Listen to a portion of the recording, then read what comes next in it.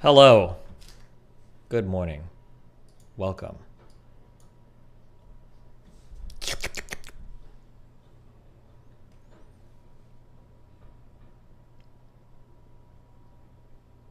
Echo. Wait, is it echoing? Or is...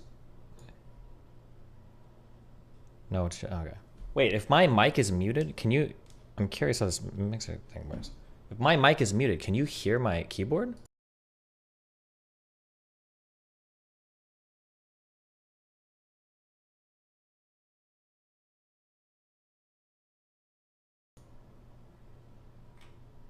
Wait, I'm so confused. Wait, why were people in chat saying music? Or did he just randomly say music? I hit my keyboard, but my mic was muted, and then someone said music, and I couldn't tell. Maybe he was talking about something else. Okay, whatever. Never mind. I don't know what the fuck is going on.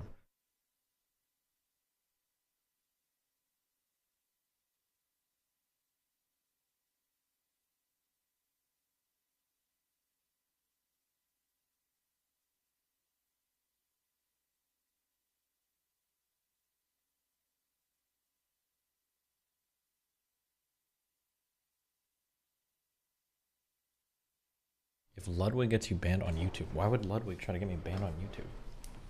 You watch on DGG, do you still get money from YouTube Premium? I don't know. I think that's only for... I think that's only for videos. I don't think I get YouTube Premium money for people watching my stream.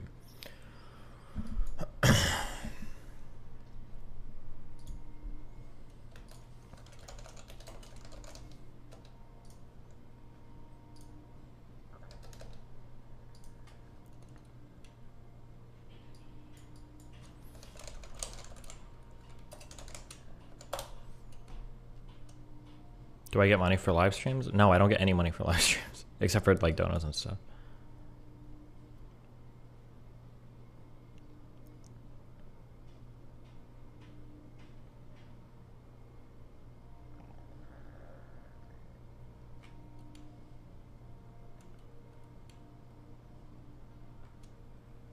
Powdered. Oh, no, I can't even move. I'm calling August. I love these guys that will say no. I'll take the trash out later. I worked all day. And the wife will usually say some variation of, you know, I had a hard day too. And the man will say, yeah, but did you do physical labor? And I just want to know, when as women do we... Shut the fuck up already, man. Holy shit.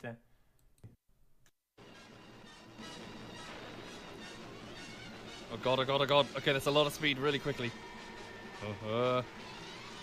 Pull up, pull up, pull up, pull up, pull up. Okay, we're out. Okay.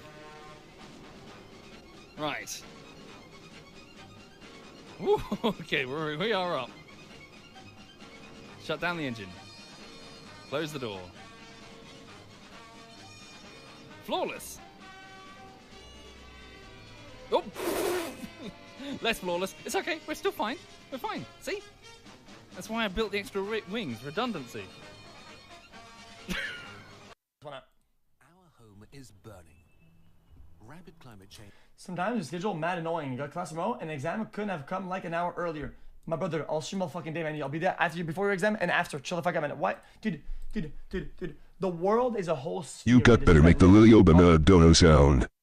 On the one side and the other. The stream isn't great, fantastic for you today.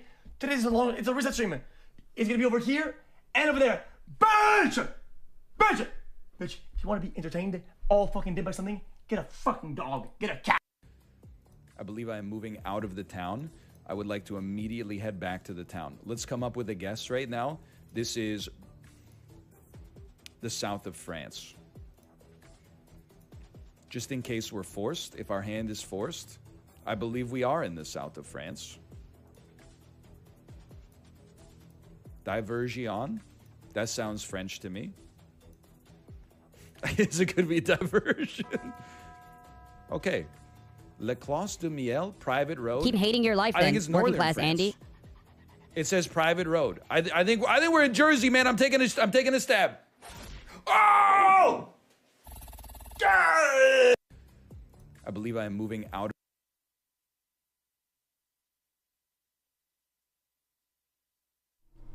Wow.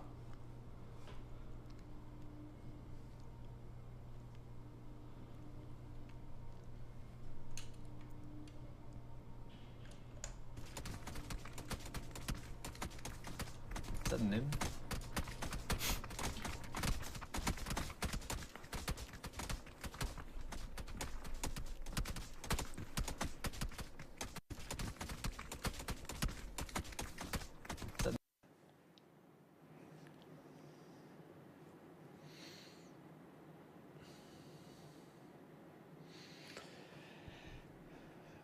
Cameto, te reto a que pelees contra mí en la velada 3 de 2023.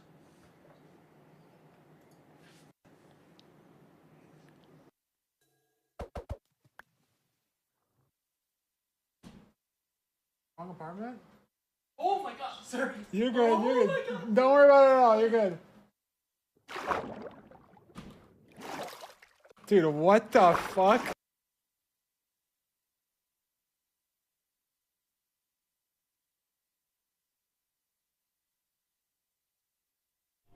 Wow, guys. Do you remember these rage quits from iDraw? Great Marine count 50. Yeah, of course. It's legendary. I think it was on the MLG main stage. 3. Yeah, and where did that medevac go? I'm not sure. He's taken out the old. Oh!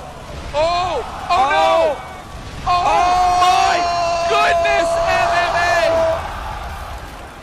Oh! Marcus, that is also not a good use of a third command center. No, it is not. No, it is not. The also the medevac is about to get spotted.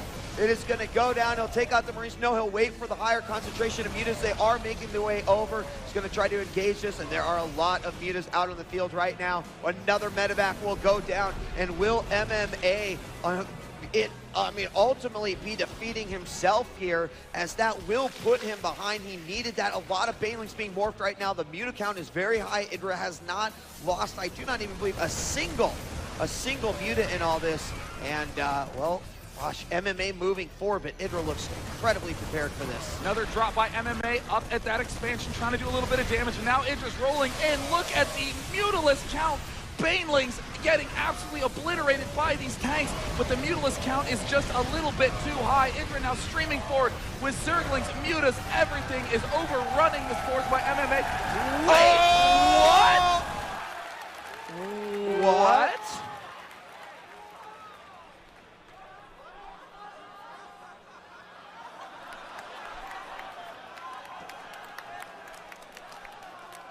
Did Idra just leave another one game?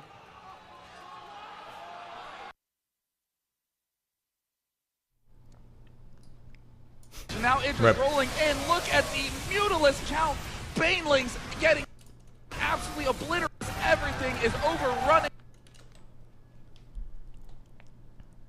He thought MMA had another expo, I guess, so he left the game because he thought it was over. What is this? Yeah, Obama tan suit. It's happening again. Oh God. Nice. Look at this. Okay. Look at this.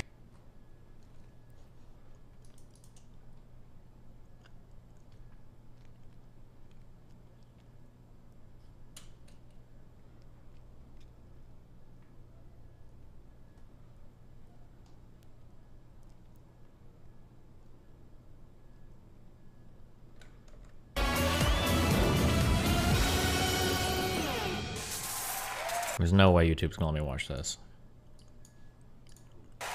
I'm telling you now, Sam McCall cannot wait for this act. Fingers crossed for a Guinness World Record, ladies and gentlemen. Mitch and Kelly, the Wonder Dog!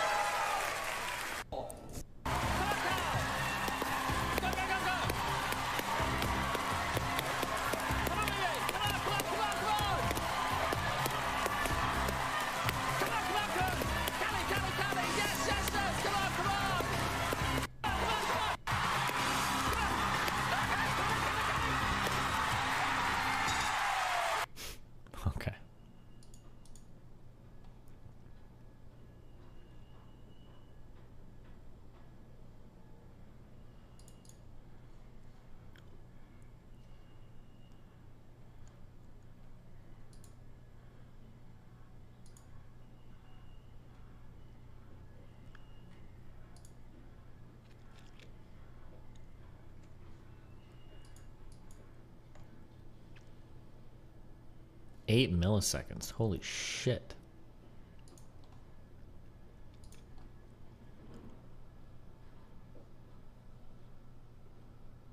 Super racist white man is shocked to find this black man as his boss. Mystery recapped. Hi. Oh, this is one of these channels. Is this like the next evolution of like ADHD?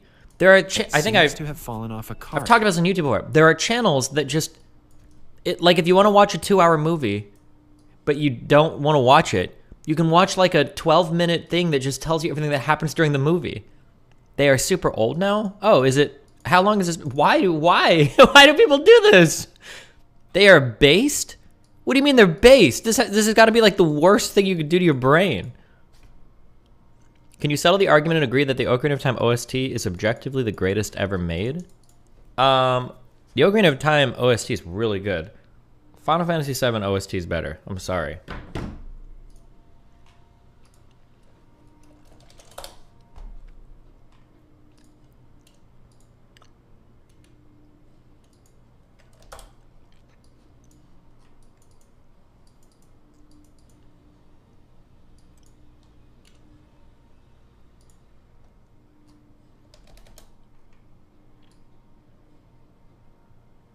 They're based for foreign movies. It's like Spark Notes for movies, guys, but you're supposed to enjoy movies.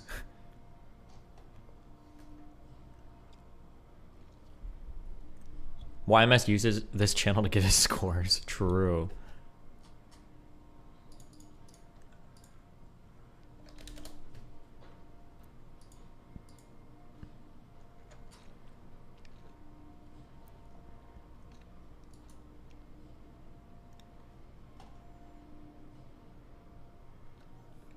I'm almost halfway done with my food, or I'm over halfway done. I need to find something else to watch.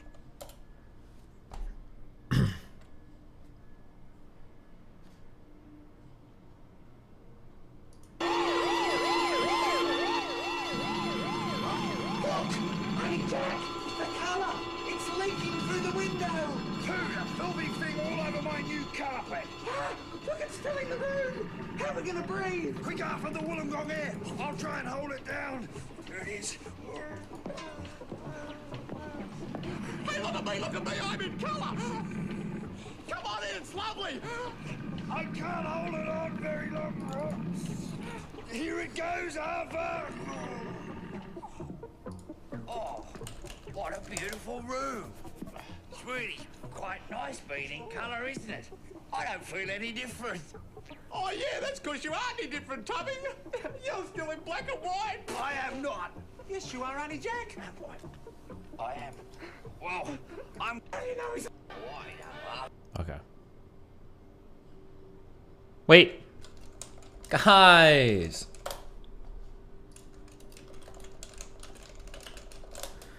Where's Uncle Adam's been? This guy does not make enough video. What is this shit? Why are you getting your videos translated? आप में से कुछ लोग जानते होंगे कि मैं पहले एक धूम्रपान करने वाला व्यक्ति था, जैसे कि मेरा फोन पीछे से बज रहा है। हाँ, तो मैं एक ऐसा धूम्रपान करने वाला व्यक्ति था जिसने आज से 7 साल पहले ही इसको सख्त तौर पर छोड़ दिया है और कभी पीछे मुड़कर नहीं देखा। मैंने ये कैसे किया वो सब मैं आपके साथ यहाँ इस उम्मीद से साझा कर रहा हूँ। Please like this comment if you watched the Mr. Beast Joe Rogan interview and decided to translate all your popular videos into various languages. Oh. Okay. Certains d'entre vous ne savent peut-être pas que j'étais autrefois un fumeur, alors que One of these is gonna blow up. en arrière-plan. J'étais fumeur.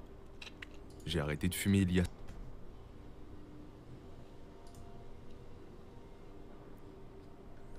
10 out of 10 meme, but loud.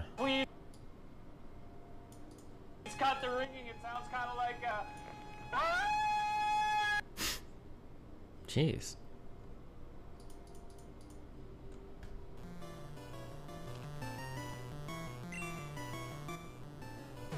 Wow.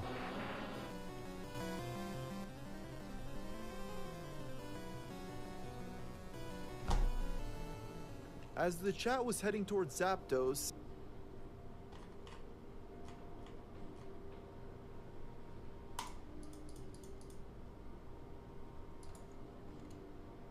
Jesus.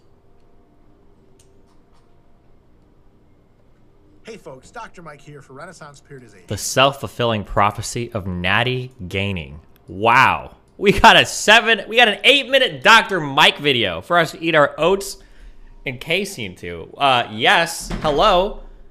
In case you guys didn't know, there are 3 important parts to gaining muscle. 1 is working out of the gym. 2 is recovery.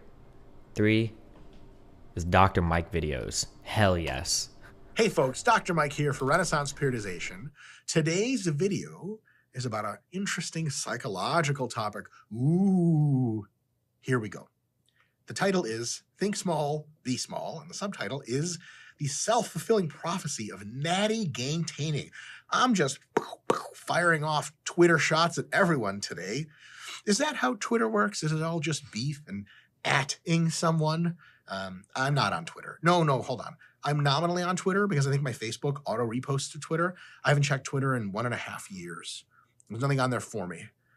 Anything I have to say, as you clearly know, as a subscriber to this channel, is way more than 280 characters.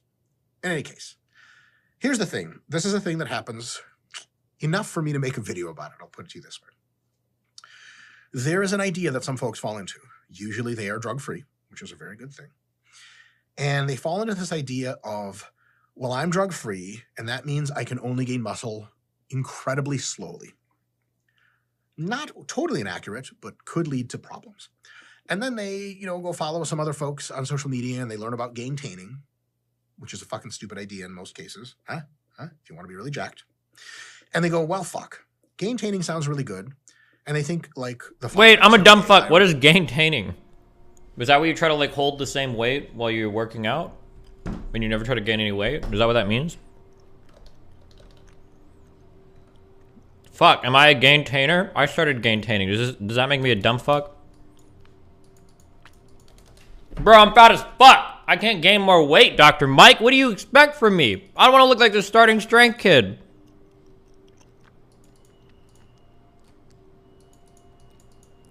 Oh, I'm doing body recomp. That's different. Okay. Yeah, this is for advanced lifters. True. Okay, thank you.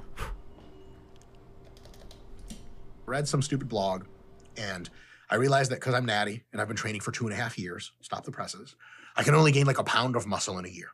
So what they do is they essentially make a plan that plans to gain almost no weight, because, like, why would you gain 5 pounds and then lose 4 pounds to only gain 1 pound? Why not just gain like 1 or 2 pounds, or 2 pounds over the year? If you gain 2 pounds over the year, then maybe you can do a 1-week fat loss phase, a real mini cut, and lose the 1 pound and get 1 pound net, right? The result of this process is that you gain barely any muscle at all, because if you start out pretty lean, unless you gain an appreciable amount of weight, gaining muscle requires simultaneous burning of fat, which is 2 different largely antagonistic pathways, and you get a whole lot of nothing done.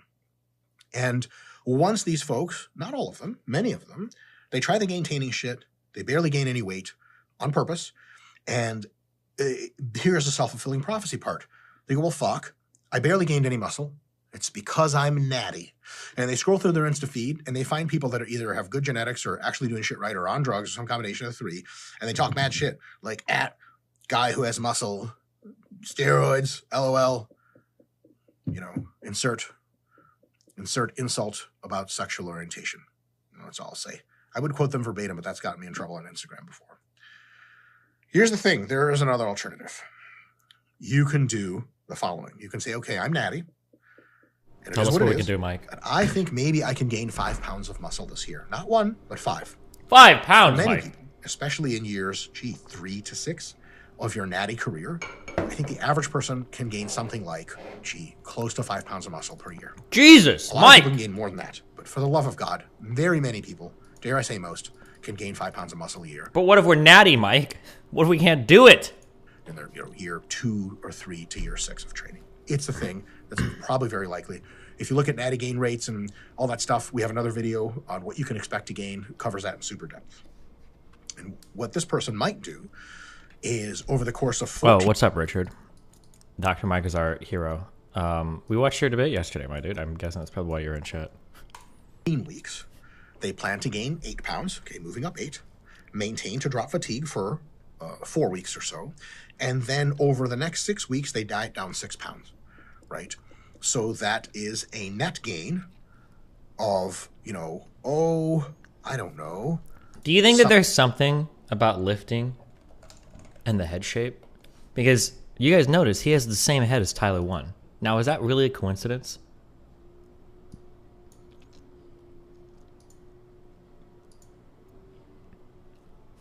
Do you think there's something going on there? Does he have the lifting skull? Something like, you know, well, so hold on. So they repeat this twice throughout the year, right? Because it only took up half a year. Wait, does Canute have the same... What? Wait, hold on. Why are people saying Canute? Canute has a normal head, I think. Doesn't he? It looks like he has a normal head. Which time? Yeah, we're going on a phrenology arc. True. Maybe, the result is that they gained 3 pounds of muscle each time, and there's 2 of these phases in a year, and maybe that's like 6 pounds total for the year. And the reason that they gained this weight is that they actually tried their best. They said, okay, I believe... Okay, I think we've gotten everything we need out of this video. That I can gain muscle, and I'm going to gain weight on purpose, slowly, meticulously. We're not saying go on the fucking cookie diet and blow up 50 pounds and cut off, 49 and we have 1 pound left. Nice, easy, slow muscle gain phase, little maintenance phase, little mini cut, repeat that twice. And they actually tried to do it by purposefully raising their body weight, which for anyone who's not a beginner or not very overfat is the #1 way to ensure your best foot forward with muscle gain. Purposeful gains and body weight. But you're not going to be 180 pounds jacked if you weigh 170 without purposefully gaining weight, unless you're just a big eater, and then you're not gaining any weight because you're just accidentally mass gaining. So there is a possibility that you may just gain 1 pound of muscle. Like you do the mass, you do the maintenance, you do the mini cut, it looks like you gain almost no muscle, and you do it again, and you just gain a pound. Okay?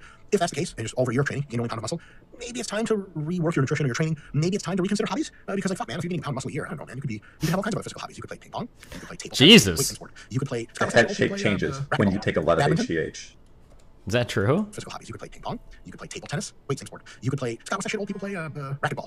Badminton. That's a fun sport. Racquetball. You can play all kinds of racket sports. And especially racquetball is a great place to meet friends, especially if they're relatively wealthy 50-year-old men, which I'm always into meeting. I have expensive folks, and I'm in my 30s. I don't have that much money. As you all know, my Lamborghini fund is basically empty. And if I was to meet a gentleman, several maybe, even in their 50s, Didn't say Simon Says. Pictures of me, videos of me, maybe even all sorts of other services. Double wink at the same time, then we could work out some sort of deal where I get paid. What the fuck am I saying? Anyway. What are you saying? Fuck. If you're a high-level competitor and that's just like what you're working with, cool. Otherwise, maybe consider switching hobbies, going down to maintenance volume, and just enjoying the fuck out of other parts of your life. But there's a very good chance that won't happen. There's a very good chance that you gain 2, 3, 4, 5, 6, 7+ pounds of muscle in that year, and go, God damn it, if I had only done this earlier and purposefully tried to gain weight and didn't fall for main gaining bullshit or gaining whatever the fuck it's called, then I would have not fucking spun my wheels as much, and that would be a really cool thing. Don't let being Maddie make you think that you're just going to gain ultra slow. Yeah, eventually after 7 years, sure. But like, if you run the kitchen sink of gear after 7 years of running the kitchen sink, you also gain slow. There's no magic like, 5 grams of fucking steroids. It's not like, well, if we go up to 6, like, I don't know, you might just die. There's like an even chance that that'll happen. Don't let this become a self-fulfilling prophecy where you shoot your goals so low that you're not even executing the process that would result in your goals being attainable if they were higher. So gain some fucking weight. Don't eat 14 pounds of cookies overnight, but gain weight slowly, half a pound a week or something like that. It's totally great. Get to a maintenance phase after like 3 to 4 months. Do a little mini cut for 6 weeks. Burn that fat off. See what you're working with. Do it a few times. You may very well be ultra pleasantly surprised. And if you're really pleasantly surprised, maybe you can get down to the racquetball courts and meet yourself with Silver Daddy. I'll be there. I'll see you there. Don't you fucking take my men from under me. If you come and try to seduce the old men that I'm going to be trying to seduce. I know jiu-jitsu. How old it? Why does everybody do jiu-jitsu now? When did jiu-jitsu get so popular? I feel like over the past 5 years, there's like 20 million fucking people doing jiu-jitsu. Why? Okay. Oh, Joe Rogan? Did you see how Gappy tricked Miskip into doing... Wait, what? This guy brings up the same issue you discussed. Come up with a plan, okay? Quebec needs your XQCL? Where's Quebec? Where is Quebec? Did you guys die? Yeah, like Le Bloc Québécois, right? You guys have like no seats in government, okay? Just like the Quebec party, you guys are dead. Guys, okay, guys, we are going to stop the XQC viewers. This one simple trick will make all the Quebec fans leave. Jubilee latest video. 10 guys, 2 sushi dates. They're gone. They're gone. They're all gone. Have I hydrated today? I have not. Shop jubileemedia.com. How expensive is it? $45 for t-shirt. Wait, I don't get it. I'm so... Hydrated today? I have not. Shop jubileemedia.com. How expensive is it? 45. Have I hydrated? Do they hate Jubilee videos or because it's about dating or bad timestamp? Oh. Well, and then there is the... Destiny, you're working out with a trainer or just lifting your own? I'm lifting. We're lifting. The chat is our trainer. I've been at it for about like, I think 7 or 8 months now. The option of letting them compute. What is this? Why are you linking me this? Their biological sex. I believe you do run into the same problems, which is that if you are to let biological women compete with transgender men who were once women, you're essentially pitting women against, in your mind, other women who are just basically doping legally because they're on hormones. Wow, thanks. Dog shit orbiters.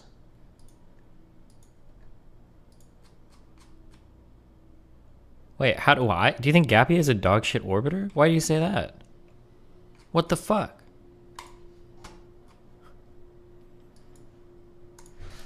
Oh, God! Mel! Stop! You seen this panel with Vivian who basically made up shit about you for 3 hours? Milkers. You're just pounding through doors. You're making a lot of noise. No. You're an old man. You're making so much noise. Old Steve. Hold on one second.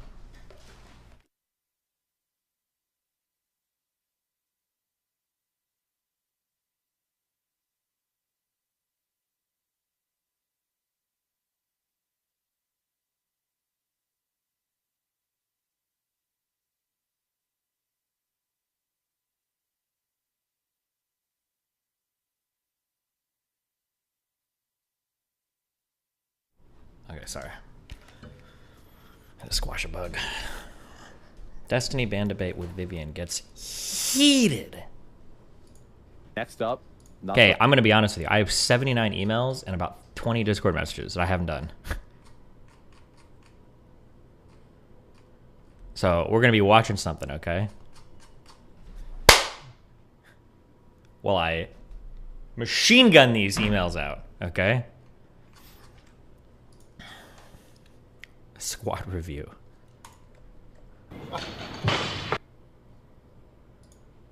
Chinese kids, when it comes to squatting, are built different, okay? They are. They're built different. I don't know why, but it's a fact.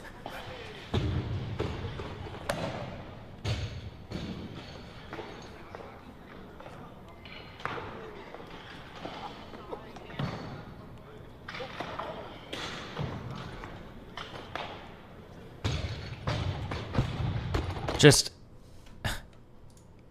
absolutely horrible. Look at the way that he tilts his head up like that. Oh, that just, what is he doing? Basically a vulture. Like, embarrassing. I wouldn't post that lift. That's for damn sure. So Erudite. Yeah. My name is Not So Erudite. Thank you, Meat, for hosting the panel. Natty diet review. Okay, we're moving on from gym stuff. Stop. Your diet. You're on this carnivore diet Yes. now. Do you Back to take any Toronto. vitamins? No. No, I eat tiny infants and salt and water. Good one. Okay, watch this for a bit while I'm just gonna these emails. Oh God, I need some meth. Whew. Okay. 55-hour energy. That's what they call it. Here we go.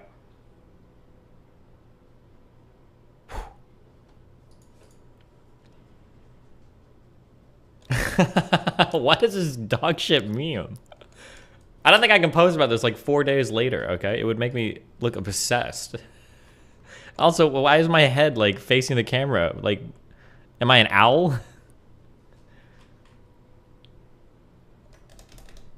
You already watched this? Wait, is this the same panel that we watched before? Or is that guy about to get a big ban in chat? Together.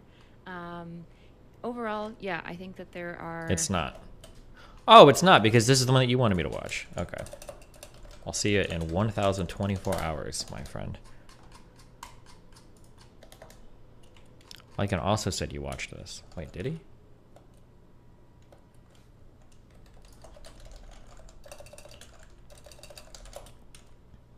You've watched this. He did say it. I'll see you in 1,024 hours, Lycan.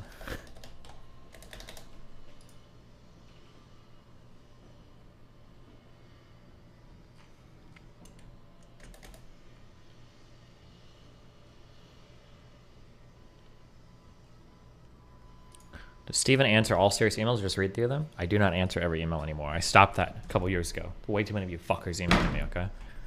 Miskiff says something cool at 5 minutes. So today we have to teach people how to get viewers on Twitch. And I do feel like that's the reason why. Nowadays, Didn't we watch a clip of LSF of this, like, literally, like 2 months ago? if you want a political streamer, you go to Hassan. You know, if you want an actual political streamer, you go to... Okay, it's not, okay. Yeah, we've literally seen this. Okay, stop.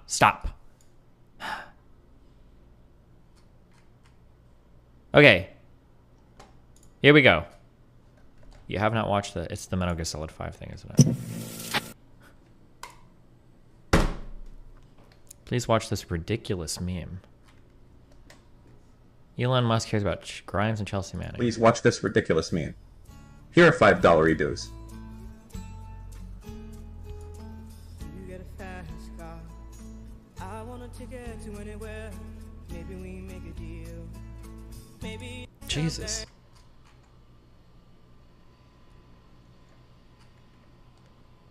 Okay. Here, well, okay. I'm in email mode now. Boom! Next up, Not So Erudite. Yeah. My name's Not So Erudite. Thank you, Meet, for hosting the panel and kind of putting this together. Overall, yeah, I think that there are a lot of feelings around Destiny. I'm broadly... God, it's so cringe listening to a bunch of people talk about me. But that's okay. I'm doing it for August, okay? His ban, but a lot of people's bans. I don't like the lack of transparency overall on Twitch around banning. I think it just leads to a lot more problems than solutions. And overall, I would argue that he is dominantly good for the left as well. Okay. Next up, let's go with Pisco. Thanks. A pleasure to be on the panel. I'm Pisco. I'm a law graduate, getting admitted to the bar pretty soon, having passed the bar. So he thinks. And I think my thoughts on Destiny as a figure are largely positive. I don't think that he always speaks the best way. I think he puts his foot in his mouth, especially when it's like interpersonally or insults and stuff. And it's hard to defend him on some of that ground when you're talking about like, you know, putting people down, name calling, that stuff. I think things that putting people down, Pisco. This is second grade. Typically don't approve of. Although I think, to be fair, a lot of us, especially in the space and on Twitter, do people not directly defend your positions because they're afraid of being banned? They always say, yeah, Destiny is extreme, but he has good points. What people mean to say is, the problem is, like, people can't have, like, you can't be mean and make good points. You're either mean, therefore you're racist, homophobic, transphobic, whatever, or you're nice and all your points are right. It can't ever be that, like, oh, this person's kind of an asshole, but they're right about most things. That's, like, not possible. Like, people can't have that thought in their head. It's very annoying, right? Like, I don't know. It is what it is. It's the world we live in.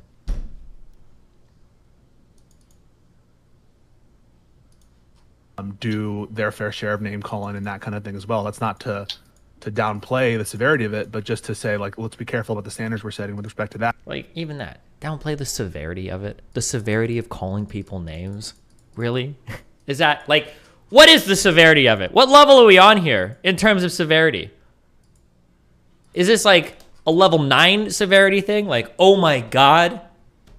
If he calls that person 2 more names, they've moved into the suicide zone. Like, is that how severe we're talking about? Like, Jesus. Fuck. That aspect of it. But the reason why my feelings towards Destiny are largely positive is because I think he embodies kind of 2 traits that I think are severely lacking in political spaces. One is honesty. Say what you want about Destiny. I think by and large, there are times. That's Vivian, the fucking list keeper in the background. That's Vivian, the one who talks about how she works with groups to make an anti-fascist list of people that all go on it. What a shit show. What an absolutely degenerate loser of a fucking human being. Can I call people degenerate, or is that like subhuman as well? Like, Vivian is easily one of the most fucking... It's dumb. I don't even know what I'm allowed to say. Okay? Vivian is a dumb fuck, all right? That's what we'll say. I'm the thing where he might be slow to realize that he is changing a position, or that he's not being forthright with respect to like some qualification he might be giving. But I think the man is by and large honest. Duh. Whether or not that hurts him politically. Can you hear her in the background? She's like laughing between cheeseburger bite. Can I she's a dumb fuck. Whether or not it's likely to piss off his Actually, friend. I don't even know if she's the one laughing because I'm not looking at this. Oh, she is. I can see her fucking stupid box lighting up. Whether or not that hurts him politically in the short run, whether or not it's likely to piss off his friends or close associates. I think when I'm speaking to Destiny, I'm speaking to someone who is being forthright about their positions in a way that laugh one more is time, admirable. Viv. And One more time, Viv. lacking often on these spaces, and where I think the primary goal is one of performance or showing your virtue in a way, or to show you that you're a good person. I think Destiny has a legitimate care about the argument itself, and for that I respect him. And I also value him for something else. I think he's a moderating influence in a space that has oftentimes gone off the rails in terms of its policy positions, and is giving voice to moderate positions on issues where there deserves to be moderate voices. When so much of our country, it seems, in our discourse is polarized in between like two very untenable radical sides, I think it's important to have voices like Destiny's. However, sometimes not the most politically correct or nice voices, I think it's important to have him in a space like this. Okay. And Section. Go ahead, next button. Feel free to post. I know I don't think you have a Twitch at the moment, but feel free to post any socials you'd like in the chat. Go ahead. Thank you. I really appreciate that. And secondly, I'd actually like to thank everyone for Why? There's so many of these fucking VTuber people. God damn it. being here, and also especially Professor Meat for setting up and running the event. I really appreciate that. No Secondly, problem. Thank you. I think I'm just going to run into the position that I hold. So I think I hold one of the weirdest positions here. Sorry. That way, big pick. Okay. I think I hold one of the weirdest positions here. I essentially advocate for tone policing, both on Twitch and in politics broadly. I think that we do experience this massive problem right now in the United States and also in the world at large. I'm not in the United States, but in the world at large, that our political sides are incredibly fractured. We have this problem where it's very difficult for us to talk to each other anymore. I've been reading a really interesting book about this called The Righteous Mind, which talks a lot about the ways in which sort of our moral foundations have caused us to think that we're all awful people. And I think that in a lot of ways, Destiny is kind of, unfortunately, and has become more so over time, the embodiment of like that terrible attitude towards people. I think that Destiny comically bullies people on the internet. I think that another thing too that people will never understand, and I get it because these people live their whole lives online. It drives me crazy on two fronts when people talk about whether or not you're a good or bad person. Okay, people call me a bad person because of like mean things I say to people on the internet. That isn't actually what bothers me the most. What bothers me most is the flip side, the contrapositive of that statement, where people think that they're a good person if they say good things to people on the internet. That doesn't make you a good person, motherfucker. It makes you some loser that types empty, hollow, worthless fucking statements on Twitter that mean fuck all and require fuck all for you to actually do it. A good person is somebody that goes out of their way to help somebody, that sees somebody that needs to put like groceries in their car and helps them, or puts the car back in the fucking parking lot, or loans money to a friend if they need it, or lets somebody say, like, these are good people. Saying nice shit on the internet does not make you a good person. Retweeting something doesn't make you a good person. Ratioing something, that doesn't mean fuck all. That's you doing shit for social media clout, okay? Like, do you have like a marginally positive impact on the world? Maybe, but it sure as fuck does not cross the threshold for making you a good person. It's so fucking lame, okay? It is so fucking lame that people do that shit. Like, oh, you're a bad person because you insult somebody. That doesn't make you a bad person. Have you never met a bad person before? If you think that a bad person is somebody who just insults somebody, you don't know what bad is, right? You're on the internet. Like, a bad person to you is somebody that breaks the TOS. Fuck you. Like, you're clueless. Ugh. Unfortunately run into this problem where he burns almost every bridge he encounters. You know, we can think about the politics community more broadly. He burned the bridge with Hassan, or rather his behavior caused the Hassan bridge to be burnt. His behavior caused the Bosch bridge to be burnt. He has broadly caused the, what is his name? There's a third person who stands out in my mind.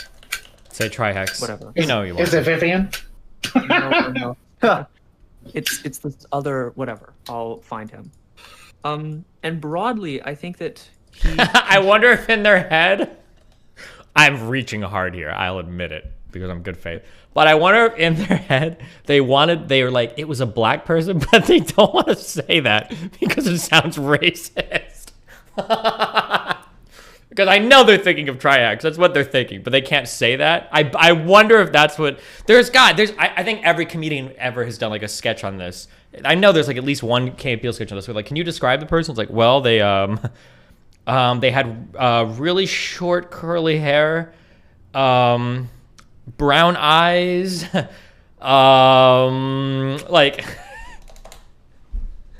Tributes dark complexion maybe. Massively with his behavior, especially on Twitter, to the political fracturization of people in probably the United States and almost certainly the world broadly. I've watched Destiny for since his old Andy Worski debates, so I've been watching him for a while, and something I noticed about my attitude was that I kind of became more debate bro-y. And I think that's my central thesis, that Destiny's content kind of pushes us towards being debate bros. Okay, reframing everything. Destiny's content pushes us towards being debate bros. It is not my content that does that, it's other people's content. And by other people's content, I mean when you're clipping 45 seconds of me, that's your content out. That's not my debate. I don't have 45-second debates. I don't have 20-second conversations. When you see a 20-second clip, that's a new piece of media created by somebody else intending to frame it another way.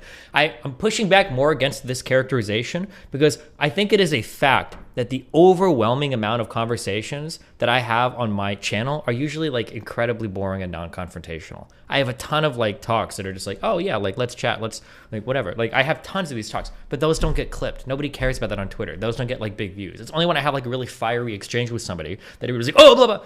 Dude, were you guys here for the... I feel so bad. I had a talk with somebody yesterday. The detransitioner. I thought it was an interesting chat. I got to explore a lot of questions through this. I got to ask a lot of good questions. I don't think I used this as like... I don't think I was ever at a point where I was like, this is why we shouldn't have trans people. Like, it's so horrible, blah, blah, blah. Like, I thought it was a good chat. It was interesting to me. I wonder if this thread got deleted. I felt so bad because they still posted on me. Fuck. There was a thread here called, can we stop posting about Destiny?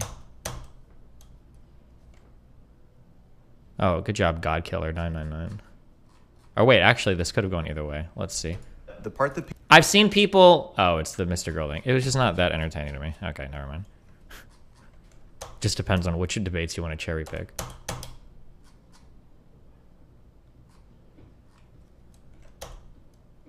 Fuck. I don't know how to...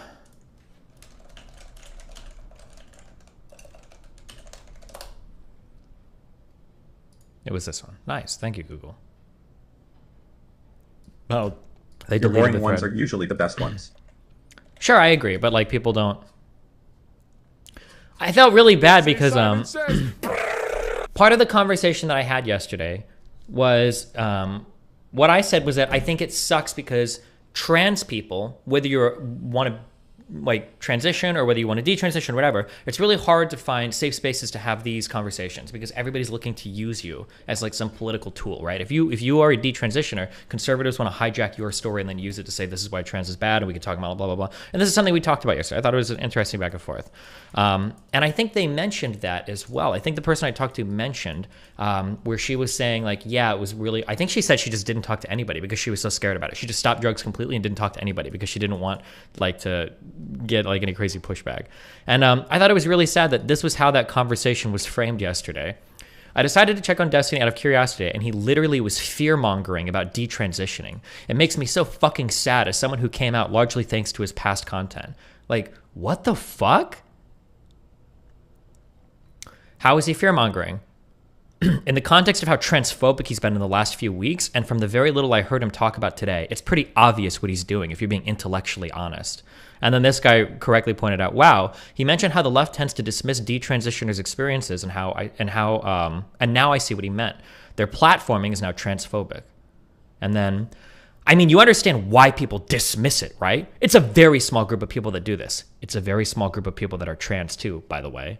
The problem is that platforming it as anything other than it is what reactionaries do. Just because it's happened doesn't mean it's a regular occurrence. Reactionaries take these instances and make them the normal thing and use it for anti-trans talking points. Like, No, man, not at all. These people had very real experiences, just like any other trans person. If your perception is Destiny weaponized this person's experience like the far right does, I don't know what to tell you. I've seen the honest interactions he's had with trans individuals, and it felt very much like that. It was interesting. It's just, Jesus Christ. Like, I don't understand how you could have listened to any of that conversation and thought that that's what was going on. Like, it's so unbelievable to me. What was a convo where you hardcore disagreed with who you were talking to, but it was civil throughout? I mean, I disagree with Brittany on some things. Usually I'll say, like, I completely disagree, but then we reword it and it seems to work. I'm trying to think. I'm not sure. Most of the, something that people miss, I'm going to shout out August to include this in future videos, or he probably already does because he tries to make me not look as unhinged. Hold on. Does anybody actually know? Oh, Michael Albert is somebody. Does anybody actually know what determines whether or not, the main thing that determines if I have an unhinged conversation or not? Does anybody actually know the answer to this question? Because I know the answer to this question. A lot of people don't.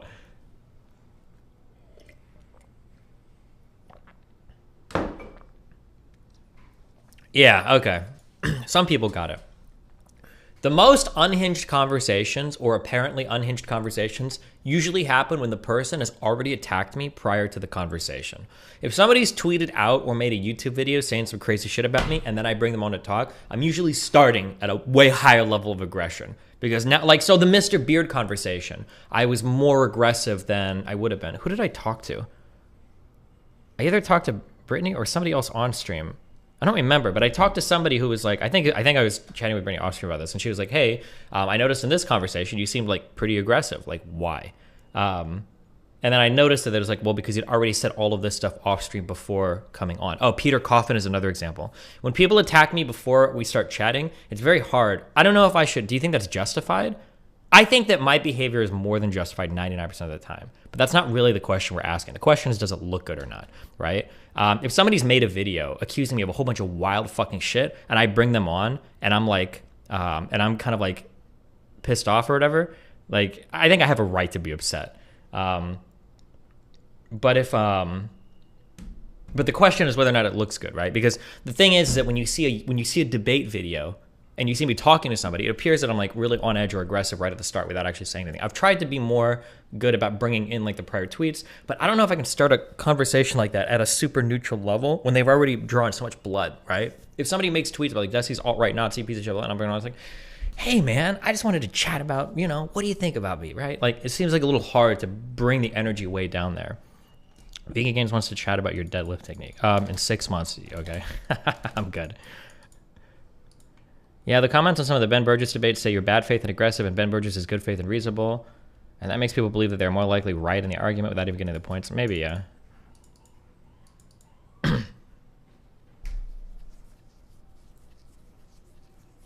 But another banger.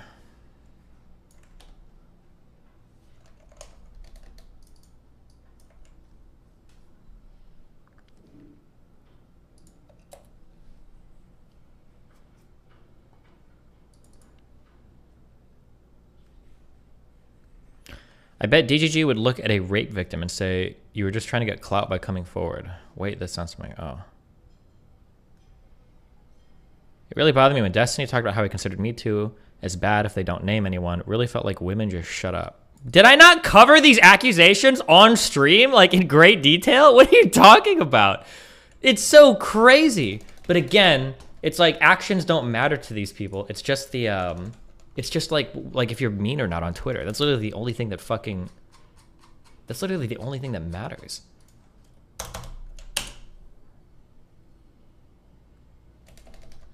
Jesus. Okay.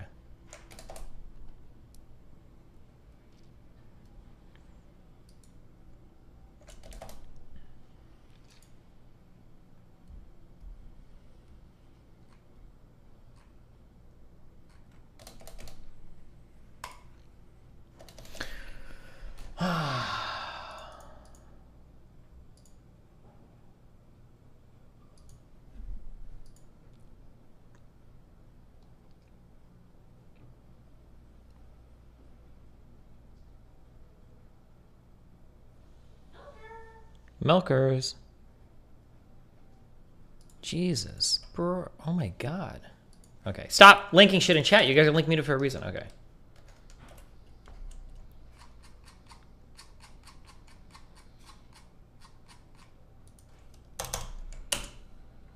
Okay.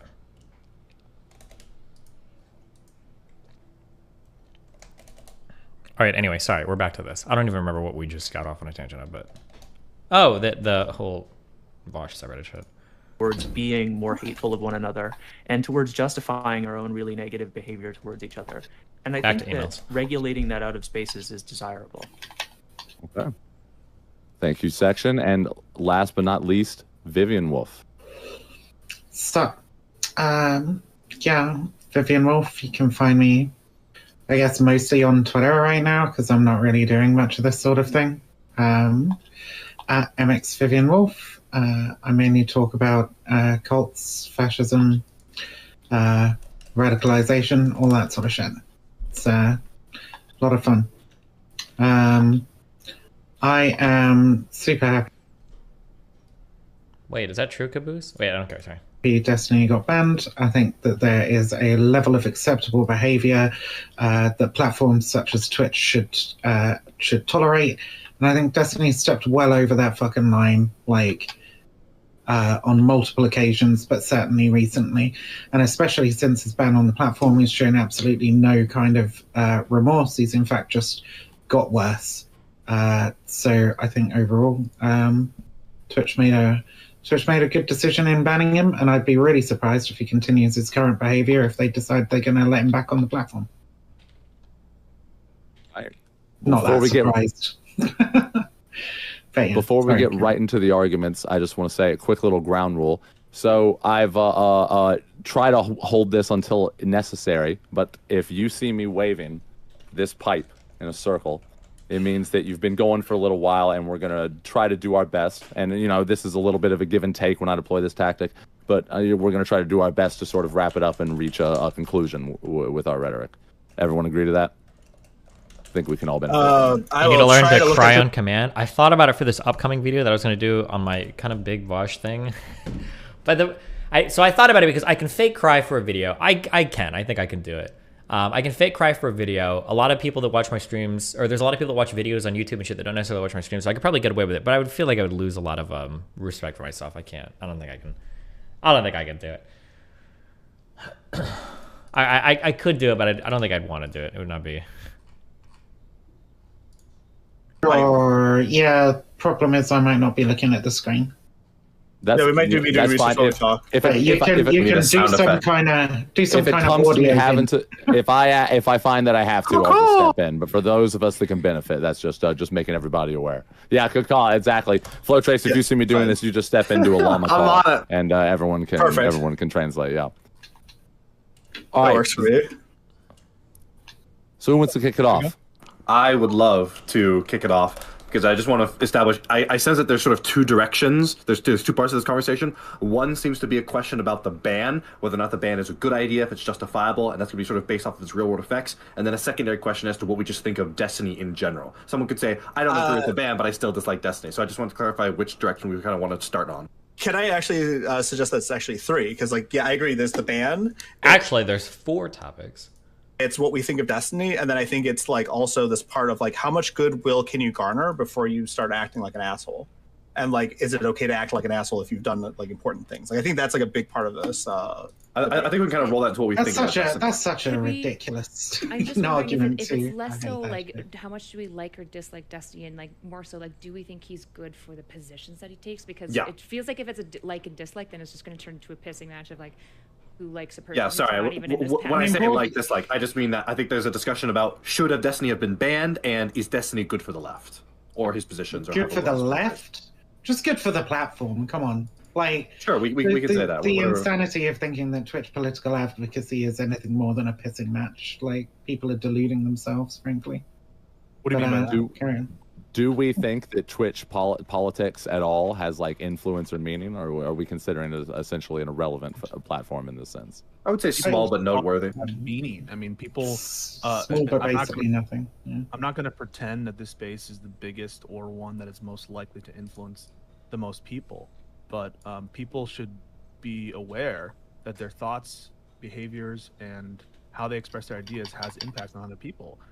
If anything, because who knows, like someone watching these programs might be someone who will be inspired to be. You're gonna laugh and scoff, but inspired to do some activism or to be a leader at some point, even if the audience base is small. Of course they can, and I've had people message me who said that they've been inspired to do things because of what I've said to them, but it doesn't. Don't believe it at all. Vivian is a fucking clown. The only thing they've been inspired to do is go to their local fucking hobbies and get some fucking clown makeup, okay? And run around pretending they're in the fucking circus, because that's all Vivian does on this shit. But wait, ready in 5? Wait, what? Am I crazy? I'm talking with this guy.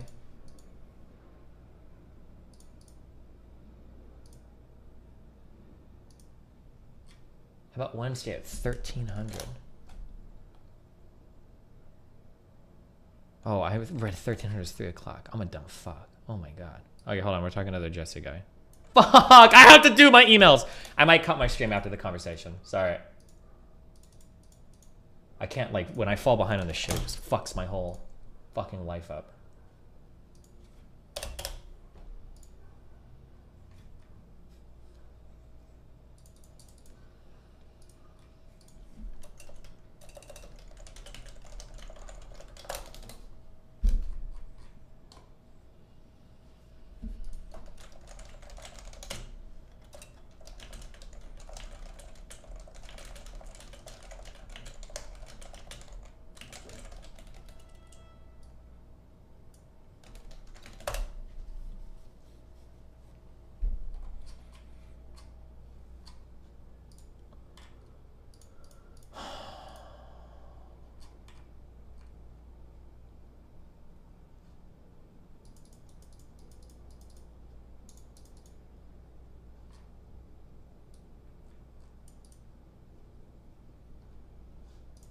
In the broad scheme of things, there's a difference between saying, oh, can you inspire a couple of people to do a thing, or are you good for the left? Okay, fuck. Yeah, and I should probably be watching this 100% too.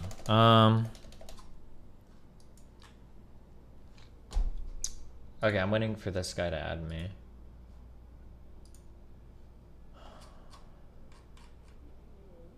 I thought Nina was supposed to do your emails. Somebody doing your emails doesn't mean that they can read it and transfer the information to your fucking brain, right? What Nina does is she sorts through stuff that I should read and stuff that I shouldn't read. So what I'm reading now is the stuff that she's forwarded to me. Doing your emails doesn't mean that she plugs a fucking thing in the back of my fucking skull like it's the Matrix and transfers the information to me. You fucking moron. What do you think that means, doing that I never have to read or check fucking anything? How fucking retarded do you have to be to think that? What? Okay. It's okay. What's your desktop background? Uncle Adams. My goddamn hero.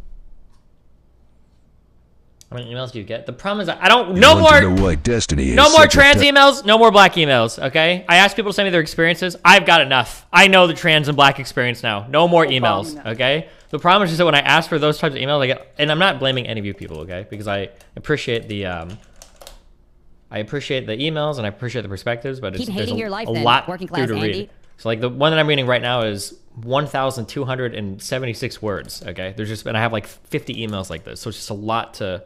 It's a lot to read. It's just a lot to like read and take in. And this is like about an average length email I'm getting on like these types of things.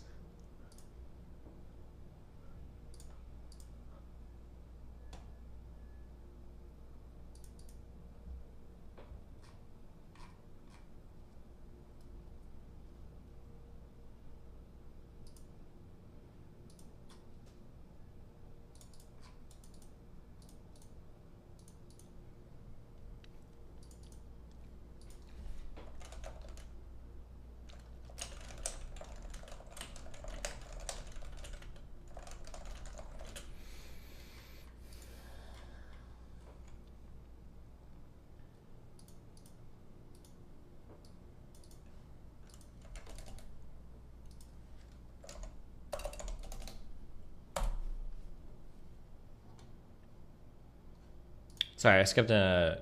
Don't know. You know what I say? Such a tight-knit community because he answers his emails and stuff instead of getting some unpaid VR and gifting them the means of productions. A keyboard. Nice.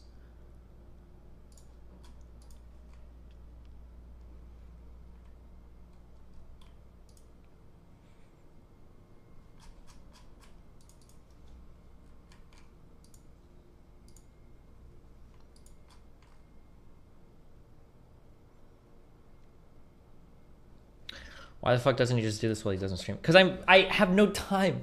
I did a hour-long interview last night for a thing, for some fucking video that Nicholas is making about his son. I did my hour and a half of fucking gym shit. I think I came upstairs, I slept, I woke up, I did my morning shit, and then I'm fucking streaming. I need to stream like 6 hours a day. That's what I need to be doing. I need to cut my stream hours. There's too much shit. I don't have time to do anything. And this is all while I'm also trying to do emails and get my sponsorship lined up for my VPN plugs and all this other fucking shit. Sorry about all my emails, bro. I've got it, and all of my entire system is black and trans. So I have 20 different experiences to let you know about. Bonus meme, YE wins. Thank you.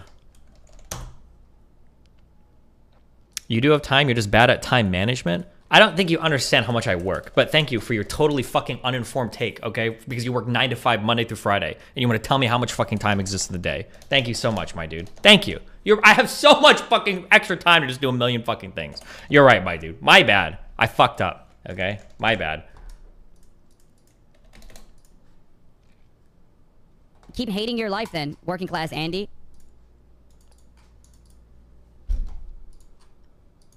Waiting on a late food delivery at some point. We'll need to take 30. Oh, no problemo. When do you think it will arrive? Question mark.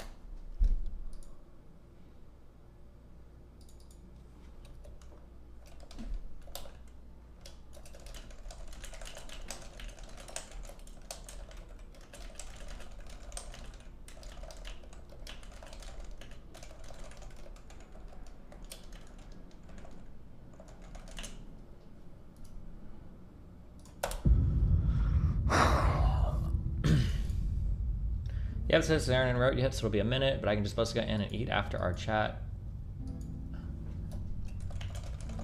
Okay.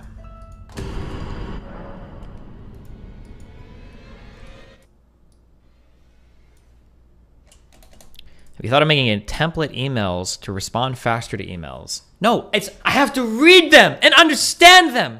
What's the point of asking people for their experiences if I'm just responding with a template and not reading the fucking email?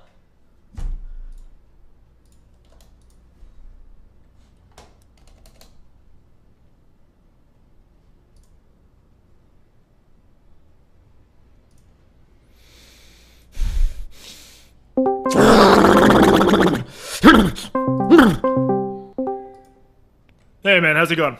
Hey, how you doing, dude? Hello? Hello, hello, can you hear me? Testing, 1, 2. I can hear you, but I think your audio isn't configured correctly on Discord. Cool, I can, fuck me, sorry about that, man. Give me 1 sec. My account.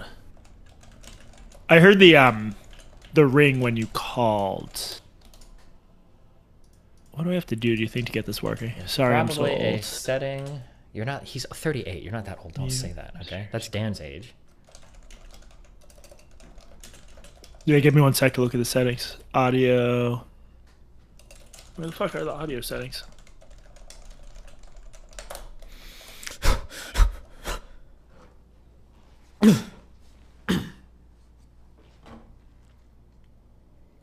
Audio output device. All right, 1 sec. Sorry, man.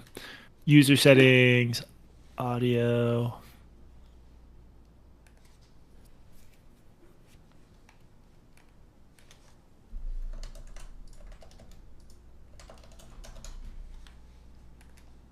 Destiny, calm down, or I swear to God I will come out of your walls and read you until you chill out.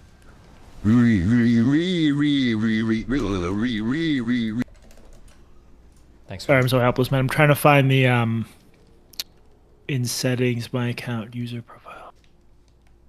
Oh, voice and video, audio, output device. Hey, say something now. Can you hear me?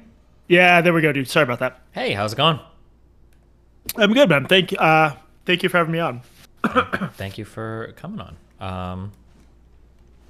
Yeah, well, I guess I brought you on, so I should probably be leading the conversation. Let me just tweet this out one more time for my folks. Yeah, sure thing. There we go. Yeah, go for it. Happy to talk about whatever. Yeah, so I just wanted to talk to you about culture and video games and movie. No. Yeah, exactly. Do you want to introduce yourself so people know who I'm talking to? Yeah, my name's Jesse Singal. I'm a journalist. I've written about a lot of stuff. I worked at New York Magazine for a while. I have a book out called The Quick Fix: Why Fad Psychology Can't Cure Our Social Ills. And a lot of what I've done is sort of debunking bad or questionable social science. And some of that has veered over into the debate over trans kids. Mhm. And I was alerted to the fact that you read my article on your stream, which I appreciated, because obviously probably more than I would like, that article to some people has sort of come to define me and is like seen as super controversial. But I don't think most of the people who read it find it that controversial. But I'm happy to go any direction you want with this whole topic. Have you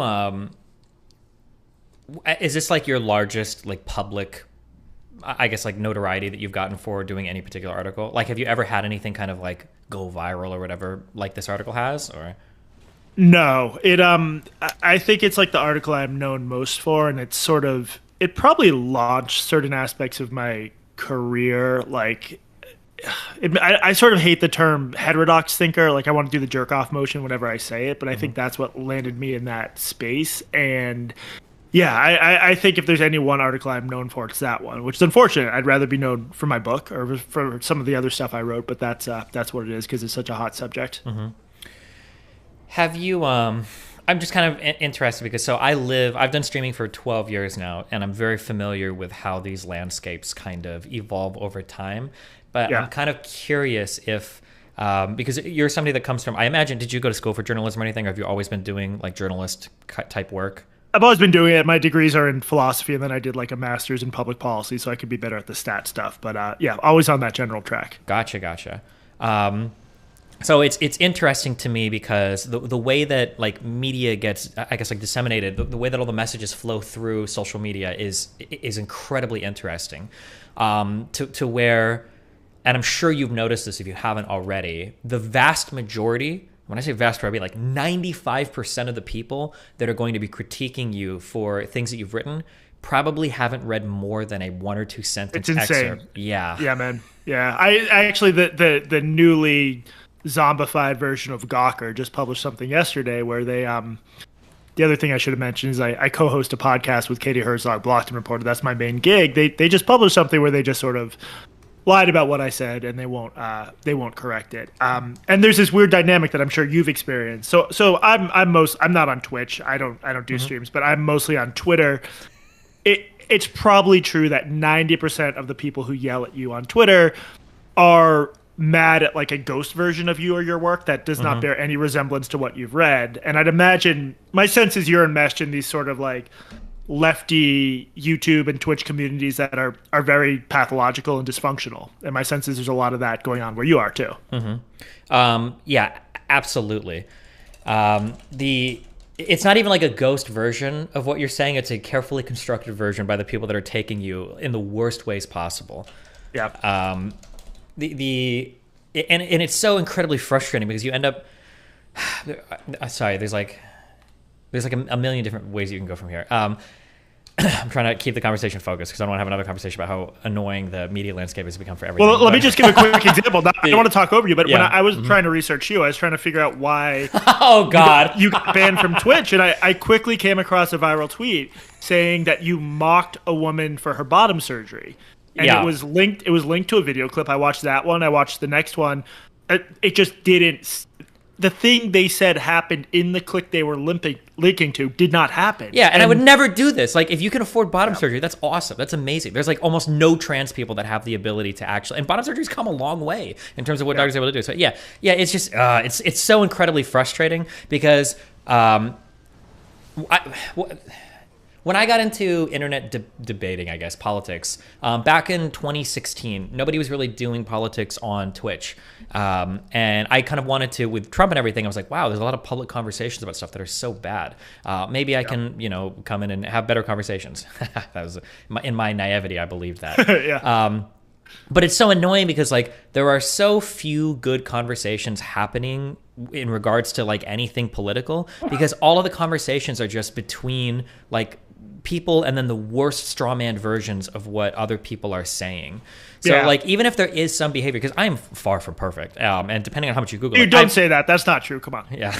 Like I'm not so delusional that I'm gonna say I've never made a mistake or I haven't said dumb things or even had bad positions. I absolutely have in the past, but I don't even really get to honestly engage with those conversations, because it's more just like, why are you the most Nazi-fied, fascist, hateful, transphobic piece of shit? And it's like, okay, well, I don't think I'm any of those things. So yeah, the conversations are so bad. I read there were 2 articles that were posted in response to yours. Oh, I should have had these links handy, but I'm sure you've seen some of like the written replies to stuff you've done, but man, I've racked up some impressive corrections from like Slate and out. There's some outlets will actually correct shit when you're just like, I never said that anywhere, but a lot of them won't, and it's frustrating. And like you're saying, there's a lot of shit we should be talking about. Like I think like I'm generally pro youth transition, in that I think some kids should get access to blockers and hormones, but it's like it's a pretty big deal. Like it's a big decision, and to treat it as anything but that, you're sort of, it's like a pretty shallow form of allyship to say like, no, don't worry about it, the treatments are fine, the treatments are safe, we know that. It's like you're not actually helping anybody. And what I found most frustrating is that the people who misrepresent me, I always ask them, what is it exactly you disagree with me? Like, link me the fucking screenshot. Big mistake. Yes. It's not about your exact thing. It's the overall tone and just like everything you stand. Like you'll never get a link to that ever. Yeah. Well, it's because you know who else asked for evidence is Hitler. Constant Hitler move. No, it's just I come from like a very naive fucking philosophy major background where I'm like, I know this sounds incredibly naive, but I honestly think the shrieking banshees on Twitter, if I was at a bar with them and bought them a beer and was like, let's talk about the disagreement, it would not be a very exciting conversation. It would, like, a lot of the disagreement is in the weeds over pretty subtle issues. But when it's like Nazis versus anti-fascists, everything seems more exciting. And we have this weird spectator sport on Twitter that's really like professional wrestling more than anything. It's not actual discourse. Yeah. And I agree with you. And I do have, because I talk to so many people, I do get the lived experience of like, well, what is it like to actually talk to the people that disagree with you?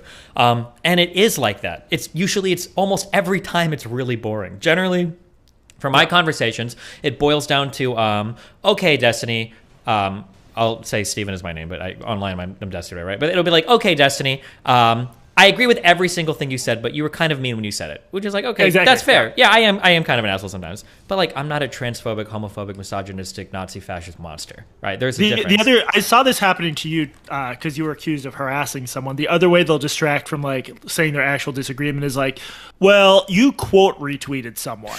And then people were mad at them, so you launched a pile-on. It's just the rule, but then if they quote retweet you and people yell at you, that's not. It's just it's Calvin Ball. There's no actual rules. All they're doing is trying to figure out a way to not have a conversation with you and to not treat you as like a potentially flawed human being, but a human being, not just the avatar of evil transphobic bigotry. Yeah, basically, yeah. Which is frustrating, to say the least.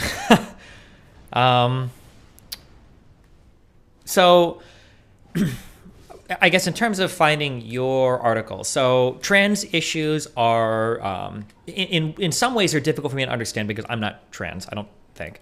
I arguably, maybe I might be non-binary, I'm not sure. I've gone back and forth on the past, but I don't know. What makes it, I'm genuinely curious about that because I find some of the, I do find some of the stuff confusing. When you say you might be non-binary, what do you mean? I I don't know, because I've seen like 15 different definitions of non-binary, so I'm not sure. Something that I've talked about for a long time, before I really even got into trans stuff, is I don't have like a particular attachment to my gender. I don't really see myself as like, if I were to think of like all the traits related to me, or if I were to like think of like all the things about myself, like being a male or man, it's not like a thing that I really think or care about. Like if I woke up tomorrow and if I had to live life as a woman, I don't really think I would care that much. I've said that in the past, and then some people say like, oh, well, this sounds non-binary, so maybe. I've also heard some people describe non-binary as being like somebody that has like a more gender fluidity. They go between masculine and feminine. So I don't know. That's why I'm not sure. I'm not 100%. Yeah. But I think that like largely I would say that like I don't really have like a severe trans experience. So I have to rely on emails from fans and stuff and reading other people's experiences to figure out, how do I navigate these conversations, because I can't know intuitively how you feel. So I have to ask you guys how you feel, right? You tell me your experiences. And then as part of like the whole conversation, I came across, there are very few publications that I trust these days. But two that I tend to have a pretty high regard for are, I really like profile pieces out of the New Yorker, and I generally like long form pieces from the Atlantic. And so in the course of me like doing my research and my studying of all the kid puberty blockers, everything, these conversations, I came across your article, and I started reading it, and I'll be honest, because you open with that one story, I immediately, even in my head, I can't help it because I'm so inundated with social media, I thought it was going to be a very negative piece about how so many children shouldn't be going trans, because people are, everybody wants to detransition and everything.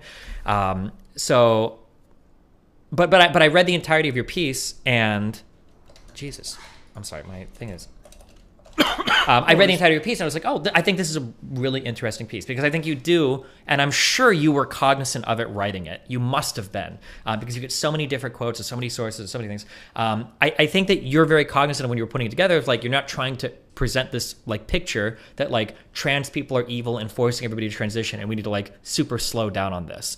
I think there are multiple points in the article where you reaffirm the importance of gender affirming care, how important it is to get people like, yeah, so I read through the whole article. I thought it was a really good read. I didn't share it with my audience at the time because, one, because it was a long read. It was like an hour and a half, I think. And then two, because it's very, very, very hard in trans discourse to bring up anything related to desisting or detransitioning, because, it's very, very difficult to do it. And I mean, and you can see why, because I think a lot of like people who benefited from transitioning, they see it as an attack on them. And I can understand that rationally, but that is different from the question of like what scientific information we should give people, what we should tell the parents of a 4-year-old kid who just came out as trans. Mm-hmm. Yeah, I agree. There's I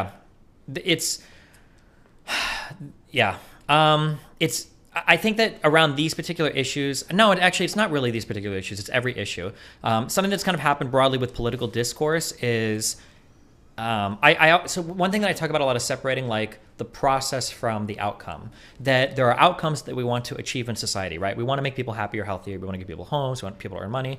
Sometimes people get really attached to the process by which we do this, and that like supersedes the importance of the outcome. Like even if you can point to the fact that a process doesn't work, people will be so attached to that particular process that they'll fight you, even if it's not giving you the outcomes that you want. And so we get into this weird world where you can't really talk about these issues at all anymore without just being labeled as somebody that hates like the outcome that the process is trying to affect. Does that make sense?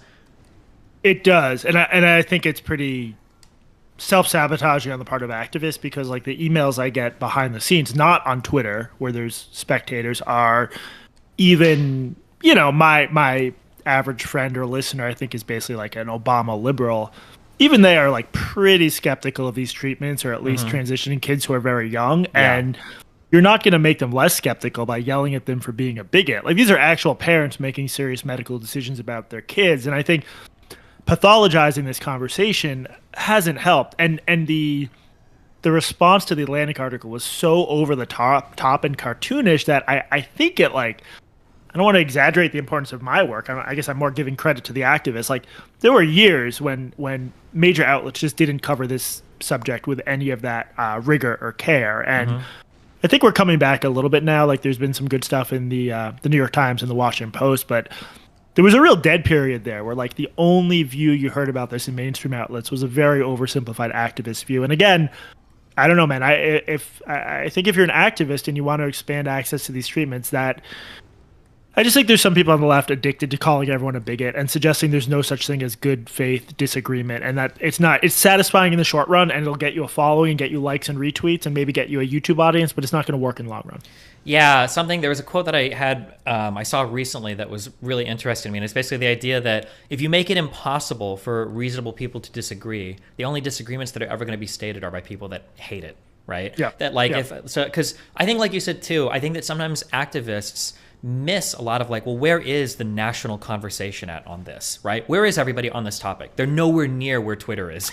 They're really, really far away, or from the more activist point of view. But when you make it so that like center left people or like well-meaning people aren't able to have any kind of conversation about this, well, there's going to be two conversations we see. One is going to be the hardcore activist conversation, and the other is going to be conservatives saying you're trying to turn all kids trans. Those are the only people that are allowed to occupy that space, because now anybody that might have a question is not able to say anything because they're going to be grouped in with the conservatives immediately, though, you know? Yeah, it was totally coincidental, but just today I published this long piece on my newsletter about these researchers who published what I think is a really misleading paper on puberty blockers and hormones. And if I'd done the same sort of social science debunking on any other subject, I would have gotten like... What I'm saying is it's basically only the heterodox liberals and the conservatives retweeting it. This is a very important subject, a very societally important subject, but liberals sort of know you're not supposed to show any skepticism of here. You're not supposed to give any quarter to like Ken Paxton and Greg Abbott in Texas and the other transphobes, which it makes it hard to talk about a genuinely difficult scientific subject. Yeah, which is frustrating. Let's see. I'm trying to think of because I talk about this kind of stuff a lot, so it's kind of a circle jerk right now. We agree with each other. Well, I mean, the thing of like whether what you said about non-binary stuff was interesting to me because when I read those articles of like what it means to be this. Hold on one man, this was that food delivery. Yeah, no problem. Go for it. Hello. Hello.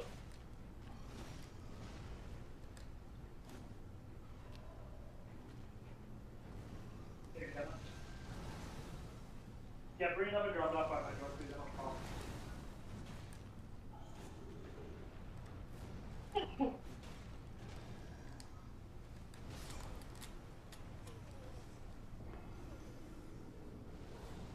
Sorry about that, I'm back. No, you're good.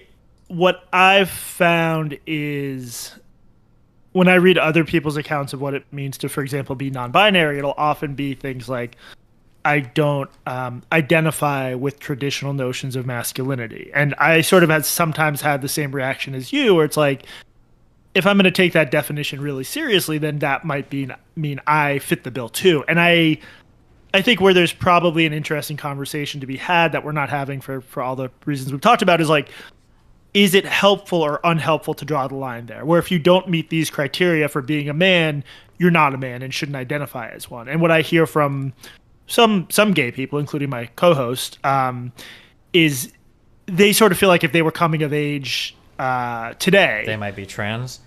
Yeah, or at least they would get, and I don't mean that in a sinister way, because I think most kids don't go on hormones. They're not getting medical treatment anyway. I think we should be concerned about the ones who do, but it does, would Katie Herzog be better off if she'd been told as a teenager she wasn't really a woman because she was like a lesbian tomboy type? And I think that's an interesting question, especially when it comes to like how we're going to teach 12 and 13 and 14-year-olds about sex and gender. I don't know if this exists anywhere in the literature because it's usually all I'm reading are studies. Recently, it's just relating to like trans athletes, right? So I haven't dug a lot into like the social science stuff. But it feels like in talking to people, I feel like there are two different types of dysphoria where it feels like on one end you have like I would just call it like there's real sexual dysphoria, and these are people that have like a really deep-seated kind of disgust or disattachment from their physical body. So like these are the people who I would imagine like when you start going on hormone therapy, hormone replacement, HRT, or if you start getting like surgeries, like these are the people where the medical interventions have like massive benefits because you're bringing the body in mind or in line with the mind. Like these are the people that benefit from that the most. And that's kind of been my more traditional understanding of transness, I guess. But then I feel like there's this second dysphoria that is becoming more popular, and it feels like a social dysphoria, where kind of like what you said, it's not like this kind of like extreme biological dysphoria. It's more just like there's a set of roles or behaviors or even appearances that men or women have in society, and I want to match that more. I love you. And not you, sorry, my wife. Hey, that's very nice of you. We just met, but I appreciate it. And I'm a lot more, at the risk of sounding bad, I guess, I'm a lot more skeptical about that one requiring medical intervention, and more just like I think we need to have more conversations around that. Those two. I don't know if there's anything that exists like actually detailing that, but like I feel like that there's a huge distinction to be made between the social dysphoria and like this sexual biological dysphoria. Yeah, no, there's no research on it, and in fact, I sort of think there's pressure to not talk about those differences, and I think it's partly like within the trans community, there's some long-standing dispute over that. Like, the too cute trans medicalist thing. Too cute trans medicalist thing. Oh, I know God, what trans medicalism is. I don't know what the too cute thing is. It's just this long-standing Tumblr fight between, basically on that question, like one side saying that unless you like really hate your body and have physical dysphoria, you're not trans. The other side saying that you're trans if you say you're trans, and the latter side has completely won. Like when we talk about transness, it's unquestionable.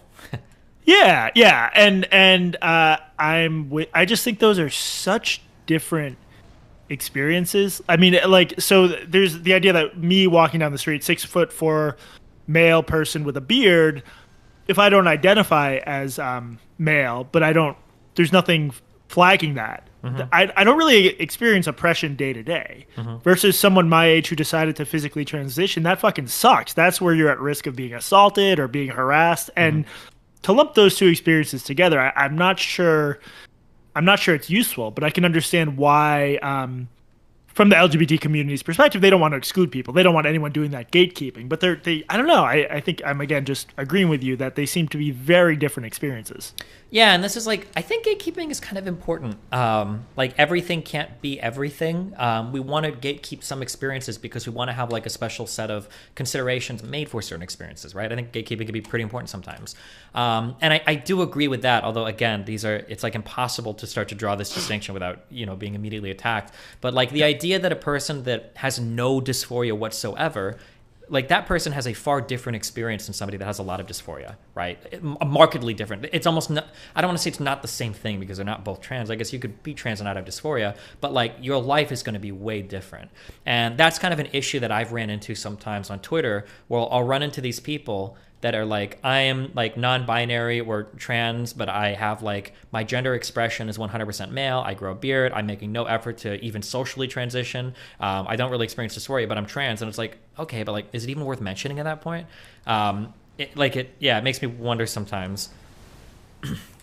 Yeah, I mean, it's difficult to talk about without getting attacked, but I don't know. I feel like if you're on this side that is saying we should understand sex and gender in a new way, and what they're arguing is for a pretty different way of understanding those concepts, where it's all self-ID. I think you need to at least make the argument and not expect that everyone is going to go along with it or not have questions. I think it would be a lot more useful to talk about this stuff, basically. Yeah, here's like a general trend too that I've kind of noticed. I don't know if are you 38? Did I read that? 38, yeah. Unfortunately.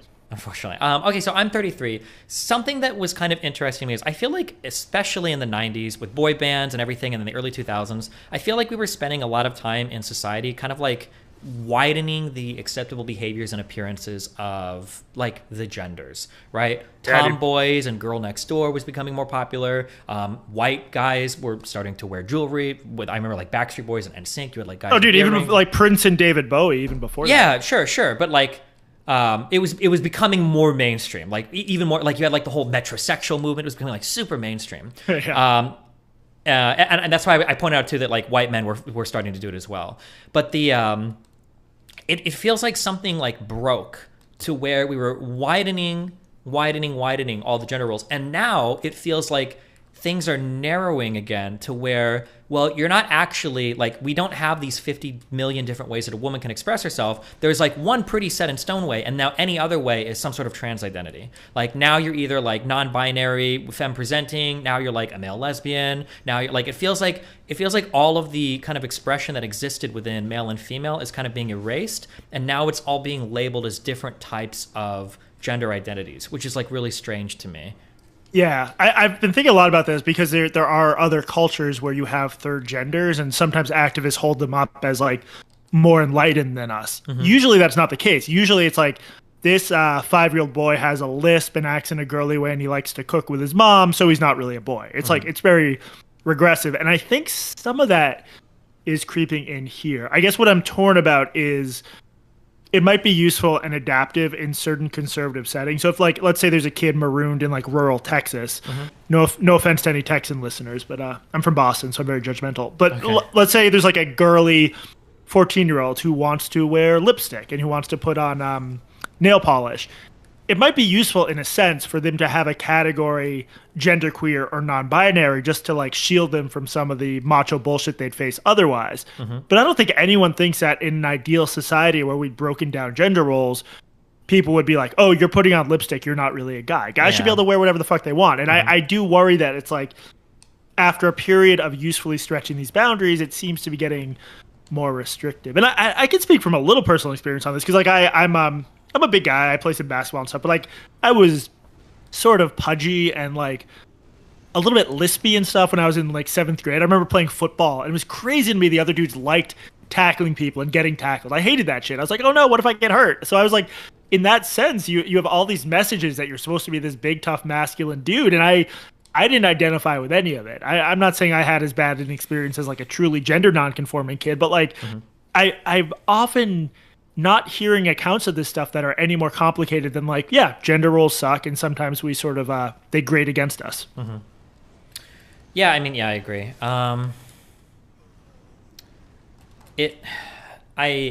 I guess like broadly speaking, it sucks that it feels like there are no, we've already said this. It feels like there's no place to have any conversation like this anymore. Here's kind of a question I have along these lines. So my big cope over the last 5 years is usually when I argue with conservatives and they point out like crazies on Twitter. 5 years ago, I used to say like, okay, you are pointing to somebody that has like 2 likes on Twitter. This is not a relevant person. Like nobody is actually saying this. You're finding like the most extreme examples on Twitter. But I feel like increasingly, Twitter is becoming more and more relevant or reflective of or influencing the real life discourse. Do you feel like that is the case, that it feels like the Twitter conversations that used to be just strictly crazies on Twitter are starting to leak more into academic administration, journal? Yeah. No question. And it sucks because I was in the camp in 2014 or 2015. I started to get somewhat interested in like a liberalism, for lack of a better word, like a liberalism in lefty spaces. But I was in the camp who was like, it's mostly just college students. We should call it out, but like, it's conservatives trying to exaggerate it. Yeah. It's not that big a deal. I've done a complete 180 on that because when I watch the way my people, the journalists, the way they cover like the most Twitter frenzied stories, I've just been really radicalized. Like this goes everything from Covington to the Google memo to the Jacob Blake and you messaged me about oh my god, that was my other huge drummer that was I lost a partnership on a website where I've been partnered for like I think 10 years because of my takes relating to be fair, I was really spicy. I'll admit that. So not necessarily 1-to-1, but I got so much pushback socially. I think I was the only left-leaning person on the entire fucking internet that like watched all the videos and was like, this is so obviously self-defense, guys. Like, are we like, what's happening? You mean for Rittenhouse, right? Yeah, of course. Yeah. And it was like, it's not even like contentious. It's not even contentious to say that. Like there are some esoteric arguments of like, well, should he have been there? Like, okay, yeah, that's like legitimate to explore maybe. But in terms of what happened, it's not legally relevant though. Yeah. Well, it might be depending on how things are brought up. But yeah, I agree. But it was so crazy when I would talk to people, like even people would come to me, other large creators would come to me to argue this. I'm like, didn't you see the part where Rittenhouse was on the ground just firing shots, firing magazines into whole crowds? Got fucking knocked over. Like it's a parallel. This is what's freaked me out, dude. And the first time this happened to me was with the Covenant kids. I was on this I've been on this listserv for 15 years. I left it a year ago because it just got too crazy. But I'm like fucking Zapruder filming the Covington video, like frame by frame. I'm like, at 1:23:16, you can see the kid, and people just act like they're watching another video. It's. I don't like the way we over. Was that the one where it was the white like high school kid with the indigenous people in the drums? Yeah. Or? Okay. The guy, gotcha. the guy is just banging a drum, and Yeah. he's not responding at all. He's just sitting there nodding, and it's the same thing where it's like I don't understand how these people who I agree with on so much.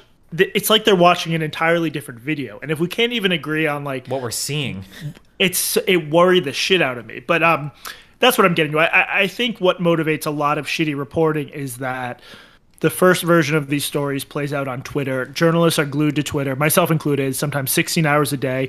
As soon as something happens, you know how your friends feel about it, how your colleagues feel about it. So if Covenant or let's use the Rittenhouse thing, because that's more recent. If the Rittenhouse thing happens and you know that every other journalist is convinced this kid is a Nazi, it's going to take like pretty big balls or ovaries to be the one journalist who writes the piece. It's like, no, he's not a Nazi. And in fact, it would have been really difficult for me to write that for a major outlet. So I did it on my newsletter, and it was one of my most successful posts there. So when you say it's hard to have conversations, I agree with you, except I think spaces like your stream or my newsletter or even the bigger Substackers, I think stuff is opening up because like people aren't that stupid. There are people who are actually curious in the facts of the matter and like what Kyle Rittenhouse actually did or didn't do. So I think there's some hope there. Yeah, I hope so. But the issue is that like when I want to, if I am wanting to talk about Kyle Rittenhouse, I want to talk to people that share my like moral philosophy or share my same moral foundations. I don't want to talk about Kyle Rittenhouse with a conservative that thinks that white people should have shown up and just started indiscriminately like killing protesters because they shouldn't be right. But the problem is when I start tweeting, those are the people that show up. They're like, yeah, Destiny's base. Like, oh my God, true. Like Rittenhouse should have been. He should have killed more of it. He should have killed 20 of them. And it's like, Jesus, no, that's not my position. No, dude, I've had the same thing where I will get people in my mentions who are just downright creepy and don't agree with me and on other stuff. But yeah, I don't know a way around this. When I write about like problems in the puberty blocker research, I'm only going to get conservatives willing to publicly agree with that. But I think that I wouldn't write about that issue if I didn't think it was important for everyone. I don't know what to do about that. It sucks. Yeah, because I want to bring people that are already like center left or far left into these conversations. These are the ones that I want to talk with these things about, right? Because we at least we share like a similar moral foundation, so we can have like, oh hey, like let's talk about like was this right, was this wrong, like what's going on. But yeah, they seem impervious to those conversations, I guess. It's so frustrating. It's and again, I don't mind when Twitter randos do this shit, but why did you become a journalist if you're not interested in the truth? That's a very bad combination. Like, you can get paid more to do public relations or work for the ACLU or whatever. Go do that. I want them out of my area. I'm getting very territorial about it. Yeah, something that I've heard. Journalists are a pretty insular crowd, I guess. Yes. So. But I have a few friends that I've talked to that have worked for a couple mainstream publications, and then I've read articles that have come out. I'm sorry, totally unrelated. Did you follow the whole thing with the, I think he was a longtime writer for the New York Times, and he did two different like retreats kind of with kids. Yeah, it's the most, this is Donald McNeil Jr. This is... Dude, if any of your audience still has faith in the way mainstream outlets function, don't read about this. Yeah, no, anyway. we read it all on stream. It was okay, unbelievable. Yeah, I couldn't believe it. I was just like, no. It was also so perfect because like one of the things animating all this is there's a severe class problem in journalism. It's mostly rich kids who enter journalism, and I'm one of them. I'm from like a affluent Boston suburbs, but like. This was on a fucking resume building trip for wealthy kids, and they were anyway, there have been a lot of stories like that. Crazy. That one in particular, I think he wrote like a whole like 4-part thing, just reading through all of it, like how other people. I've been like, because I've done like a lot of sponsor stuff, corporate stuff, so I see like all the corporate speak, and it makes me cringe when I understand like what's being said, and everything, and like listening to him doing his meetings with the management and the people calling. Oh God, it was all just like, it was legitimately a triggering experience watching it happen, or reading through, I guess, like his recollection of everything that happened, but yeah, it seems like harkening back to that, journalists are kind of like an insulated crowd. It seems like sometimes, I don't know if you've ever read, there was a story it might have been a 538 thing, but basically like everybody that does politics is like a freak. Like we're very much like outside the norm of what is like an average like U.S. citizen or average voter. We're very, very much selected for a hyper-specific group of people that focus on hyper-specific issues. And I wonder sometimes when it comes to like journalist crowds, it feels like there's kind of a maybe not explicitly enforced point of view that you have to have, but it seems like there is kind of like a line that is invisibly being kind of towed by everybody. And if you're not, you're gonna see like a lot. I think it's pretty. You think it's pretty explicit? Yeah. Okay, yeah. I mean, just because we're talking about the trans stuff, like the sports stuff you got in trouble for is a really good example, where the average person, including the average liberal, understands that like there's something a little bit complicated here. But for like 3 years, every outlet from The Nation to the New York Times to the New Yorker, things have gotten a little bit better lately. But for a while, it was all we heard was that, it turned out we don't really know who's male and female. We don't really know if post-pubescent guys are better than girls at sports. It was like... everything becomes a question of like, to where... And I agree that, like, what did you major in for philosophy? I mean, I was a shitty philosophy major. I did a lot of...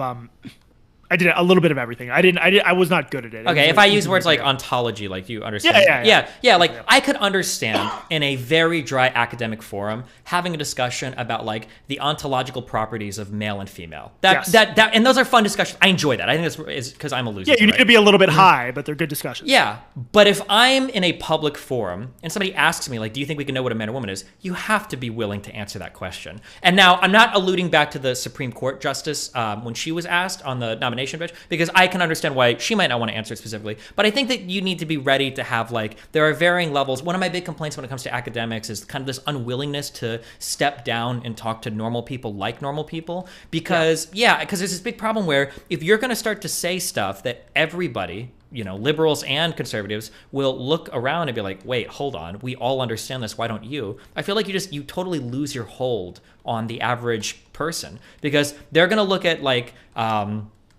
DeSantis in Florida. They're going to look at people. They're going to look at people like him and be like, okay, this guy understands reality. And then they're going to look at like the left. That's unfortunately the communications are dominated by the far left, and they're saying things like, well, I don't know if we need women's sports, or is it really that big of a difference between men and women competing, or right? And they're going to be like, well, hold on, you guys are fucking crazy. And then you automatically cede so much ground to the right just because you don't want to acknowledge like some maybe a kind of uncomfortable truths about like what is real, like descriptively. That it drives me crazy. I want to say you're gift wrapping something Republicans. Yeah. It's like even more than that. You're literally taking it inside their house and physically handing it to them, because it is the easiest thing in the world to say, look, women are adult human females, but I think to be kind and decent people, we should include certain other people in that category. And we should do whatever we can to respect their identities. But there are a few settings, as everyone knows, where maybe biological sex should win out. I just explained that in like 3 sentences that I think like most people would agree with. I think the vast majority of people of any political stripe, if you tell them, well, we don't really know what a woman is anyway, they know you're full of shit. And it doesn't matter if there's some academic sense in which what you're saying is sort of interesting to the 0.5% of the population with a philosophy degree, it doesn't work politics-wise. Yeah, it's frustrating. And then for people like me who are, I would hope would be seen as sharing like most of the same kind of like moral foundations as most of the people on the left, it makes my job impossible, because I noticed this a lot. Wait, give me... Oh, okay, I came back. I don't know why that just happened. Something that was frustrating to me is half of my family is Cuban from my mom's side. I don't know if you know anything about Cuba. I was just there for a week. Oh, interesting. Okay. Yeah. Cuban people that come to the United States are very conservative. So my Cuban family is like ride or die conservative.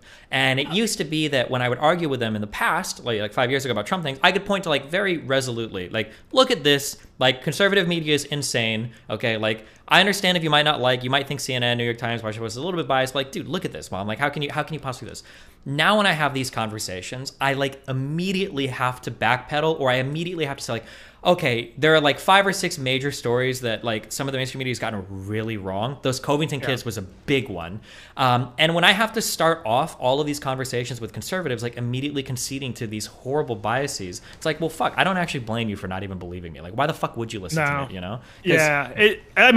I still think that in many ways the right-wing fake news ecosystem is bigger and more developed. For sure. But at this point, we're sort of quibbling over the fact is things have gotten much worse on the left, and I can't really argue. I hate that when conservatives complain to me about stories being misrepresented. Like you, I don't know what to say other than like I kind of agree. I just think that on average, lefty media is still a little bit better, but it sucks that it feels like the gap has been closed quite a bit. Yeah, I used to, something that I think a statement I made a year or two ago was that I used to tell people that like misinformation is bad no matter where it comes from equally. And people get really mad. It's like, well, isn't misinformation on the right worse than the left? And it's like, I think the right lies more, but the problem is that, and we all know this from our personal lives, once you lose trust, it's almost impossible to get it back. And if you tell a few lies, then you're like, you're going to lose like all trust. And then at that point, you've basically ceded ground to where, you know, people view the right and the left as equally credible, which when it comes to media, I don't think that's true right now. I don't believe that's true. And when it comes to sciences and stuff like that, it's never remotely true. But it feels that way when you get people that are sometimes eager to embrace like a half-truth or sell a certain narrative just because they think that it plays into their social views or something. It's so irritating to me. Yeah, man. It's bad. I vividly, I don't watch much Tucker Carlson, but I remember after the Covenant Catholic thing, I was at a exercise bike on Planet Fitness. I have a very luxury life, as you can tell. And I watched him like go off. He's like, look at what they're doing to these kids. This is what the left wants to do to your kids. And I thought it was like fucking brilliant. Like, I don't like Tucker Carlson, but I was like, I don't really know how to argue with this. Like, a bunch of big name people literally said they wanted to punch this kid on the face. They called them harassers. It was just, I don't know, man. There's it's really bad. But again, I don't know. It could be your space and my space are in different places, but I do think the sort of rise of crowdfunded things has improved stuff. I also think that at places like the Atlantic and the New York Times, they understand that business model wise, they can't be propped up by Trump forever. Like, Trump was really good for their business. Yeah, of course. But they can't write stuff that only 5% of the country is interested in. So I think they're diversifying a little, which is useful. Mm-hmm. Yeah. Do you have anything else you want to talk about? No, I mean, I'm sort of curious. Do you think like your average, so I think you have a younger crowd than I do. Do you get the sense like the people who tuned into this have sort of totally given up on mainstream outlets? Because I'm worried that can also go too far. And you can get to the point where like you're getting your news from some like weird disgraced doctor on YouTube or whatever, which is also bad. Oh, I guess to go along with that, so here's another issue is that the space that I want to occupy is already filled with fucking losers, okay? So, like, in my ideal world, I hate even saying this word. It feels dirty. I want to be somewhat of a centrist. I want to be a guy that can, like, consolidate or synthesize views from the left and right and then give you, like, an accurate, like, this is what you should think based on my left-leaning values. Like, I want to be that person that, like, is not super biased when they're confronting right or left-leaning stories.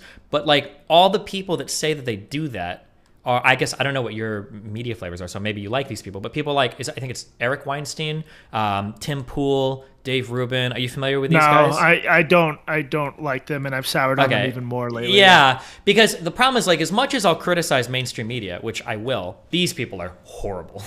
These people Pool in particular is just like insane, and people. It's unfortunate that we give him an opening where someone like him has such easy fodder to respond to because he's not a serious or honest person. Yeah. But these are the people that are now seen as like, oh, not Eric Weinstein. I think it was Brett Weinstein. Sorry. Brett is the other one. Yeah. These are the people that are seen as occupying that enlightened centrist, unbiased middle ground, or like Joe Rogan. Right. And it's like, okay, well, fuck. Like, if I market myself as that kind of person, like, I don't want to occupy the same space as these people because I don't think these people are honest actors either, right? These people are just really like reactionaries, right? They're saying the mainstream media is bad, and I'm going to tell you the exact opposite of whatever the mainstream media says. Make sure to buy your ivermectin tablets. Like that's what these people do, and it's like, okay, well, fuck, this isn't any better, right? It's the same problem, just on the opposite side now, Yeah, I'm biased because I'm completely biased because I went on Rogan once. I think he's a little bit different. I think he is not good at evaluating evidence on issues like ivermectin, and I think his system of like, I'm gonna have my producer do fact checking in real time does not work when he has a charlatan on, which he does too often. But I think I find a lot of his interviews like I can listen to him. He has interesting people on. He doesn't push back. I think what someone like Poole is doing is really different. Where I think it's just like intentional lying in a way that I personally I don't think Rogan does. But your mileage may vary. My issue with Rogan is that I think he's irresponsible. It's not going to be. I don't think he's as focused in delivering a hyper-partisan thing like I think Poole is. My issue with Rogan would be because if Rogan will platform almost anybody, although they tend to fall to the right and then like never push back. I remember watching, I have read so much related to vaccine related stuff and COVID-19 stuff because it was a really big debate topic for everybody in these spaces. So I got really familiar with it. Listening to that one, is it John Malone? Is that the guy's name? Robert Malone, the guy who quote unquote invented RNA vaccines, which is not true. Listening to that whole episode just made me want to tear my hair out.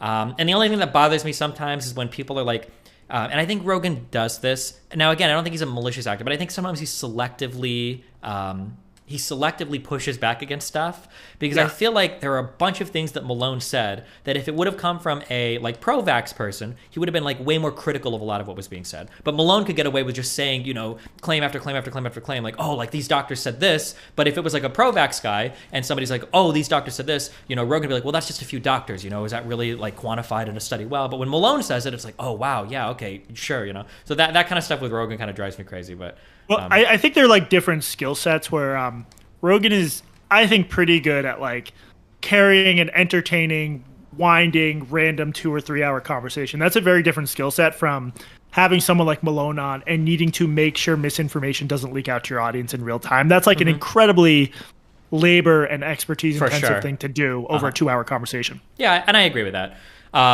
Unfortunately, though, I'm sure you remember, did you ever watch The Daily Show growing up? Dude, I'm so sad about the latest Jon Stewart thing. I was a huge. I didn't even want to go there, but yeah.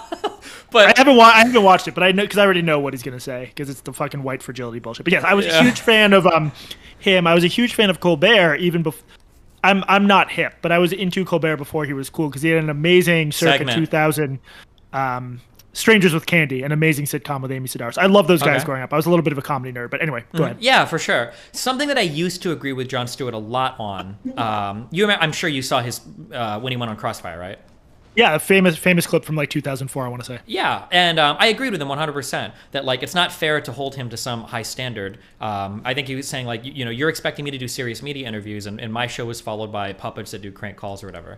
I agreed with him when he said it back then. I don't think I agree anymore because I don't think it's enough to just say that like, you know, this is just for entertainment because I think a lot of people end up getting all of their political like education through entertaining sources, whether it's YouTubers or Twitch streamers or comedians or whatever. I think that a lot of people, the vast majority of their political information comes from people like this. And I don't think it's enough anymore to just say like, oh, well, it's just comedy, LOL. Of course, we're not being fair here, you know? Yeah. Well, I think the difference between 2004 and today is like, because media was so gatekept for so long and there was so little of it. I mean, in the 1960s, everyone watched Walter Cronkite. He was like the voice of authority. It turns out that if you give people something like a free market of informational choices, they will not naturally gravitate to the best or most credible ones. They go to the most entertaining ones. Yeah, or the ones that just reinforce their biases, whether their bias is that the CDC is right or the CDC is hiding something. And I think one thing we haven't been able to grapple with is like you can't force people to. If you go on Twitter for any length of time, you'll see these people posting the most visited pages on Facebook, and they're furious that it's like Ben Shapiro or whatever, and they're convinced that the Facebook algorithm is somehow rigged against better media sources. And they haven't really come up with a way of dealing with like, no, people prefer the hyper partisan stuff. People prefer the partisan stuff. And I don't think any of us know like what consensus reality is going to look like in 20 years, or if it's still going to exist at all. If this trend continues, it's genuinely dangerous, just like for a democratic society, I think. Yeah. So I guess a broader conversation that I'm curious, where do we go from here? How do we go from here? Because I feel like our media environment is, and every generation says this, right? It's worse than it's ever been. But I think we can make a strong argument with the way that technology works in social media and the way that everybody has access to these types of things. I think we're in a uniquely bad period for like information literacy and media. And it feels like it's only getting worse and worse and worse. Yeah, no, I mean, I basically think we're fucked, and I think the sheer fuckness of our situation will reveal itself the next time there's a really close American presidential election, and it won't even matter if there's credible allegations of fraud. I think the next time it comes down to like one state, like it did in 2000, given media consumption habits, I don't think either side will accept that the other side won, and I think that'll bring us to like a new dangerous area. I don't think we're gonna have like a civil war. I think Americans are too bloated and lazy for that, but I think we're gonna have like a really slow, potentially painful decline of just like things are gonna stop working, and I'm really worried about that. And I just see very little reason to hope not to bum everyone out. Yeah, I kind of agree. I think some people get triggered when I say this, but like when I look at like January 6th, I think that the main problem with January 6th wasn't that like it was Republicans or wasn't that they were storming the White House or like, I think that those things are bad, kind of, but I think the problem was that technically, like what those people were doing on January 6th was probably a righteous action if it was the case that our elections were being stolen. The problem came down to like what factual realities people were living in. You had a group of people that legitimately thought that like ballot boxes were being, stuffed under tables, that, there were governors or whatever that were certifying things. And I don't know, like there were like a million videos and shit that people were saying that Trump literally himself is saying that like all the mail-in voting was all fraudulent. And I think that from these different like information realities, you're going to have behaviors emerging from them that are technically fully justified and make sense, but only within the context that these people are living in a fantasy world. And I think Trump, unintentionally, because I don't give him credit for anything, because I really don't think he's that smart, but I think he kind of unintentionally stumbled into this like almost like this Russian propaganda thing where you can just basically say or do anything, and even if people know not to take you 100% seriously, they feel like everybody's the same. So you're in this world where nobody can like trust anything, And yeah, I don't know. It's really worrisome. I'm going to a sportsbook website to see what the over-under is on how long it'll be before someone tweets that you support the January 6 rioters. I've already had those conversations, right. And people say I do. So yeah, it doesn't matter. Yeah, I have found the. We don't need to veer too often into this, but it's been interesting. I don't know much about Russia, but watching this like audacity of Putin's lies and just saying stuff that everybody knows is false except for his allies, and I guess Russians without access to other information. Like I've come to better understand why Trump loves the guy so much. Like this is that there's such power in being able to say shit that isn't true, but being able to A, get away with it, and B, have people cheer you for it. I could see how that would get like kind of addictive. Yeah, absolutely. It's like I can make it really. You don't have a music background, do you? Not much of one now. Okay.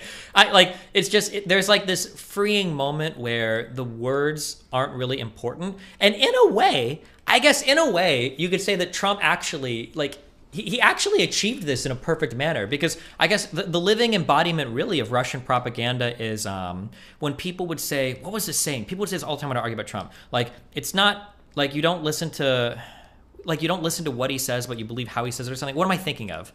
Take him seriously, not literally. Yeah. Take him seriously, not literally. Which I think is how like Putin speaks, Like, and I think that Russians aren't stupid. I don't think that like when Russians see all the media coming out, they're like, oh, this is 100% factual. It's more just like, Putin probably knows what's going on. I think he's got a grasp of things. Like Western media lies too. This is just kind of the story we're being told. Everybody tells their own stories. It's this idea that I don't remember what it was. I read a long article a long time ago about how Russian propaganda works, and it was really illuminating to me. The goal that like you're not trying to sell people a whole other reality. You're not trying to make yourself be the only credible person and everybody else is not credible. You're just trying to make everybody look not credible, so people don't really know who to trust, and they'll listen to you because you like the story that they're telling them more than the other stories that are being told.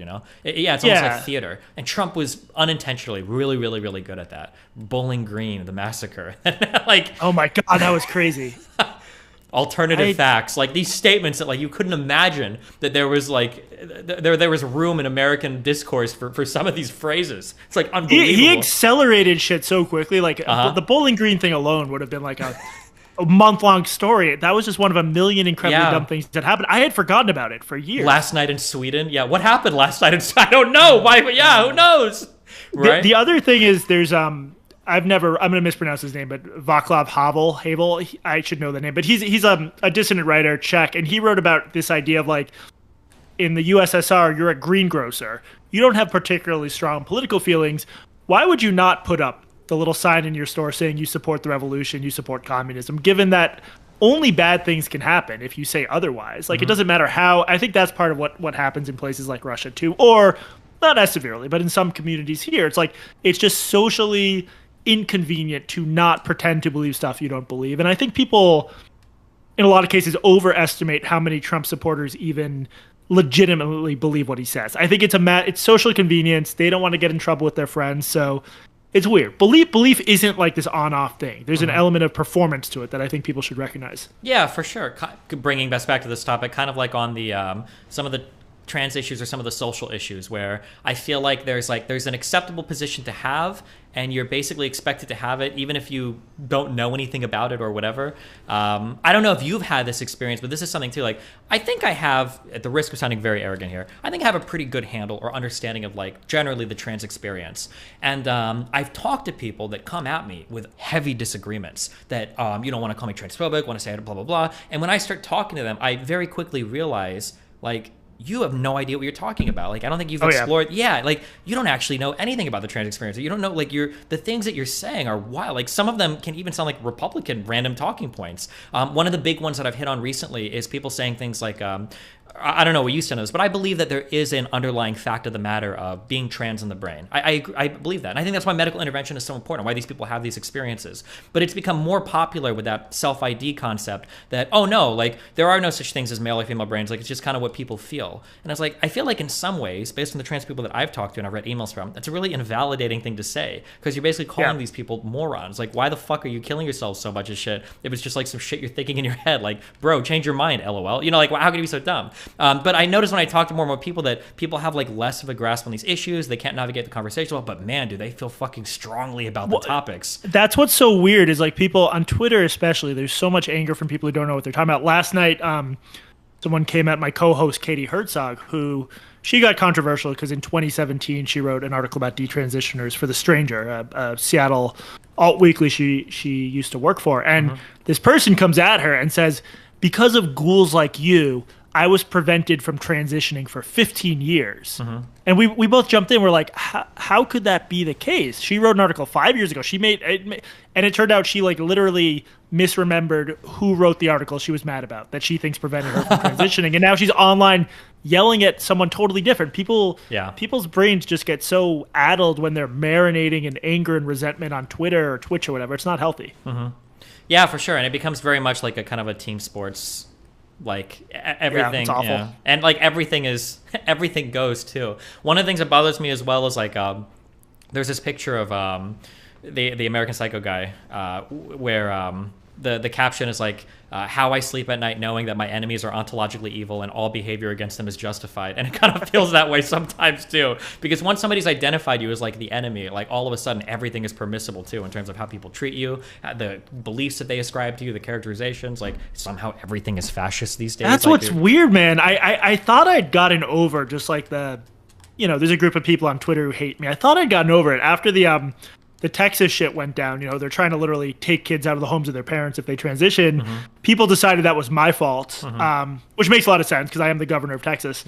And a bunch of them started telling me to kill myself, like really earnestly. This is probably just normal in your neck of the woods, but to me, there was this like, and occasionally I would email them back. I'd be like, do you really want me to kill myself? Like, do you really think this? Are you sure you'd feel good if it happened? And they're just like, yeah, absolutely. And it's the kind of behavior where if someone did that in any other setting, if you had like a friend in your friend group who was trying to get people to kill themselves, you'd be like, you're a genuine sociopath. But on Twitter or online, we're just like, no, that's just how people are. They tell one another to kill themselves. It's crazy.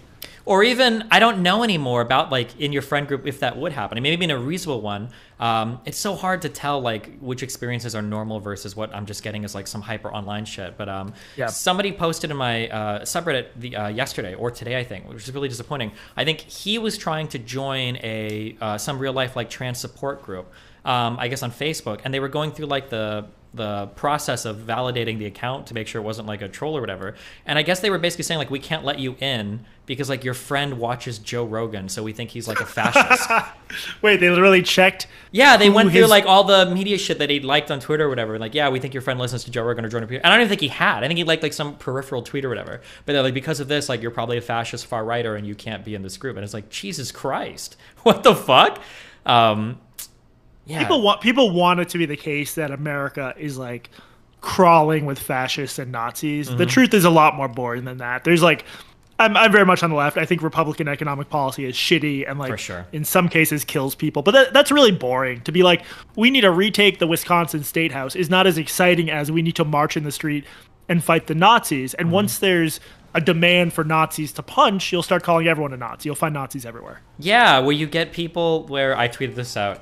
Like, it was so crazy how quickly we went from, like, it's okay to punch Nazis to it's okay to punch people that tell jokes. Because I started to see a lot of social commentary around the Will Smith thing, where people were like, well, you know, he made a bad joke about a black woman, blah, blah, blah. And it's like, gee, what the fuck? Like, 10 years ago, it would have been like, hey, we don't punch people for telling jokes. That's just never acceptable. Like, we don't even punch people for saying racial slurs. It's not like it's not okay. You don't resort to violence. But, yeah. I wish I had, I'm not a tough guy. I've never been in a fight. I wouldn't do well in any combat situation. But I wish when punching Nazis was like a bigger thing, I'd gone harder on like the sorts of people repeating that on Twitter. Be like, why aren't you out on the streets? If you think we're at that stage where we need to be punching Nazis, why are you like, do you know like Arthur Chu? Do you know that name? I don't, but I might be familiar with his work if you tell me about him.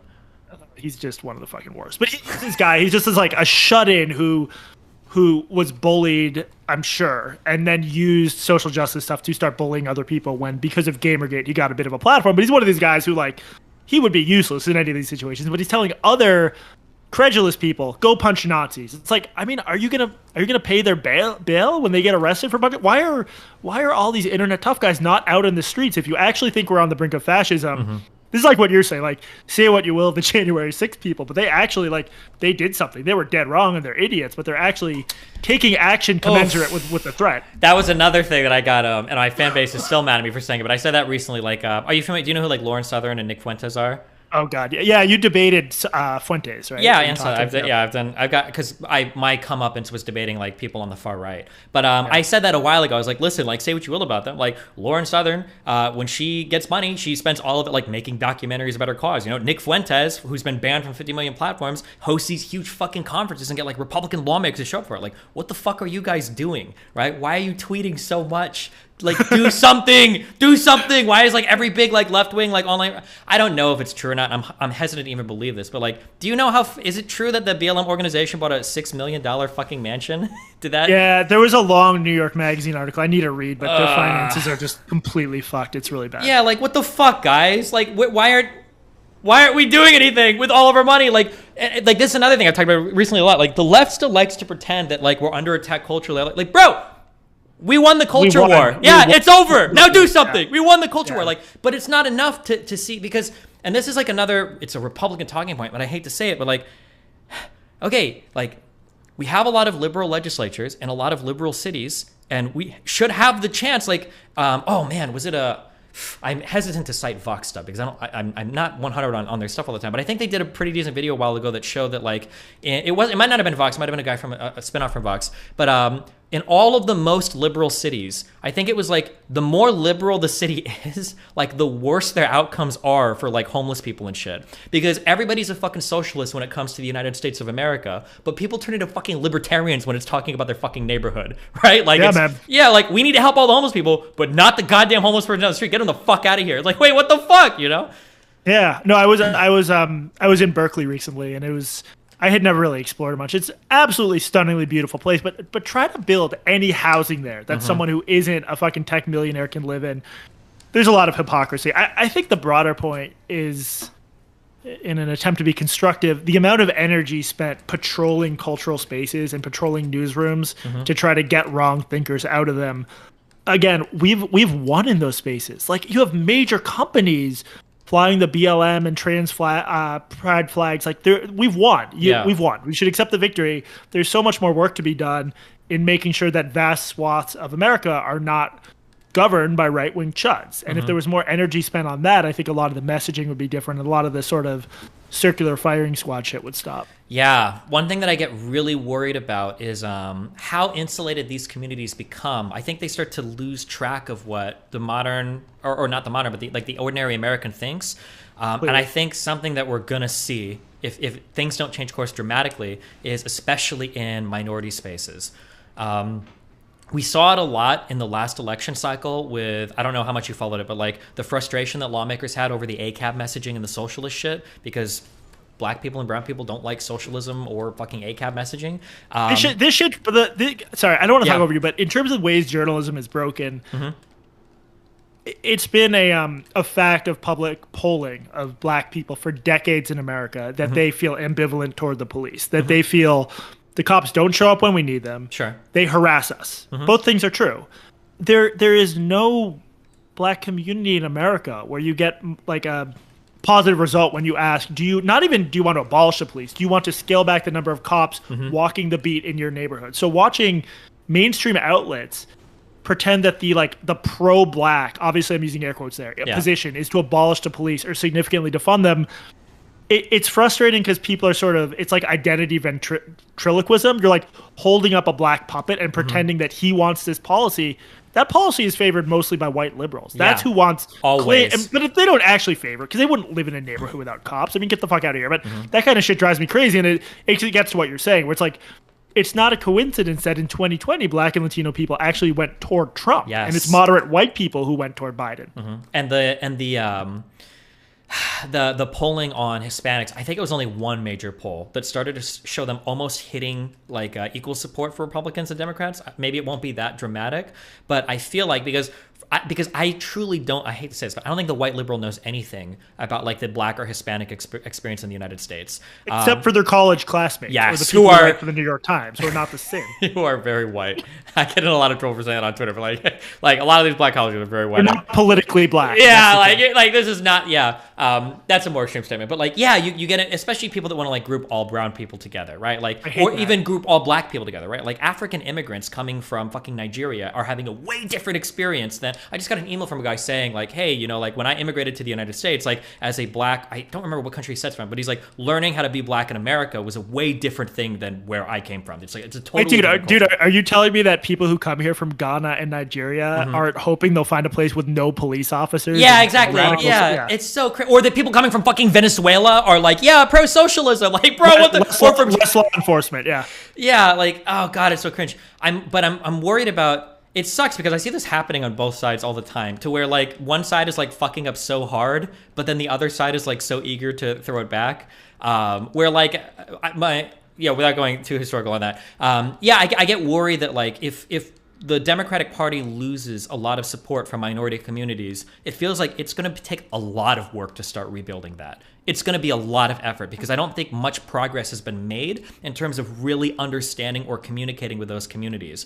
And if they get lost to Republicans, my biggest fear, and I've always said this, is if Republicans could just be a little bit less racist, they would have so much more support. If they could just get over their fear of brown and black people, these are like some of the most socially conservative people in the United States. And I think that when those votes start pouring in, I think that you will see the Republican machine quickly switch gears. Because I think that right now, if we were in a colorblind, raceless society, I think that black and Hispanic people would overwhelmingly support Republican messaging over Democrat messaging. Like, what do Republicans talk about? Strong families, traditional family values, like, building communities. Like, these are things that minority communities tend to gravitate towards a lot. It's just because Republicans have such a dog shit history with them that they still vote Democratic. But I think it's way easier for Republicans to adapt their messaging to incorporate minority communities than it's going to be for Democrats to adapt their messaging to talk about minority communities. So they lose them. It's going to be a really big problem, I think.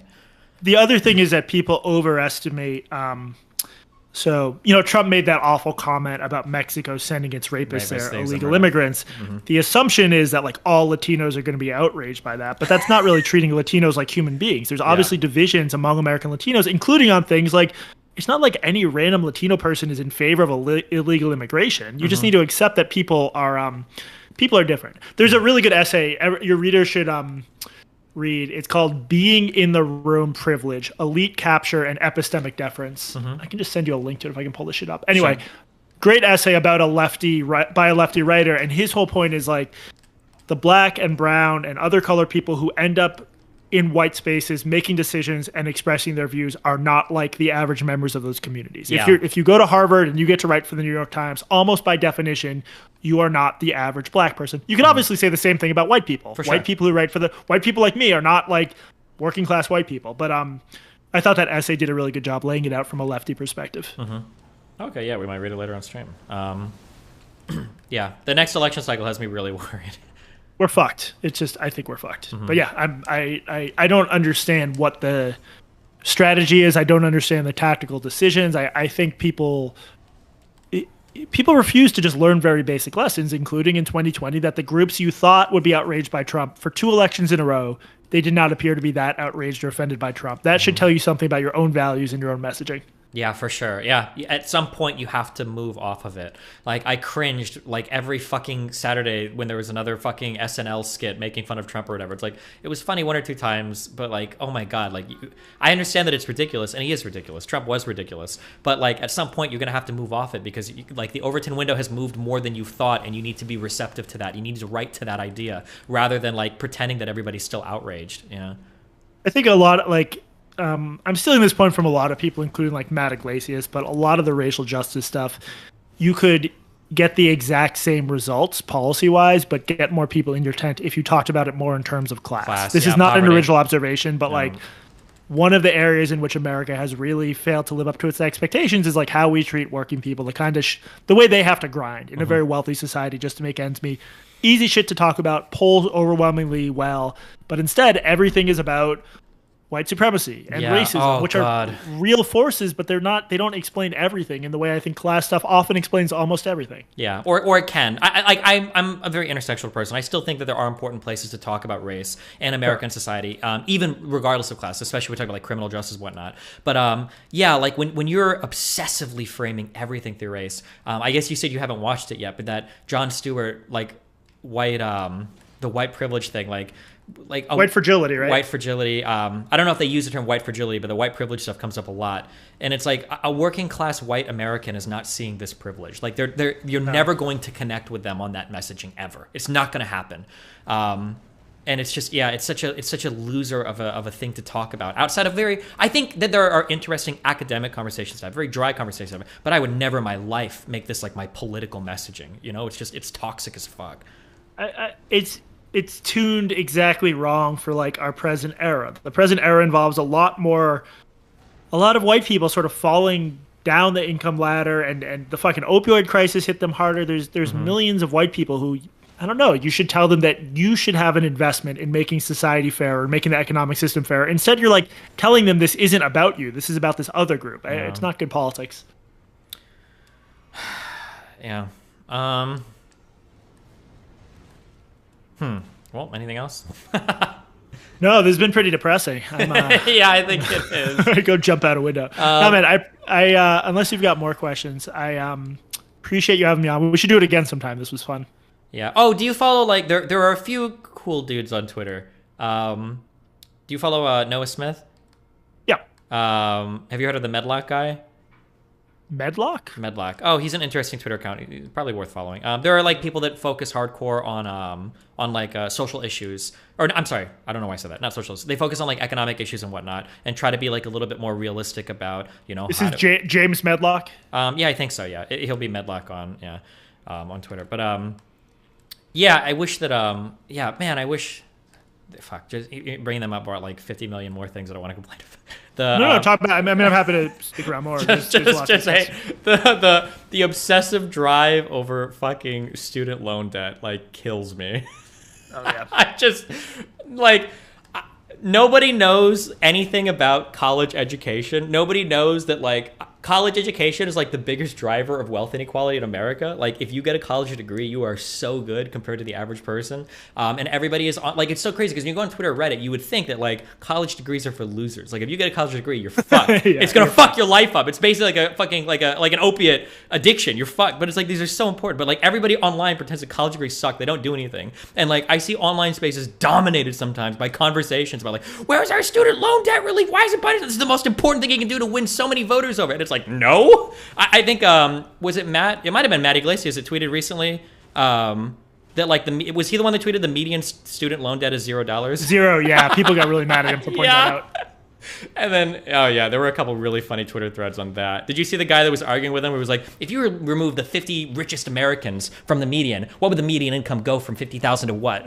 And it was like, oh my god, sort of messing up. Yeah, I know. I mean, but I think a lot of this really just comes down to like, whatever issues are most salient to people with college degrees get the most attention. This is an obvious example of that, Yeah. right? Yep. Yeah, for sure. Oh, okay. Quite a different topic. I'm curious. I was a really big coming up 2016, 2017, really big like Citizens United, corporate lobbying, all these stuff. This stuff like destroys all of the American political system. Like it's all the corporations, corporate lobbying, all the money spent on campaigns or whatever. In getting more aware of kind of how regional politics are in the United States and getting away from this obsession of like, what does the whole U.S. think about something, and starting to look like district by district, I've kind of moved into an area where I'm just curious your general thoughts on this. I feel like the American political system actually works exceedingly well. But I think the problem is that the group of people that vote are not the same group of people that you see represented on Twitter, aren't going to be the same group of people that maybe need representation in our electoral system. And I feel like a lot of the issues that we have with our country don't necessarily come from like undue corporate influence or lobbying, but it just comes due to the fact that like, you know, the types of people that vote typically select for certain issues. And that's why we see like little progress made on certain issues. To make this a little bit more grounded, during the whole BLM riots, we talk a lot about like, you know, criminal justice reform, like what's wrong with the police? And it's like, okay, well, this is going to be a local city issue. But if you look at the percentage of people that vote in city elections, it's 20% of people. And who are these people? They're white, they're decently wealthy, and they're old. AKA, they're people that will never give a fuck about criminal reform because these aren't people that get arrested. They don't care. So these issues will never change. Yeah, I'm curious. Do you think you have a do you know the concept of preference intensity? No, but based on the two words, I'm going to guess it's pretty obvious. Yeah, what elected officials will show more deference to issues that are more relevant to the people that are voting or something. Yeah, it's basically like if you have 100 people and 90 of them are generally pro gun control, but 10 of them are obsessed gun nuts. The gun nuts are going to win every time because they'll organize people, they'll get voters. And I think that's a lot of what's going on here, where like, I like your theory. Someone should write that up. Like American politics actually work well. It's just we should want different people to vote. I think I don't know much about zoning stuff, but I do find it resonant. And it seems like in most big cities, it's really hard to build more housing and to make housing cheaper. And that's because the people who would benefit the most from that are not voting or are not mobilized. Or don't live there yet because they can't afford it. So you have a bunch of literally get pushed out to another shitty you've got hyper-entrenched homeowners that, to be fair, they're voting in their interest. They just want their property values to go up and they want to protect the character of their areas or whatever. But that leads to, your housing situation being more fucked in the United States than it ever has been, with no solution in sight. No. And I think it's more satisfying to rail against like greedy landlords, of which there are definitely some, or developers. You can hammer at them all day and get attention for it, but actually solving these problems, from what I know about it, it's really intractable. It's really difficult. I have a friend who actually does his company sort of works for a developer that does mixed income housing in California. Trying to build a single unit of affordable housing anywhere in the Bay Area, like the shit people will come up with, including sometimes they will pretend to have found Native American artifacts where they want to build it, because then that activates a whole other bureaucracy where you need to make sure there's nothing else buried there. It's like, I don't know. I've really soured on liberals from backgrounds like mine, like affluent liberals, because I don't think we actually show that we give a shit about the stuff we claim to care about. Yeah, it's just all like social kind of signaling on Twitter and shit. Like, I do feel that way too. Like, I don't feel like people care sometimes, and I see it in the way that they speak. Like I'm not gonna pretend that I came from like a crazy ghetto or whatever, but like my background before I got into stream was like very, very, very working class, and especially during the Rittenhouse saga, some of the things that I saw white liberals saying like blew my mind. When you see people saying things like, "Oh, like it's just property," or "It's just like a business." Like, who cares? Insane. Like, you've got Can you insurance. and in some cases they're saying this when people are being burned alive. I mean, it's not that there were a huge number of deaths. People did die. Yeah. I could not believe that shit. Man. That really radicalized me too. Yeah, and even regardless of death, it's like, man, you say like it's just a business, but like, bro, like some people, like their families will spend their lives like building this shit. Or this is like some of the most important stuff in the world, you know, to some of these people. And for people to just, you know, kind of like, oh, it's just property. Who cares? It's like, okay, well, yeah, you don't care. Like, I don't care now because if I lose anything, I can replace it. But like, if I was like a working class person, and I've always had like really conservative views on like self defense. Like, if somebody would have stole my shit while I was going to college, I would have fucking killed them, motherfucker. I would die protecting my shit because I don't get a lot of shit, right? And everything that I buy is like, this is like 20 hours of me earning $5.25 an hour at fucking McDonald's. Okay, you better believe I'm about to die for my car stereo. Yeah, man. Yeah, like, oh man, the messaging on a lot of that drove me super crazy as well.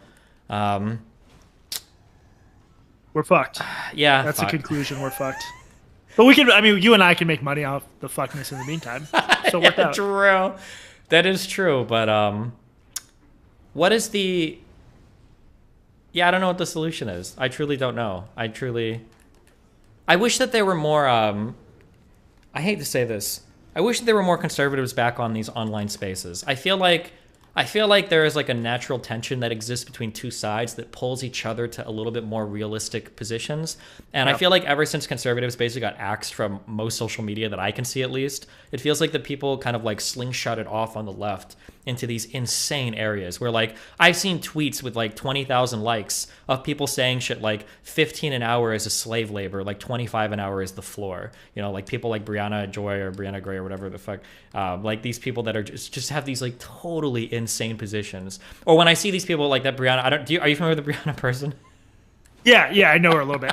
Brianna Joy Gray, right? Brianna Joy Gray, yeah. I sometimes call her Greyjoy because I've got Game of Thrones in my head. But yeah, when I read things like from her, like, oh, like I'm just trying to afford rent, like you don't understand how hard it is, and like these people have like Patreons where they're earning like $20,000 a month, and it's like, are you serious? Like you're literally a Harvard grad. Like come on, like why are you pretending to be like a working class poor American? Like oh my god, it drives me crazy.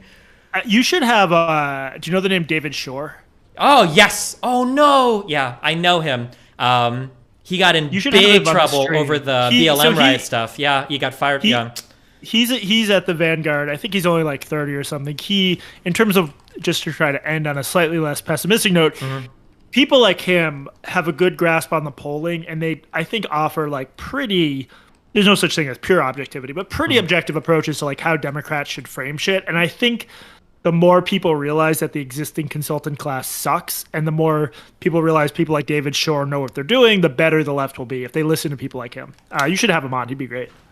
Yeah, I might. I try to bring people like that on when I have something specific to talk about. So if I had a particular topic, yeah, I would bring him on. But we read a lot of his stuff over the MLK riots, like arguably leading to Nixon, the BLM riots, and how the popularity falls when stuff gets violent. He got a lot of heat for that, obviously. But yeah, he's a really interesting data analyst. Like the data wonks are always fun to read because their messaging is oftentimes so much different. than what people are actually talking about. There's almost like no relationship whatsoever. So yeah, it's interesting. I mean, you probably remember this, but like I was sort of ambivalent between Elizabeth Warren and Bernie Sanders during the primary. I thought they both would have been good. There's a lot of fighting between those two camps. I don't think they're that different, but I was wrong. I thought Biden would lose.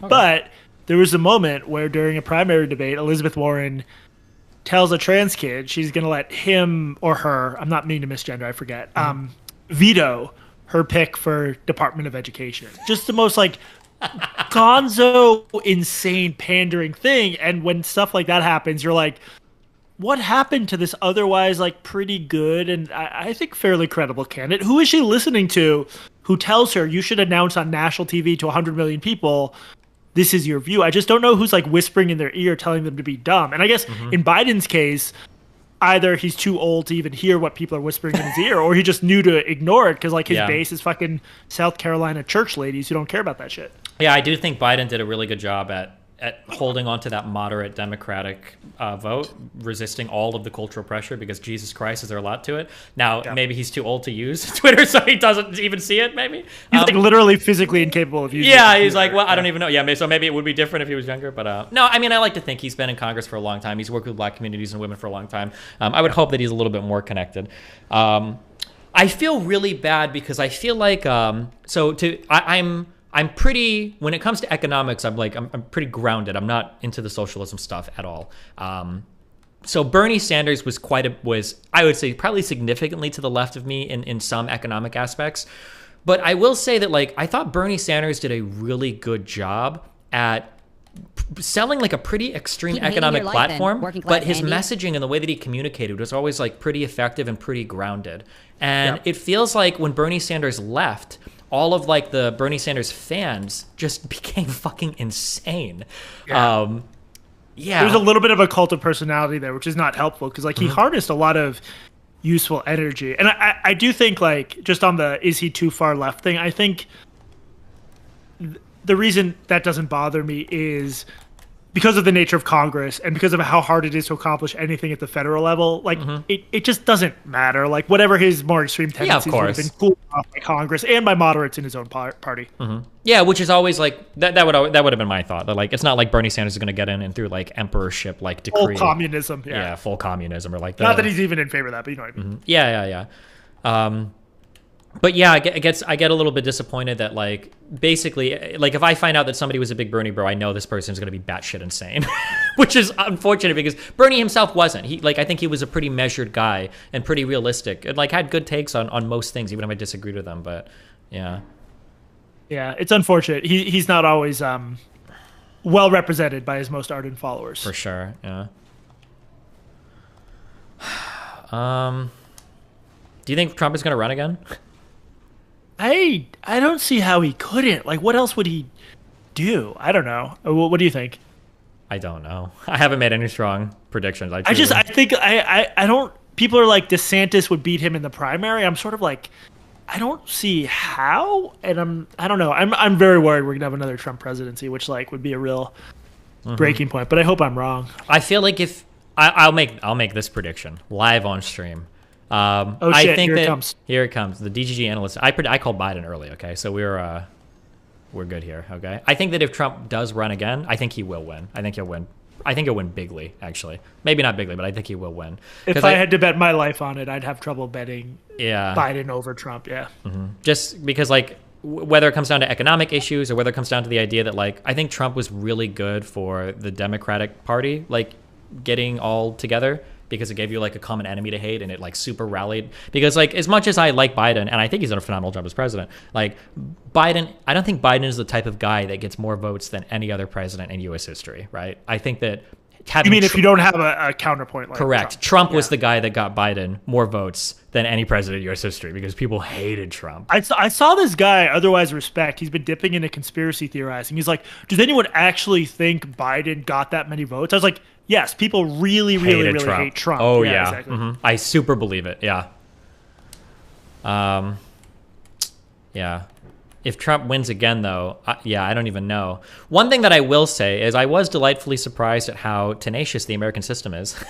Because Trump, for all that people say about fascism or whatever, I think that Trump legitimately would be a fascist if he had the power and opportunity. Absolutely. Absolutely. And how that anyone could deny. And this is also part of the reason I don't go too far in the other direction. People are like, half the people who are like, wokeness has gone crazy don't seem particularly concerned that a dude really tried to steal an election. Like the worst thing that can happen to a democracy. They're not concerned by that. They're concerned by the crazy TikTok teachers with green hair, who I acknowledge are annoying and dumb. And I wouldn't want, if I had kids, I wouldn't want them taught by them. But that's maybe not as big an issue as someone trying to steal an election. Yeah, I did. I had a debate with a bunch of conservatives at a bowling alley recently, and I remember I made that statement where it was like, the craziest thing to me is, however crazy people on the left can be, like, it's crazier to me that Republicans have convinced you guys that, like, the 1.2% of trans people in the United States, those are like the enemy that are destroying your country. Like it's such a crazy culture war thing, and it's not. You're missing like the bigger picture completely for these niche social issues. But yeah.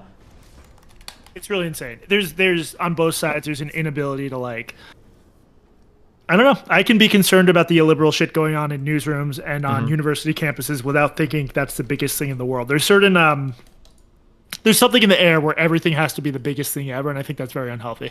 Yeah, for sure. Yeah. Yeah.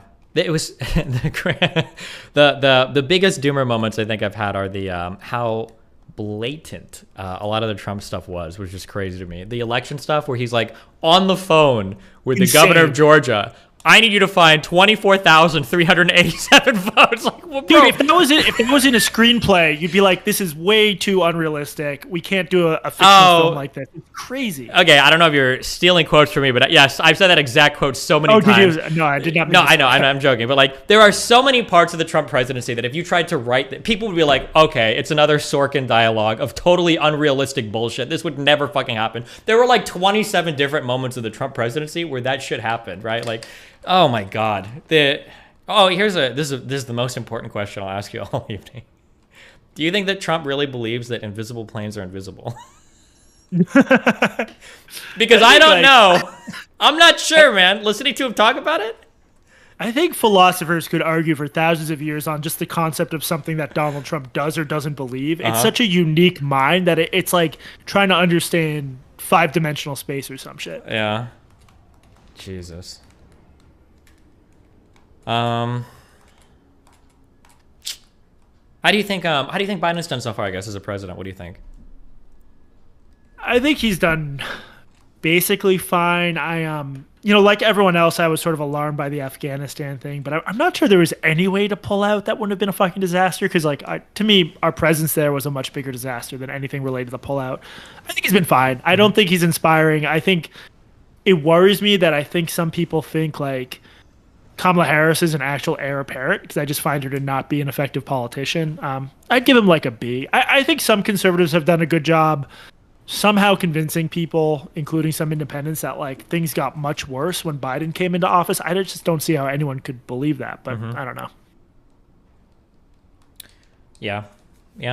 Biden will run again, right? He has to. I feel like, I remember during the primaries he said he wouldn't run again, but I feel like if the Democrats gave up their incumbency advantage, it would be like just unfathomably stupid. I think he has to run again, even if it's like just to From a fucking retire the day after. He's like in a hospital bed. Iron lung. Yeah. They wheel him out on stage for the debate. He's got like the fucking the Stephen Hawking teleprompter like reading. No, for dude, him. you know what they should do if he actually dies? Go full Weekend at Biden's, where you just like prop up his corpse and like put a voice box in him. Jesus, okay, that's really dark, but we could be headed there. Maybe. Oh man. Okay, actually, going back to the topic of the conversation, do you find that are you employed, or do you just like write like freelance? Do you like work for a particular company, or? We got a Substack gave us in advance for our podcast, so between that and my newsletter, it's working out. I'm lucky. Okay, gotcha.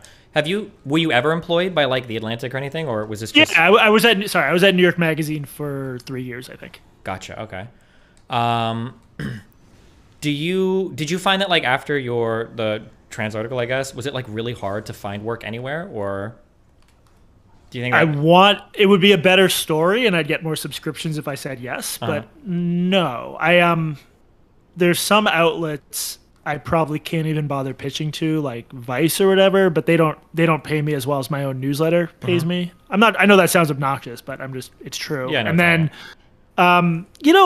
dude, last fall the New York Times had me review a book on trans stuff. So how can I claim I'm canceled when I still get opportunities like that? I do worry that like some of the crazy editors around my age who are real political radicals will sort of be controlling the reins of these outlets in like 5 or 10 years, but the outlets might not exist in 5 or 10 years. So It definitely has created some awkwardness and like people publicly denouncing me on Twitter, but I have not been canceled by any realistic stretch. Okay. That's cool then. But everyone listening to this should check out my jessesingal.substack.com, subscribe today, et cetera, et cetera. Gotcha. Cool. Well, hey, I'll have that linked in chat. Anything else you want to bring up, or? No, man. Thanks for having me on. I might try to steal 20 minutes from you to have you on our podcast to hear more about your trajectory as like someone trying to do debate, because I think it's interesting to hear about like how that has worked out for you. So maybe down the road we could do that. Yeah, anytime. Just shoot me an email and I'll usually respond. So. Awesome. Well, Thanks for having me on, and thank you for everyone who listened. Yeah, thanks a lot. It was a fun conversation. Peace, dude. Bye. Yo, this boss is pretty difficult. I'm going to be honest with you.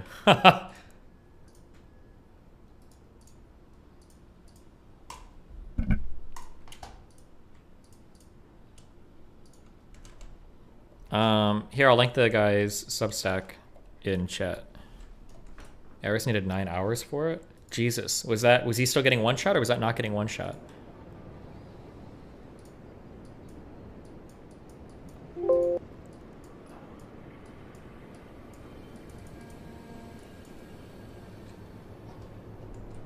Keep hating your life then, working class Andy. That's without getting one shot?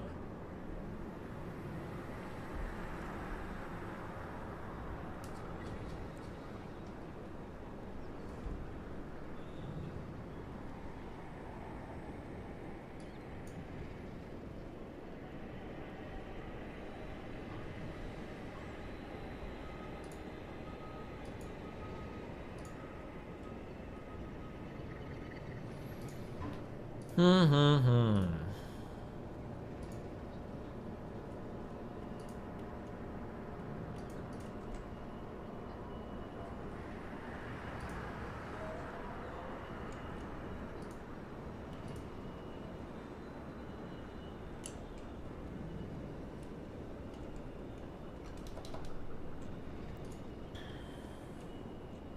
There's a boss encounter with 2 of these at the same time? No shot. It's got to be slightly different.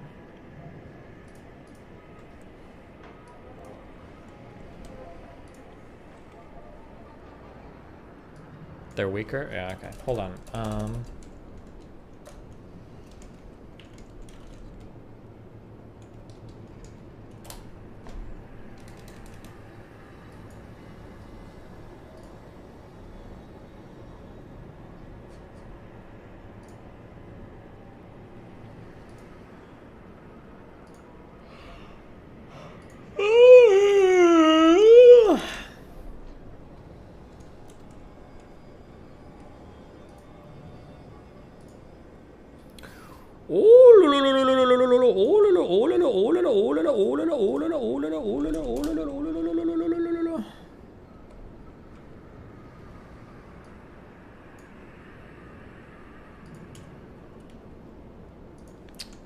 How long is this panel supposed to be today? Sweats to me.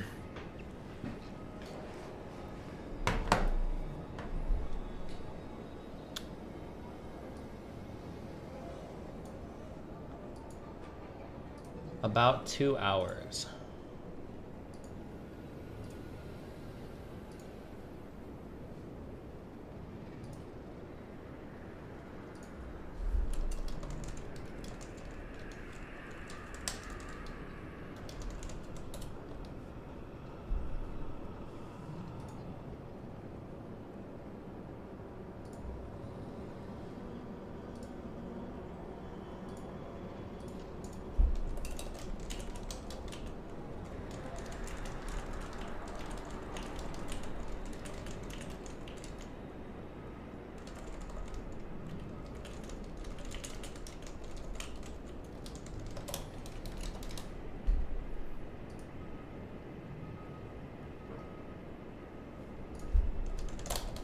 What emails do I have left? Well, I haven't done any of them, so... I have 64 left.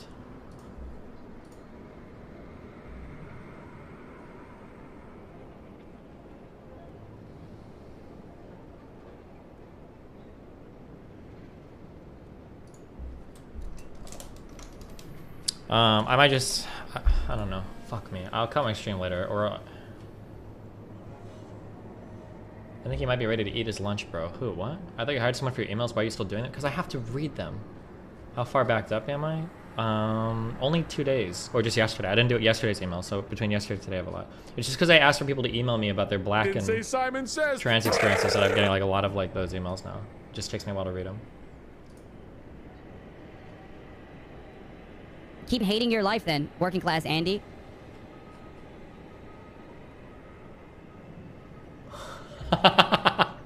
Sorry, Jesus. Some people are really mad about the terrorist Nasheed memes. I don't know how I feel about them. It might be going too far, maybe.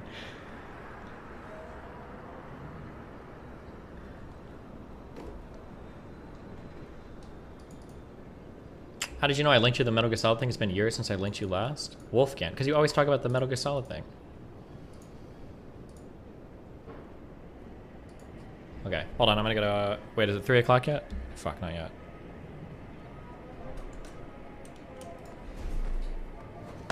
Three o'clock is my Red Bull time.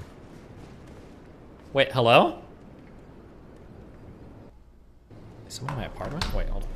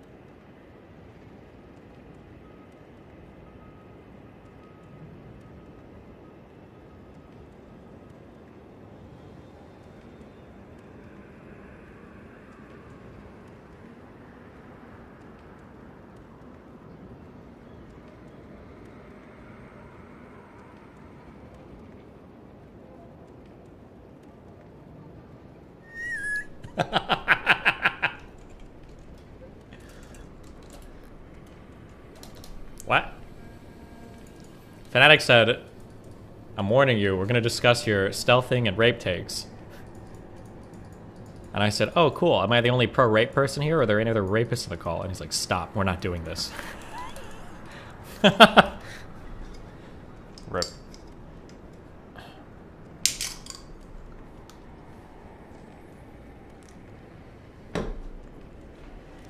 One thing. Okay, we're slight curve into gym talk, okay? And then we're gonna curve it right back out, okay? One thing that I've noticed, I don't know. Your life, then, working class Andy. I don't know if this is like in my brain or if it's an actual thing. Is when you get like on a really regular like lifting regimen, so like you're sleeping well, you're eating well, and you're lifting at the same time. Anytime any part of that gets fucked up, it fucks with my head really hard, and I feel super weak. But I don't know if I'm actually weak, or if it's just like in my brain weak. Like, I finally got back to the gym last night. I felt like shit. But it's because I hadn't been eating normally or sleeping, or I don't know, or it might have just all been in my head. And I'm not, I don't know, it's hard to say sometimes. Tomorrow night will probably be better, but what's the difference? I don't know, it just feels different. Your body feels weak. I think as soon as I load up, I'm like, I don't know if I can do this. Everything just feels heavier. I feel like I have less energy. I feel like I'm just like fucking scared. Who's Jesse Singal? Freelance writer now, I guess. Or no, I guess now he's a Substack. Who does things, but run a newsletter and a podcast. Do you feel a significant difference regarding your health since you started lifting? No, not at all, actually. I don't know if I'm a really like mentally healthy person. Like I like life. I always feel decent. So I haven't like, some people talk about how like, oh, I started working out, I feel so much better. Not really, I feel fine, but I always like felt fine. So I don't know. I guess I feel stronger. I can like pick up Melina and other things easier for what that counts for. Oh, I can have sex for longer without feeling out of breath. My cardio got a lot better. A lot better. I think I mentioned this before, but like when I would finish doing squats or deadlifts, my pulse was unironically, I think 207. It might have been higher than 210 when I measured it the most. I know because I had to look up what the healthy, because I don't want my heart to explode. But like unironically, after sets of squatting or deadlifting, my pulse would be 200 plus. But now when I finish, it's like 155 at the most, which is like significantly improved for me. And then my resting heart rate is like at around like 55 right now, which I think is like pretty decent for being like a 33-year-old guy that's like a little bit chubby right now. So yeah, I think I like health-wise, like my numbers and everything seem to be okay. But I don't like feel like, oh God, I have so much more energy day to day. But like I always feel like a high energy person, so I don't know.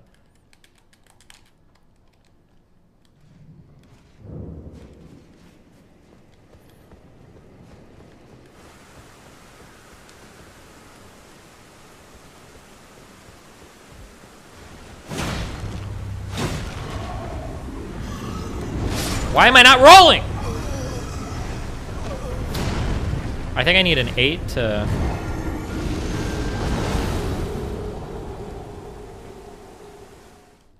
For 10 vigor, you should get a Bloodhound Step Ashes of War, which gives you insane... Wait, what is Bloodhound Step? Isn't that what my Ashes of War is? Bloodhound's Finesse? It doesn't really... It's not that insane. Or you don't get, like, that much... I don't think you get that many iframes on that move, my dude.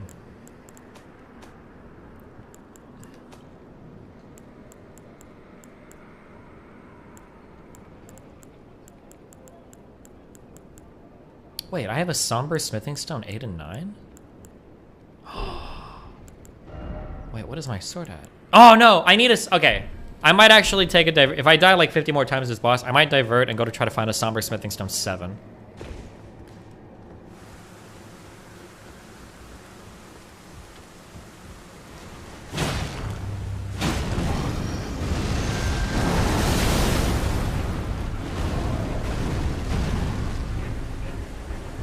Because I haven't even truly seen this guy's like moveset on like the second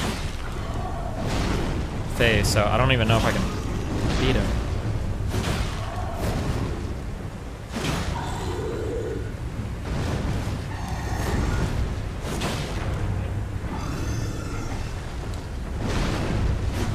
Really?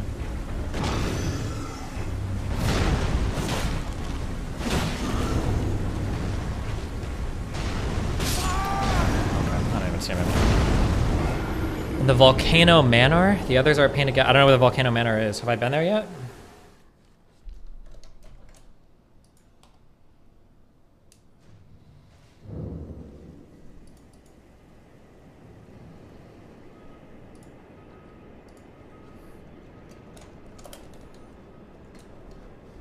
Top left of map. Hold on, donos. Top left near the volcano. Have I even gotten to the volcano yet? Is it here? I think I might go get that now. We're subbing here to support you more directly. Can I go up this lift yet? Toxicity and for making me an angrier person. Do you feel like sex gets more intense after a strong lifting session? Fuck no. But I lift at night, so I'm usually I come upstairs when I go to sleep. So. My journey in Islam continues. I have come to you from across the sands. My new madrasa, Al Trump Madrasa, will teach you to be a hafiz in record time. Tremendous savings. We even added an extra hadith. Great. Hi. Hello, sir. How you doing? Pretty good. How you doing? How's Elden Ring going?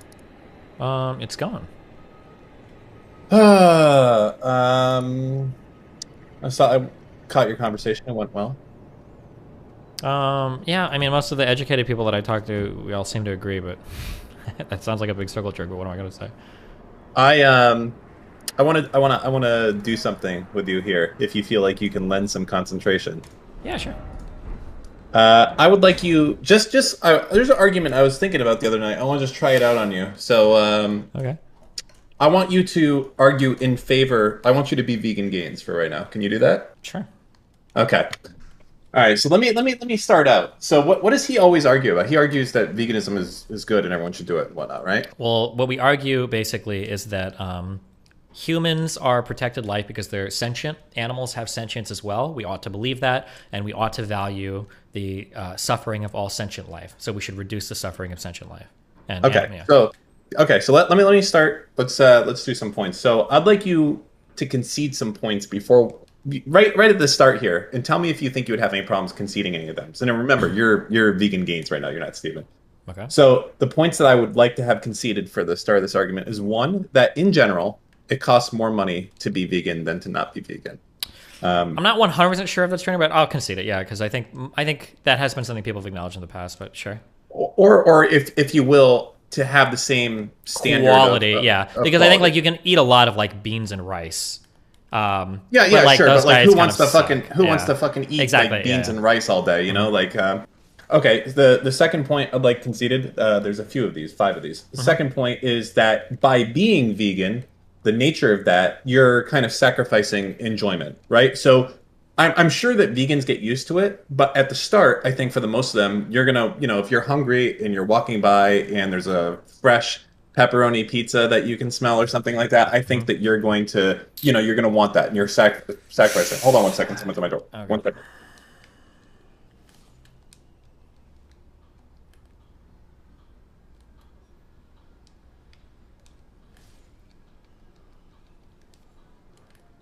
Sorry. Okay, I'm back.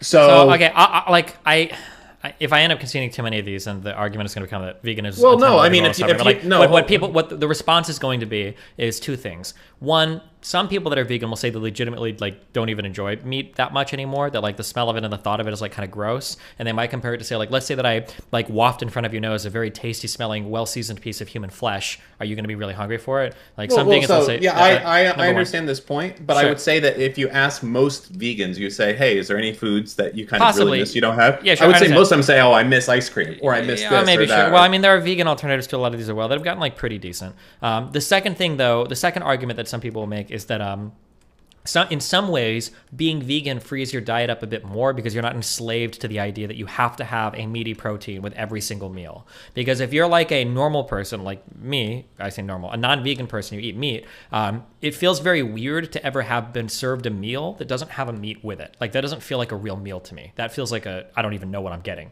if I get a meal that doesn't have a meat on it. And some vegans would argue that like, well, that's because you've been so heavily conditioned to eat meat that like you can't even conceive of a meal without meat in it. Yeah, I mean, so I can understand some people saying like, yeah, sure, in some ways, like maybe vegans are missing some things, but they also get to expand their diets in other ways. It just depends. Yeah. Okay, so I would counter that a little bit by saying that like there's plenty of people who go deaf completely, and then after interacting with the deaf community, even if presented with the option like, "Hey, would you like to get your hearing back?" and they say, "No, this is better. I like this more." This is not a meme. This is a real thing. Like a lot of people who are deaf do not desire to have their hearing back, and I think that by saying, "Oh, once you're vegan, once you suffer enough and you stay away from this thing for a long enough time, you don't even want it anymore." I don't think that's a good reason. In general, like most people kind of would want this. I think. Okay, sure. Yeah, I guess I wouldn't concede this. I would fight harder, but I'll consider for the sake of the discussion. Okay. Okay. The third one's kind of simple. That animal lives are less important and less valuable than human lives. Sure. The next one is that you personally, going vegan or not going vegan, will have pretty much zero effect on the amount of animals that are slaughtered. Sure. And then the last point, this is a little bit of a tricksy one, but most people in general will only be able to advocate for one, maybe two causes throughout their life. Like, you know, if you find the average person, they probably care about fucking guns. I would never agree with this.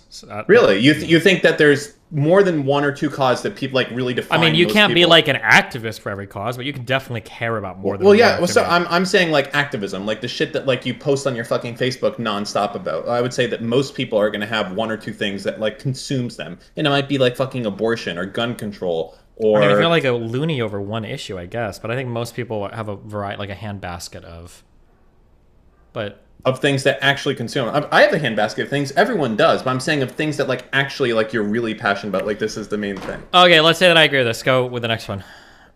Well, that's it. Okay, so my general argument would here be that being vegan, by nature of doing that, by spending more money by being vegan, you're also inconveniencing yourself because it's more difficult to find food.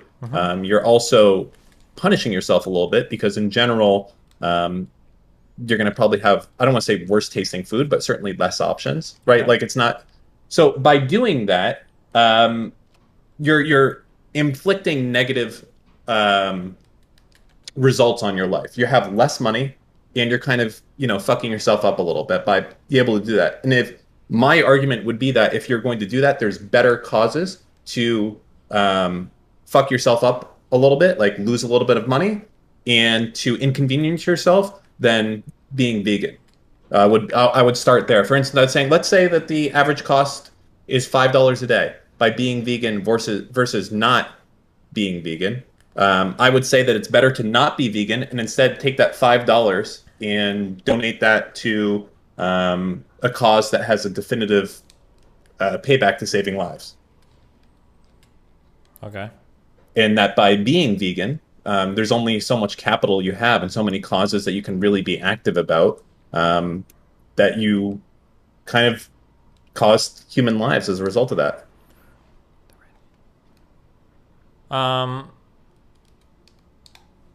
Okay. Is there anything else there? Well, I mean, I can give more things than that. Like, there's a lot of. So things, you're like, coming at this from like a very kind of like utilitarian perspective of like, well, ultimately, you know, like what, you know, ultimately, like what can we do instead with our money and time to do this other thing, right? Well, no, I would argue like, that being vegan kills people.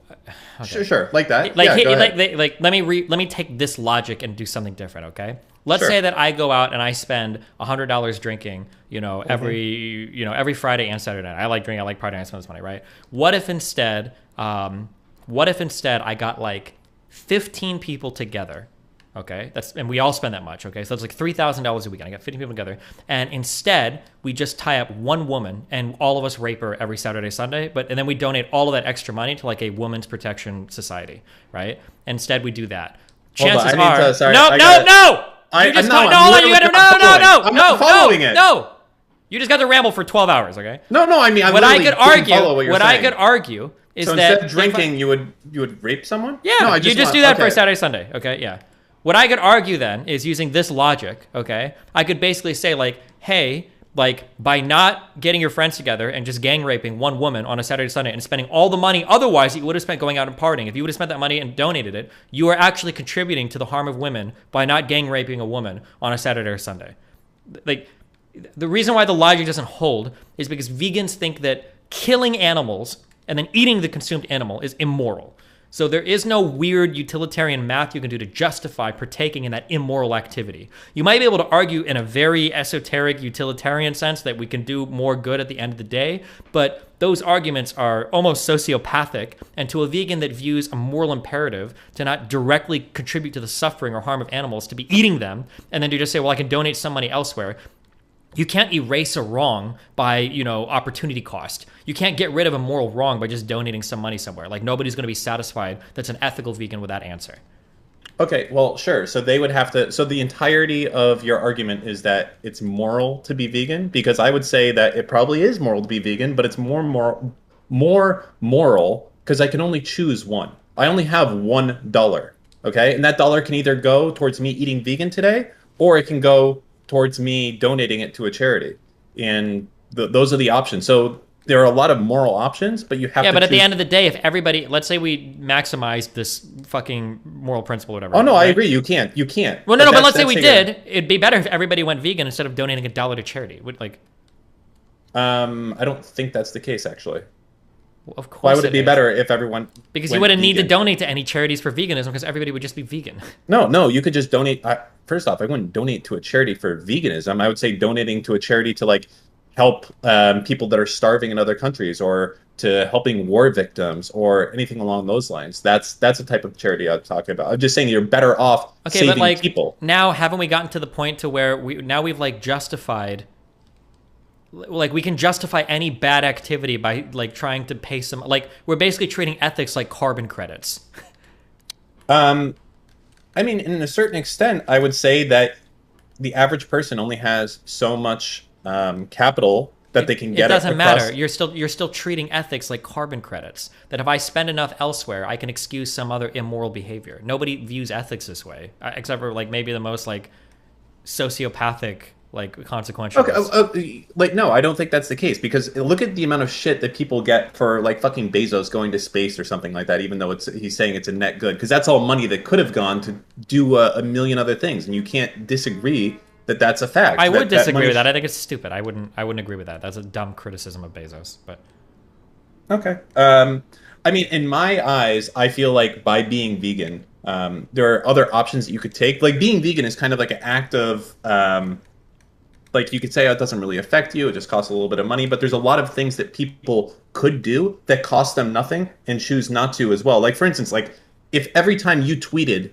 from now on, you added the hashtag Rohingya genocide to the end, you could draw attention to that and potentially help lives and get people to donate, but you don't, right? You just flat out don't. And probably the Vegan Gains guy doesn't, and other people that advocate for vegan stuff don't. So at what point is something that's literally free, literally costs someone nothing to do, and it's not done?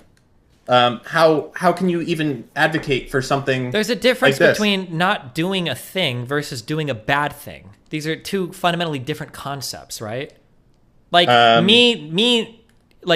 might be the case that I could contribute an hour of my time to going to the beach every day for the rest of my life, and maybe I'll save a human life. But me not doing that wouldn't be the same as me drowning somebody. These aren't moral equivalents.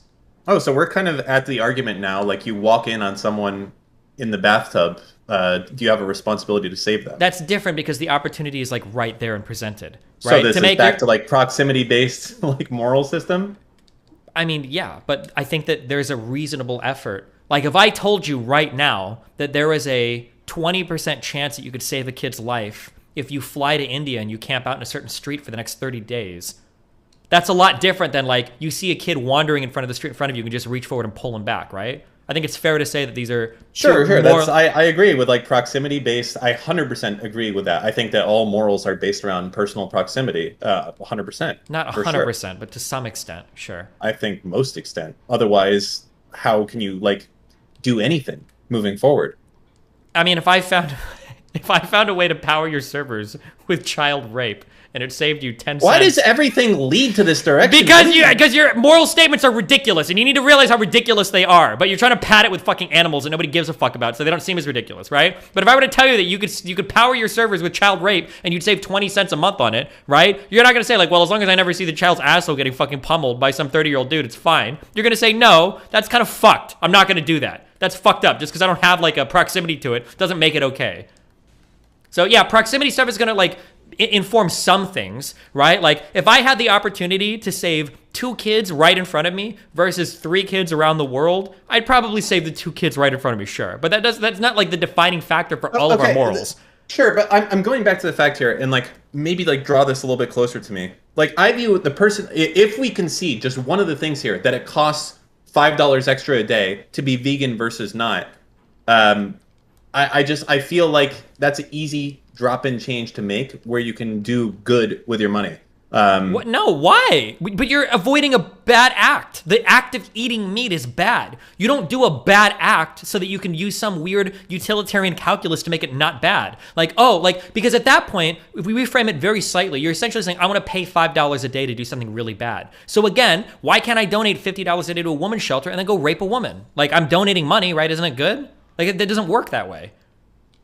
You can't pay. They're not carbon credits. You can just pay to do bad things and then it becomes a good thing because you paid to do it. Yes, I'm thinking like, so in one case here, you're putting one thing higher than the other. That's just the de facto thing that's happening, right? What one thing higher than the other? What? No, you are. You're saying, oh, you can't say you're doing this, that. Either you are going to eat meat and have an extra $5, or you are not, right? Would you concur? Those are the 2 options there have. There is no third option here. Yes. Sure. So the option is you either stay with meat and have an extra $5, or you don't. Yep. And so, but by going and eating meat, you have the $5, which you could then donate to a charity and save a human life instead of an animal life. But you can't just. Why? You could. That's literally a choice. Because it's immoral. If you think that it's unethical, it's more immoral to let the child fucking die. You have $5. It is more immoral if you know for certain. And I'll even grant you this. On my world, it's not always certain that you have $5. So then here's the question. Then the question is, if somebody offers you $100 a day to rape a woman every day, but you donate that money to a woman's shelter, or whatever, is it immoral then to not rape the woman? Okay, hold on. Sorry, say this again. I'm offering you $100 a day to rape a woman, okay? Should you do it? Because if you don't, then that's not, you don't have $100 to donate to you're inflicting on someone else's agency, I guess, first of all. Yeah, no shit. What do vegans think about animals? You're taking away their agency by fucking torturing and eating them. No, I know that vegans believe that animals have sentience and everything else like that, but I also ask you to concede at the start of this conversation that even if that's true, that human sentience is more valuable. But it doesn't matter. More valuable doesn't make something else or not unvaluable, non-valuable. It doesn't make it unvaluable. It makes it less valuable. Yeah, but it doesn't matter. It's still a thing that you ought to value.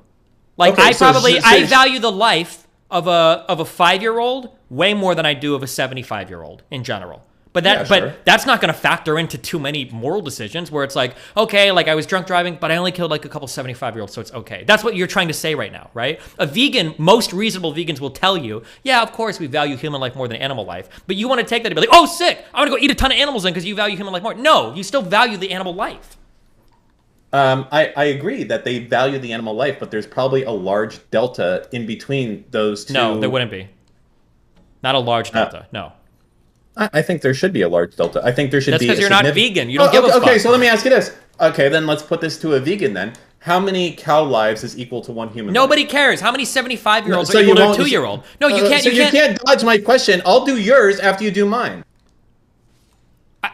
I don't think morality works that way. Like, what's worse? Like, stealing $5 from a poor person or stealing $7 from a slightly less poor person? Like, let's analyze the marginal utility of their dollars. Like, okay, I'm assuming that these numbers are much bigger. So let me just ask you then, since you're a moral guy, how many cows would you slaughter for one person? Okay, I'll do this. Okay, just say an average. No, person. I'm not going to do that. I'm not going to engage in that. Okay, but I'll engage you this way. Okay, let's say that there is an immorality score of 1 to 10,000.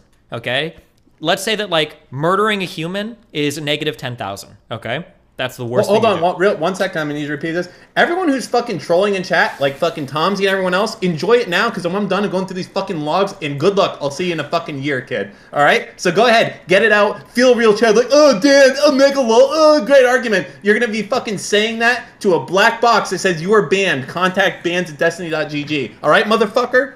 All right, now go ahead. Lucky I fucking come on here and make any conversation, otherwise we'd be talking about the fucking gym. So shut the fuck up, stupid motherfucker. You know what? No, I was about to end it and fucking talk about gyms right now, but I'm not gonna do it. Just shut the fuck up. No one gives a shit about your fucking dipshit fucking comments, okay? You're a fucking no one. A fucking moron that knows nothing of nothing. That's why you're fucking sitting here watching me talk, bitch. So sit the fuck down and shut the fuck up. All right, now go. Start over again. If murdering a human is negative 10,000, if we say that's the worst thing, that we karma credits? What, just on some arbitrary scale, okay? Sure. Okay. A vegan would say that like murdering him is negative 10,000, right? We might say that like raping somebody is like negative 5,000 or something, right? That's also really bad. Well, it depends who you ask, but yeah, sure. And then we might say that like stealing is like negative 300, okay? You know, arson, that's like a negative hating your life, 2,000. then, working class Andy. Right? We might like rank these this way, okay?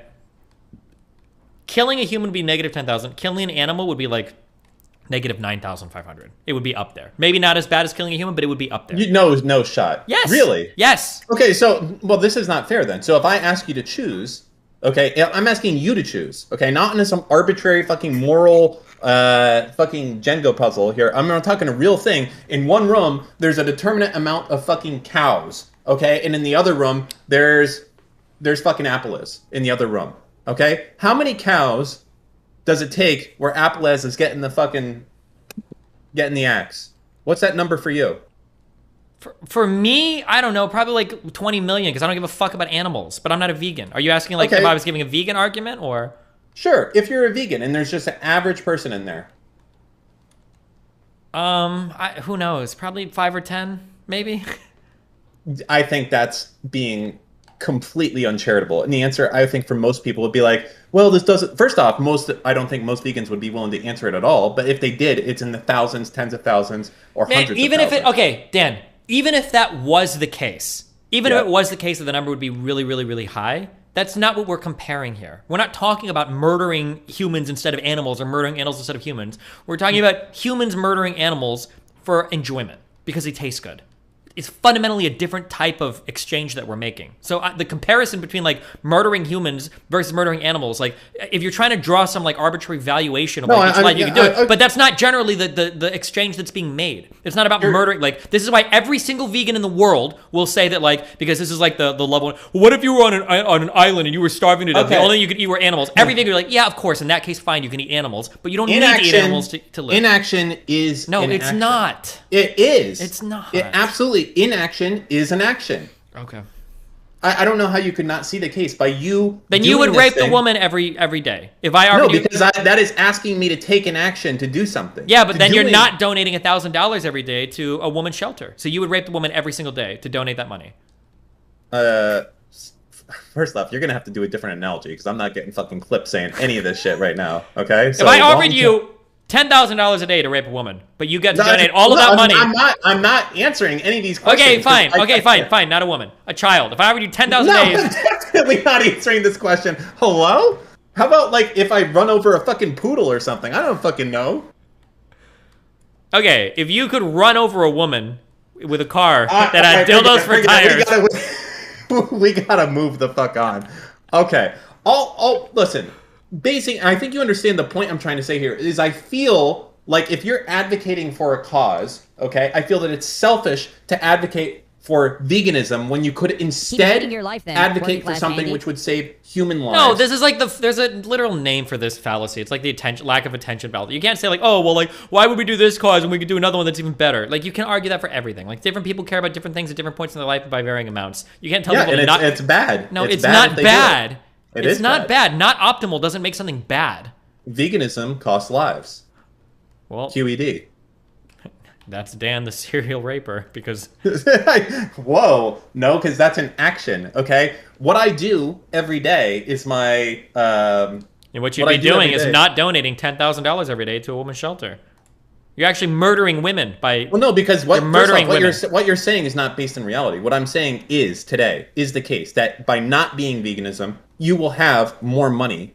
That if you care about being moral and following, and you care about, which I assume is the main reason that people argue for veganism, is they saying it's immoral. But if you care about morals, you will de facto have more money and save more human lives as a result of not being veganism. There's no fucking weird thing like if I don't wear a shirt every day, I'm going to save 1,000 women or something. That doesn't exist. Yeah, but there's no other thing. Can you think of a single other example of all of societal behavior, human behavior, where you would be offered money to do an immoral action and you think that makes it okay? Can I think of something where a single thing that's equivalent to this? You're telling a vegan to engage in an immoral action because they might save a little bit of money that they could donate. Can you think of any other thing like this in all of society that would make this an acceptable exchange?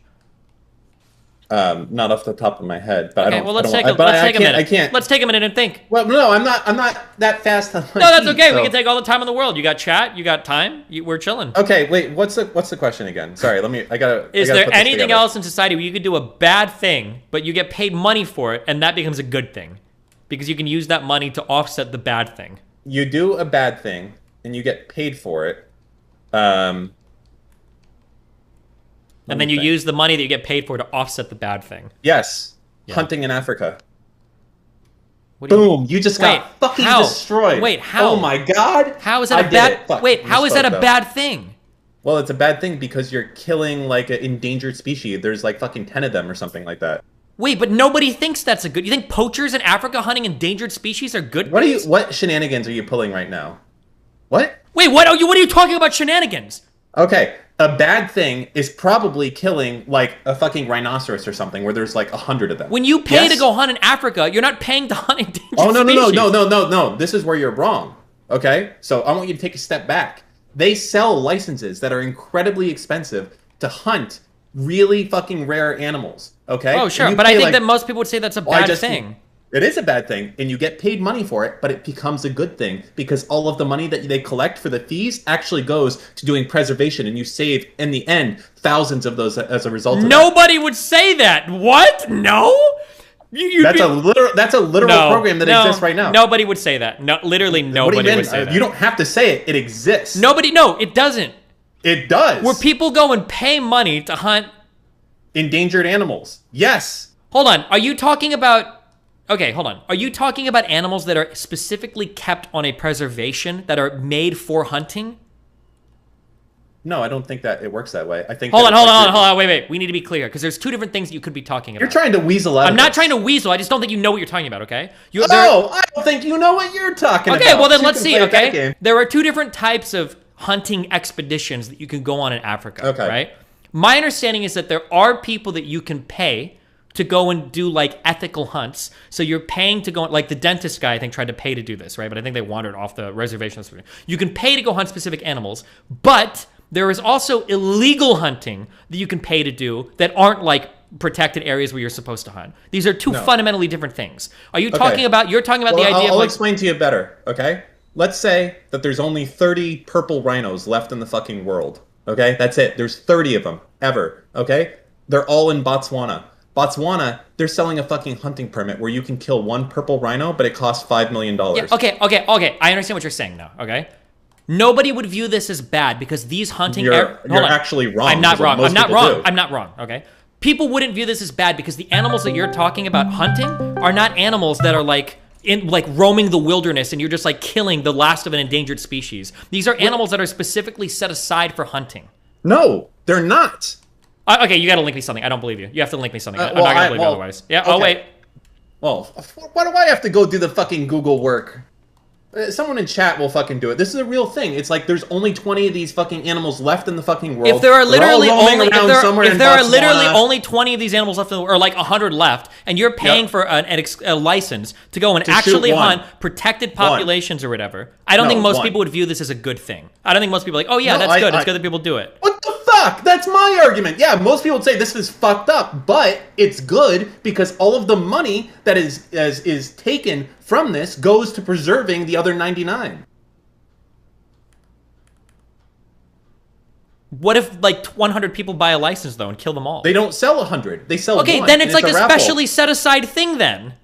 No, it's not. You're talking about a limited life. It literally is. It's limited by what you just said, by definition. Wait, I don't even know what we're fucking arguing. I just know that I won, and you're trying to weasel out. You're very good. No, it's not. No, we're not weaseling. You're making it sound like anybody can go. So you're talking about a limited, exclusive license to go and kill one of some population, right? While the entirety of the so you're not actually hunting anything into extinction. It's like a specially set aside thing. In which case, most doing a harm. Wait, you asked me for an example of something where you can pay to do something of something bad and then you make money as a result of it. And the example of this is I'm going to sacrifice an animal that's under my care to be killed for fucking sport. You're not going to even eat the motherfucker for money, and it's a positive good as a result.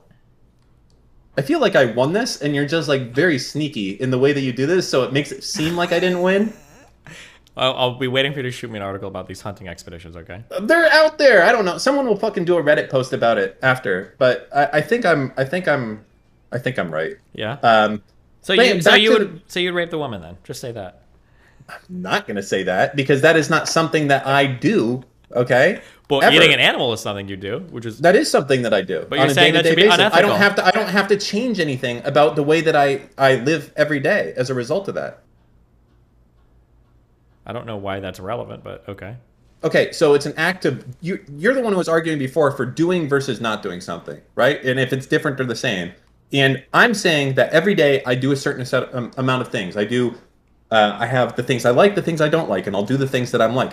If you want me to change something, that's an action. You want me to do an action. If you want me to fucking do the same shit I'm doing every day, that's fine. I can continue doing the same things I'm every day. So by trying to get someone to become vegan, you're trying to make them take an action, to do something differently, okay, than what they're doing every day. And I'm saying that by using that effort to have someone to go and become vegan, okay, and as a result waste $5 and waste that effort that could have been advocated for a more worthy cause, that you're causing a moral harm by not instead advocating for, like, you know, genocide victims or something like that. You know what, Dan? I think you should debate vegan gains on this. If I find them, will you do it? No. That's why I'm doing you. What do you mean by that? Are you getting paid $1,000 for it at least? No. Did you see that on the fucking shit? I like extorted money out of some anime people on the what do you call it? The fucking place thing, because they were afraid that I was gonna like put like fucking red squares over their shit, so they came in and gifted me like fucking subs. It was awesome. In chat or what? Yeah, and on the when the place thing was going, there was what was it, like Omori or something like that? And they found out I was streaming and fucking around, and I was like, well, it'd be a real shame if something happened to all of these fucking beautiful artwork, and then we extorted subs out of them. It was fucking awesome. Fuck! I just got a huge idea. Holy shit! Why the fuck? I just got 2 ideas. Okay, hit me with them. Fuck! I think the second one is actually $1 million idea. Okay. But I'm so lazy. Okay, hold on. The first idea was imagine having a community like mine, and then we find a sponsor, and we get like $15,000 to make like a 200 by 200 pixel place. Yeah, and you could have. Yeah. You absolutely, like, someone. I'm thinking now, how much would it have been worth to have been immortalized, like, in one of our companies in that thing, and like we could have done it. But the question is, can you really mobilize your audience? Be like, hey guys, I'm getting 50 G's out of this. I need you guys to stay here 24/7, making sure no one defaces this. They're gonna be like, the fuck? This ain't no DGGL. This is the fucking Ridge Wallet. Hello? I mean, if we had like DGGL like holding a Ridge Wallet or something, I think I could get people on board with that. Oh, you know what you would have to do? You would have to be like, listen, it's just gonna be the Ridge Wallet logo, but I'll dye my hair blue. I promise. Again. Okay, this time we're gonna. I could do like 10 different charity streams where I promise to dye my hair blue, and then I could do all the dyeing in one time, and then I'm dyeing my hair 10 times blue. The same thing. Hold on. Yeah, that's a smart way. I gotta get mute for a second.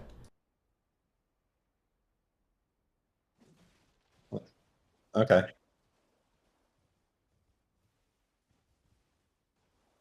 Yep. Doing that, but with this.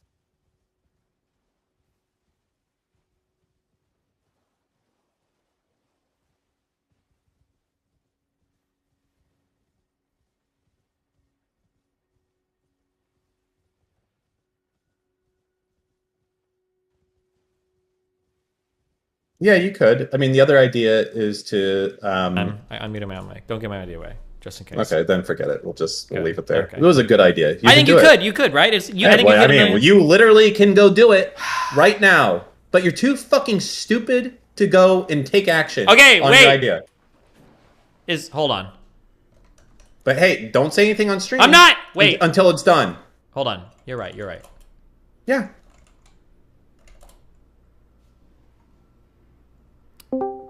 Oh, Jesus. Who joined?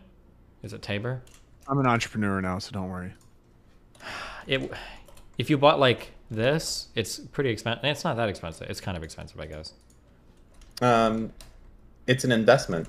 True. It's a gamble, a crazy risk. It's a bit of a gamble, but I'm so lazy. Fuck. No risk, no reward. Tabor, if I tell you the idea, I'll give you 50% equity if you go and execute on it.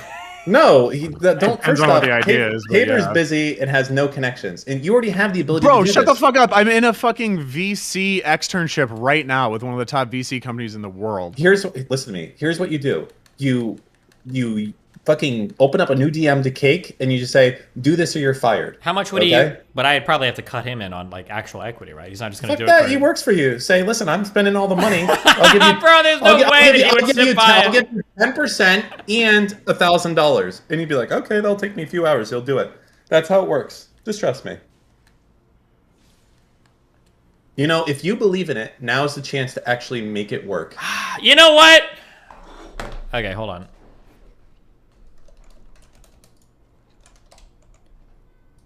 No, I'm not saying it's actually going to work. It probably, if I sold like 5%, I think it would start to maybe. But what if it wouldn't? Maybe careful. Yeah, okay, hold on. You say too much. Can you tell it to me real quick? Because I'm literally in this externship right now in a Zoom. I'd love to know it. I bet you would. Don't tell him. He's very sneaky. Am I? Next thing I'm going to see this as a NFL thing.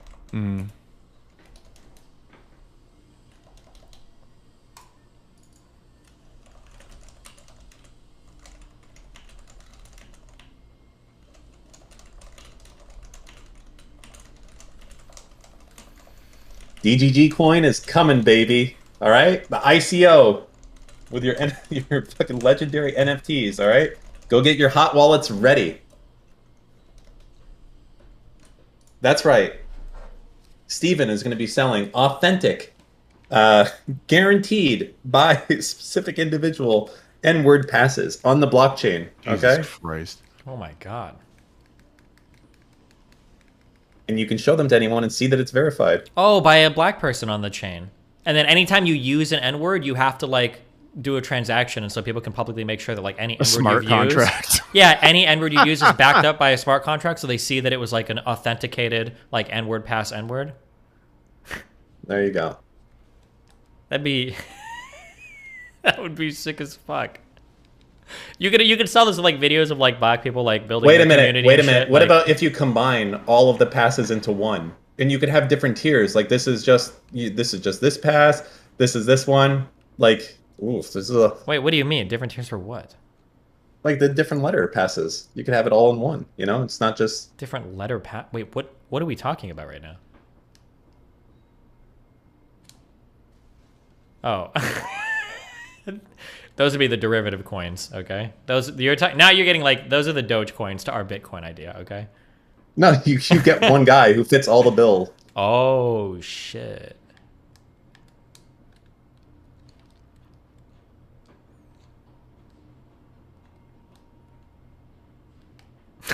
Did you watch on stream? Do you remember the teacher, the white teacher? From what? Who was trying to explain the difference between the hard R and the soft A, and he just says it like 30 times. This like black, this like black lady just sitting across from him. Holy shit, that was like an actual 11 out of 10. Oh my god, just the part where he's Hand me that pencil. Oh fuck, I'm not gonna be able then to find just drops it.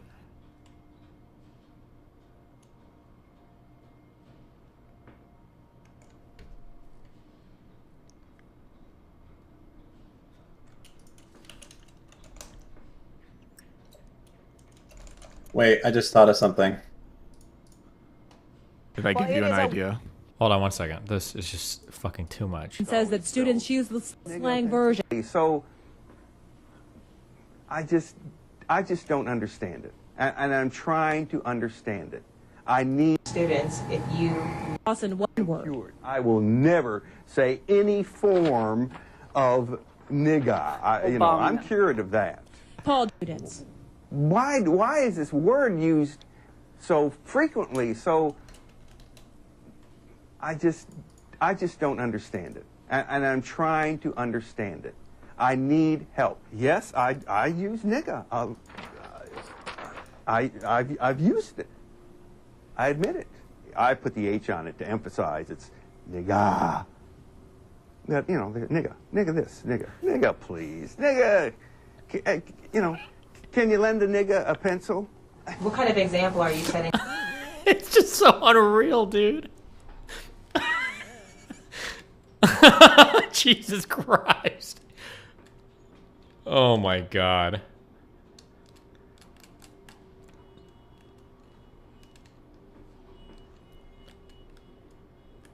Am I gonna find it in here, guys? That Somberstone 7? How have you been doing, Tabor? Good. I gotta go because I'm in this Zoom call for my externship. What is an externship? It's like a Zoom 2-day internship. Oh. Where they just You're in they the are call throwing right so much. now? Yeah, they're throwing so much information at us. Maybe you should be paying attention. Well, I wanted to know this $1 billion idea. Well, ooh, Wicked Supreme caught in the mute link ban. RTBA turned that on. Blame him, guys. What? What? What Wicked Supreme? What's going on? He got. He caught a chat ban.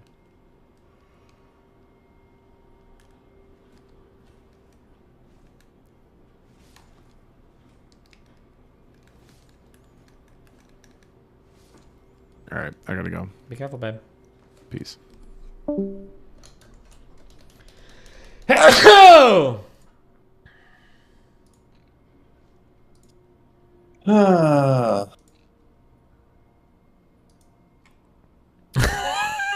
Is that really? What?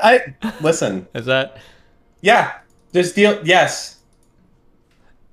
We take this seriously. All right. This is an inaction on your part, not to do something. I see it, RTBA. That's what we're laughing about right now. Okay, I'll look for it in the future. Okay.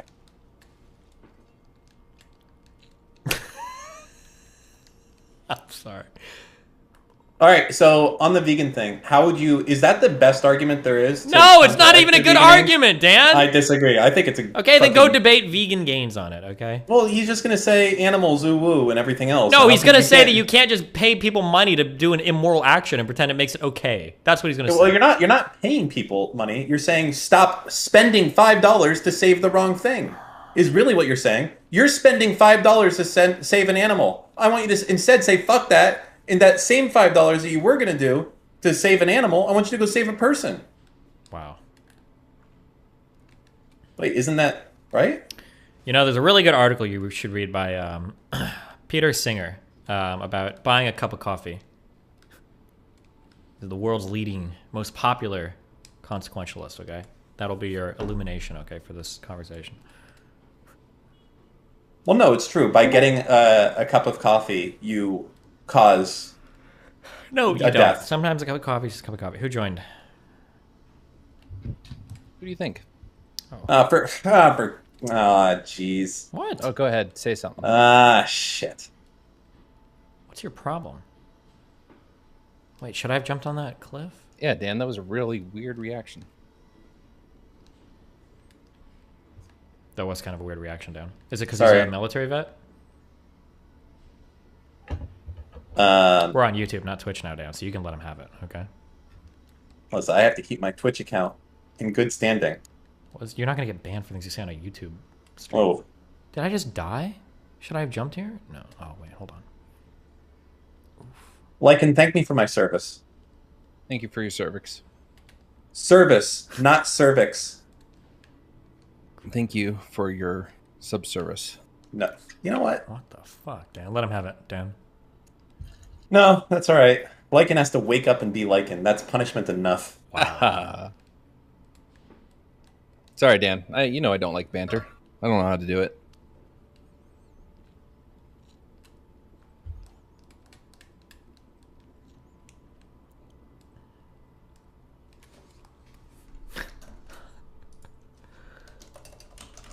Make your jokes, Dan. I'm not gonna get mad. Oh, I was reading. I don't have any. Listen, I'm just disappointed because you think my argument isn't good. I thought it was fucking unbeatable. Wow. What was the argument? Uh-oh. I don't want to go through it again, but basically that by being vegan, you spend money. It costs you more money to be vegan than not vegan. Most people don't start vegan. And that by being vegan, you're spending $5 to do something, and you're better off instead staying as a meat eater and choosing a different moral cause. What if it was the case that you could be vegan for the same price as eating meat? Would your entire argument fall apart? No, and I thought about this, and the reasoning being is that you're sacrificing quality of your life a little bit, and also convenience, because like you can't just like So stop quality at any and fast convenience food. are a good enough reason to commit. Well, yeah. For and the example to this is like, okay, are we going to say that from now on every car you get has to be the maximum fuel efficient vehicle, or from now on it costs you nothing to not cut your hair once a year and then donate it by cutting it off? Why are you not doing that? You don't do that. Or only having 2 outfits that cost you nothing not to do that. That's an easy change you can make in your life. That'll have a net good. So I would kind of argue based off of convenience. Okay, so there are no moral. So basically, in Dan's, this is great. You're on like the Vosh fucking morality train. Basically, in your morality, every single behavior is justified as long as it's not like inconveniencing you. No, I would think the morality is mostly based around personal responsibility and personal. Yeah, but if anything inconveniences you too much, you can basically be as immoral as you want. No, does it have consequences for your life? I guess would be the real thing. How does it affect the people around you? How does it affect your neighbors, the people in your direct orbit? But in what about general, the animals that you're fucking eating? Well, those aren't in your orbit, right? You don't. Well, they're know on about your them. plate. You don't know about them. Just the same. Okay, like, what if I wanted to make the same argument for cannibalism? As long as they're being killed far away. I think that if you were to eat people and it was to get out, that you would be like Armie Hammer, canceled off the fucking. Well, let's say internet. that it was a society where people ate people. Then I'd probably eat people too. Fucking based. I mean, is it not the case if it's normal for everyone in society to eat people? Do you think you're going to be the one dude like not doing it? You're going to be like, yeah, okay. Okay, so having some fucking seven- Jacob for dinner, fuck yeah. In the 1700s, Dan, you would have been a slave owner? Or I would have been a slave. One or the other. Okay. Right? Because that was what was the thing at the time. I would either have been a slave or a slave owner, or more. Okay. You know, you could have also been the person that's fighting against it, but that was like less likely of a person, right? Like most people back then were for it because people thought it was good. I guess I don't fucking know. Okay, Dan. That's a brave position to take. But isn't it that's just the case? Like, did most people back in those days like? They were in favor of it, right? Because that was most people didn't have the money to own slaves. I didn't know you wanted to. Oh, fucking stop! You know, don't fuck around. All right, I know what you're trying to pull here. It's okay, Dan. It's all cool.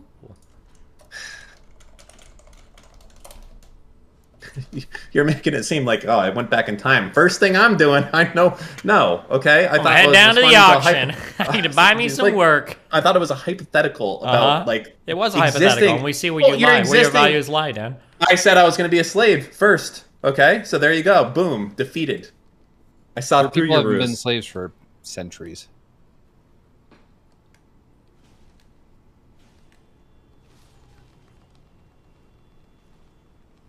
It's okay, Dan.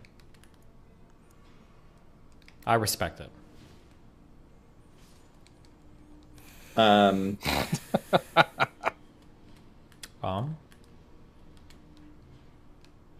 Yeah, I need to rename this whole thing proximity-based ethics. It's not a thing, but I can make it into a thing. No, because it is a real thing. It is a thing. Think about it. Like, think of when you watch the commercial in the middle of the night with Sarah McLachlan singing "Arms of an Angel," and you're watching the Afro-Kicking kid with a distended belly with fleas on him, or flies on him.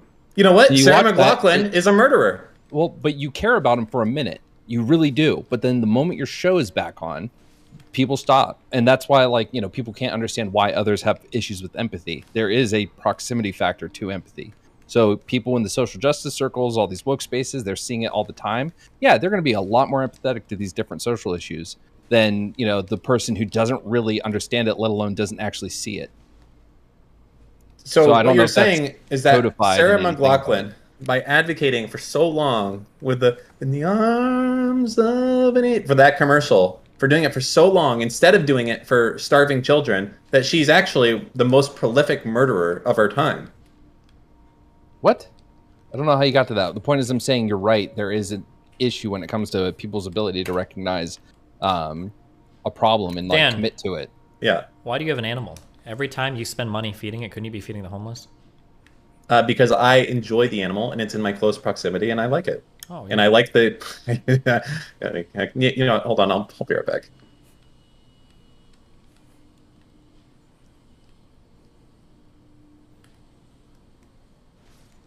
Oh, I'm dead. Oh my god, just kidding. Where is the somber smithing stone 7? Yeah, so anyway, it's proximity-based stuff, right? Like stuff close to you. hating Like your you life said, then, you would working class fucking run Andy. over a cat. You would give no fucks if it was a random cat. But if it was your cat, if it was like fucking Aslan or someone like that, you'd be like, oh no, Aslan. Like you're not gonna, like if you run over your cat, you would be sad that you ran over your cat because you have a personal relationship and memories with your cat. And that's why you value your cat or your cow or whatever more than the fucking unnamed faceless Bessie that's getting sent to a meatpacking plant in fucking Ohio. There isn't a 7 here? Somebody said it was in this fucking volcano. Are you serious? So, Dan, one of the things is that, like, when you were speaking earlier, you were comparing a bunch of different issues, not just animal life issues, right? And I think one of the problems with that is that, or one of the things that could maybe help your argument, is that animal life is... Oh, this is the route to the volcano. Animal life is more significant, right? Because if we're talking about a life, you know, so there are a bunch of other social causes, but one is leading to something's destruction, whereas others might be, you know, a little more hardship. And I would say that death is worse than hardship, right? All right, I've. Oh yeah. Okay. Wow, did I've Lycan just, just come in and destroy Dan in 2 sentences? This is What? the power I'm of the trying to- Marines I'm right trying to here. do- Holy shit. No, fuck off. All right, I'm trying to do work at the same time. I've already won this argument, and he was saying that I'm right anyways. He's telling me why I'm right. What the Well, fuck? I think that's what my conclusion was, but I'm also playing a game, so it's hard for me to focus. Yeah. Was I like demolished by Lycan telling me that I'm right, and here's a good reason to show that Dan, you're right? you don't even know what How you're about you talking pay the about. fuck attention, Dan, Steve? you're lost, Dan. You know You're the having reason a- why I so frequently beat you You're in having a debates boomer is because moment, no Dan. one else knows how to even interact with you, so they're so confused when you gaslight them and like throw out like fucking raping women and shit, and they don't know how to fucking react. But me, I can see through it. I'm like your fucking kryptonite, bro. Okay? Oh yeah. It has to be the truth. Wait, is there any crypto called Crypto Night yet? That would be a good name. I'm sure. There must be. Tell us what the new best... Do you remember when... Never mind. Just say it. No, it wasn't about you. But there were sometimes Uh-huh. people would come on stream and tell us about like what the next big coin would be or whatever. Let's stop though. How's crypto doing? I don't know. You just Let's see. Ethereum is at $3,200. I haven't checked the price of Bitcoin in forever. Is it past 60K again or whatever? It is 43K. Okay, I thought about it. No, that's not in support of your argument. I'm sorry, Dan. Oh, Well, hold on, hold on. Dan! Well, before Oh we- no! I wouldn't expect don't utilize me like that. a lobster murderer to. I have no problem with eating meat. That's what I'm saying. So Yeah, I when, don't- when you look at a vegan and say, why don't you do all those You other took- things? you took pleasure they can out of it, too. prioritize. They can I did.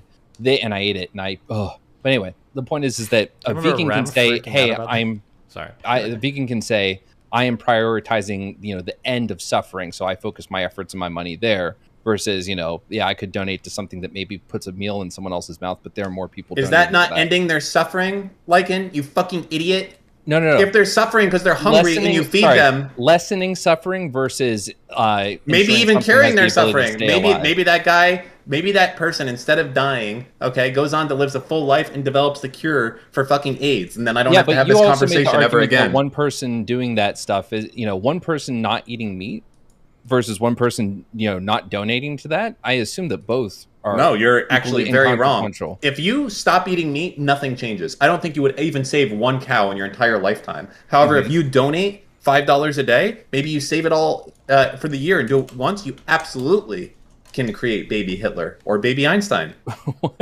What? No, I mean, so the amount of meals that one individual could, sure. But again, it goes back to the whole, not everyone's doing it. So sure, maybe you might once. We're only talking about you. We're not talking about what a million yous will do. Well, that's what I'm saying. So if I don't, first of all, $5 a day is a lot of money. So most people aren't donating that to charity. But let's say that that is the case.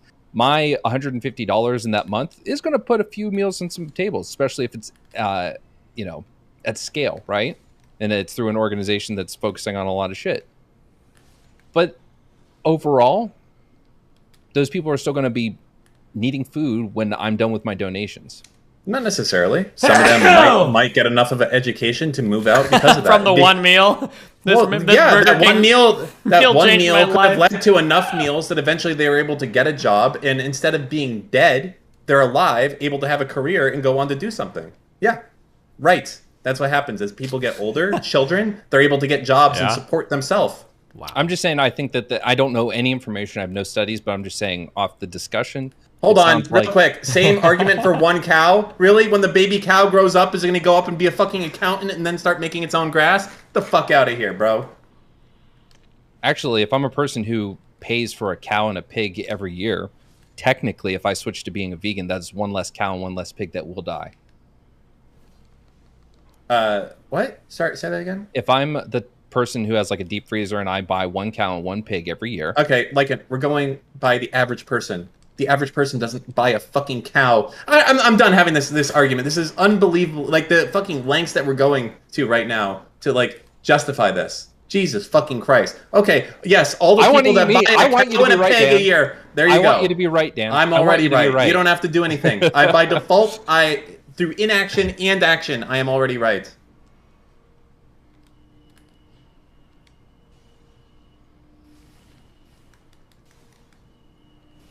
I like you, Dan. Jesus Christ.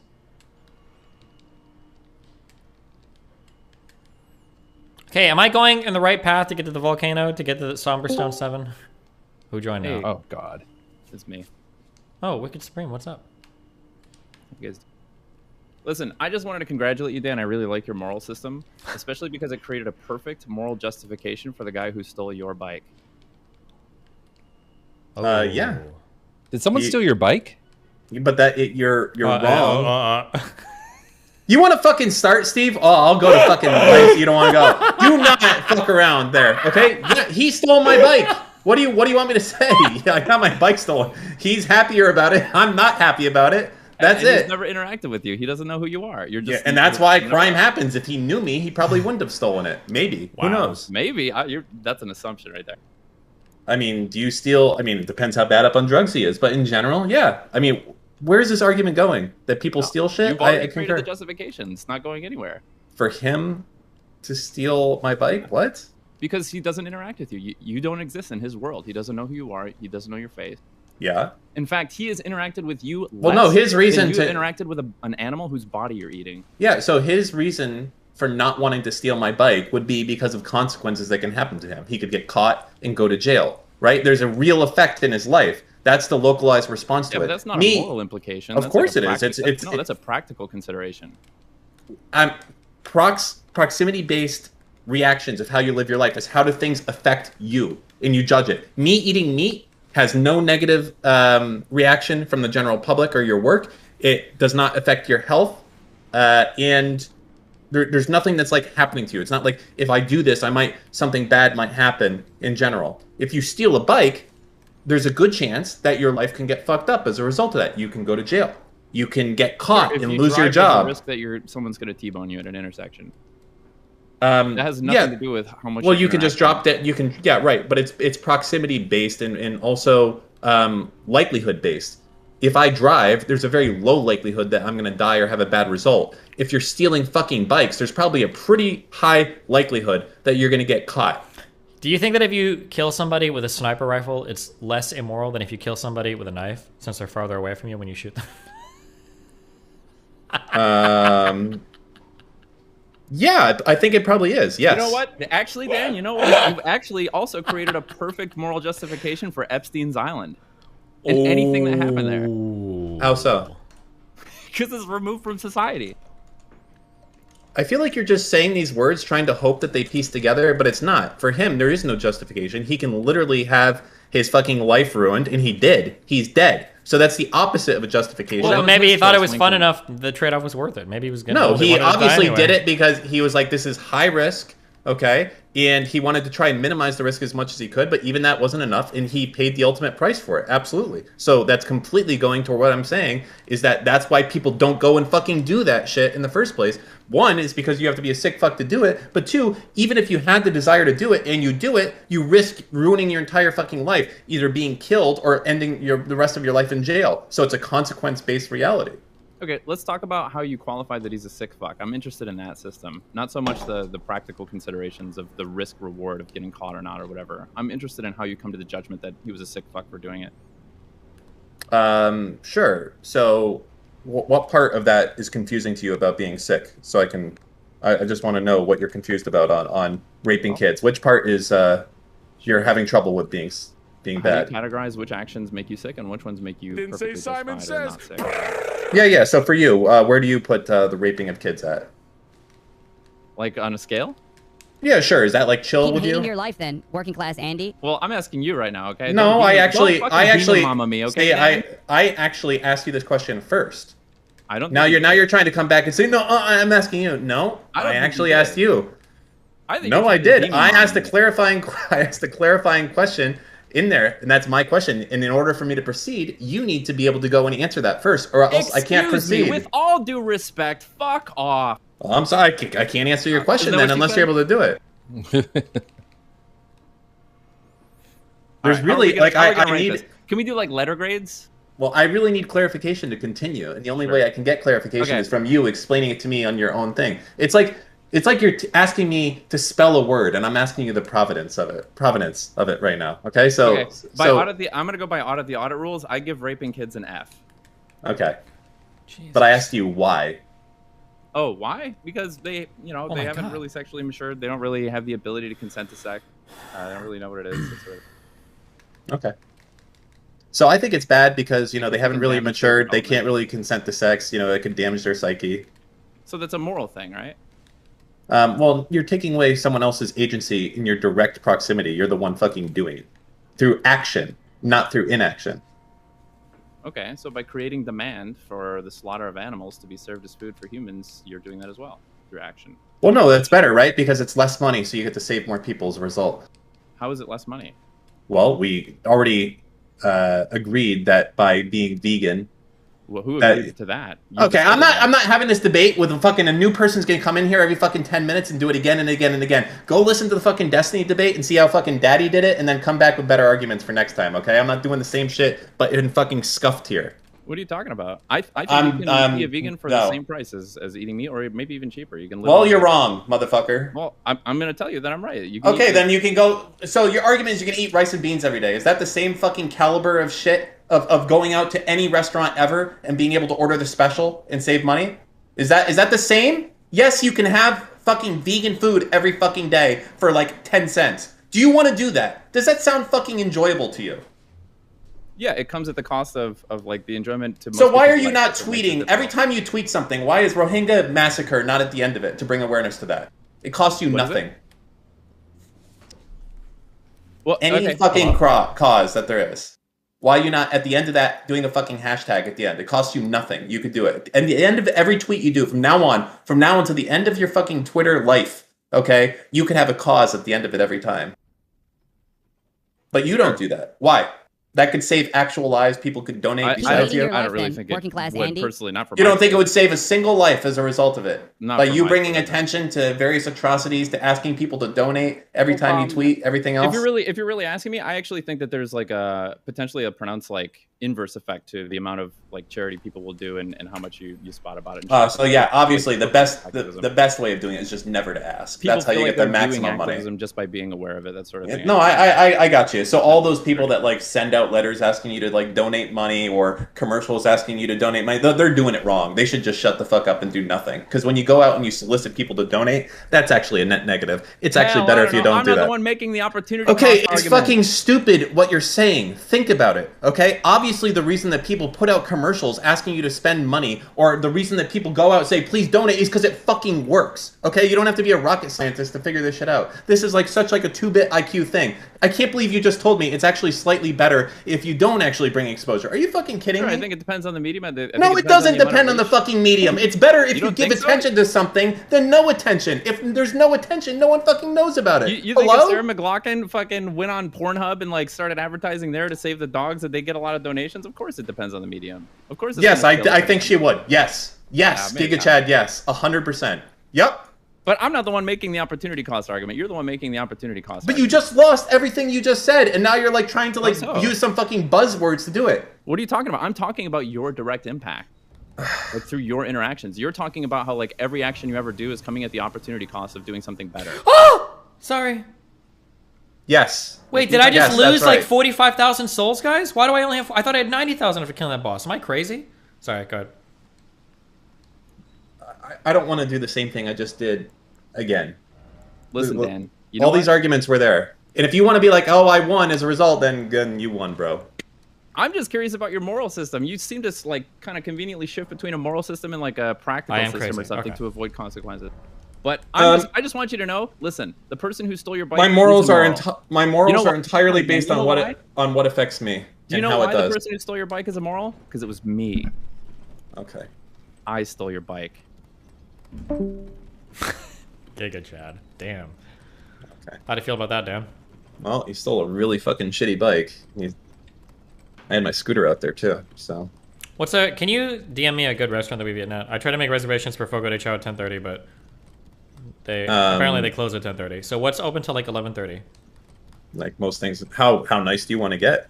Well, we have friends from out of town, so I want to be real nice.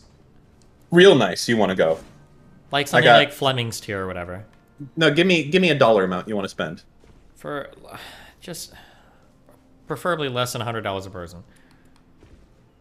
Okay. I'll give you some ones that I like. What's the place we went to with the sliders?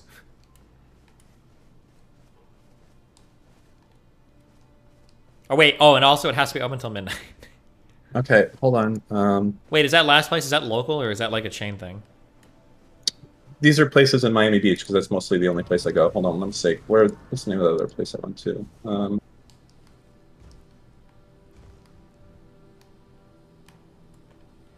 Okay, guys, this direction is going to get us to the volcano. We're up here somewhere. I'm going to be able to get my Somber Stone 7, right?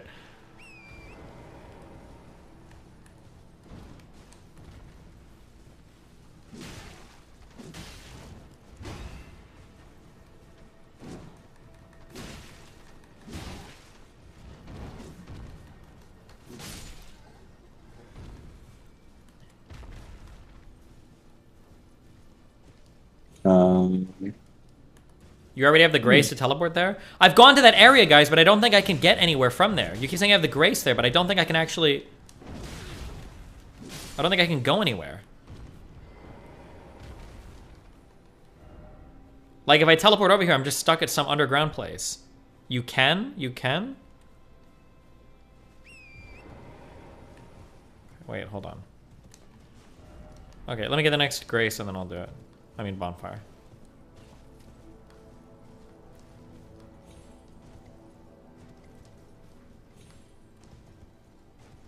Hold on, everybody keep track of who's saying I can, because if I go there and I can't, and you guys are like, oh, I didn't know it was that one, I'm banning a bunch of people in chat, okay?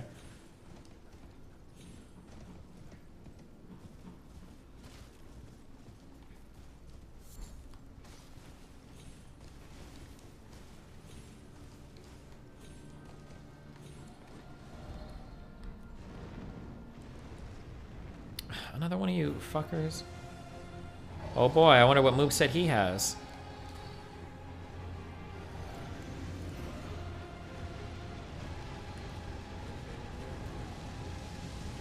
Okay, wow, we've got the to the side fire breath. Crazy. Oh boy. Alright, I gave you a few options.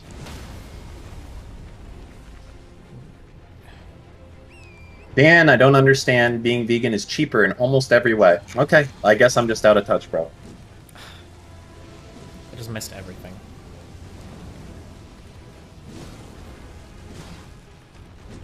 Okay, we gotta... I think that sword thing is new.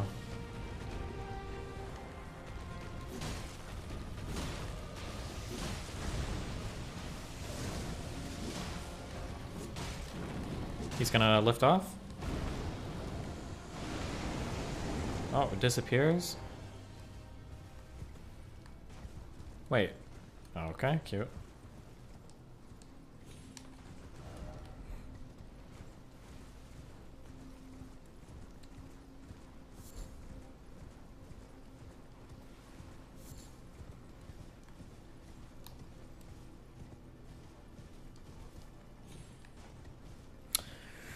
Done it done. Yep. I love you.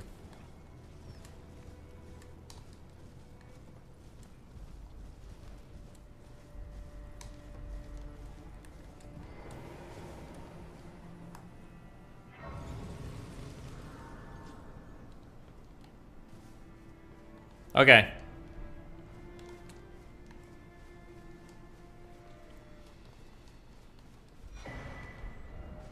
I'm going back. Good luck.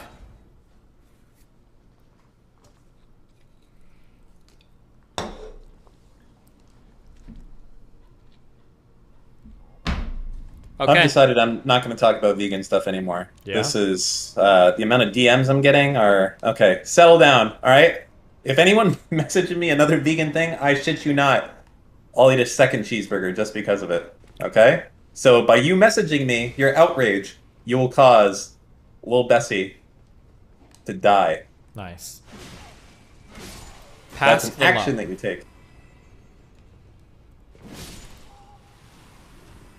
Jump down and cross the lava. Okay.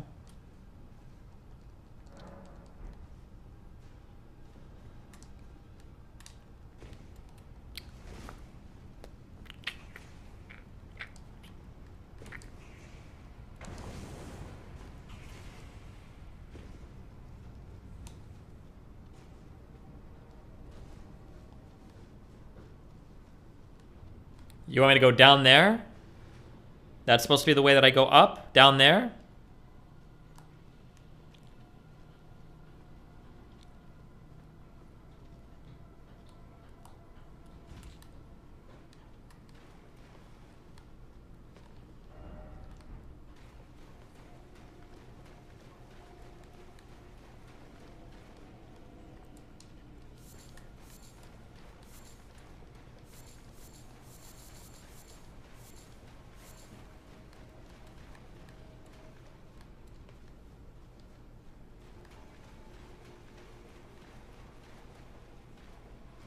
Wait, there's another boss? I thought I already beat the boss in here.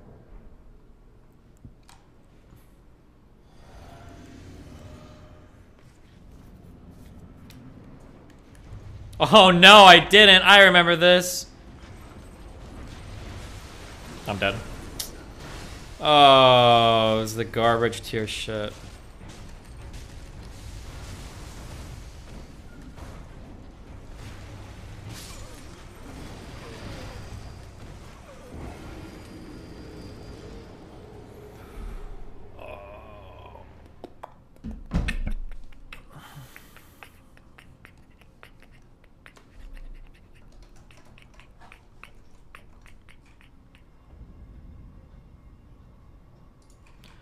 Can you play FFT War of the Lion at some point so I can see if that game is possible, not just complete fucking meme? Of course it's possible. Bro, it's a fucking JRPG. Just, if you can't beat it, just go over level.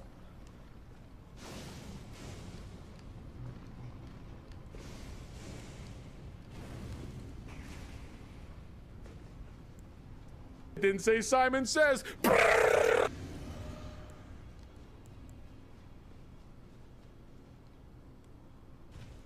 didn't say Simon Says.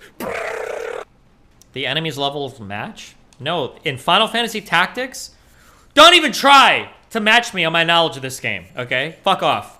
In Final Fantasy Tactics, the only enemy levels that will match you will be random encounters. Story encounters are set levels. You can over-level to beat the story. Fuck you. If you're having a lot of problems, just use broken classes. What? Or use some of the heroes you got. I love you. Have fun. Bye. Yeah, bye.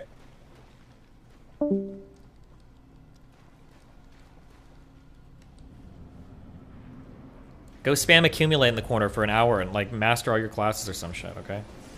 There's like a million ways to break that game. Ah, 2 enemies. Oh, 2 enemies. Oh, there's 2 enemies. Ooh, 2 enemies. 2 enemies. 2. Your bitrate looks like shit. Yeah, you know what? Tomorrow, we're going to try to make 1440p work, okay? You're going to have a little bit more of a delay. We're going to crank the bitrate up, because my YouTube streams look like shit.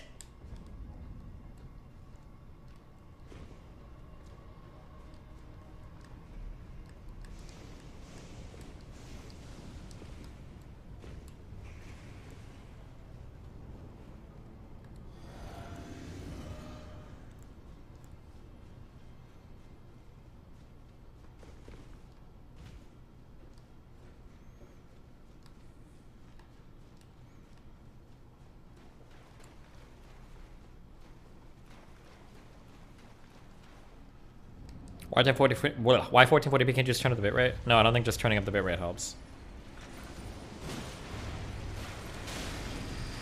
This is so fucking retarded.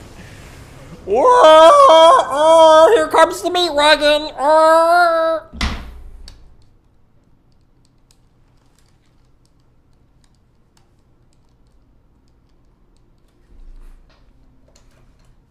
Continue the Vivian panel. Oh, true.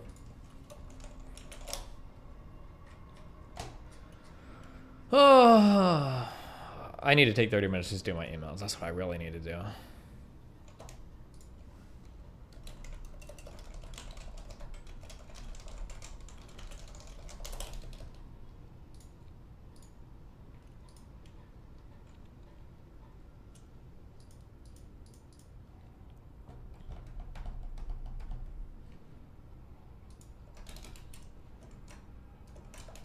Can you fix YouTube downloads? Oh, I've turned them off for a second, sorry.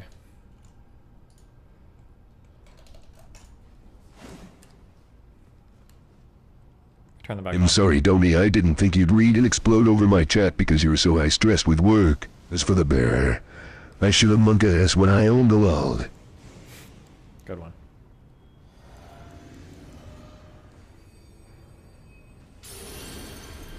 What was the story that will blackbill us on MSM? Something about summer camp?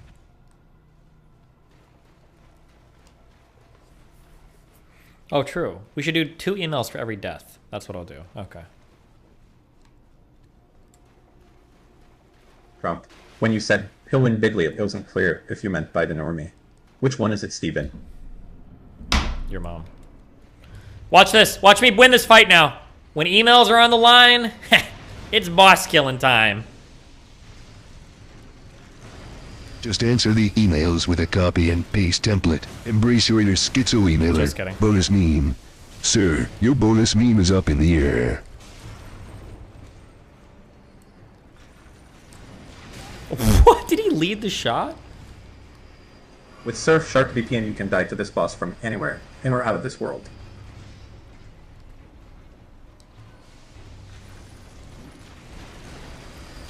Why does he just drive through his friend? What? Okay, 2 emails. Oh, you touch my twa la la, remember my bing bing bong.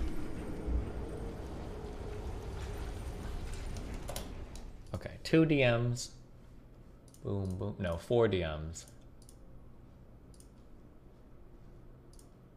Dan, argue the meme down.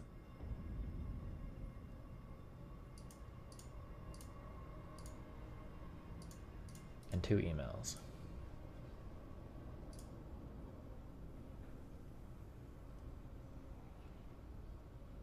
If I don't see Dan in the meme van, does he really exist?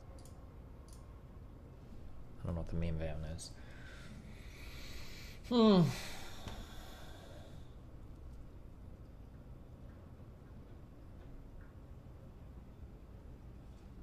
Am I absolutely correct? Large animal reserves that seek to protect certain species will often sell tags to hunt the larger, older, aggressive males who kill young males and the children of other males. These large old males would have been killed anyway.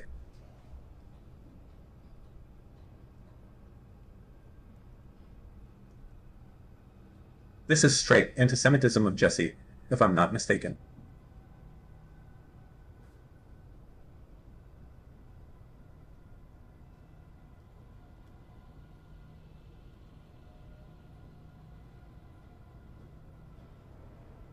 Purchasing meat at the store doesn't cause the death of any animals. Vegans say if nobody bought meat, it would disrupt the supply chain. If nobody murdered, we wouldn't need locks, but we still use them without being responsible for unlocked homes. Keep hating your life then, working class Andy.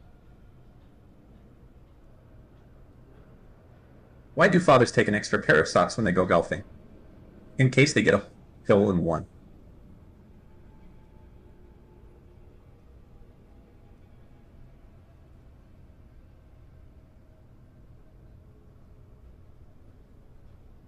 I had to perform a prostate exam on a guy last week for MP school, which is where I learned that the dude's job is literally guiding students through prostate exams on himself. The more you know.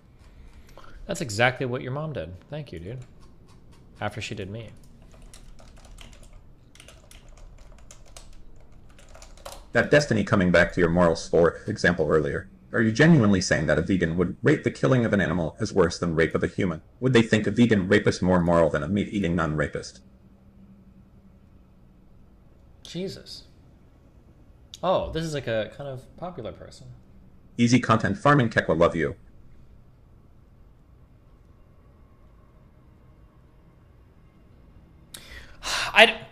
Okay, here's what I feel weird about. I don't know how to handle these for the trend shit. I don't want to bring on... I've got a ton of people that agree with what I say. But I don't really want to bring on, like... Can't get to the manor from here. I don't want to bring on, like, 10 trans people to agree with me, because then it seems like I'm just, like, farming, like, here's my trans shield. I don't want to do that. But then it also feels weird to just bring on people that disagree with me. Although I don't know if I've had many emails like that yet, unless there's in here that I haven't read yet. And I also feel weird because now people are, like, detransitioners are emailing me. And but I feel like if I start bringing them on, it's going to look really weird. Do you guys know who Mother Gender is? Have you guys heard of this person in chat?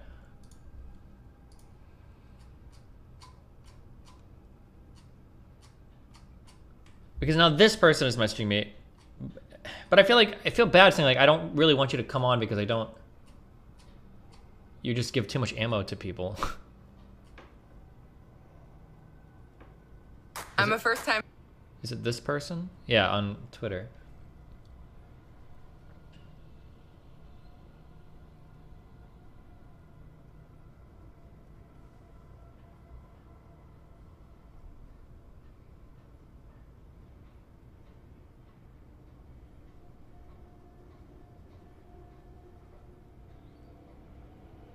Jesus.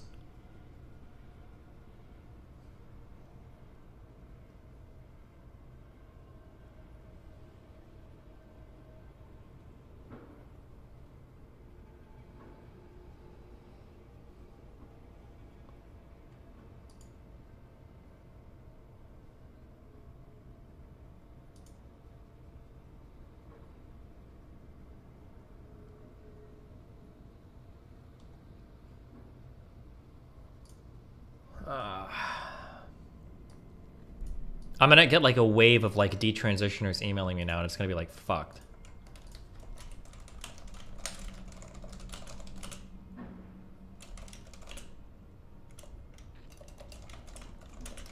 What is your trans take? It's like the left, the standard boilerplate left take. I think that everybody should have access to gender-affirming care, even at young ages, if that's like a thing that needs to happen to prevent you going through puberties that fuck your body up. I don't have like an ideological opposition to puberty blockers for kids, as long as they're getting like informed, like hospital patient visits and everything is like on the up and up, and the research supports it. Like,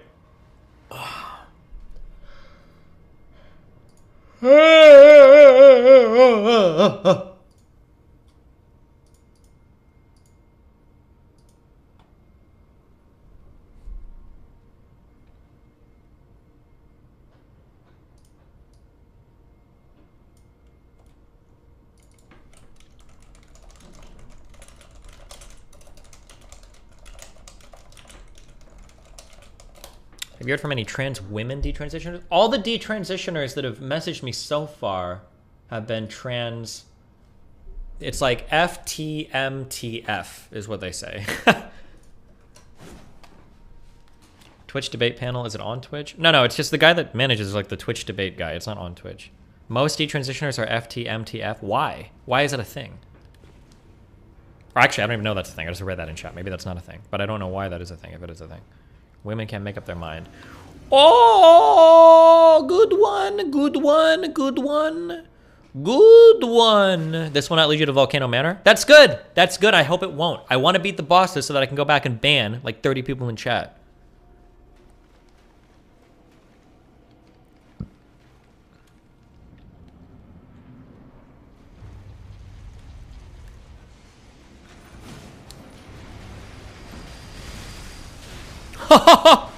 Oh!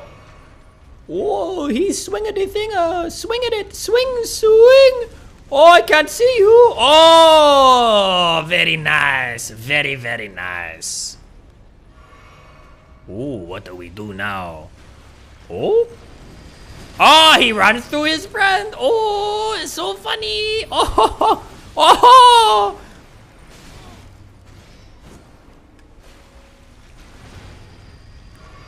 Oh shit, did that guy just go the wrong way? Oh no, he was just backing up! Oh! Can he go through his friend? Oh, he's trying! Ooh, very nice.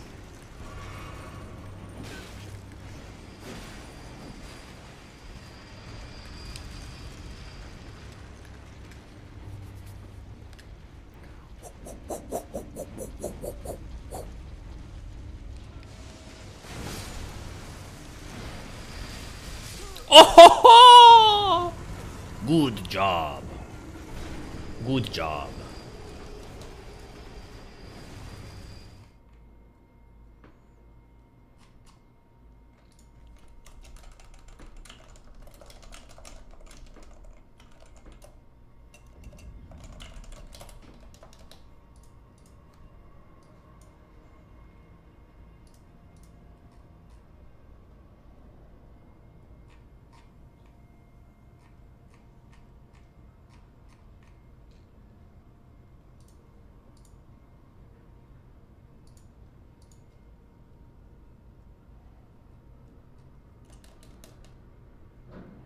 Okay. How come you're only jokingly pissed off here, but you cannot tolerate in a league? Because in Dark Souls, when I die, it's my own fault, and I can fix my own problems. I am the master of my own destiny in a single-player game. Same thing with StarCraft. But when in League, other motherfuckers can make me lose. It's a worse experience. It's a different thing.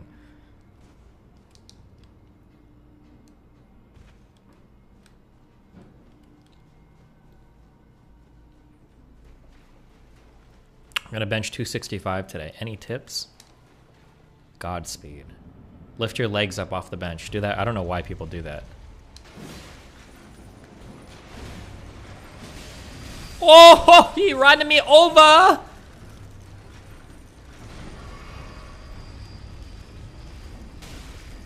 Oh, spam the move.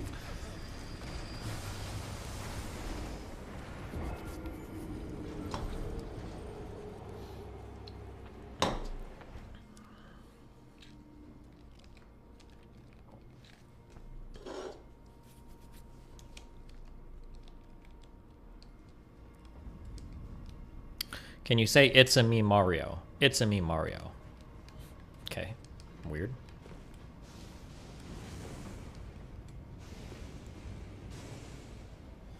Used to alter rage during ZVP? Yeah, because Protoss are brainless dipshits, okay? Even the StarCraft subreddit right now agrees.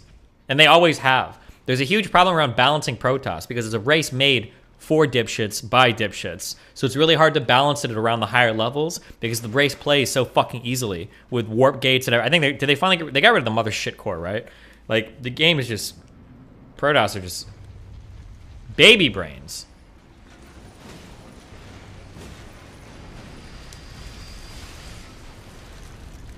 Oh, he grabbed me! Oh, he grabbed me! Give me the big hug! Oh, give me big hug! Oh, yes! Oh, yes!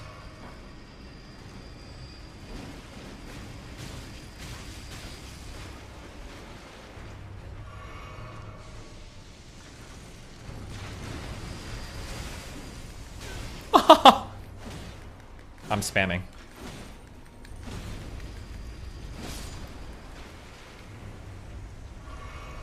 big hug? Oh, he delay. Oh, he wait to give me a hug. Oh, until I was not ready. Ooh, very nice. Uh-oh. Oh, more hug. Yes. Yes.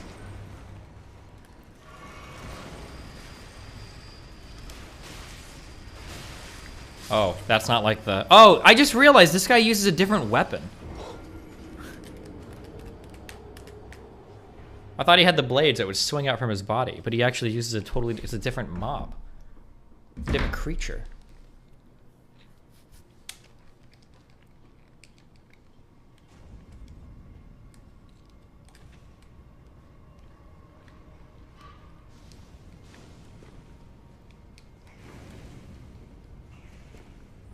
If you played StarCraft 2 for 2 months and played as much per stream as you would League, what game do you think would have a higher average viewer count? Probably StarCraft 2. Keep hating your life then, working class Andy. Wait, did I unmute my donos? Fuck. I still have to catch up, sorry.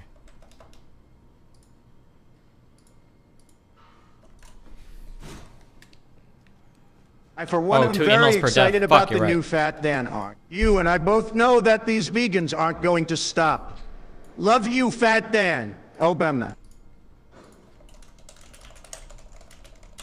I have to do 4 emails now. FY testicular transplants are possible. They're not done since sperm is still produced with the donor's DNA. Blows my mind. Testicles are hard-coded.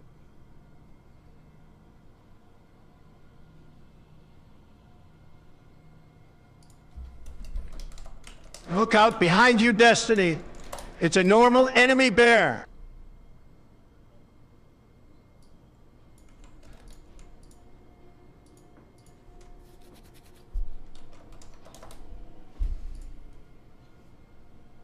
Go vegan.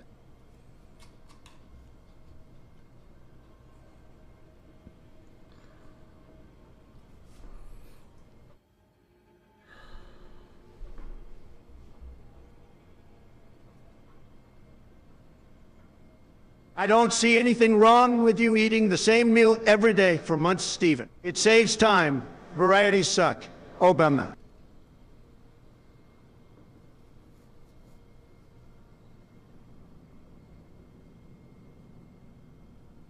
Wit, who's he talking to? My Witcher senses don't detect anyone else nearby. Must have been the wind.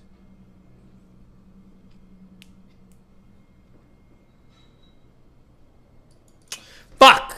I should have... Destiny, if you skip this, you were a pedo. Keep hating your life then, working class Andy. Oh, I know what I should do. I should put together... I'll add this to the thing. I should put together a lot of quotes from these emails that I get from trans people. Because I think a lot of these quotes are pretty good.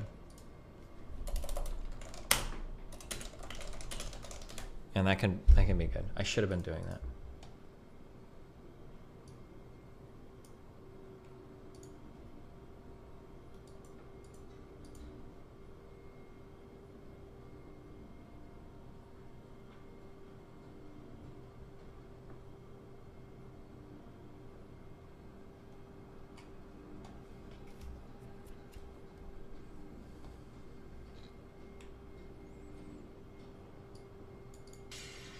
What?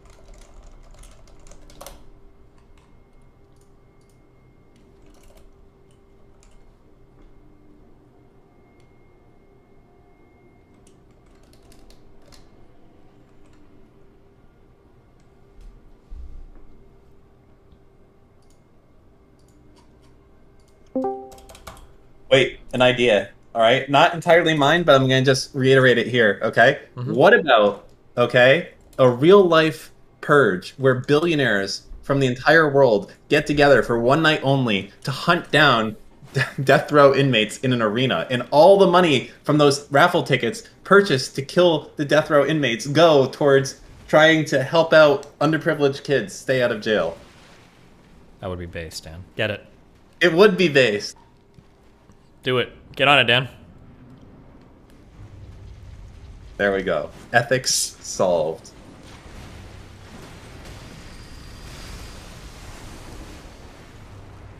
How many tries do you think these bosses are gonna take from now? I think I have it this time. When are you going AFK so the Daliban can outspam? Bonus meme, Obama. Bonus meme. Obama, bonus me. LOL.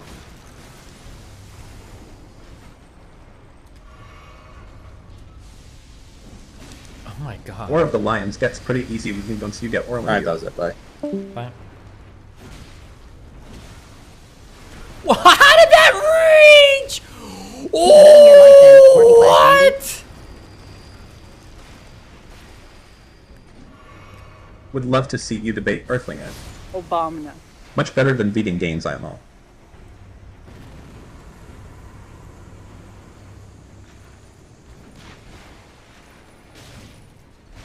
Oh, fuck it. No, we're okay, I think.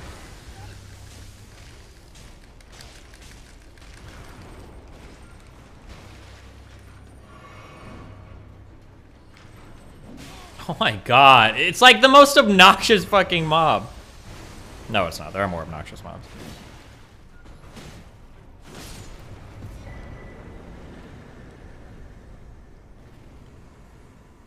Loser.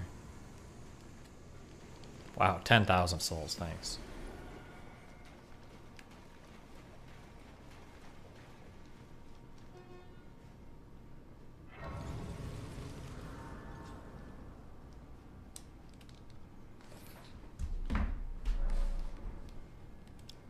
This is a waste of time. There's 100% bans incoming. Is this game harder than Sekiro so far?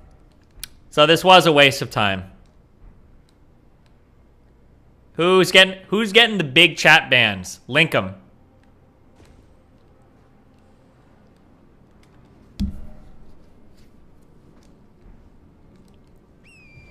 Woohoo! Woohoo!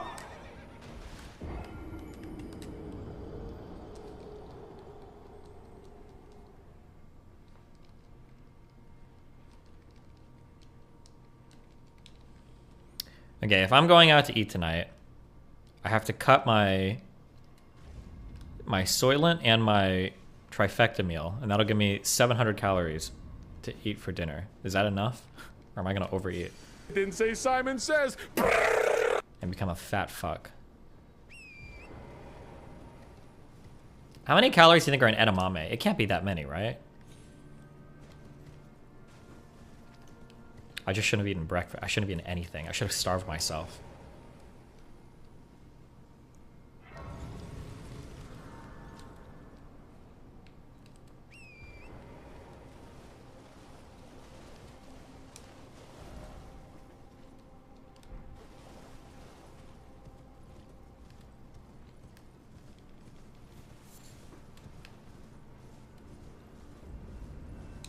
Follow the river next to you? Well, no, now I gotta go back because I never even finished that other area.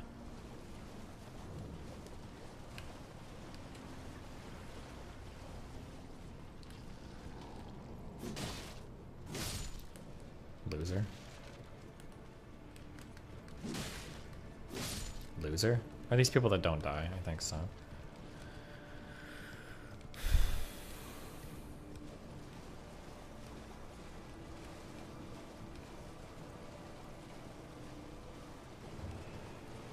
Wait, what?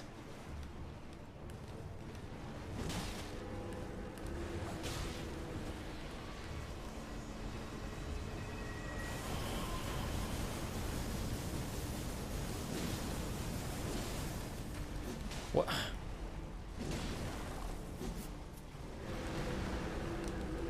Do I need a special weapon to attack this person?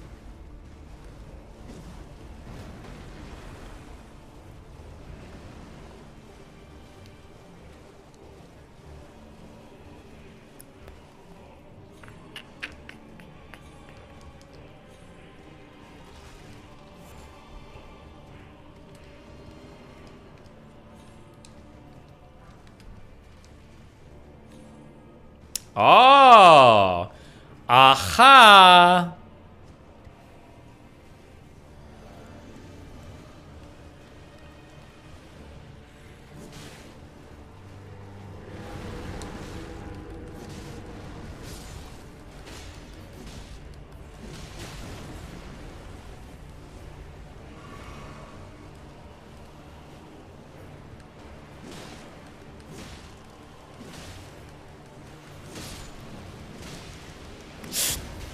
Oh, fuck. Wait. No, no, no! God damn it.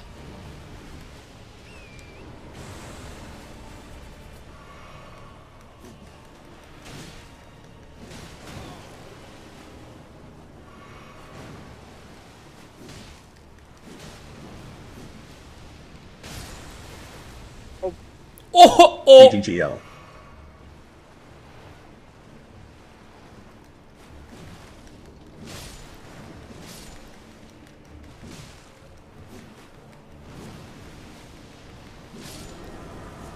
Loser.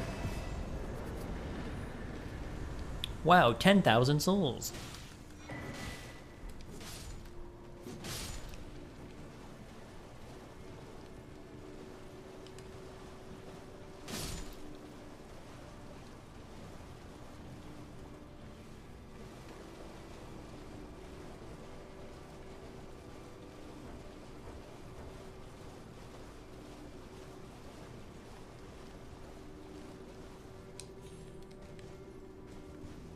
Jesus.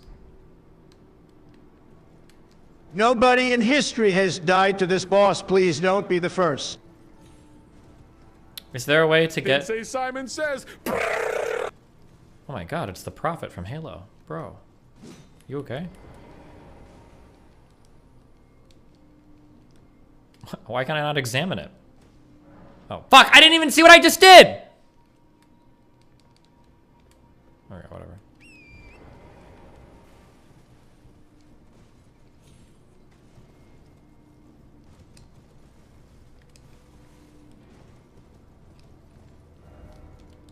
Oh, okay. This is where we were at, I think, before. Okay, I need to find the bonfire that I didn't hit yet.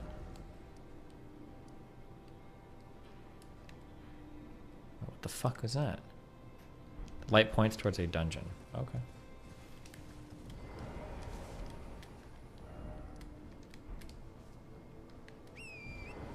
Oh wait, I don't need to go over there, right? I think I probably should go up to the volcano. There is going to be that Somberstone 7 in there, right? How did I get a Somberstone 8 and 9 before 7? If I find the Somberstone, I can basically fully upgrade this sword, right? Did you watch the latest AOT episode? I haven't yet, but supposedly they're doing another break to do another season. So like part 3 of the last season? What the fuck?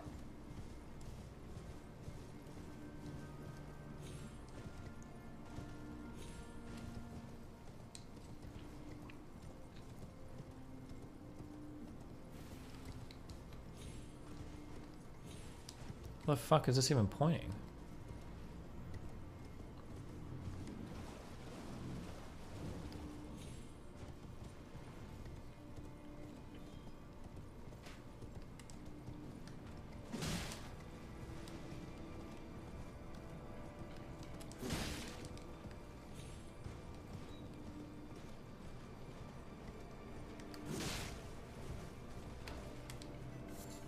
In here?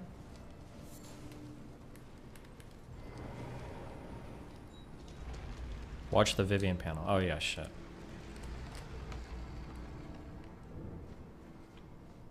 Okay, I'll do the catacombs first. Or we'll listen to the...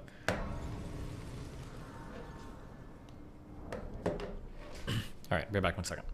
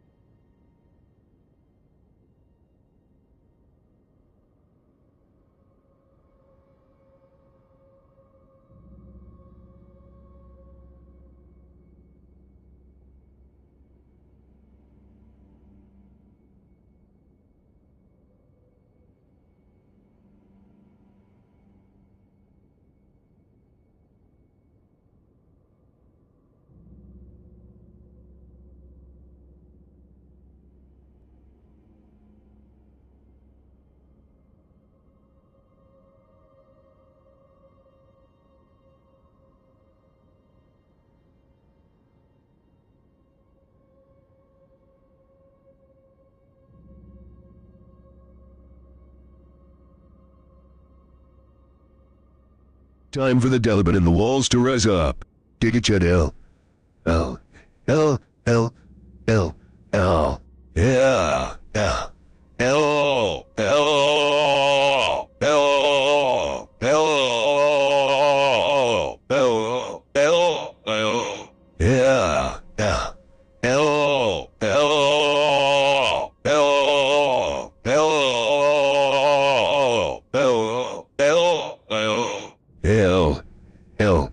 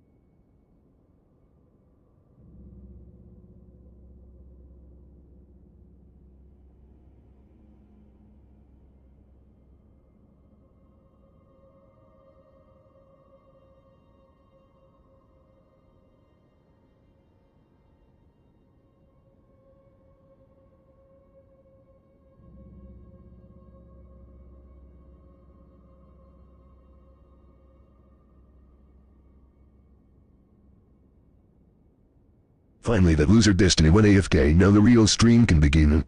L. L. L. L. L. L.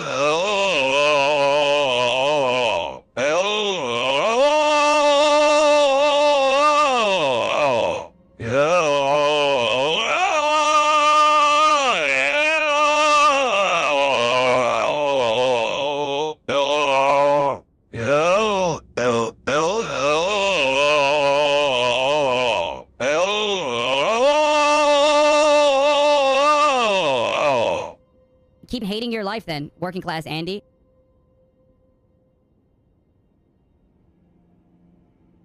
Instead of me, SOI. Keep hating your life then, working class Andy. Keep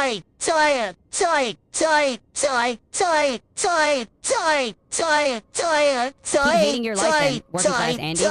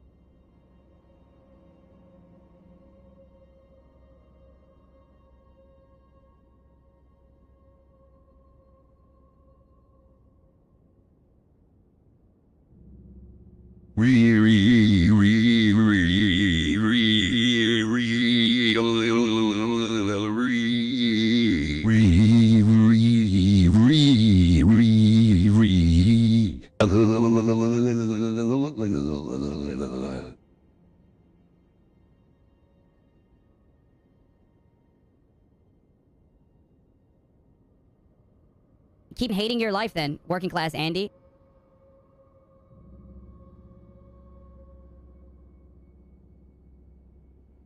Keep hating your In life this then, house we working stand class for the Andy. L. L. L. L. L. L. L. L. L.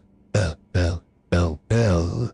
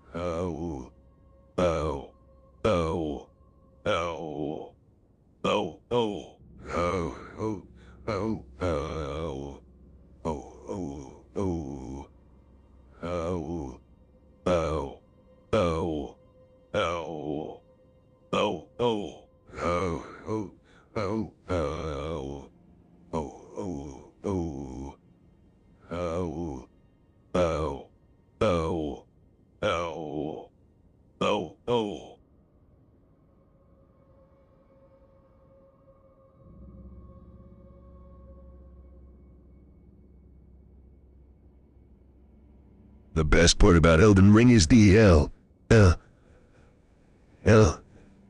Keep hating your life then, working class Andy. Keep hating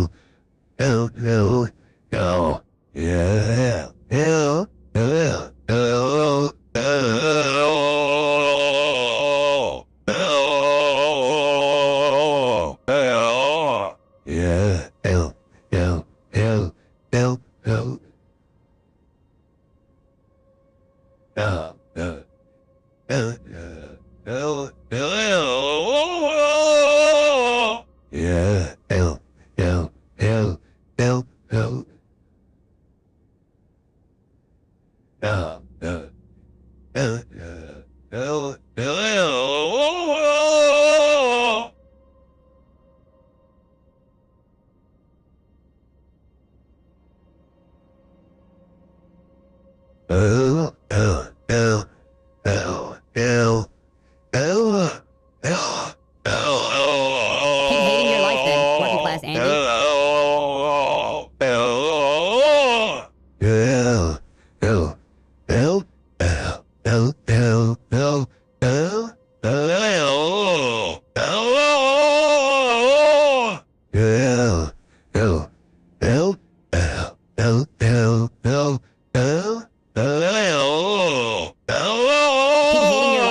working class Andy. Keep hating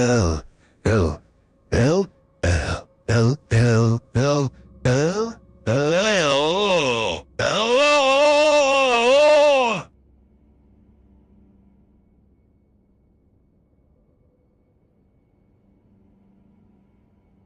Stop hurting me.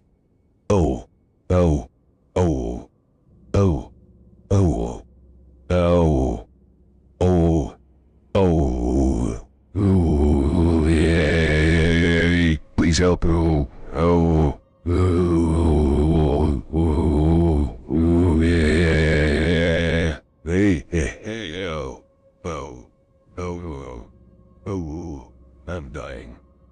Oh, oh, oh.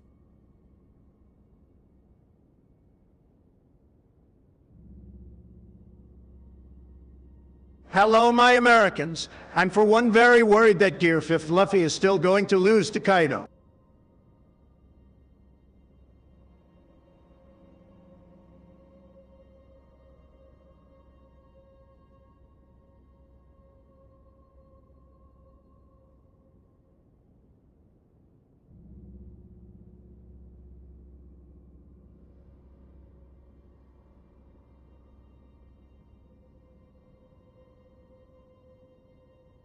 Why you never lose in 10, 9, 8, 7, 6, 5, 4, 3. Pepe wins Obama.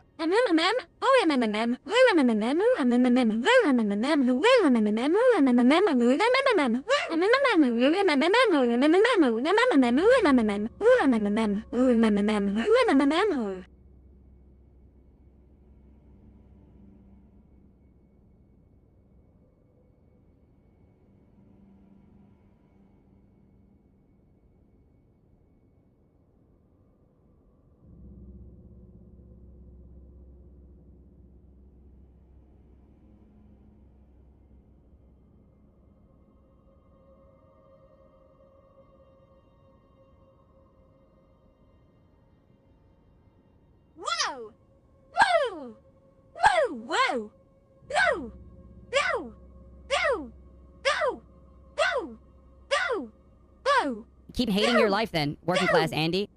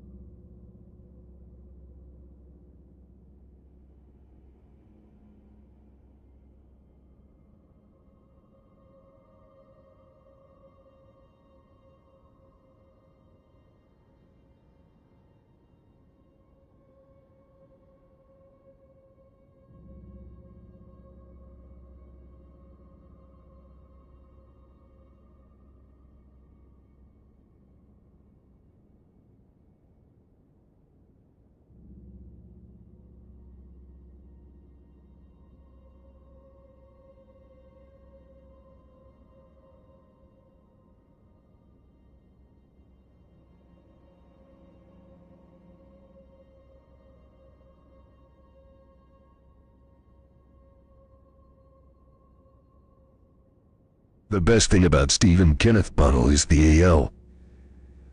L. L. L. L. L. L. L. L. L. L.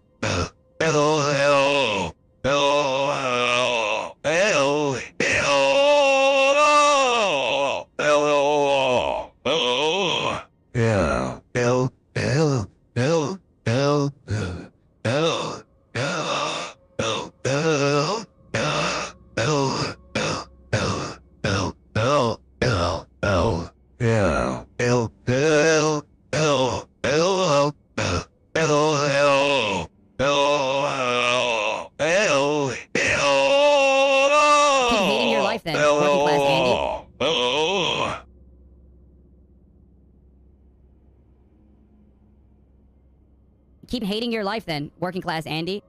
K7UX7 DXD and Zoo 6 and Chinkik 07Z62H5 EWD3 Lound 3 A933 U93 DGCC Zelgadar 5091 Y6 25 WKF82 at 4 Y0 GBUE 788 LXQ SB 7012 H816 P1 on 8871 DIS 91 EZ7 BS7 B Spakes 2 SBWL 76 Abeg JC3 VW GIFT 5 XFA 94 X6 JOX 1 IPS 9 XBFB 93 DGCC Zelgadar 5091 Y6Y 25 WKF82 at 4 Y8I0 and TBLUE 788 LXQ.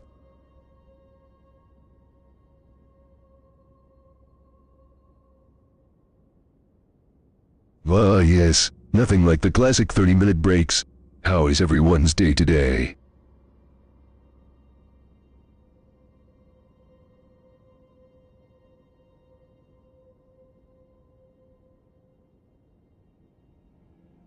Yet I've not been seen in 13 days. I'm down bad. I'm being held hostage at this lock. Oh wait, he is coming new. Oh, bum now.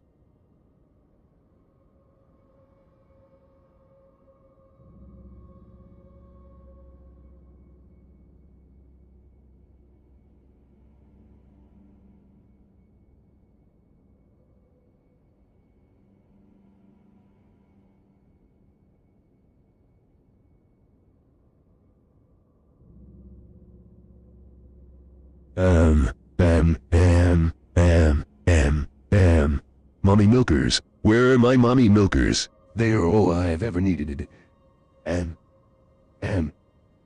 Mommy please, EGGL.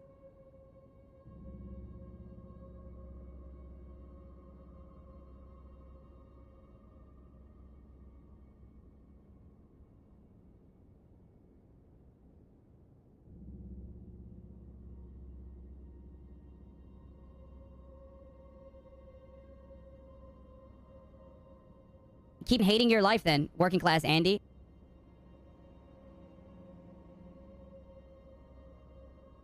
Lorem ipsum dollar sidamet.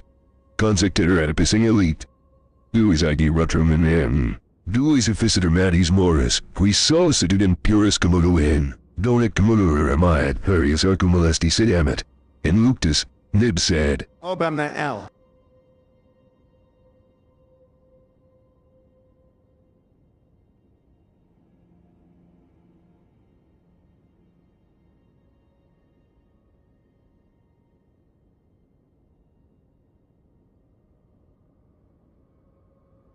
Excuse me. Yeah,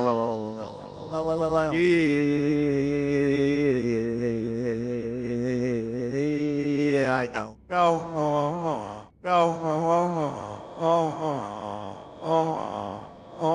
Yeah.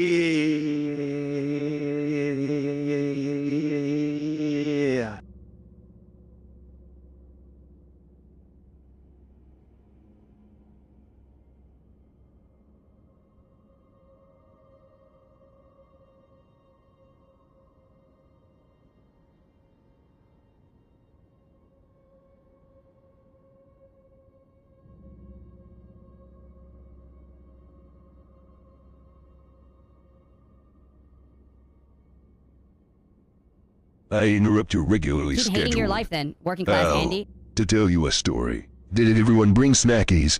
Did everyone bring a blankie? Did everyone bring a snuggle buddy? Good. Keep hating your Now life relax then, working class Andy. and get comfy. Here is your story. L. You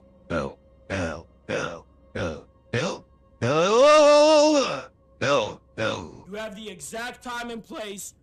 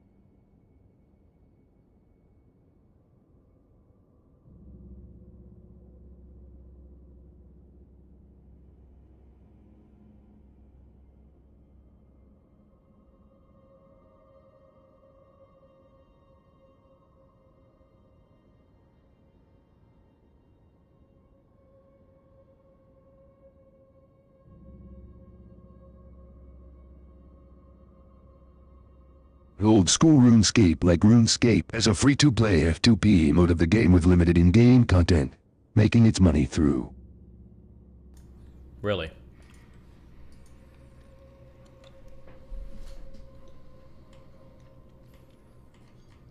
Did you ever hear the tragedy of Darth Plagueis the Wise? Didn't say Simon Says.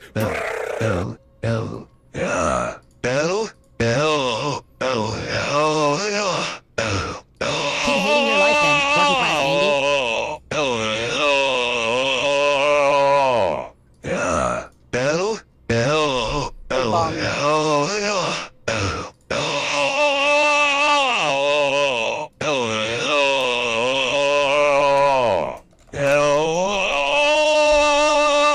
Keep hating your life then, working class Andy.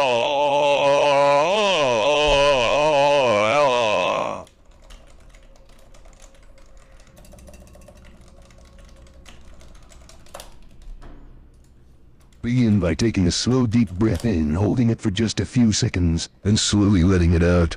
Feeling all the stress and tension leave your body as you do. That's right. Keep it up. Feeling more and more relaxed with every breath. Lift review. Why? 2015. Why are you linking this?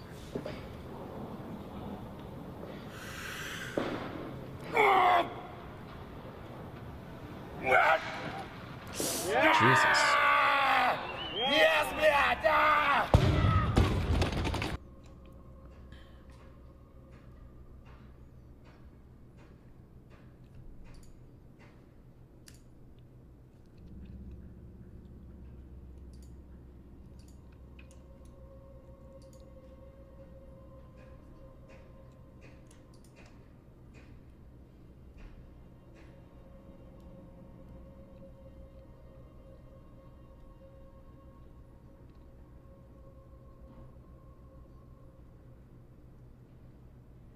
Just used your social promo so I can browse hentai safely on airport Wi-Fi. Thanks, brother. YE always wins.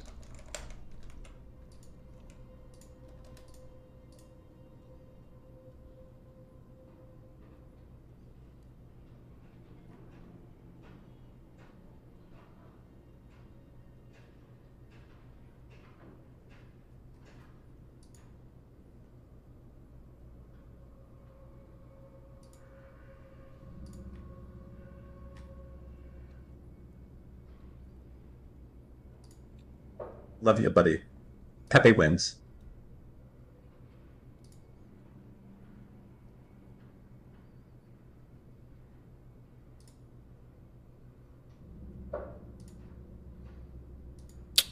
Okay.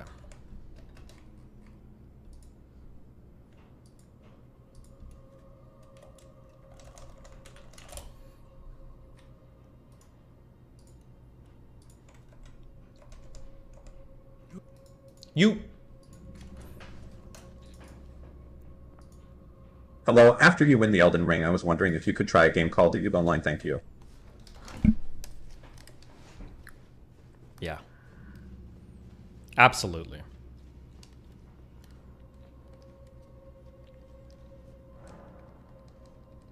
Oh, Vivian panel. Okay. Like, the broad, you ask most people on the fucking street, like, they will never have heard of 90% of the people you're going to be bitching about tonight and drawing whataboutisms and fucking false equivalencies between. Nobody is going to have heard of most of the people you're going to reference.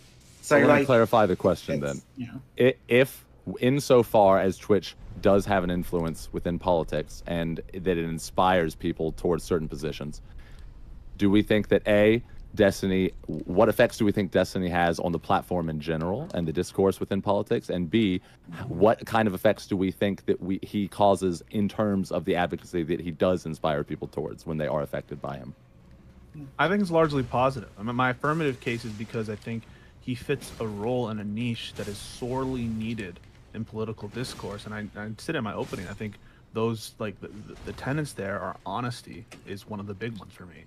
Is I think there are some places where you can say, okay, he was just memeing here, or he was just doing like a little a ruse there, or maybe Or he was outright lying, or he changed his position even though he knows that that position isn't a tenable one, or he decided to spread something that was like, ultimately not true, simply because he couldn't be asked to fact check it.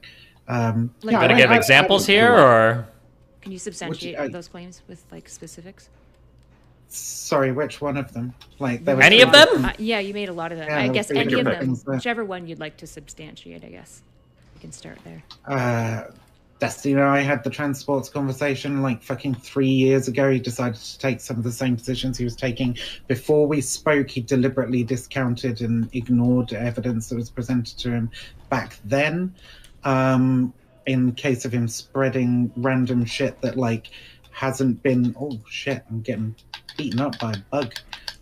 In the case of him spreading stuff that hasn't been confirmed, you could talk about like Vivian has no idea about any of this conversation. I don't even know why she would pretend to talk about transports. There's too much. Vivian has to only talk about like the most like. She should just talk about social issues. That there's not anything to fact check her on. I don't know why she would even pretend to dip her toe into this. She's too stupid for this conversation. Also, I'm pretty sure 4 or 5 years ago, I was still on more or less the same page of like, I don't really know about trans people in sports. But whatever. the Keffel stealing money from the Communist Party meme that you decided to just, go ahead and believe. Like what lie? Because lying is kind of malicious. Like what specific lies has Destiny spread? Yeah, I just want to. I think that is a good distillation, because if our standard, if he retweeted something which turned out later to be false, might be different than an intentional, malicious, and deliberate lie. Look, I scoffed at Pisco saying he was honest. Right. One of my issues with these degenerate fucking scumfuck humans is that, like, there are times when I might get things wrong. So like the Keffels thing, there was a whole bunch of shit posted about how they had an account on a Discord server that had underage minors. Apparently I hate that I'm even saying this, because these people don't deserve this level of charity. But supposedly, like, she did have an account in a server where minors are being groomed or whatever, but she wasn't directly involved in it, so it's not necessarily fair, right? That seemed to be the case when I dug in a little bit more. But people will look at me like retweeting something like that, and they'll be like, oh, this is examples of like Destiny's being like a horrible bad faith actor. But then like they'll post like 5,000 actual blatant lies of me. And it's like, oops, LOL, I just accidentally like lied about you 20, like, where is the equivalent exchange? Like anytime I say anything that's even remotely incorrect or ends up being wrong, it's like time to bring down the guillotine. Meanwhile, they'll just like verbally diarrhea like 5,000 fucking lies about me. It's like, oh, LOL, I accidentally spread misinformation again. Oopsie. You can be dishonest without telling an open lie. You can be dishonest in your intent, for example. You could call somebody a terrorist, walk it back to stochastic terrorist, and then say, oh well, everybody on this platform is a stochastic terrorist in some way, knowing that the initial damage that you've done is going to be fucking terrible. You remember where I was on that conversation? I mean, yeah, I know where you were. Where I was calling him out for that, and there are. I will say to you that there are moments where his pride gets in the way, and I think that that's one of them, where his pride. It's nothing to do with his pride. He's perfectly happy lying when he considers somebody to be a quote unquote enemy, right? Lying about what? Usually it's only when they've told like blatant lies about me, and even at that, I've done it like one time. The stupidity of his position in the terrorism thing, it's very clear, right? So he's unwilling to label certain groups of people terrorism, because he says terrorism is so meaningless. But he's very quick to label you both a terrorist, which he did initially, and then a stochastic terrorist. Oh my god, Pisco has the most like autistic fucking obsession with this like terrorist argument, because he's like obsessed with being able to label Republicans as terrorists or whatever.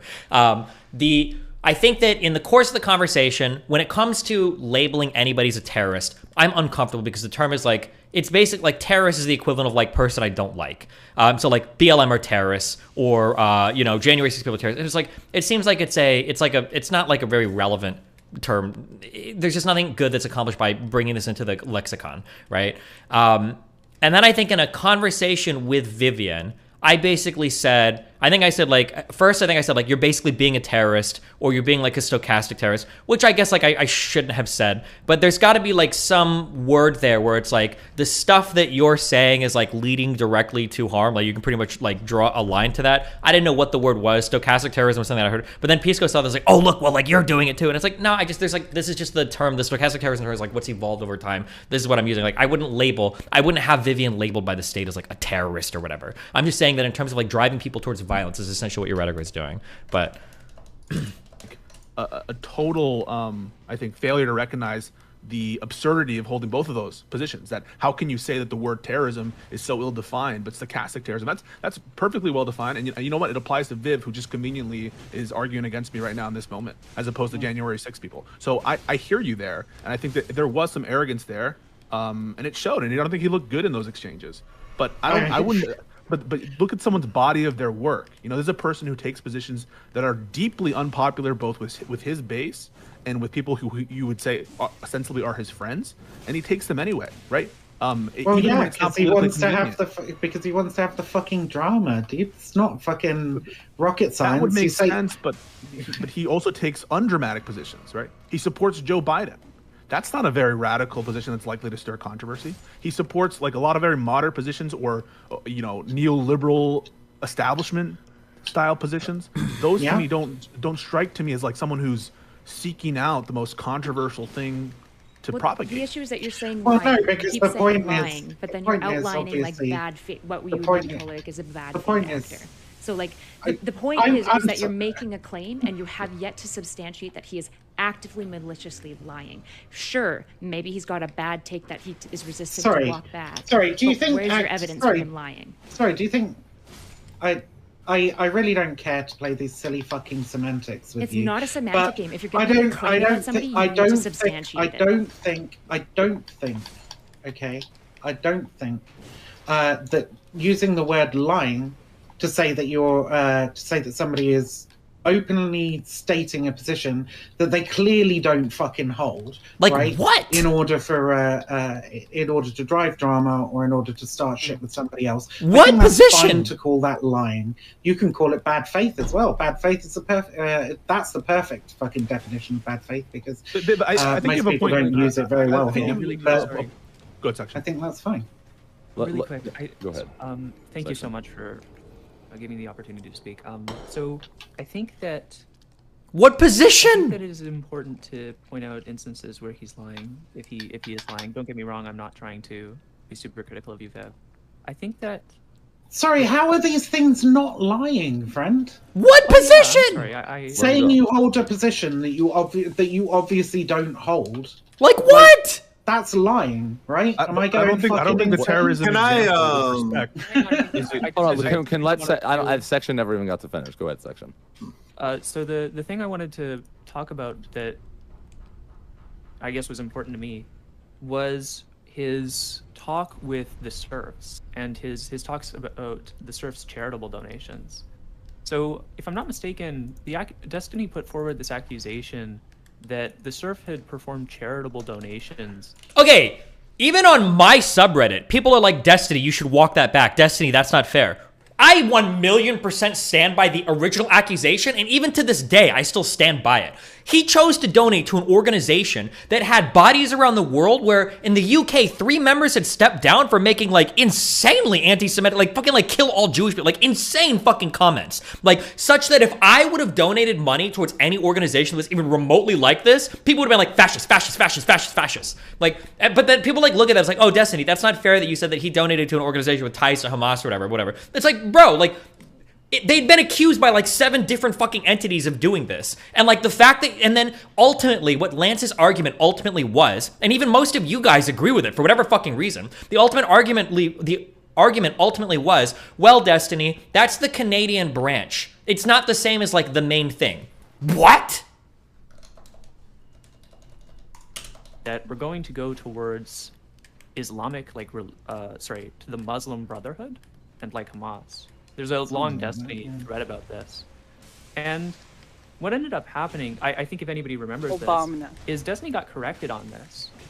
And the position he ended up taking, if I'm not mistaken, was that if someone is like the serfs, if they're like a liar, punk, jerk to him, which I think we can kind of say that the serfs might have been, that he feels justified in doing that back to them. No, the Hamas thing, I did that one time with Demon Mama. Before I say oh, fuck, I can't listen. I'm gonna lose my fucking mind listening to this. I can't do it, I'm sorry, guys. Falsely accused of funneling money to these groups.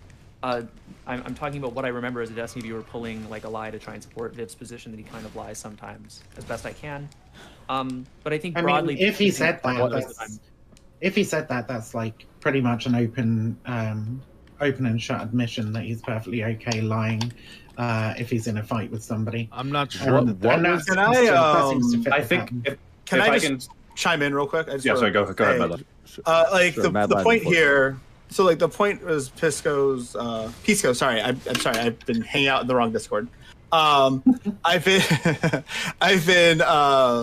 The comment was Destiny represents like some sort of like honesty coming from the heart, etc., etc., etc. And the point is like if such a man is also making bad faith arguments from time to time, then maybe that statement is a bit undermined. That's all. Like we don't actually have to dissect how much of a lie is a lie. We don't have to like really like delve into it. I think that's going to take us far away from our topic. I think in response, I think that you.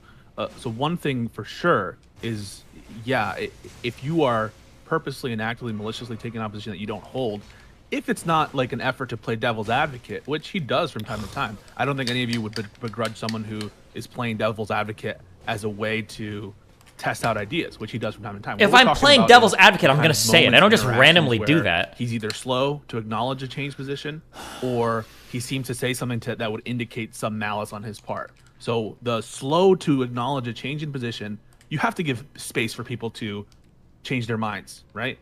Everyone on this platform, myself included, it's extremely difficult as a skill to, in real time, acknowledge that you made a mistake. And I don't begrudge people who, in the moment, are like, they're too, like, I would take it as a huge compliment to your character that you're able to say, hadn't thought about that, and maybe you have a point there. But I'm not going to ascribe this highest level of standard for a lot of people who put their foot in the mouth and say things that are, obviously too broad, or in the terrorism example, I think totally untenable, not being able to maintain that accusation towards Vivian. But that, I think you have to give people space for. On the question of like what his behavior towards the Surf TV, that one, I think a more charitable interpretation. I don't know the quote, and if you give me the direct quote, maybe I can speak to it. But I think a more charitable interpretation, one that I've heard him voice something like this, is why should I give these people the benefit of the doubt when they never give me the benefit of the doubt? Whenever That's a little more fair. 50-50, I don't get that benefit of the doubt. And so why should I extend that courtesy when at all times people are taking my quotes out of context and are lambasting me with positions I don't hold? Yeah, this is the exact... I just want to reaffirm, I think that is exactly probably what Destiny would say. He talks a lot about matching energy, and I think that kind of thing also sometimes to extend to sort of the decorum and tactics of a debate as well. It extends to how honest he thinks the other side is being, which, it's very different. It's very difficult to determine the honesty of an individual. Maybe when you're a fucking moron like Viv. What they're saying sometimes, right? And he will just take any kind of bad position as So is it worthwhile to? Is it worthwhile then? I would ask attempts to criticize people based upon that metric in this context. No, based on how charitable they're being, or well, it is if he openly says he's fine doing it to them. Because even saying, oh well, his opponents have lied, so he decides that it's okay for him to be dishonest. That's still I saying don't think he would ever say he's that. dishonest, right? I don't think he would ever admit, and if he did, it's only because he's raging or something. But I don't think he would ever admit to actively maliciously lying about someone else's position. No, he probably wouldn't. But I'm just going off what was said. I just don't know how to explain. This guy's been online for 13 years. There's absolutely going to be times where he's bullheaded and resists points. To say that that's bad faith in the engagement, sure, we can call it that. The reality is that most people on this platform do that, right? But to have our bar of whether or not he's a good actor and honest, basically being we can come up with basically. Well, we're literally just talking. Don't stop saying basically zero examples when we just because again that's pretty fucking dishonest as well, right? We're just gonna sit here and let her bullshit. Doesn't prove that somebody is overall a dishonest character in this. Well, how many do you want? How many do you? Have we even given one good one yet? More than 2 to 3 anecdotes. I literally gave 3 in quick fire. Quick fire. I'm sorry. Let's approach this. Maliciously this lying. is. I'm sorry. This is so fucking stupid. Most of them just erudite. Hold on. Erudite. This is ridiculous, because if I give you 4, you'll say that's not enough. If I give you 5, you'll say that's not enough. I don't have the entirety of Destiny's fucking history to hand. I don't think you're being I'm giving you 3 examples that have happened inside the last 6 months. Right? I don't think you're being fair to Erudite. Erudite is both commenting on the quality and. How long ago was the Surf's conversation? Was that within the past 6 months? Examples of active, malicious, deliberate lies. What she's saying is we're giving space for people to be resistant at first, have their colorful commentary, that kind of thing is, I think, par for the course on this website. And this point, then I'll be done. What I'm referencing with honesty is a bunch of actions and positions taken that make absolutely no sense if you're a dishonest person, and that is taking positions totally contrary to his base, taking positions in favor of people he hates, like Vosh. Taking positions where super unpopular, going to hurt his career. Sorry, does somebody have right? Does somebody honest have to be first off, like the Rittenhouse shit. The Rittenhouse shit was pretty fucking laughable, right? Like I was right. It was pretty obvious that Destiny was in the middle of his fuck lefty arc there. I was right about everything I said. You know, the idea that him taking that position is somehow really harmful to him. No, what was really harmful to him is he couldn't stop himself saying something really fucking stupid to me in a conversation, where he said it was fine to like mow down dipshit protesters who were. He can climb ladders. That was dumb as fuck, and I gave him the opportunity to like retract it, and he doubled down. So like, what fucked him there was his own fucking stupidity. But the idea that him taking a stance that is like gonna get him a whole bunch of debates with like lefty content creators is somehow detrimental to his career. No, that's fucking ridiculous. I'm sorry.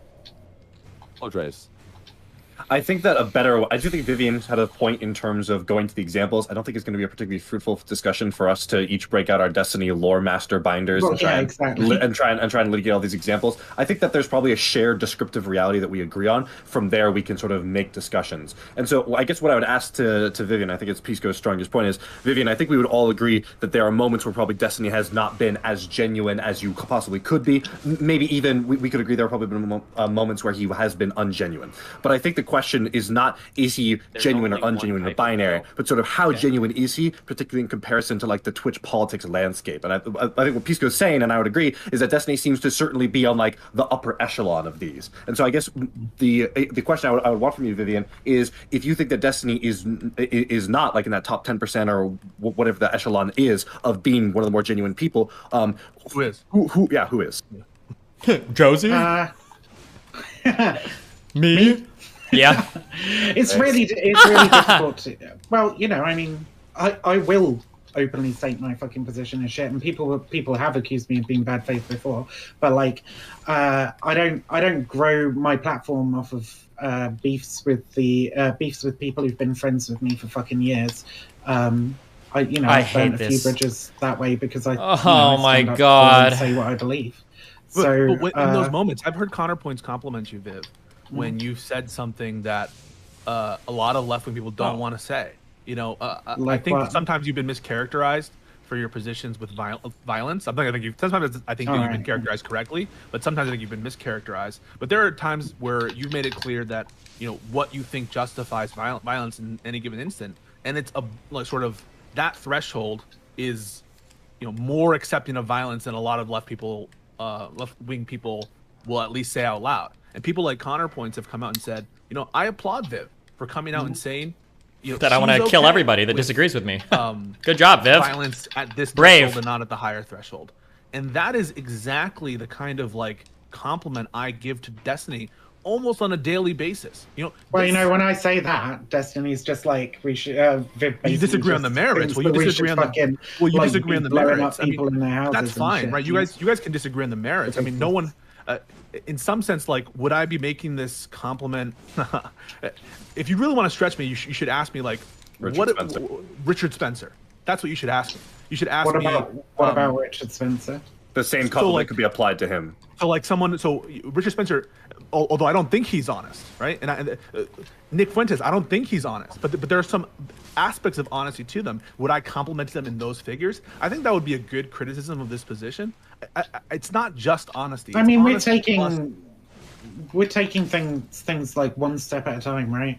Even if he's the most honest person in the world, honestly saying some of the things that he's said is not fucking good. That's what I'm getting at. Can we actually delve into we can maybe talk about whether he's got good points or not, but to walk down this line of like being dishonest, taking his statements out of context, and being like, how do I get in here? He doubled down on his position. That doesn't mean that he's lying. He might have a really bad, giving the most benefit of the doubt to your position, he might have a dog shit take, but that doesn't actually mean that he is lying. Cool. I would agree. Yeah, I'm not a mind reader. He could just consistently misrepresent his opponents in almost every Dude, Vivian is such a fucking scum piece of shit. How do I misrepresent people? This is how I review content. I literally play the full fucking video on stream. When I'm having talks with people, I'll literally say, is this your position? You know, I summarize you correctly. How am I misrepresenting people? When these motherfuckers misrepresent me constantly. Remember when Destiny was pro-rape and was laughing and told that woman she was a retarded child for getting raped over and over and over again, and he loves rape? Also, he stealths people? Like, these people will say shit like this and be like, oh, Destiny misrepresents people. What are you talking about? he has, purely because he's a fucking idiot. And then that would go against your point of him being good for the platform as well. So, I mean, you can take the position that he's either a fucking idiot or he's dishonest. And I actually happen to think that Destiny is not a fucking idiot. I've seen some of his debates, and I think that he is capable of reasoning these things out. And I think he chooses to take these fucking positions because But he doesn't take the controversial easiest road. He doesn't take the because easiest they- road. I can't tell if these... I super can't tell if these people are real or not. Like, do you honestly think that I think that I just choose a position based on, like, what's going to make more people upset? Besides food takes? Like, am I like, well, let's see what's going on today. Ukraine or Russia. Okay, well, let me go and see what the leading 3 lefty commentators said about it so that I know what my position is going to be. Like, how fucking boring and stupid would you have to be to honestly, like, arrive at political positions this way? It's unbelievable. Like, of course he doesn't. How would that be? How would that be interesting? How would that be interesting to me. How would that get you? How would that? And she keeps saying this, how would it be interesting? There are plenty of things that could be interesting that I don't cover. It took me a long time to say anything, really, about Ukraine and Russia. There were fucking 50,000 views, not for me, probably maybe 15 to 20,000 concurrent viewers if I would have been covering that shit from day one. But I didn't do research on it initially, and I didn't want to really give an opinion on it because I didn't know much about it. So I didn't. I avoided the entire the Russo-Ukraine war, Russo-Ukrainian war. I avoided the entire, like, first 3 weeks of that conflict because I wasn't educated on it. I didn't say anything. Like, how can you possibly look at that behavior and say, oh, well, that's somebody that just forms opinions to get clout? That's fucking so stupid, right? Vosh was raking in huge views on this. Hassan was getting massive views on this. Like, there are plenty of things that I don't comment on that could get me tons of views because I just don't know much about it, and it's like a breaking news thing and I just chill. Like, you person after person begging to come on your stream and debate you and set you right and go, why are you saying these things? Can I get over there or no? Maximize his effect. He wouldn't be saying some of the things that he's saying, you know? And I think that there's something interesting about someone who is willing to, you know, even when he puts his foot in his mouth, to come out and say how he truly feels. I think that's because you're looking at this from the position of him just benefiting himself. You have to realize that he also operates off an extreme level of fucking spite. So he's perfectly willing to hurt himself to hurt other people. So, for example, 10K a month lost on Twitch right now, and has just got more and more ridiculous and extreme since he left the platform. There's nothing to connect his ban right now. What have I gotten more ridiculous and extreme on? Like, oh my god, dude, this... Hold on. You're gonna die. You have no poise. Oh, fuck me. Hold on. Hold on.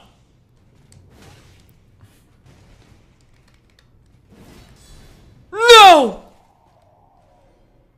Sorry. To him being spiteful in any ways. Like, that's such an extreme claim. That's again, cutting. you That's need not to what I said, substantiate what Erudite. you're saying. That's You not need what to I said, substantiate what you're Erudite. saying. That's not what I said, Erudite. Could you Okay, you clarify for me calm what down you're your saying? insane simpery for just half a second, all right? And listen to the words that come out of my fucking mouth. Sure. What I said was he got banned, and his behavior since he's been banned, right, has just got more spiteful, more deranged. He said more things that would be unacceptable on the Twitch platform that break TOS, right?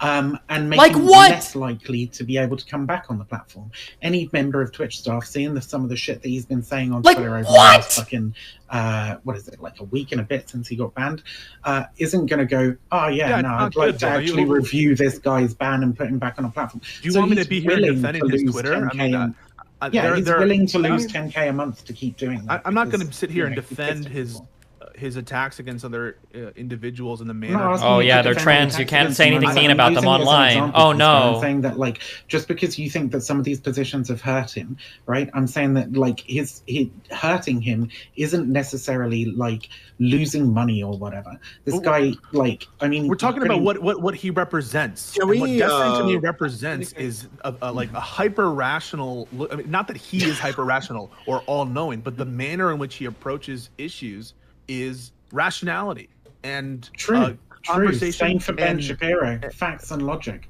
Good one. So really capable. Hold on. Can we? So we're.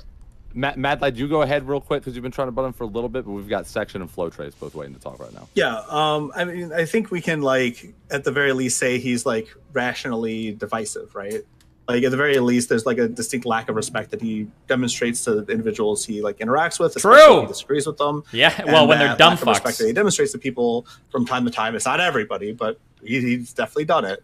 Is like the problem and what makes him kind of a pariah to some, and then a hero to others because people don't want to have to deal with that.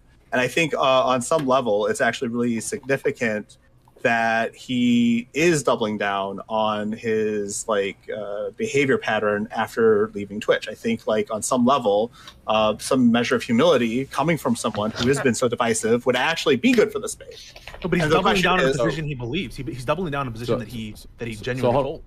Nah, he's So, not. so it's not, I want Nah, to he's say, not. hold Nah, on, he's not. Everybody's like me. hold We on, just fake shit for credit. So I want He's to just say, like me, 'cause I do think that. This is an interesting Fucking question loser. of to what extent is Destiny's style of rhetoric and abrasiveness unique to him, and to what extent is it relevant to the sort of potential cost-benefit analysis that we're talking about? I'm going to pass it to Section, who's been waiting for a while, and then we're going to go to Flow Trace, and then Not So Erudite. Did you have your hand up? Can I really ride this blade yeah. up? I'm sorry. All right, go ahead, Section. And then Can I- Mad Lad, I got you in at the end of that for now. And Vivian, you don't have a webcam, but feel free to DM me or put it in voice chat if you'd like to get your hand in there. Awesome. So I think this might be a little bit weird, but the way I try to approach conversations is that I try to re-articulate what other people have said and reflect onto them what they've said. So Wow. I can better understand. What a great what idea. they say before I try to respond to them, or before I try to interject. Amazing. conversation. So smart to do that. MX Vivian, if I'm understanding you, and I'm asking. I'm being something really mean for no correcting, reason, so sorry. Totally Just pointed triggered. out if I'm wrong. You're saying that when we look at Destiny on the whole, of the macro of all of his actions, and particularly his recent actions concerning like the transports debate and things like that, the positions he presents are those positions that they are positions that he maybe doesn't hold, and when he does hold them, he presents them in hyper-inflammatory ways. And also, when he's interacting with people, he has this problem where he's somewhat uncharitable to them. So he'll respond to things that they haven't really said, and he'll kind of like he'll attack those almost straw man positions, those reductive incorrect positions. Is that like an accurate representation of what you're saying? Fuck my I mean, ass. I guess in part, Fuck- mainly I was fuck just me. Come I was fuck just me. Come focusing fuck me, on the, crab. Dishonesty part of the argument, right? I basically laughed at Pisco for saying that Destiny is a very honest person, because I do think that that's a ridiculous claim, but I think he's very good at like trying to make. How many sentences more do we get into this debate where Vivian's talking about how, like, I was in the streets fighting with fighting with fascists on behalf of Antifa. I was there fighting. I got beat up. I got a bloody nose from a fascist cop. Blah blah blah. That she brings up every fucking conversation. Fuck. Sometimes. And Pisco, you know, Pisco countered with, well, some of the positions he takes hurt him. And I gave, you know, reasons as to why I don't think that some of these positions hurt him, and some of the positions that do. Why do you hurt keep him, talking about how I lost think 10K a takes month purely then? out of spite, Wait, so do because they he, hurt me or you do know, they not? can't generally afford to take the hit, or he's just so fucking lost in the sauce. So frankly, sometimes I'm with lost in the sauce, arguments sometimes with I'm people that he's inconsistent, willing to sometimes I'm take a hit to spiteful. Oh, himself to okay. hurt somebody else.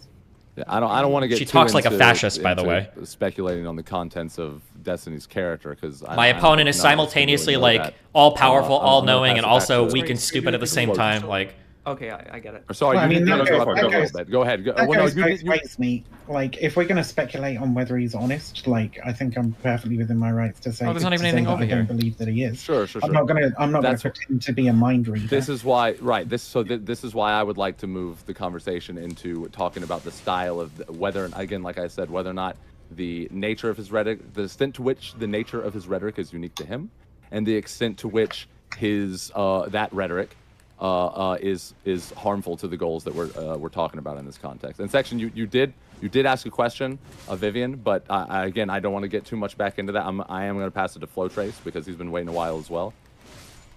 Okay, yeah, I guess the thing that I wanted to get into is I think this question of whether or not Destiny is genuine or heartfelt, we're getting a little bogged down in the details. I think the question is ultimately whether or not that is then good, speaks positively or negatively to Destiny's character, and then in the net, what we think of Destiny, not just his character, but sort of his effect. And I think the case that I want to make is I think that Destiny is a very flawed but effective ally or advocate. Not that I think flawed. that Calm there are down, things okay? that we could all point at that we disagree with Destiny. Listen, you're not a real Destiny fan until you felt the pull of the anti-fan rabbit hole, okay? But I think that the reason why I and many others consistently come back is because we can say, you know, Destiny, I don't agree with what you did here. I might even think it's legitimately quite fucked up what you've done here, but I still think that your overall effect is a good one, and that's something that I'm willing to support. I think, for example, if you look at, and I want to be clear, I'm not trying to compare Destiny to these people in terms of his positions, but I think you could make similar criticisms of potentially being dishonest or a debate bro to people like Tucker Carlson or Ben Shapiro. I don't think any of us would What the fuck are these people say, talking about oh, now? Ben Shapiro is people don't bad like for the truth. right. Certainly there are some things that Ben Shapiro has done that's bad for the right. Ben Shapiro could be a more effective advocate to the right. And I think it is important to establish that just because you're an effective or a good advocate doesn't mean there's room for criticism, particularly things that could lead us astray, right? For example, you could say, you know, lying might be good, but it could bite you in the ass in the long term and undermine your credibility.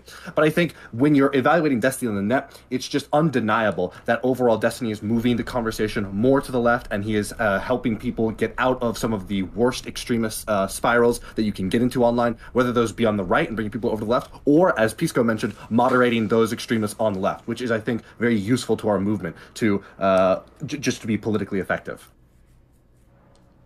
And I think that I guess the last thing I would sort of append to that point is I think that a really good example of sort of a trade-off you have to give in order to sometimes be effective to pull people is that kind of rhetoric that you're talking about. To what extent is Destiny's blood sports unique? I don't think it's unique, but I think it's required. There's a reason why people like blood. There's a reason why they go to people like Destiny. It's important we have some of those on the left. It's not blood sports for the sake of blood. The terrifying sports. thing about Vibe and people like her is how self-righteous they are. Bro insult is sort of levied around at people, and I think it applies in cases where, you know, people are saying a lot of things, but it's not any substance, or they're dancing around things. I don't see Destiny, by and large. I mean, he has a huge body of work. When he's debating, I hear him having continuity of thought and ideas, and it's not just debate bro for the sake of it. It's debate bro legitimately about ideas, and it's not for the sake of optics. It was the only sort of I don't know later bitch garnish I'd put on what Flo Trish just said. I want to let you guys speak to that if you'd like, but not so erudite. You were next up. If the opposition wants to respond, just so that we have better flow, I can respond after somebody who opposes these ideas speaks. Keep hating your life then, working class Does anyone Andy. have something specifically to say to that? To speak to that contention? Are we good? I'm done with this dungeon. I think really briefly, because what Pisco said was kind of responsive to a little bit of what I said about how Destiny brings a really like kind of debate bro style to the Twitch politics meta. I think that there are actually communities of people who Destiny labels as debate bros, despite his agreement that they're very smart. I think the titular example of that is when he cut all ties with the Ask Yourself vegan community, if you remember that community. So Ask Yourself is like a vegan kind of like super... I'm a big fan of his, so I don't really like to criticize him in an aggressive way, but he's super debate bro-y. You know, prior to a debate that Destiny had with a person called Jack Hangstrike about the LTV, you know, he was making fun of Destiny for being a debate. I don't want to say it. And after the debate, he was talking about how Destiny got, you know, fucked, and even more strong language than that after the conversation. And Destiny self-admits that he cut ties with that community because they were too toxic. So I think when I'm talking about the debate bro community, that A, I think I'm capturing public meaning. So I'm capturing the type of meaning that people usually mean. And B, I think I'm capturing Destiny's meaning, because he labels people who he agrees are good at debate with the debate bro label when he thinks that they're too toxic. So I would agree that the term debate bro, there's a connotation there that you are in it. I think the connotation is you are in it for the win, right? You are in it because not because you genuinely hold the position. Maybe you genuinely hold the position. That's incidental to the ultimate aim, which is thanks, Tash, to for the dunk tier 4 on sub, other dude. people and to make this a spectacle above and beyond. Here's a sub for my favorite bad faith right-wing fascist streamer less than 3. And so sure, that's my claim. But I don't see Destiny that way. You know, I don't see Destiny always taking the most optically beneficial position. Obama. I think that, you know, for the most part, his beliefs as stated, except, you know, there are exceptions, align and array with his actual beliefs. And you can see that because there's like this continuity of thought that isn't present oftentimes in these other debate lords. You know, you look at Vosh, and it's not that same kind of, I think, the same strength of continuity of thought, where ideas really sort of cascade onto each other and make sense in an order way, if that makes sense. If I can just... Sorry, really... oh, yeah, sure. I just wanted to add on section. I noticed that you cited the book by Jonathan Haidt, which is maybe something that you and I can bond over, because I've also read a lot of Jonathan Haidt. The idea, though, that a lot of it feels like kind of some of this boils down to like you said. I think your thesis was actually really well said, like tone policing, basically, and like we should be nicer in these spaces. I've become painfully aware of the phenomenon where debaters who say, right after every sentence are more likely to be brain dead. Maybe, I don't know. He talks about like we need to be like good faith actors and all these things, but like the idea of like being overly nice and like didn't say nice Simon for the sake says. of niceness is actually does its own damage, right? There needs to be a sense of somewhat anti-fragility, particularly in these political debate spheres where we're talking about issues that really, really fucking matter to the core of people's like identity. And so this idea that like we just have to be nice, like I have a struggle with it. And so this idea of like, well, Destiny brings in like kind of like mean and harsh language and all this stuff. I'm like, yeah. No! Part of why he gets so heated, like, I mean, first of all, he's a bit of a rage head, right? Which is like, fine, we actually have space in this debate for people who get super angry, right? And there's an appeal to that because there's this piece of like, when we're talking about like deeply political topics, they're not just like ideas, they're also things that like cut to the core of who we are, and so we care about them a lot, and we like to see people get like highly emotional and invested in it. We just don't want to supersede good ideas and good engagement and good rationality because of purely our emotions. But this idea that we should like have one or the other, I don't know. I don't like the tone policing lineup because I think it actually goes against the guy's own work later on. Sure, absolutely. I need to respond to that. I'm so sorry.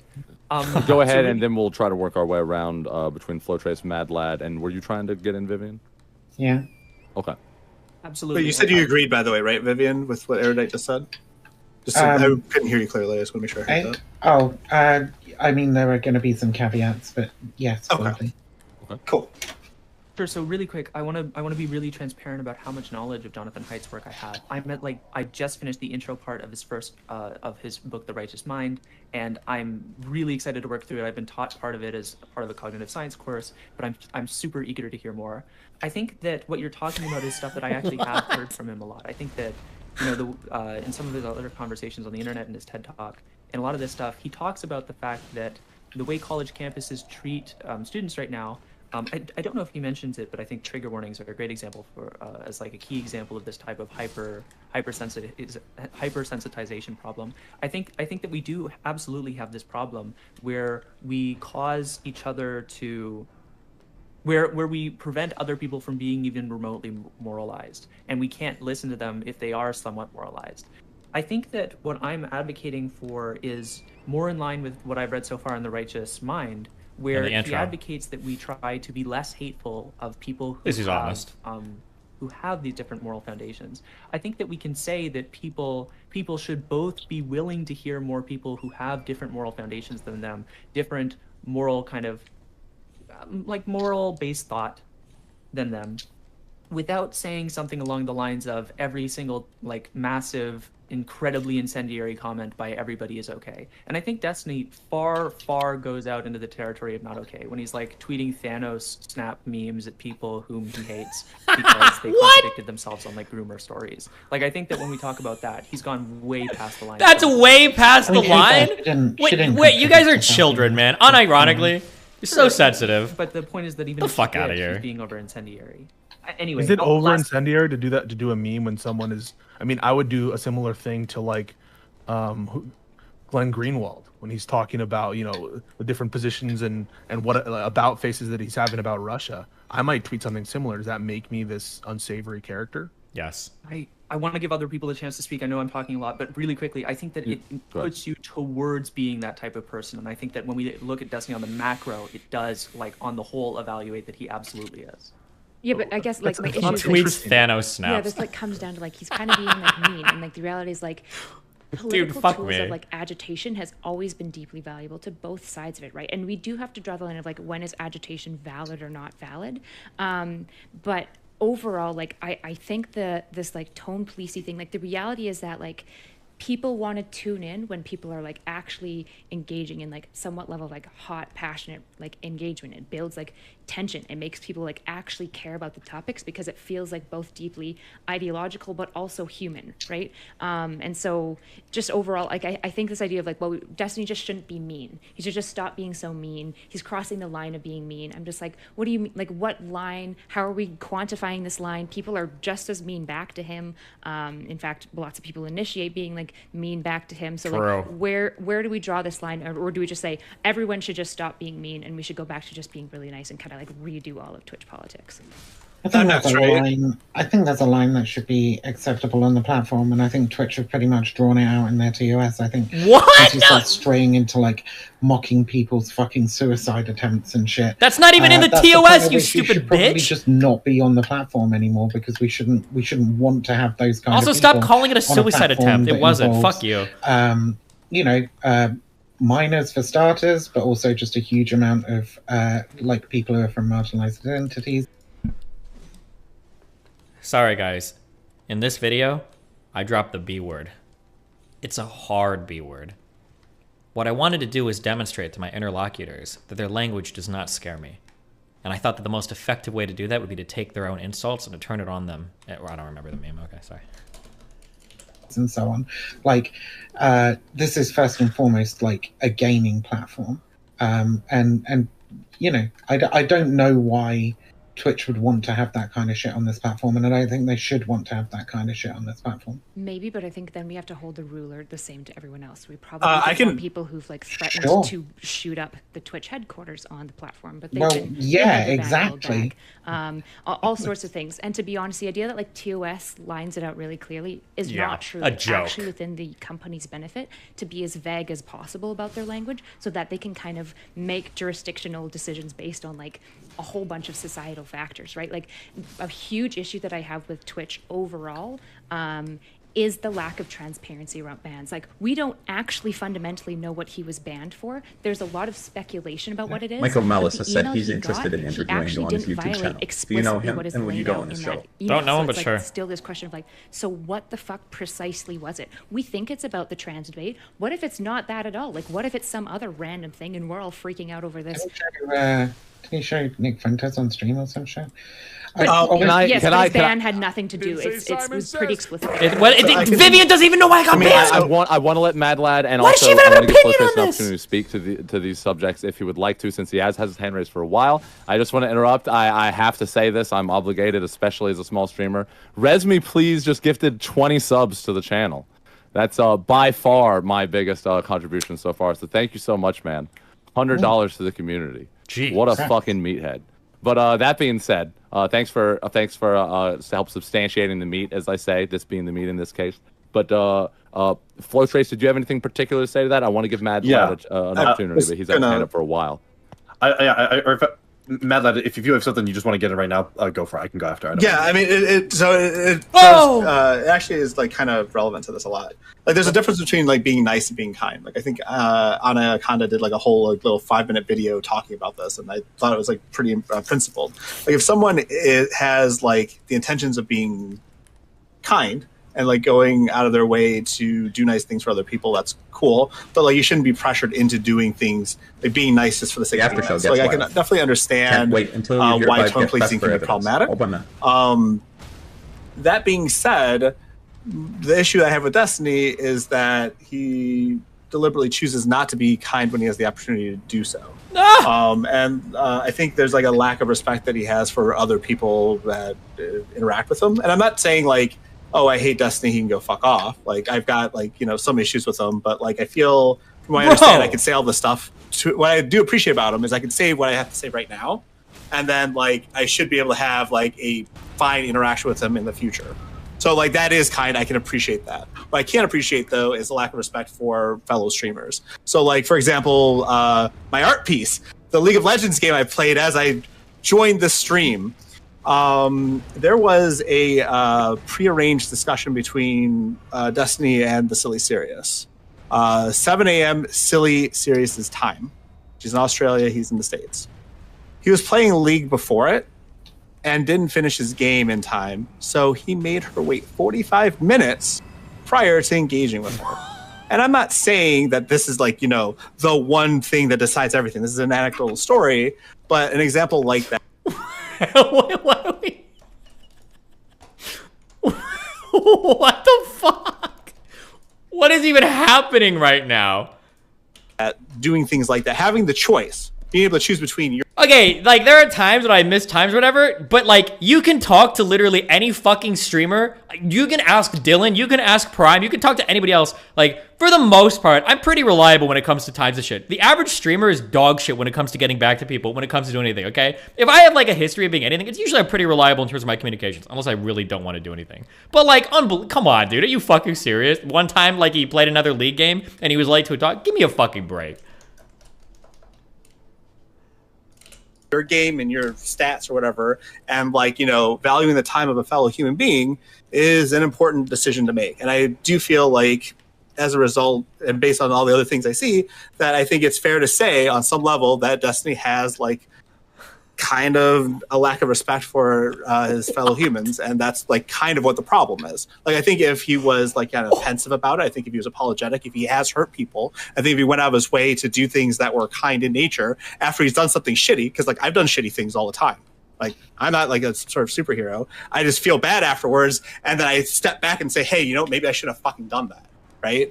Maybe I should like. I needed to make an apology video. My bad. I guess, and that's all I think Destiny needs to do. I guess this just flies in the face of, like, we also see, like, as a large content creator, he's also one of the most generous. He gives his space to other content creators all the time. Apparently that's And so, like, sure, was that situation inconsiderate? Maybe. It would also depend on, like, how did Joe feel about it? Like, was she like, oh, that's totally fine, I'm just getting ready anyways, right? Like, I don't know what the DMs were like, but it's like, it's possible that he messaged her and was like, hey, shit, this is going on. What do you want to do? And she's like, oh, I don't mind waiting 45 minutes. And then it's like, then it's a non-issue, right? And so...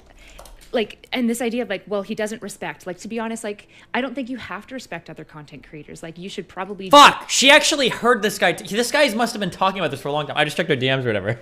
She messaged me a while ago and she said, I heard someone say you're a bad streamer because you made me wait 45 minutes to talk to you so you could play League. I'd like to remind you that you lost that game. I wonder what else, fuck, I wonder if we talked...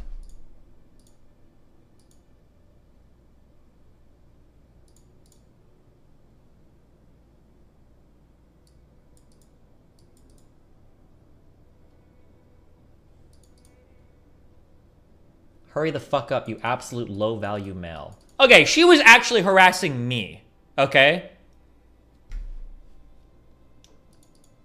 So, there's the story on that, all right? Do the best to be, like, polite sometimes, but, like, this is something, or probably me and Miss Viv. She is Australian though, so we have to cut them some slack. Our standards for them are way lower. Other content creators, I should probably try to be considerate. Probably like be like. She should be kinder. Of their time true. As much as possible. But like, he doesn't respect a lot of content creators specifically because he thinks their opinions are dog shit, right? Which is very different than just like I'm an inconsiderate asshole who like steps all over people and never pays it back. Like, Destiny goes above and beyond to spend like 5 minutes to like boost people's careers constantly. He's like helped in like levying his platform to like get politicians more views and stuff like that. And so like, I don't know, just this idea of like he's not like necessarily kind or respectful. I'm like, I don't know, I see a lot of evidence contrary. Like I think he's fallible. Seems like he was maybe inconsiderate in that moment with Joe, but I don't know. Is it kindness? Like, is it being kind to be kind to the people you like and then disrespectful to the people you dislike though? Like, so there's a lot of people on this platform. Yeah, respect is earned, motherfucker. I strongly disagree with, like, emphatically. But I still have good relationships with them. I'm still friendly with them. I don't. Yeah, because like, you're a make them feel spineless bad fuck. for their opinions Who's that I shooting think arrows aren't at me? great. I'm not even calling it a dog shit take. I even said aren't great, right? Like, I'm trying to cage my language and make people feel like they're welcome to engage with me. Yeah, do they call you a rapist? To that. So like, I will super disagree on this point, but I understand what you're saying. He has done some nice things, and I do appreciate some of the things that he's done. Absolutely. Yo, is there a bonfire here or what? I did want to say I do agree with the weird vagueness of Twitch language, just for the record for everyone who's here. Sure, I do think... I don't know why that keeps getting brought up. Like when I say like he's stepped clearly over TOS, like he's stepped clearly over the bounds of what I think anybody thinks should be acceptable on this platform. Then say that, not TOS. Person who isn't just completely like, oh, we should be able to destroy and like fucking throw out death threats or whatever, right? And I understand that. When you get to the point of like mocking people's suicide attempts, I think that's a point at which we say, like, that's a fine red line to draw. I think that definitely falls under hateful conduct. It definitely falls under harassment, right? It's not hateful by definition. You don't even know what hateful is. How does she not know? I think that definitely does. But let's be clear about my what point that is, interaction just was. real quick, Pisco, just real quick. I just want to say, I understand what you're saying, Viv. Like, my point, though, is that the platform is... they're like, unclear. Okay, hold on. Unless I'm missing, like, conversations that I just don't understand. Every single time hateful is brought up, insofar as like legislation goes, like for the UK, or for TOS, like with Twitch, holy Skyrim, or with or like Twitter or Facebook or anything else. Then, working class Andy. Hateful doesn't mean like being hateful or being mean or like making fun of like really bad stuff. She hateful, is even worse than a bonger. Hateful She is. May Allah forgive me for uttering this word. Nice. Hateful, every single time I've seen hateful brought up is always referring to making fun of people for like things like gender, sexual orientation, sometimes age, I think veteran status. This is what hateful conduct is on every single social media platform I've ever seen in my entire life. I have never in my life, you can go and bring up like TOSs or community guidelines for like Twitch, Twitter, Facebook, anything else. I've never seen hateful conduct be like making fun of like a suicide attempt. That would just be, that'd be bad or mean or whatever, or maybe like it would fall under something else. But hateful almost always is like calling on like some protected class and attacking that. Like a hate crime isn't just when you're like, when you hate somebody a lot and you commit a crime against them. It's usually like bringing up like race, religion, sex, sexual orientation, stuff like that. There's a bonfire at the crossroads. They're very inconsistent. Your point was known, Mad Lab, this whole time. Okay. You can also be kind and mean at the same time. Like, they're not mutually exclusive spectrums. Like, I believe you can be an incredibly generous person. Yeah, you call it and harassment an if you asshole, want, sure. right? Both of these things can exist in the same continuum. Viv, when you say making fun of someone's suicide attempt, my understanding was he was doubting whether a suicide attempt was genuine or not, which I would he was doubting that it was a suicide attempt at all. Isn't that different That's thing? way too much nuance for this conversation. I can't even believe Pisco would try to introduce that. What a dumb fucking thing to do. It should be, no, but it could be. But No, if people are going on social media claiming suicide attempts Matt. for clout, there's a serious problem with that, and we should actually probably call out that behavior, right? Because Yeah, it's you actually probably really should if it's actually fucking happening, but you better be goddamn. For the record, Doe's suicide attempt was eating 10 Benadryl. Just for the record, so that we're all on the same page for that, okay? That was Doe's suicide attempt, okay? And then a poem on Twitter followed. I'm fucking sure it's happening before you do. And this is not like, this is, if you're thinking of like the most recent posts that Or it might have been 8 Benadryl, sorry. Yeah, those are real fucking bad, dude. But like when it first happened, he was straight out the fucking gate with it as well. Okay, so don't like. I'm not making I'm not saying that it's a good thing that people out of the gate without evidence, specific evidence of someone's particular situation, accuse someone of faking a suicide attempt. I'm not saying that behavior is acceptable, right? That's the behavior, but that is a different behavior than mocking a genuine, something that you think to be a genuine suicide attempt. In his, that changes our perspective. There's literally no, I understand what Pisco's saying, and it's true, but there's no reason to even. If he actually thought it was a genuine suicide attempt and he was making fun of it, we would think of him differently than, well, he just doubts that it was a suicide attempt at all. I'm not condoning the behavior, which is why probably why he like moved back to doubting after first mocking, but like it doesn't really make any fucking difference in terms of like what kind of the mocking thing is that you shouldn't do a real suicide attempt and then immediately go online and start posting poetry for everybody to yas soy queen over you for. It's not a healthy thing to do for the individual. It sets a horrible precedent publicly because now it looks like suicide is the best way to get a fuck ton of positive attention, and it shows that the community is garbage because they celebrate her return to the most toxic platform immediately after attempting. It's a horrible, everything about that is dog shit. Everything about that is dog shit. Why do you think they do that? Because for attention, because it's the easiest way to farm a fuck ton of positive attention. And it works. You get a ton of attention doing it. But it's like, it's such a toxic, cancerous thing to do and to showcase that behavior online and have everybody like, and to have everybody Yas Queen over it. It's just, it's beyond fucked up. Like, it's beyond fucked up. It's still an automatic optics loss. Why even make it? Because I'm not Vosh. Rules of like social interaction. Everything is an optics loss when your opponent dresses up in whatever outfit they need to make it so that they're like unimpeachable. Okay, that's bullshit. Every criticism of a trans person, every criticism of somebody with 15 mental illnesses in their profile, every single fucking possible thing that you can say or do to put in your profile to make you unimpeachable, like, is an optics loss. But like, that's bullshit. Like, you shouldn't be able to do that. And they destroy these fucking conversations. And then if I wanted to cry and be emotional and I could do it, I wish I could do it, but I can't, right? When you've had people in your life that have actually committed suicide, it feels really fucking weird to see other people fake it online and then collect a whole bunch of like positive validation and attention for it. It feels really fucked up. It's really fucking strange, right? When you consider how many people are suffering in silence, how many people kill themselves with nobody even fucking noticing, because a lot of these people don't even talk to their family. Like, it's just really fucking weird to see somebody literally, I don't know how many people even fucking, I don't even know. I don't know.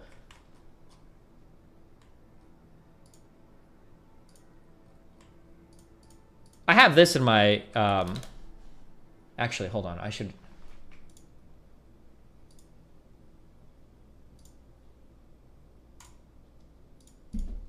Maybe people think that I'm like making this up. I'm sorry. Hold on. Because I normally show material. I don't know how many people are actually familiar with this. Like, after they attempted, this is what they put on in their Twitter profile. They started writing fucking poetry, and I think it's about like an X or some stupid shit. I swallowed as much diphenhydramine as I could, upwards of 700 to 800 milligrams. This is like 10 Benadryl, okay? It's not even, you're not even at the LD50 for a 50 kilogram woman. But like, and then like, we've got like all this like dramatic writing, the dramatic spacing, like more poetry. This is disgusting. This is actually fucked up. Like, this is so disgusting that you would write this, tweet this out, and then have a whole bunch of people like soy clapping you for it. Like, it's actually so fucking crazy. Like, if you seriously, if this is happening, get the fuck off Twitter and get some fucking help. And that's what everybody should say to you. They should say, hey, Doe, you're batshit insane. Log the fuck off and go get some help for your problems. Why the fuck would you run onto Twitter, like, out of the fucking emergency room and start writing poetry for people to Yas Queen you on? This is beyond fucking crazy. It's insane. But because of how these people have labeled themselves, they're completely unassailable. You can't say anything negative about it. You can't even begin to question the fact that maybe this is like some fucked up shit because of how people have, because of how they ID these days. It's. But he would point to this, right, Viv? He would point to this as a paradigmatic example where he would take umbrage with what you just said. I never mocked anyone for suicide attempt. I just said they weren't real suicide attempts. And he would construe what you did as bad faith, twisting what his arguments are, and he would use that as, and maybe there's too much self-pity in him, and we should like condemn this kind of like whataboutism. Where the fuck is the bonfire? Oh, you can go cry when you step into that arena and you start doing that level of heinous shit. No, I don't think you should be welcome on a fucking platform like Twitch. Is this the Doe situation? Just for clarity, I just want to understand the context. Is this the Doe situation that you're thinking of specifically? Just so that I have groundings for which landscape we're talking about. Yeah.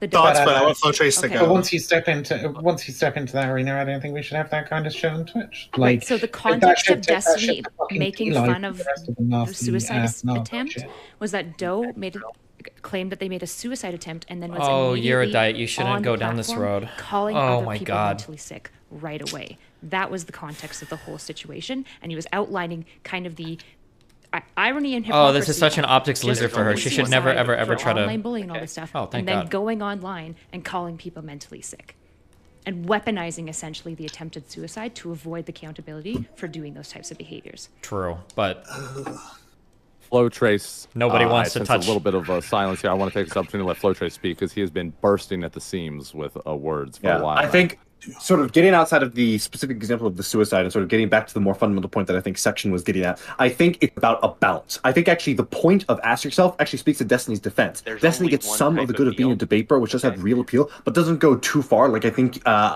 you would agree Ask Yourself does. So the word actually harms your ability to reach people.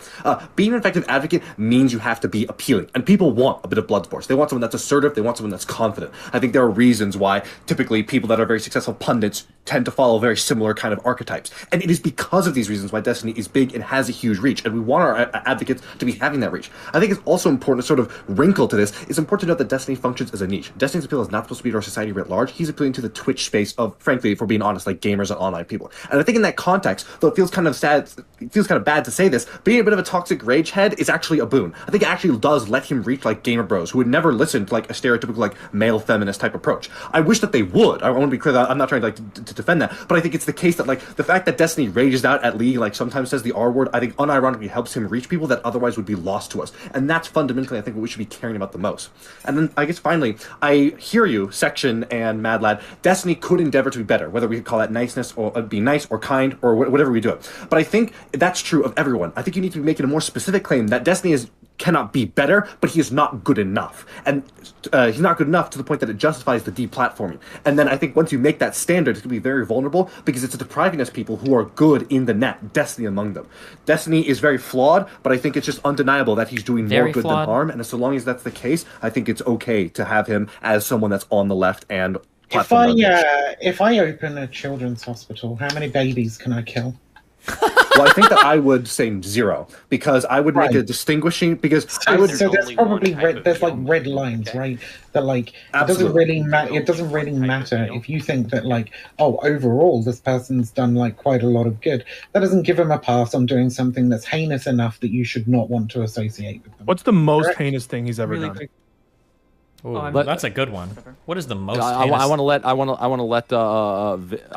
whoever would like to answer that question, and then Sections have been trying to get him for a while. What is the most heinous thing that Destiny has ever done? The dough shit was definitely when That's the word. Come on. Can we think better? Come on. We can probably find something better. What's like the worst thing that I've ever done besides playing League? We've got to be able to think of something better than a suicide. I feel like probably some of my old tweets. I think that telling the one woman to get raped with a shovel is probably a pretty bad one. The burning cross tweet, I stand by that until the day I die. That was a good ass tweet. Obama. Game of Thrones spoilers? No, that was also good. They needed to be spoiled, okay? Obama.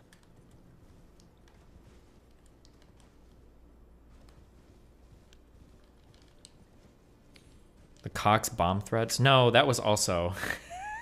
I stand by those. No, not. I mean, in a video game, I do.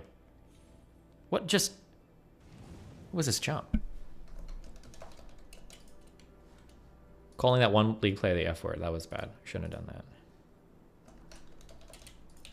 that. I've got no more time for this guy. So that incident was the single most heinous thing that you know that he's done. So far, yeah, but I don't follow him like Jesus. super fucking closely. Viv, you tweet about me all the time. You're like my #1 fucking fan. It warrants him not being on the platform anymore. Yeah, I think that one single incident, Jesus, right, would be enough to say, you know, you can't come. You shouldn't be on the platform. That's beyond the pale. Maybe you're talking like a semi-permanent ban, but if like with good behavior could come back or whatever. But you know, he's decided that he's going to keep doubling down and repeating the behavior. So at this point, I think like just saying, well, fuck off is fine. With the situation with Doe, my understanding is that Doe initiated it by making fun of Destiny for accidentally taking meth. Is that correct? Oh shit! Wait, did this happen? She might have actually said something to me, which is what triggered this response. Fuck. I always forget that other people start fights with me. Okay, also, regardless of what you think about me, making fun of me for... I'm not gonna say I got drugged, but like, that's a little bit fucked up. That's a little bit fucked up, right? Like, oh my God, these guys got different drugs and they bought, like, isn't that so funny? Like, let's make fun. I feel like if that was anybody else, I feel like I would be, if it was a trans person, I would instantly be destroyed, right? Because whatever. But like, that seems a little bit. No idea. Of course you don't fucking know, Viv, so because you're a brainless fucking Would moron. that color, if that was true, would that color your Nope. interpretation? She's gonna say no. If No. you knew No. that, no, so You no should be able to amount say of or do instigation anything. would No. would make That's that too far. incident in your mind look better for Destiny. Never. Nothing. Or change the format anyway. I mean, you can talk about like mitigating circumstances. They were doing a murder, but you still go to fucking jail if you murder somebody. No, that's not even I true. think it's important for us. Like, wait, what? There are literally fucking defenses to get off from quote-unquote murder, depending on the mitigating circumstances. That was even a bet. Pisco. Most good faith interpretation of that incident and the most bad faith interpretation of that incident, and ask ourselves, which is more likely? This is literally something that I would never do under any fucking circumstance. You think Destiny is hateful towards trans people? You think Destiny is hateful towards trans people as a group? Yes. Hateful? Sorry, as a group? Say it. Say it, Viv. Of course. What I mean is trans people, quad trans people. Like, do you think that he is transphobic? In other words, yes. Do I think that he's trans? I think he has some transphobic positions. Oh my god, what a pussy Do I think ass that he's bitch. like has a hatred for trans people? I don't fucking know, dude. I can't read the guy's mind. I find on trans issues, Destiny, in terms of if you're positioning Destiny on a line of Americans in America, trans positive versus normal America, I would put Destiny like the possibly 98th, in the 99th percentile of trans positive. Now you might say, well, that's unfair, but I'm holding to the standard of like normal society. And yeah, there's a position, namely trans individuals in sports, where he does not come on the quote unquote side of trans people. Okay. That to me doesn't make you a transphobe, right? Necessarily. I literally, I don't know why you're trying to litigate this. Like I literally said, I think he has some transphobic positions. I can't read his fucking mind. Like, would you consider that, saying that you don't want trans women in sports, that's a transphobic position? Yeah, it is. Yeah, no, it is. Okay. Can I really respond to... To be fair, though, Vivian has the most extreme take possible on this. I don't know if anybody has the tweet thread. It'd be nice if I could bring it up on stream so it doesn't sound like I'm making this up. But I believe Vivian said, no, wait. It might have been Mindwaves that said this. It was either Vivian or Mindwaves that said that if Kobe Bryant tomorrow identified as a woman, he should be able to play in the WNBA. Does anybody remember that you don't even need to be on HRT to play in the women's league? Was that Mindwaves? Okay, never mind. That might have been Mindwaves. All right. Yeah, Mindwaves had like a crazy... Oh, he said LeBron, not Kobe. Also, sorry. Fake news, guys. My bad. I was just trying to be a little maliciousness in there. My bad. This tweet, too. Oh, never mind. She did say something. Okay, I mixed them up, but she did say something to that effect. Do you think a trans woman who doesn't have any desire to take HRT should be able to compete in women's sports? Yes. Okay, so essentially the same thing. All right. I understand that people want to talk about this more too. But... Sure. I kind of wanted to... yeah. Mad Lad, I'm going to let Mad Lad butt in, and I'm going to try to get you in here in a second section. Don't worry, I haven't forgotten. So the problem the thing that really set me off about Destiny is actually very related to the I'm not questioning the suicide thing. Actually, there was this talk about mental health and whether you should I forgot the term. It's not self-assess. What's the self-diagnose? Like basically, yeah, self-diagnose. Yeah. So there's this sort of discussion about self-diagnosis and dealing with mental health and whatnot. And it wasn't his specific take on the position that was the problem. It was this idea where he was actually deciding and questioning the claims of people and what their mental ailments were, right? So Jesus. He's actually kind of encouraging this sort of discourse where it's okay to when someone says, hey, I've got this going on or that going on, on some level we have to be charitable, we have to take their words into consideration. And he's kind of advocating for this take on some level where but where are we at right now with this, right now the current discourse is anybody is whatever they say themselves are 100%, no question. That's not it. That ain't it, Chief. There's got to be something between that and the conservative reality of we don't believe anybody saying anything ever. There have to be some metrics by which ontologically things aren't what they are because people say they are those things. That doesn't make any sense. There has to be some way by which we can evaluate people's statements. Otherwise you get this if you want an instant win, Destiny, she agreed with your position in 2019. I don't even think this gives me an instant win. Matt Dillahunty hasn't stood by the ACA mission statement because he hasn't made up his mind yet. He's just exercising due caution. I mean, it's not a bad take, really. He probably made it before seeing your video, too. The transport issue is complicated, and intuitively, it may seem like trans people do have an unfair advantage, especially if you listen to some media. I'm not even sure they don't in some sports.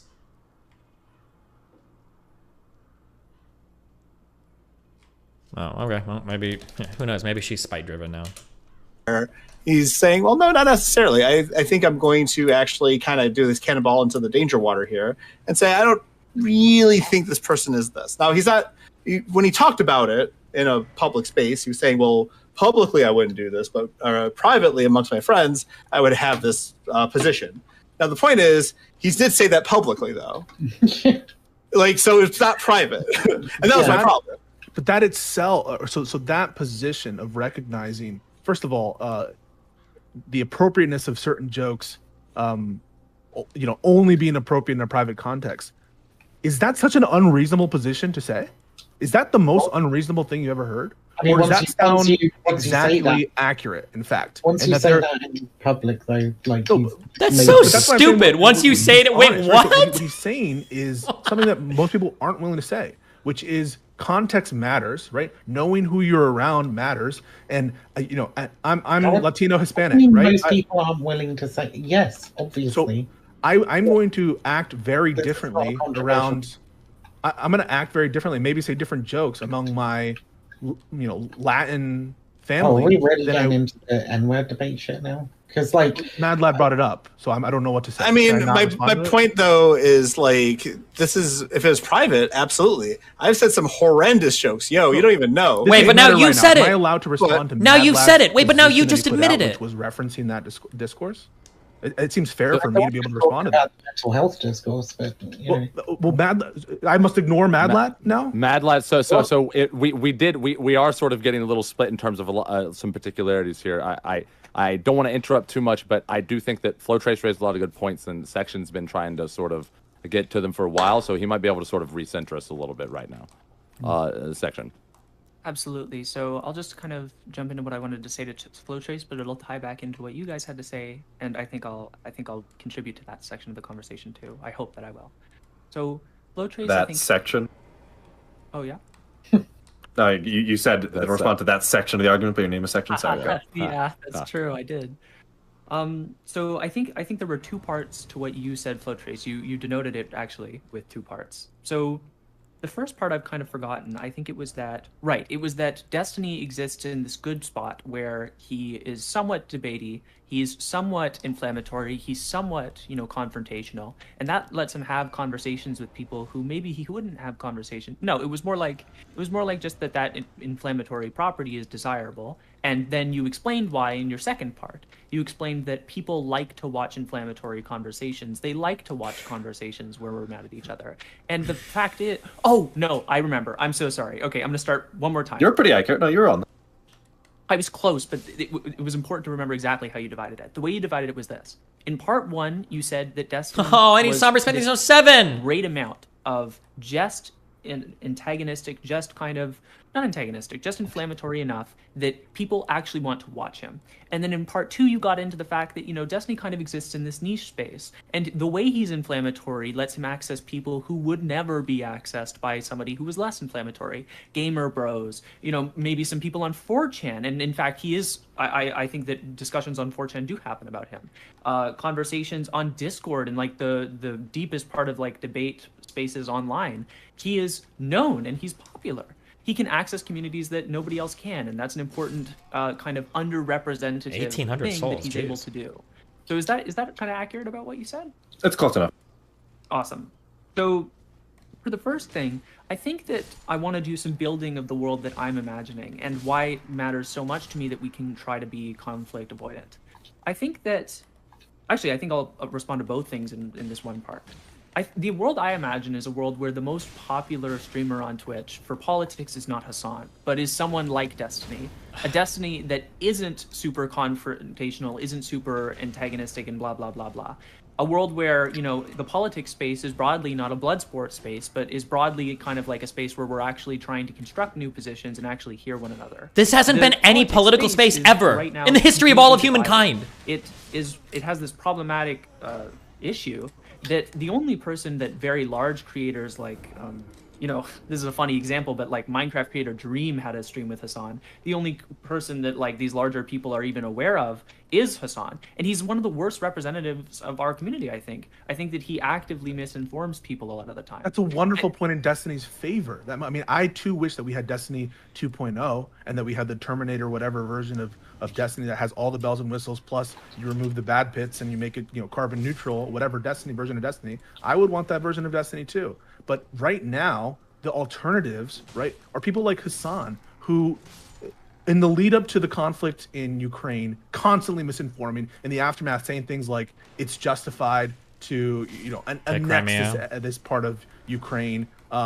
Crimea. Totally unwilling to engage with others, arrogant even to a defend trans fault, women to like a aggressive transphobe. Like, looked horrible. Yeah, in that debate he had with a conservative, Walker. with the easiest, most basic conservative arguments, and then you have people like Vosh and others who, Are the horrible. smuggest possible people. You know, seem very surface level in a lot of their analysis, and it's a breath of fresh air to turn on a Destiny stream and to have him call out people who are talking bullshit. And yeah, he doesn't do it Like perfectly. Pisco. And yeah, he's an asshole. But like, come on. I mean, the platform. there's another. No.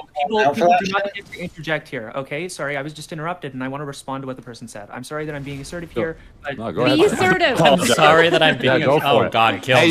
you're on Twitch panel, bud. It is blood sports. God damn it. Go ahead. Well, but that's the problem. I don't want it to be. So I understand the way that you can read what I was saying as being supportive of Destiny, and I understood that when I opened up to make the statement. I understand that there's a counterfactual that if we remove Destiny from the space, that we're going to see the people who are the worst in the space replace him. That the audience that watched Destiny may in some part go watch Hassan, and maybe even just having somebody who's critical of Hassan on the platform is good. I understand this. The claim I'm making centrally is that the fracturization of Twitch politics, the way in which nobody is ever willing to talk to each other, the way in which Vosh literally never talks to anyone, the way in which Hassan is totally isolated from the rest of the community, and the way in which every single panel that we talk on is this blood sport death match, I think it's a byproduct of our innate psychology, but I also think that it's a byproduct of the fact that the father of the entire community literally encouraged this behavior. Hassan, Vosh, and every single major panel on this platform comes from Destiny. There is no major political streamer that I'm aware of who we cannot in some way track back to him. We all do this apologization for Destiny's hyper antagonistic behavior on Twitter and Twitch. But the fact is that the way that Twitch is structured and the way that the Twitter discourse around like him is structured is his fault. He antagonizes almost everybody who disagrees with him. He antagonizes them in vile, like just horrific ways. And I actually Section, can I just say the debate... Section, can I just ask you a quick question? I just want to ask you one question and then sort of pose a follow-up problem. So I agree that yeah, I understand and I totally agree that Destiny it can be very aggressive and things like that. My question is, number one, you talked about, I imagine a world where the most popular politics streamer is someone who like isn't very blood sporty. My first just yes or no question is, do you think that's realistic? Yes. It's never ever in the history of all of politics been done. Whether or not you think it is realistic, do you think it is a good idea to be actively hampering the best option we have among bad options when we do not yet have that good option?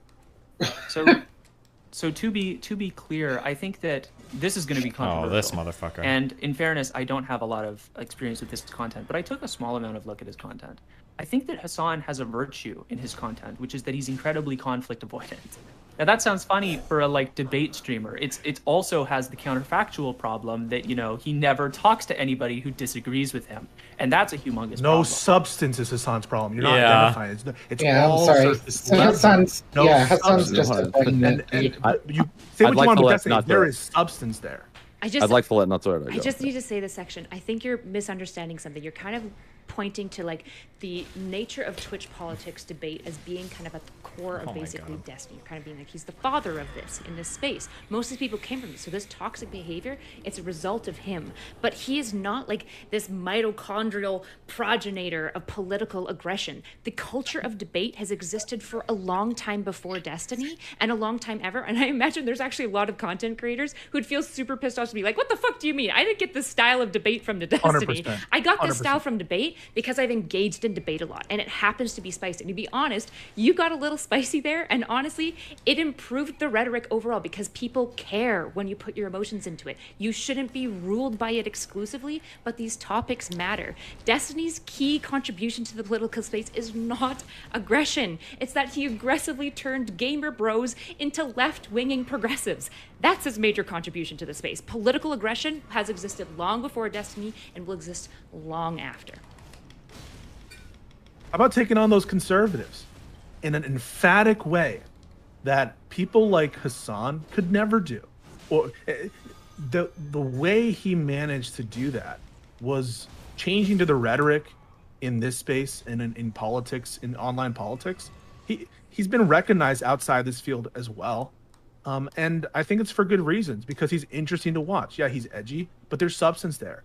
And I would be lying if I said like, this platform's going to miss him. Wait, how long ago was I banned? How much longer are these conversations going to go on for?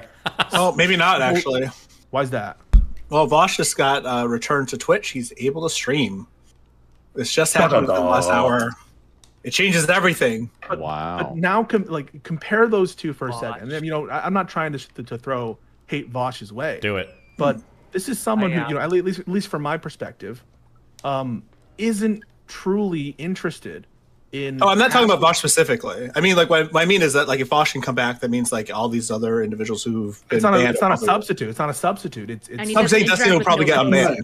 He doesn't interact with nobodies either, so he won't fill a lot of niche that Destiny does. Sorry. Well, Destiny will. I'm the most fervent anti-Destiny fucking person here, right? And if you think that, like, thinking that it's good that Destiny's off the platform means that you think that we think it's good that, like, Vosh is off the platform as well, by the way. But like, well, no, he's back now. Did you hear what he just said? Is he back on Twitch? He's literally back as of the last hour. And what I'm saying is, if Vosh can come back, Destiny can come back. Well, yeah, I mean, he possibly can do. It depends how much he continues being a total asshole off Twitch. But fuck, you totally threw me off. I don't think that these people are quote unquote good substitutes. Hassan's a fucking idiot. Vosh has his own ridiculous controversies that he involves himself in. Oh god, it's such a far run. Child.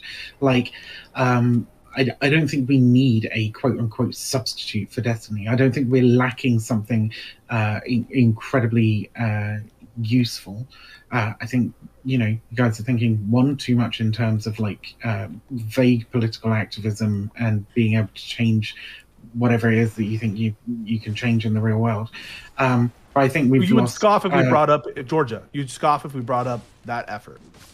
And so what else do we, right? So you would. I mean, I'm sure you were prepared for us to bring it up. The Georgia thing seemed cool to me. I think that seemed like a good use of like a large audience and a large platform. What about when the platform Josie Rose's political movement when she was moving? I think it was pre her transition, but when she was moving in political office, I forget which position she was looking for, but he freely just platformed her, interviewed her, and gave her a huge and other congressional candidates like that to kind of help her political career.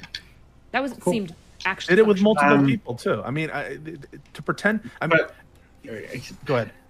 The point that I'm making is, right, like, we exist in this community, right? We live and work together here, right? Let's not pretend that this is not for a lot of people, at least a sort of side profession, right? Make a few extra bucks every month. Maybe you make a living off of it if you're a big enough streamer or whatever. And we just exist here, and we have our communities here. There's a lot of viewers that have communities here, right? Who like have created a social circle around these spaces and so on, right? And I think that when we talk about the health of a space, I think trying to frame it in terms of like political advocacy and what's doing the best to advance the cause of the left in America, I think that the effects that any individual can have on that are so minuscule as to not really fucking matter.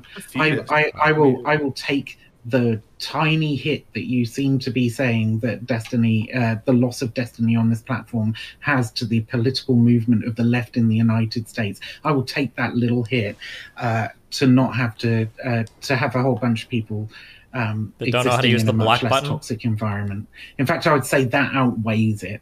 Right, the amount of good that he could do politically, it doesn't measure up. Flow Trace, I think, would probably like to speak to that, and he's had his hand up for a while. And I'll try to get to you next, Medlad, if you had something to say. Yeah, I guess I can respond to Vivian first. Sorry, and you too. Yeah, I guess to respond to Vivian's specific point, just for the purposes of my conversation with Vivian, I'm going to assume that Destiny's Doe interaction was as bad as Vivian says, because I think it doesn't change my point. It makes it more interesting. I guess there are two metrics by which I'm sort of evaluating these red lines that Destiny has gone over. And I do agree, I don't think Georgia is that relevant when we're evaluating whether or not Destiny has done something that's so unforgivable that even if he's in the net good, we would still be against him. And I think, firstly, we have to first establish whether or not the red line is part of doing the good. For example, I think any form of warfare carries with it some amount of civilian casualties. And I'll always 100% condemn any individual instance. I would not use that as a red line to condemn any form of warfare. That would mean condemning even justified defenses of your country where you're being invaded. And in that same way that civilian casualties are not required to wage warfare, but are an unavoidable byproduct in some amount, so is being toxic and occasionally having a Destiny moment. I think the key is to treat it in a similar way. We need to be working as hard as possible. I don't think that you can make this silly comparison between collab, because you could just choose to advocate for things in a better way. You could not. So one of the biggest things that I noticed, right, in my interactions with Destiny, because I had a lot of disagreements with him over the years, right? But the point at which it became a problem is when you start essentializing your opponent as evil, right? When you start saying, for example, Viv the list keeper, Bob posting is a pedophile, right? Also very much playing into some transphobic tropes there. Oh, very transphobic. When you start saying, yeah, that this person is a pedophile. This is dangerous ground for you to walk on, because I think that you've been unfairly maligned sometimes, or maybe fairly maligned. I mean, you tell me. People say that... Something that I didn't know as well, and also I've said I probably shouldn't have called her a pedophile, although her behavior is very fucking sus. Something that I didn't know as well, and I'm finding this as I'm digging back through my manifesto stuff, I didn't call her a pedophile until she called me a rapist. She was the person I think that initially tweeted out accusing me of raping Melina on stream. And I think that's why I hit back when she bragged about that HRT shit. I was like, okay, pedophile.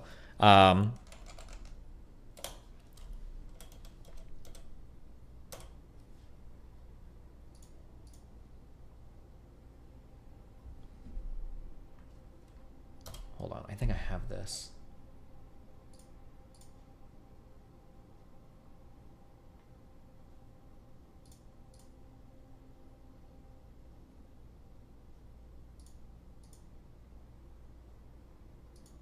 I don't know what I saved this under. I haven't like fully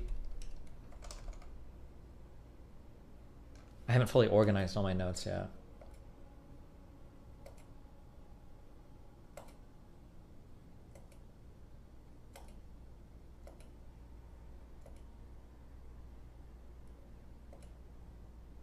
I'm not gonna be able to find this right now. There was a conversation back and forth with Chloe and somebody else where she mentioned something about like, oh yeah, Destiny hasn't liked me since I made an off joke about him and his girlfriend on stream. I'll know later when I organize all my shit. I'll be able to access it better. But either donos are off, you scammed me. Donos are off, and I scammed you.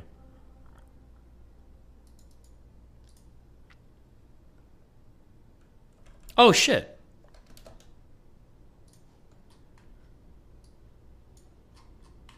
Hold on, wait. Someone in chat found it.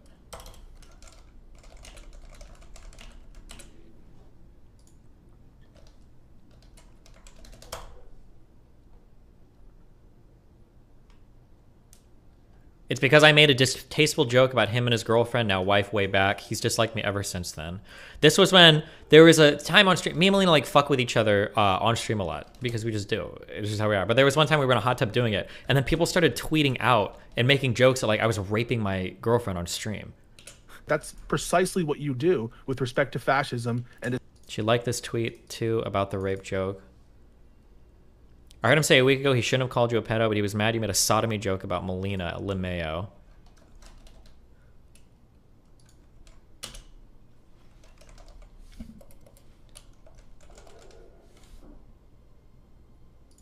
You have other people that like echo this claim as well. And you see like how people like repeat these things enough that like people that don't know think they're true or whatever. This Gayest Fresh guy is another huge hater of mine. How about the more recent one where he raped Melina on her own stream? And there are like other people that make things like this. You archive those, right? Yeah, I've got like image backups of everything. Like essentializing that aspect about people and labeling them enemies. I mean, what do you say in response to those criticisms? I mean, there are people who say you have an enemy list, right? How more centralizing? What enemy list? She's gonna play dumb again on this? Yeah, I know. Viv, you've gotten called out so many times on this cringe shit. Right? I know what people say, right? Okay. But we're talking about things that are true rather than random fucking rumors you heard on the internet about me. Okay? Oh my god, she's gonna try to backpedal off that again? Justified to do anything she wants because her enemies are ontologically evil. Like, how did you feel about that post? Because I felt really uncomfortable. With it. I don't know how you felt. Yeah.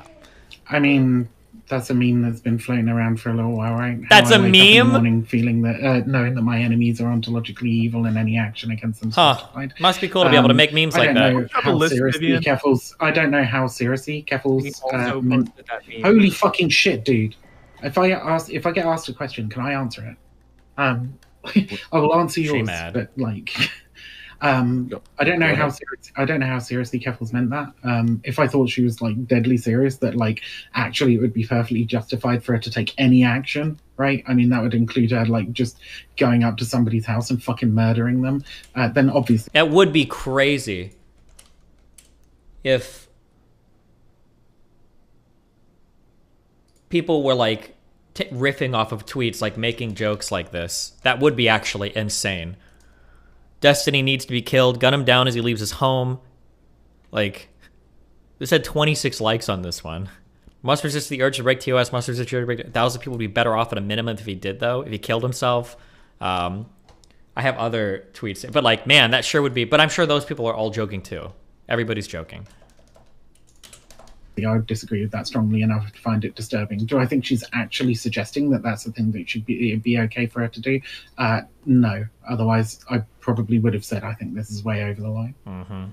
Sure. Vivian, I mean, you've accused Destiny of essentializing his opponents. You've been accused of having a list of enemies. Yeah, I know I have. Sorry? Do you have a list of enemies? No, I do not have a list of enemies. Okay. In that case... Okay. Fuck! Pisco doesn't know the lore here.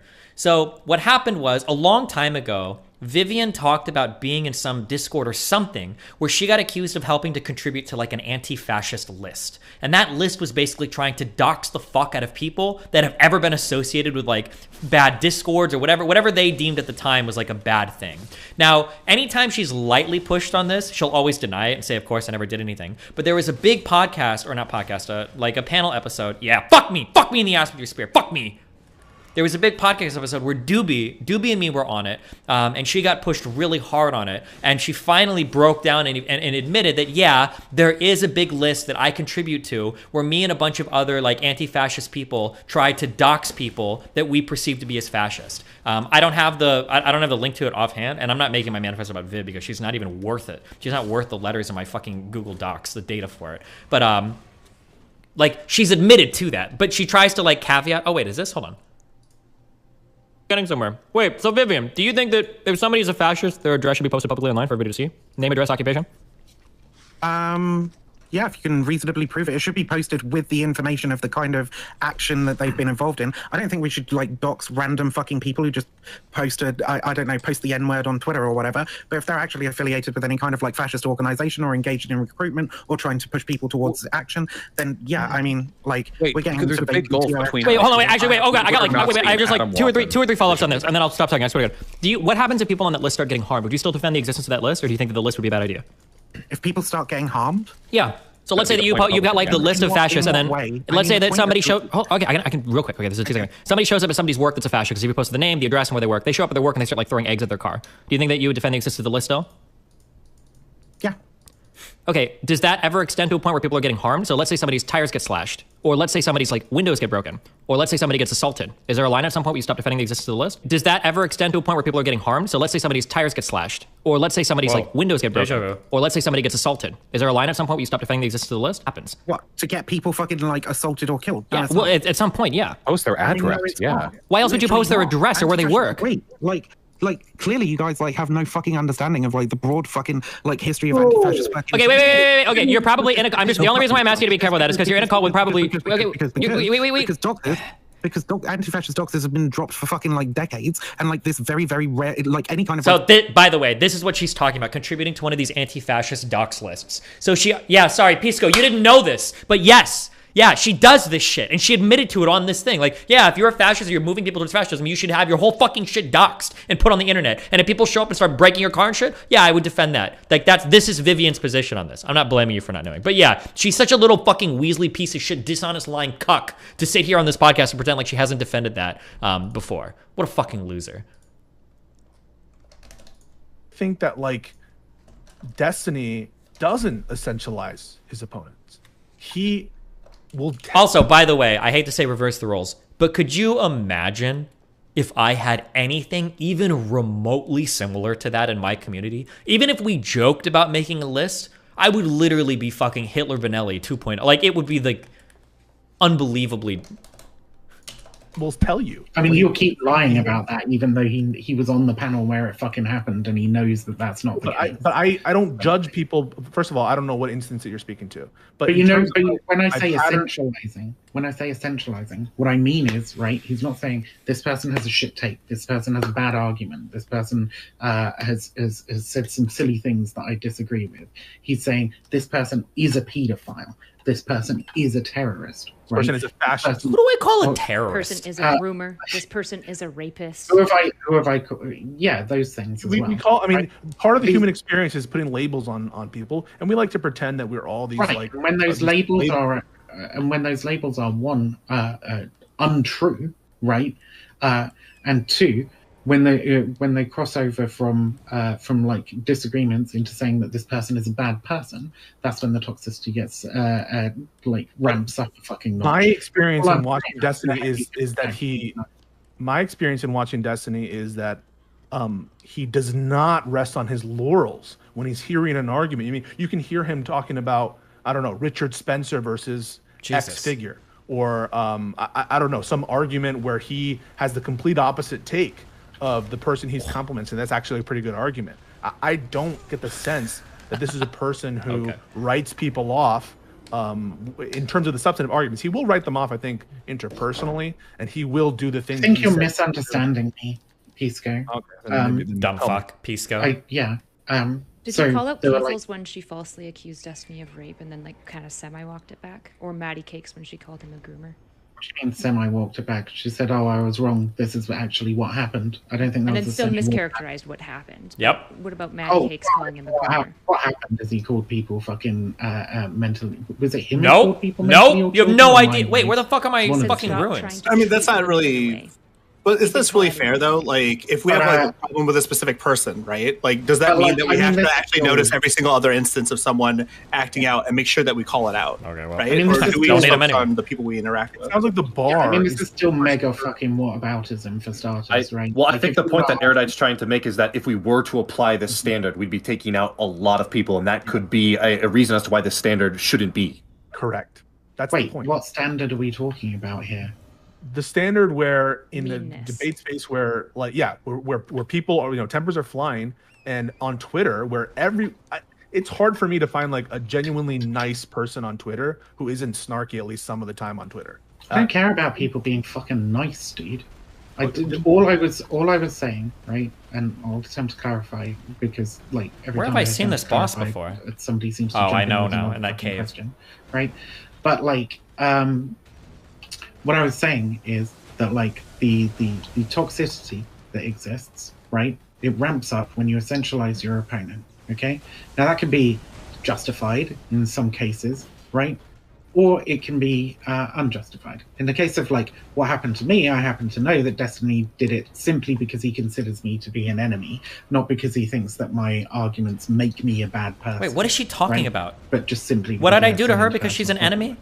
And I think that you can see this happen on. Meanwhile, he's. I think you can see this happen on a number of occasions, such as the Bob posting one, for example, where he's like, okay, now this is fine for me to like direct that level of harassment towards somebody through essentializing them as a pedophile rather than somebody who's like arguing for the welfare of children. But that's not what she did. That I don't agree with, right?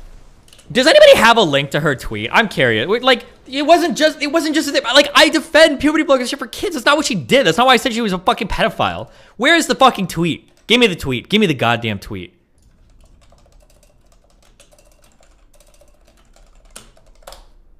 I like it when she talks about me. It's like the most extremely uncharitable thing ever. But when it's about her friends, it's like, oops.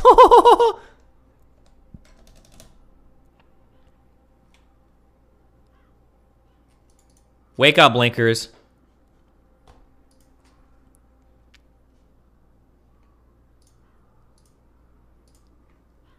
Also, I got like 500 plus minors on HRT, not 7. Get it right, Steven. That's a weird fucking statement. Now, like, should I call her pedophile? Yeah, probably not. Should she have said that I rape my wife on stream? Probably not. But like, it's not just that she's advocating for minors to get HRT. This is a really weird fucking statement. Sorry, but. Hello, Trace. You've had your hand up for a while. Did you want to speak to that? Yeah, I just want to. It's sort of a side conversation, but I just want to directly respond to the thing that Section said. It's real short. Section, I think that you're just fundamentally incorrect that we could avoid blood sports and get a better world. I think blood sports is way bigger than Destiny, as Erudite points out. Any platform that attempts to eliminate blood sports, I think it has 2 options. A, you fail to remove blood sports because it's too ingrained and you've only weakened the left. Or 2, you succeed somehow on removing this and the platform becomes irrelevant because people will leave and they will go to the blood. I think there's something to that, actually. Like, on some level, there is like a need for blood sport. Like, you can't just be nice and kind all the time and try to, like, you shouldn't be either. No, Right. if you think somebody's a bad person, you should probably like make sure that you call that out. My understanding is, Viv, is that Destiny thinks you're a bad person. That's my understanding of your guys' conflict. Well, same with yeah, I think this is mostly just a response to Section. Hassan is a bad person. But it's like both of them, right? He doesn't think I'm essentially a bad person. I do. Right? I do. I do. In his conversation She's with me on disgusting. Chiplock's channel, and to me in DMs, he views me as like somebody who is like has like hurt him personally. No, right? the fascist list was kind of weird, Viv. Personally. So he's fine with like trying to paint me as an evil person. I mean, which is another good example. To some degree, though, like, doesn't it make sense that like, so like, if Destiny has a bad perception of Viv, and Viv has a bad interpretation of like Destiny, it doesn't just mean that it's like totally fine for them to have like a big problem with each other and like call each other out, et cetera, et cetera. And like, I don't even know if we're going to find the right of this at the end of the day. Like, I think there's a lot of things that we just can't possibly know.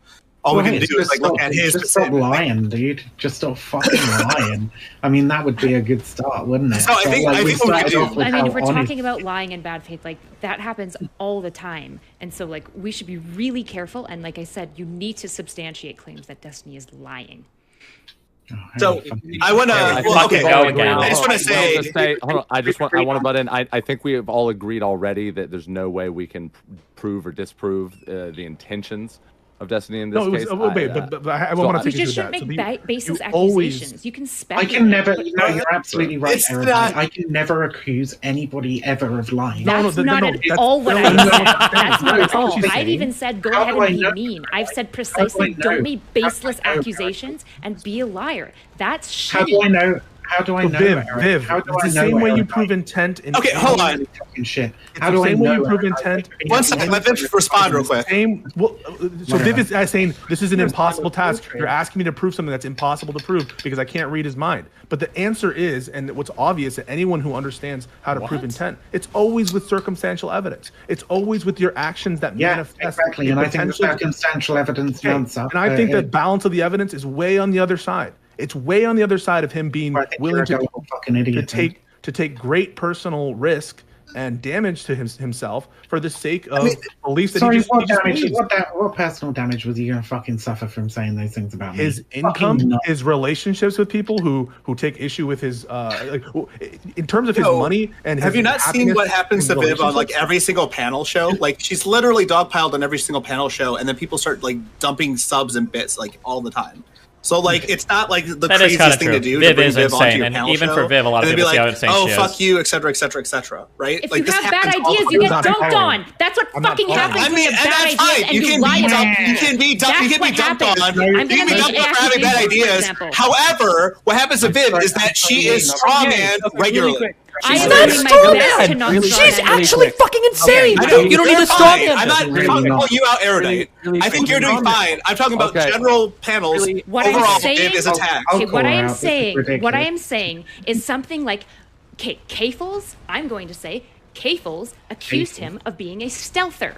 All right, and I have evidence for this. If I'm going to make that claim, I'm going to do my best to have evidence and not just make false fucking accusations about somebody, because it's really fucking serious when you make these accusations because they mean a lot. Yeah, That's I the agree. issue I with would all of never this lie Destiny about- shit. I would Every never person lie I've about argued that. with who hates him, they talk about all these things that he's done, and I say, just substantiate it. Just give me one evidence, an evidence of him coordinating a brigade, anything like that, and I never get fucking anything, and it's so frustrating. Like if he's so bad and you've had 13 years, you think some evidence would fucking emerge about this shit. Well, I mean, we gave you several examples. Several? and decided- You gave like Out two of context weak ones. examples, and then I You were just looked gonna into close them your personally, ears. and most You of were them were just gonna straw close- mans of what he said and completely out of context. You were Like, just going to close your ears. my go, point wasn't la, la, to- la. I don't believe this. My point wasn't so to get I'm into going this pretend that you never specifically. said it. Okay, Erudite? It's perfectly... I don't know why you're on this fucking panel if you're not going to actually listen to anything anybody else says. We're all Take listening to the you. Really quick, We're I all wanna listening respond to this. you. Damn. This is so Sigma important. misogyny, hell Section's yeah. waiting for a while. Go ahead, section. I am Chase. so not so erudite. You talked before about how when I became more passionate, I became more convincing very briefly. And the reason I'm bringing this up is because I'm very actively fighting the urge. Vivian to be adding totally erudite to the wrong. list. True. Like I have like years of being an insane level Giga like chat. vegan blah blah blah debate bro, where I'm like challenging people in the most obnoxious ways I possibly can. Hold on. A lot of your detractors say you're responsible for Keep brigading and hitting your right harassment. then. Do you think there's 45, anything you 90. could do to defend against these claims? It's hard to prove a negative, but like one thing that like people fundamentally either don't understand. No, that's a charitable take. I think people do understand. They understand something that you guys don't understand, and they use that against you. Anytime you fight with a big internet personality on Twitter, you're going to get tweets of people saying really mean things to you. That will always happen. It doesn't take a brigade. That's just the reality of fan bases on the internet. And anti-fan bases. There's a lot of people that follow my tweets that fucking hate me. I got a lot of groypers that follow me. I've got people from Kiwi Farms that follow me. Like, these people exist. So if you have... Good one, dude. If that is the case, then anytime I fight with anybody ever, I'm gonna, like, people are gonna say, like, oh, look, like, you're, good one, you're, like, brigading or whatever. But the reality is, that's not what brigading is. It's not what it means. There is no brigading that happens for my community. There might have been, like, one or two weird things in the past for, like, meme shit or whatever, like Twitch plays Pokemon. But, like, we don't do brigades in my community. Because it'll get you, it's the easiest and quickest way to get banned from literally fucking everything. You'll lose everything if, like, people catch you doing that. You'll get banned on every fucking platform.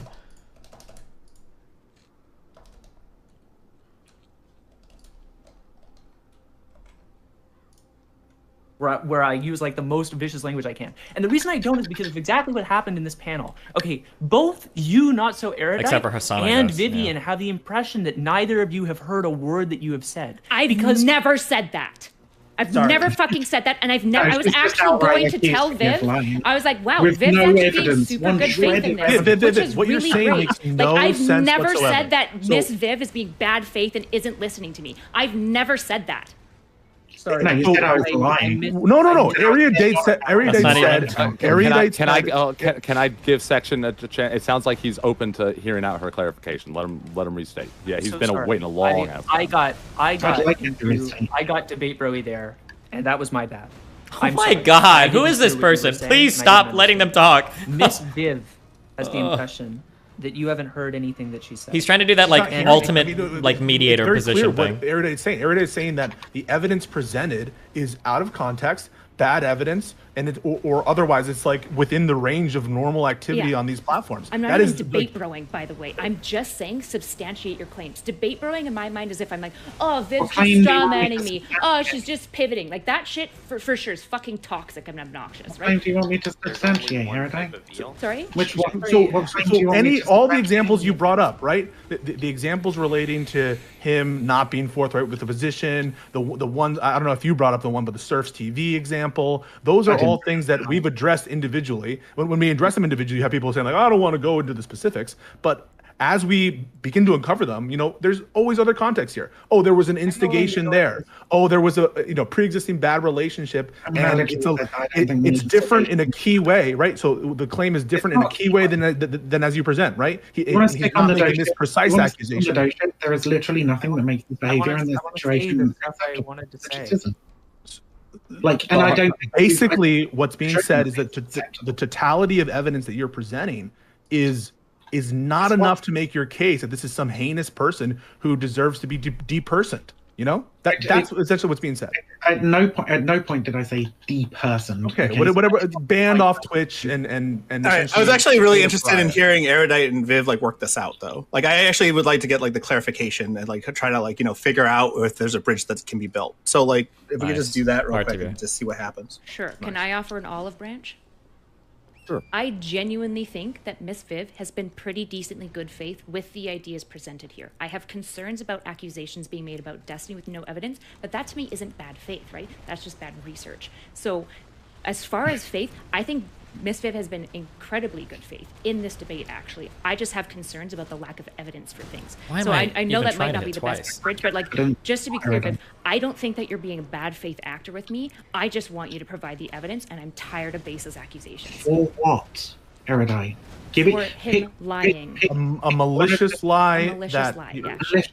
Why can't she could at least use the Demon Mama example? It's your best one. It's the only one you've got. How is she not even familiar with that? Are you the? I get it, but they're actually the moderator, Mad Lad? Are you the moderator, Mad Lad? They're actually working it out, and then you keep cutting in and underlining. Getting unhinged. So you're going to impose restrictions on me, Mad Lad? Hey, as the moderator, I can actually speak to this contention.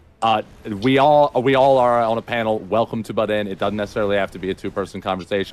It's okay if I understand the interest in having the more focus on two people, Mad Lad. I have tried to make space for certain two-person contentions, and respectfully, I'll make the determination as we go. Though you are welcome to weigh in if that's and voice your desire. There's really quick. I wanted to say something super fast. This is actually super fast. Not so. I'm already twirling the pipe. Calling you a debate, bro. I shouldn't have said that.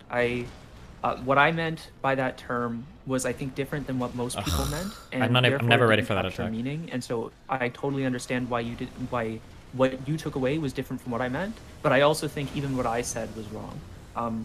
I didn't mean that you were doing this pivoting stuff, or I think you imagine kind of somebody. I don't have somebody on mind, but somebody who's super dishonest, Doobie when he's trolling.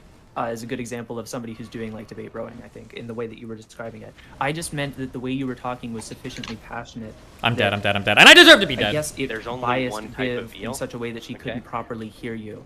But even that, I think, is unreasonable. Mate. Stop. I think Viv heard me just fine. To be honest, I've had no issue with feeling that Viv is mischaracterizing what I'm saying. This is something I genuinely think is going well here. It's Viv, even though I would say it's clear that Viv doesn't like me at all, which is super fair because we have very opposing positions. She's not used that dislike of me to contradict me on points that are consistent with what her worldview is. And she always she did call you a simp earlier. And it's always dogpiled and does her best to still engage in all these spaces, which I can actually genuinely value, even if I disagree with parts of her worldview. So I wouldn't even make the accusation. Just stop for a moment and let them she's talk. Not listening to me. I actually feel like she's listening to me. We just have a fundamental disagreement on something. I wanted to be clear that I was rescinding the statement, so I was wrong to say that. It's fine. Okay. So that being said, it seems like Erudite and Vivian and potentially Pisco had. Did we want to get back to what we were trying to flesh out? Or sure, I want to hear Viv. There's only one type of eel. Okay. So your accusation, what was it? You said you want some kind of evidence that he's lying. I think you and I have a different understanding of what I mean when I'm fucking scoffing at Pisco for saying that he's say that Destiny is honest, right? I thought we sorted this out in the fucking beginning, but obviously not. Well, it seems like there's a real. I mean, I don't know how we got back into it, but it seems like we can't seem to get away from it. It seems to me that we keep coming back to like the contention that he is lying or committing some. I don't view him as an honest actor. I think that he will take positions, and the strength of his positions will depend on his relationship with the individual.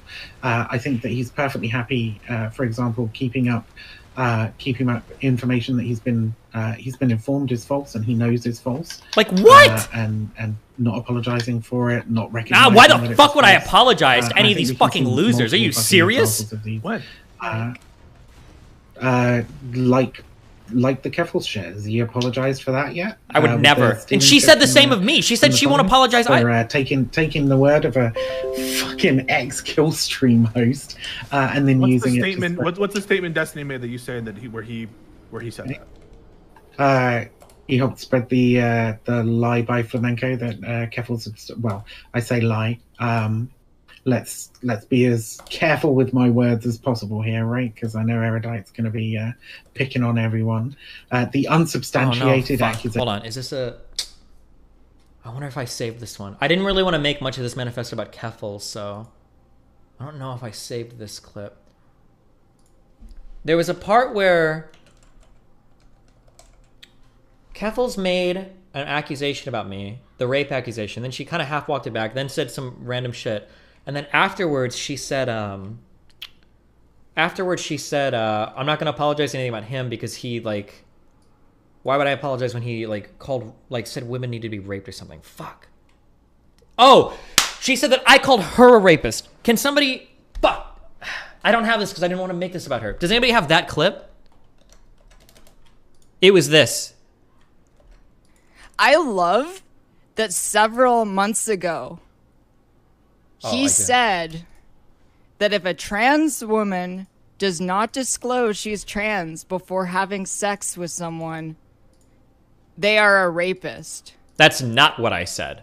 What I said is that you should probably have your genitals disclosed beforehand. That's what I said. And I wish I had the clip, I don't have it. But I'm pretty sure that if you go back, I think I even said specifically, I think I literally said, if your post-op, it's a different thing and you probably don't have to disclose it. I think I said that. I might have actually said it verbatim. I don't know if anybody has a clip of that. And I won't say I said it because maybe I did, but I feel like I remember saying that. I have done this. According to him, I'm a rapist. No! But he'll never take that back, nor will his, like, weird fans expect him to take that back. So, why am I expected to apologize for anything? I don't care. So why the fuck would I apologize for anything? Right? At least my stuff has some foundation in reality, even if it's like really twisted. And I've also said like it's probably not true, so I don't really talk about it much. But like, fuck, if anybody has that clip where what I said specifically, actually that'd be really good. Linkers in chat. There's no way this person comes to talk to you ever? No, this person is too weak to ever talk to anybody that disagrees with him.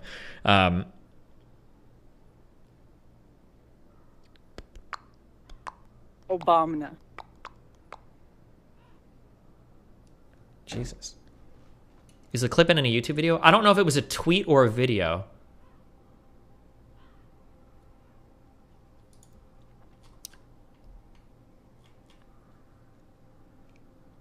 Your tweet was, if you mislead someone relating to sexual organs and they discover it as you're engaging in sexual activities, that's tantamount to rape. That's a pretty responsible take. If that's actually how I worded it, good job, Past Destiny. Because that's actually way less inflammatory than I would have expected me to word it. So, good job, Destiny.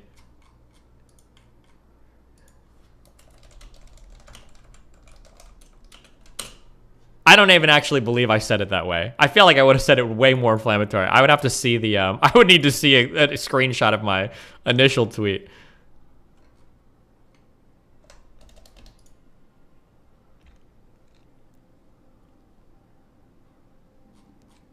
I never got the tantamount to rape part. Like, wouldn't the other person just notice the unexpected genitals and dip? So, I don't really want to relitigate this. But, like, basically, So here's like an example, an easy example. Let's say that you go to a lesbian bar and you're a woman, okay? And let's say that you find somebody, you get home. Let's say that you start messing around, you start making out. Let's say the other person goes down on you, then you get off. Then let's say you go to take their pants off and they have a penis.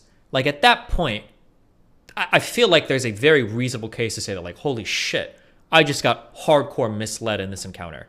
Now people might say, well, that's transphobic, blah, blah, blah. But like, I feel like that's like tantamount to rape, right? Like that's like, what the fuck? Like this person for a variety of reasons might not want to have sex with somebody with a penis, and to just kind of like, oh, well, there you go. I don't know about that. I feel comfortable standing by. If somebody is like Ben, if you mislead someone relating to sexual organs and they discover engaging sexual activity, yeah, this isn't even technically about trans people. It could theoretically apply to cross-dressers. If you cross-dress and you're sufficiently convincing, and then you go to have sex with someone and they find out that you have a penis instead of a vagina when they would have expected otherwise, it could apply there technically. I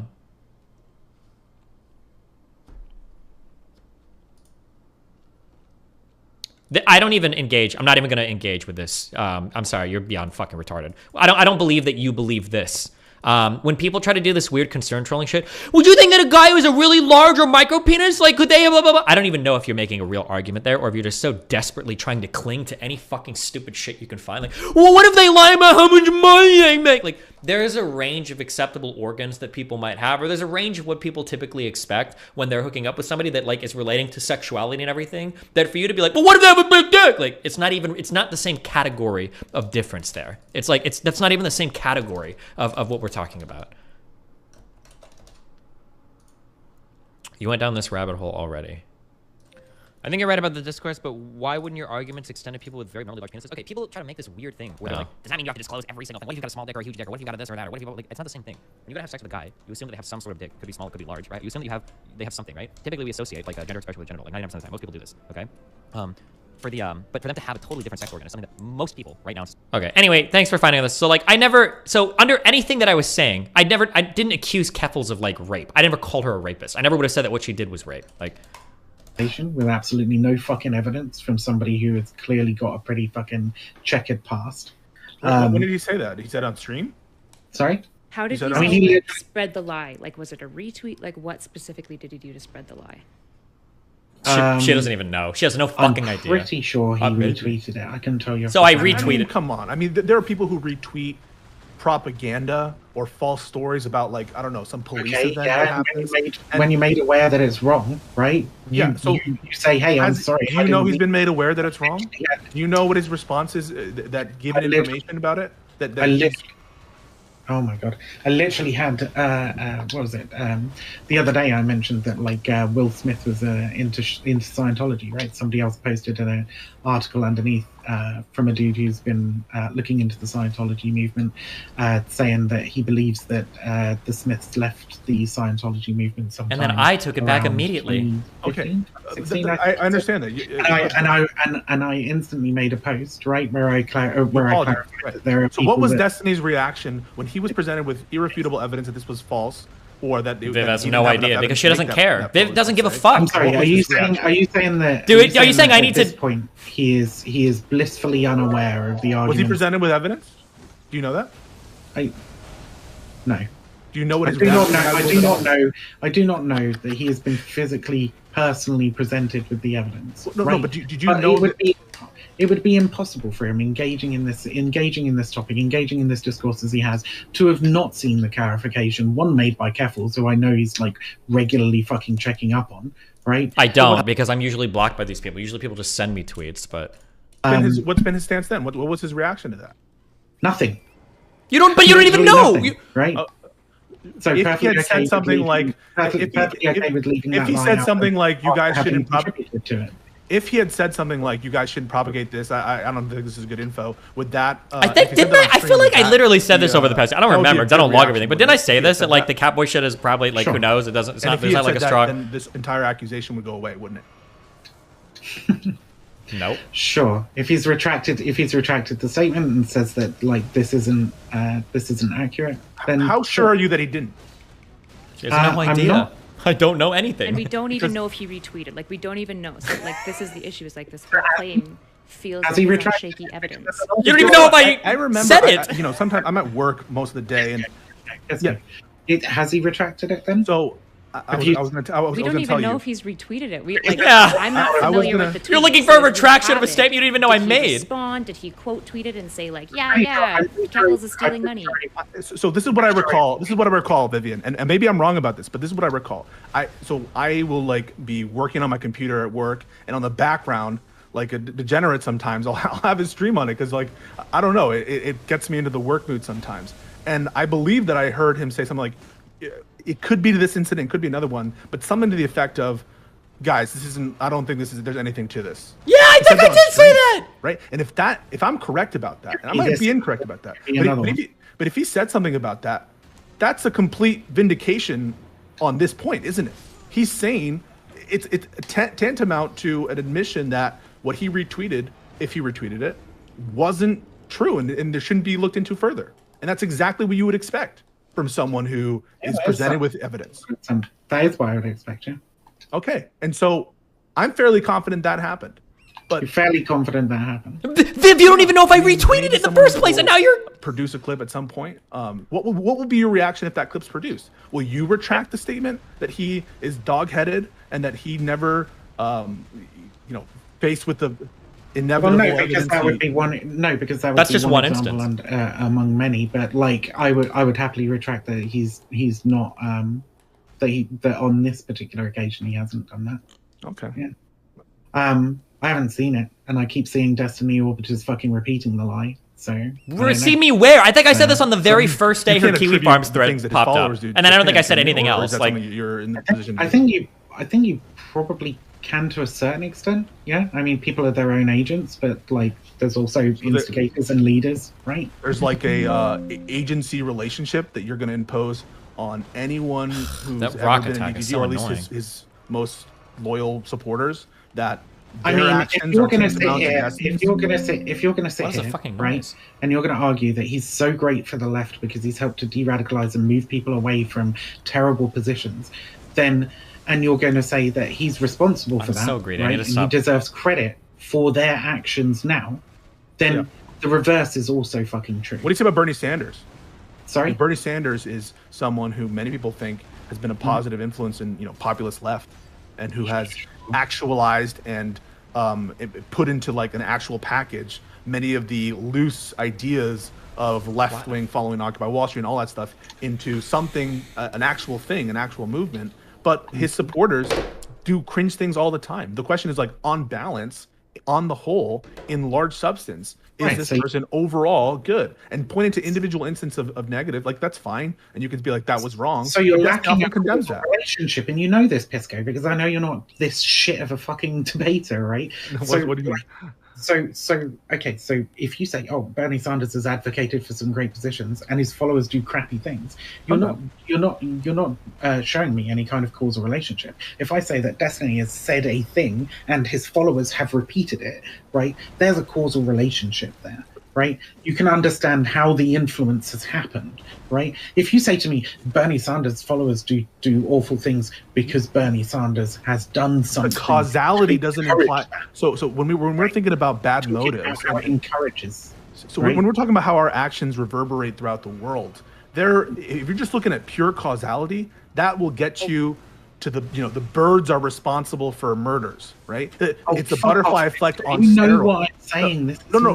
What I'm trying to tell you is, when you're trying to ascribe culpable conduct, it's not enough to show a factual causative pathway. You have to show a bad motive, a bad intent. I walk you back because you're being a fucking idiot right now. Oh, okay. What am I saying that was being an idiot? Pisco. So dumbass. I fucking said, idiot. Right? Like, I haven't seen any indication that Destiny's walked it back, and his followers keep repeating it. Right? Do they? Like, that to me seems perfectly reasonable to say that, like, well, if he had walked it back and his followers were aware of it, then I would probably. What if he admonished them not to repeat it? What if he admonished them specifically not to repeat it and not to go down that path? Oh shit! I think I did say that. That would be fine, Pisco. That would be a really good thing, and he should have done that by now. Yeah. Like, what if he has? And what if you looking right now, you're going to be shown a clip? Pisco. I've already answered these fucking questions.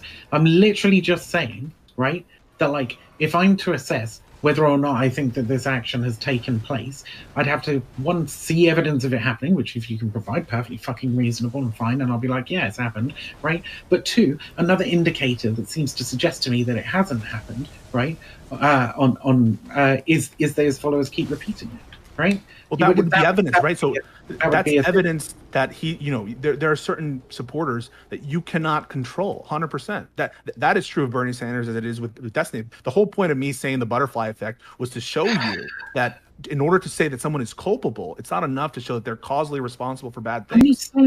It's not about him being culpable. I hate to interrupt, guys, but I got to step in here and say that we're hitting the 2-hour mark, which was the intended time for this to wrap up, and I can sense we're starting to circle the drain here. Can I actually on a couple things? Can I actually add to this discussion real quick, and then I just had one quick. Sure, thing. I'm just gonna give us about a 5-minute warning, and then we're gonna go to closing statements. So the list meme is a lie, and he has never retracted that, and he knows it. You, Viv, you literally admitted it on fucking that stream. We all listened to you, you fucking loser. So let's say you offer misinformation, and then you admit to having done so in stream, and people have to find the timestamp, etc., etc. That's very different from doing it in a tweet and putting it in a place where people can easily find it, right? Mm-hmm. And I think my point regarding Destiny isn't that, oh, Destiny is this person that should be removed from the space forever. My point is that Destiny, if you demonstrates remorse and how many attacks correct can you behavior do in a row? patterns What? that I think, and it's not just me thinking it, but a lot of people find it problematic, I think would be a step in the right direction. We all agree that Destiny's done some things that are fucking shit. Everybody agrees on that. At least. I feel like some people are just. I feel like some people are just like, well, but my point, but he does so many great things. We can right. And the thing is, I don't want to ignore it. I want to say, if Destiny actually wants to have my respect, and I don't know if my respect means anything to him, or whatever, doesn't. But I think if for me to respect him, I would want to see him remorseful for shitty behavior, and then demonstrating that remorse by apologizing and changing. Not just saying, oh, sorry, I did this, and then doing the exact same thing from week to week to week. That's really shitty. And that's sort of the pattern that sort of exists, where he'll be like, yeah, oh, dude. I did this thing. So, I don't even know if he even says sorry. He'll just acknowledge it and then move on. And that sucks. That's my point. Mad Lad, do you think that it feels like there's sort of two levels here? So where we can all agree Destiny has done this bad thing, we should call that out, we should encourage that. But you seem to be going a step further where you're saying, we should potentially hold sort of remorse or changing on that behavior. We should make sort of platforming contingent on that change. My question would be to you... Why do I keep attacking twice? Because I'm a dumb fuck. I'm a dumb fuck. So for platforming, I wouldn't say platforming is hinges on whether you're remorseful and change your behavior pattern. I'm just saying, from my personal respect, what Twitch does is going to be completely out of any of our hands, right? Twitch is probably going to bring them back in 3 weeks, and then we'll be like, oh, okay, back to business as usual. That's what I'm into. Just this obsession about Destiny, big evil man, bad guy is there's so many people that are just as shitty, if not worse. And I would have the same expectation. Yeah, and I would have the same expectation of anybody who's nobody on this panel is talking about the fact that Kayful still bald-faced accused Destiny of being stealther, walked it back, but didn't say, and then mischaracterized the statement. I actually pulled up the tweet to make sure that I was not mischaracterizing Kayful's myself. But nobody's talking about this. Nobody on the left is being hey, Kayful's, that was really shitty, and you should apologize for this. We're just being oh, he might have retweeted this thing. He should probably apologize for that. And it's what the fuck? Why is there such an uneven ruler? Herself. What do you actually want? What Mad Lad wants, what Mad Lad wants is not just fucking Mad Lad wants. Fucking Erudite has said this several times throughout the fucking panel. What Mad Lad wants is not just gross rhetoric that he was espousing, right? And then when she was informed that it was I just need an R1. He hadn't actually done the thing that he was. She said she didn't know if he did it, but she said he argued that it's not a form of rape and that you shouldn't have sex with a woman who isn't mature enough, which isn't even what he argued at all. So she walked it back halfway and then made 2 other strawmans and false accusations. Erudite, if what you say is true, I don't have any, I don't see what you're looking at, but if what you say is true, that's a very relevant thing that we can talk about. And I would say Keffels is blatantly in the wrong here and should feel remorse and actually express. But Mad Lad, what you're asking for is not just action that will alleviate what that is. You're asking for a sort of politics of sentiment where you want someone to actually feel it, and you want them to tell people that they're sorry and that they really feel it. You're asking not just like tell people that they're sorry. But, you're asking to be duped. You're asking to be lied to. Because you can't see in no, heart. What? Okay, I'm so sorry. No. Okay, no, like, that's ridiculous. Like the thing is, if someone is because like if someone is remorseful and then acting out the change, demonstrating an improvement, even if they're lying to you, like fake it till you make it. Like it's fine. Who gives a shit? Like they're actually taking steps to like build a bridge. Worried about concrete like action. Why the? Yes, concrete action. Exactly. Why isn't Keffels making people a bridge? to feel bad? Like I just want the same ruler applied. I don't actually want Keffels to do anything. I'll happily sell Keffels down the river. I don't give a fuck. Frankly, like. Absolutely. Anybody who's done anything shitty should be like ever interacting with him. And clearly not watching his stream. He's so paraphrase his ideas so what you're saying is like it's not enough for him to rescind the statement. It's not enough for him to acknowledge that he propagated it. He needs to feel it, and I need to find a way to make sure he. I'm not saying he has to feel it. He needs to like demonstrate a change of behavior. That's it. Why is everybody on the Destiny side so bad faith in this conversation? Holy fucking shit! I don't know. What about what I said was bad? It's pretty clear. The one Mad Lad is saying, right, is that like the behavior needs to change, and you can't just. I don't care if they feel it. Bad thing, and then change, and then keep doing the fucking bad thing. It's really obvious that that's what he's saying. And now he's arguing that he has to feel it. It has to be. So that action, that action. First of all, so what you're describing, where. Someone who doesn't care about apologies. That's something that's Destiny's position. Destiny says, I don't care about apology. I care about change behavior.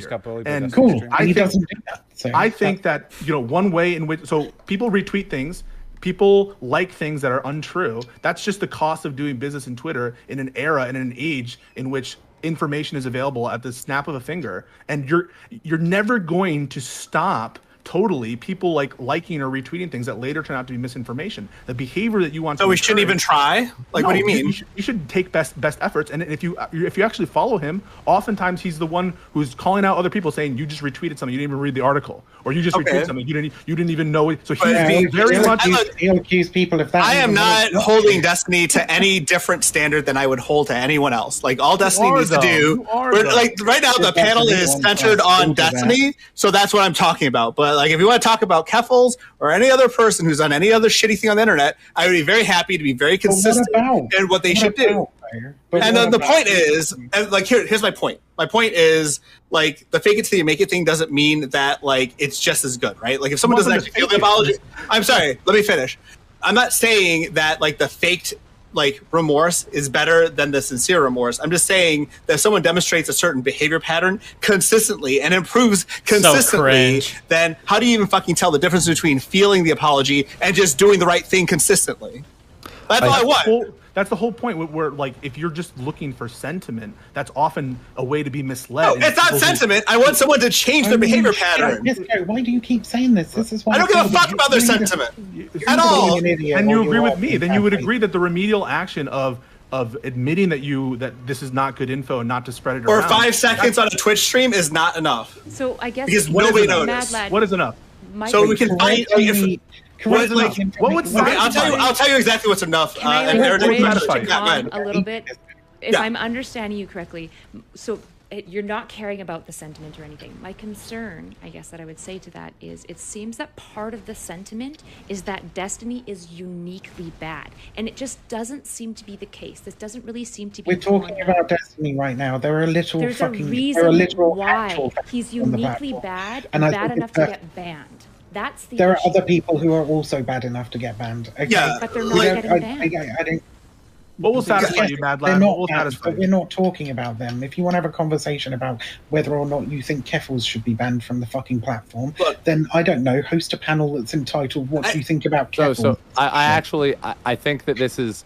I think that we have circled the Keffels subject a little bit. Obviously, it's relevant. It's probably something we could have our own panel about, but I think that in the abstract. We're about to go to the punchline phase of the panel, actually. But I think that we have agreed on a lot of abstract analysis Hold here. on, I need to get a protein shake. I can drink that. 1 sec.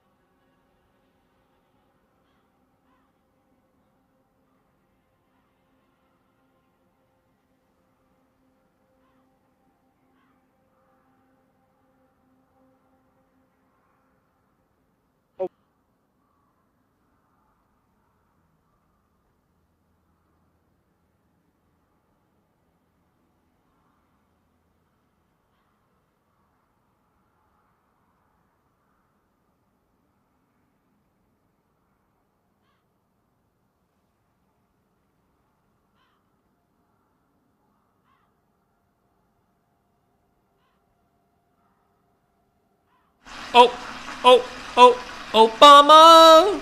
We've agreed about and a lot of what positions we would walk back if certain evidence was to be discovered.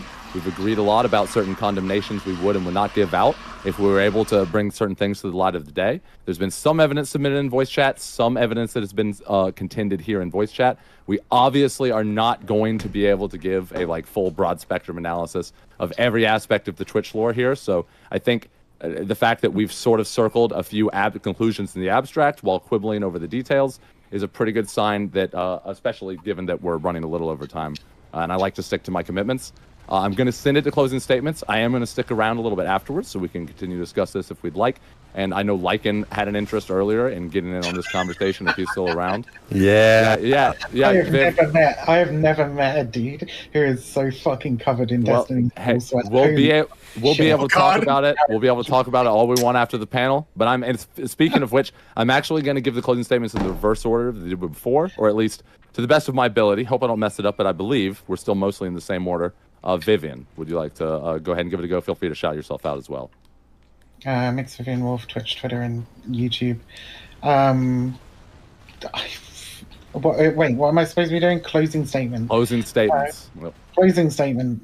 Destiny continues to lie about the list. That's the last thing that you fucking said to me was a lie about the list. So that'll do, honestly. And you can go and look at that fucking panel and see whether or not you think that I personally have some kind of fucking docs list. Bro, we literally all heard it. That was never substantiated on the platform. On that, she admitted it to fucking Doobie, and it's certainly not something that I do anymore.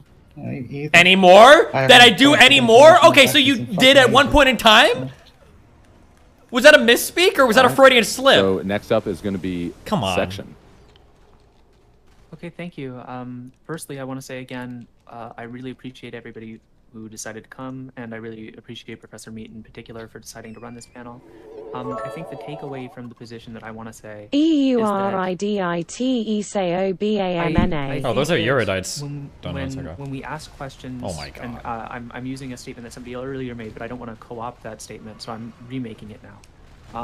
I think when we ask questions like, why is Destiny so persecuted, which he is, and why is he so antagonized? Didn't say Simon Says. I think that the thing that's worth asking is actually to try and describe that, literally approach it with a literal descriptive lens rather than a normative lens, why in the sense of, why is this good? Instead ask why people do that.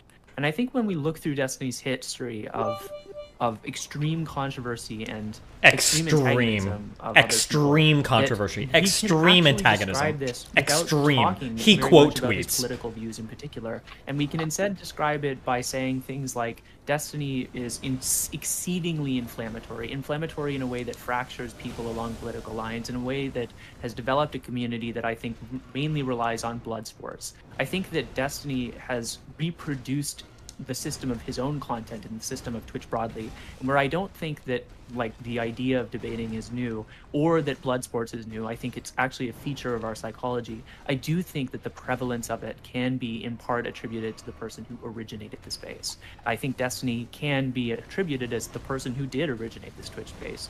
And I think that when we seek to describe the ban, and when we seek to talk about when we should ban people in the future, I think we really need to aim towards talking about the fact that Destiny is brutally inflammatory and that's terrible. And that's what I have to say. Okay.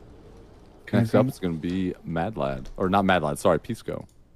Thank you. Thank you for... Oh, wait, did I say your name right, by the way? I know that... yeah, I don't really care. I actually kind of like there's a funny thing that people will say, Piss Corporation, and that always makes me laugh. Use the horse for this fight? So is it really better? You can say Pisco. No sweat off my back.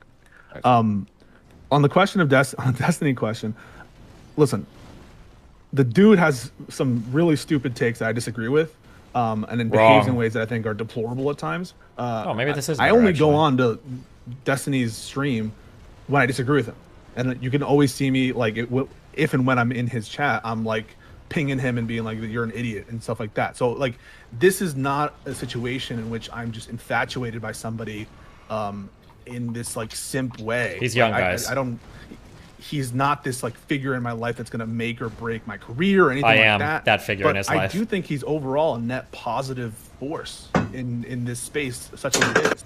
You have people who are totally uncritical and without substance, who are leading the pack and who are representing the space and giving dogshit opinions or misinforming individuals and not even caring to have dialogues with other people or to, or to fact check themselves or to be careful about how they're going about making claims.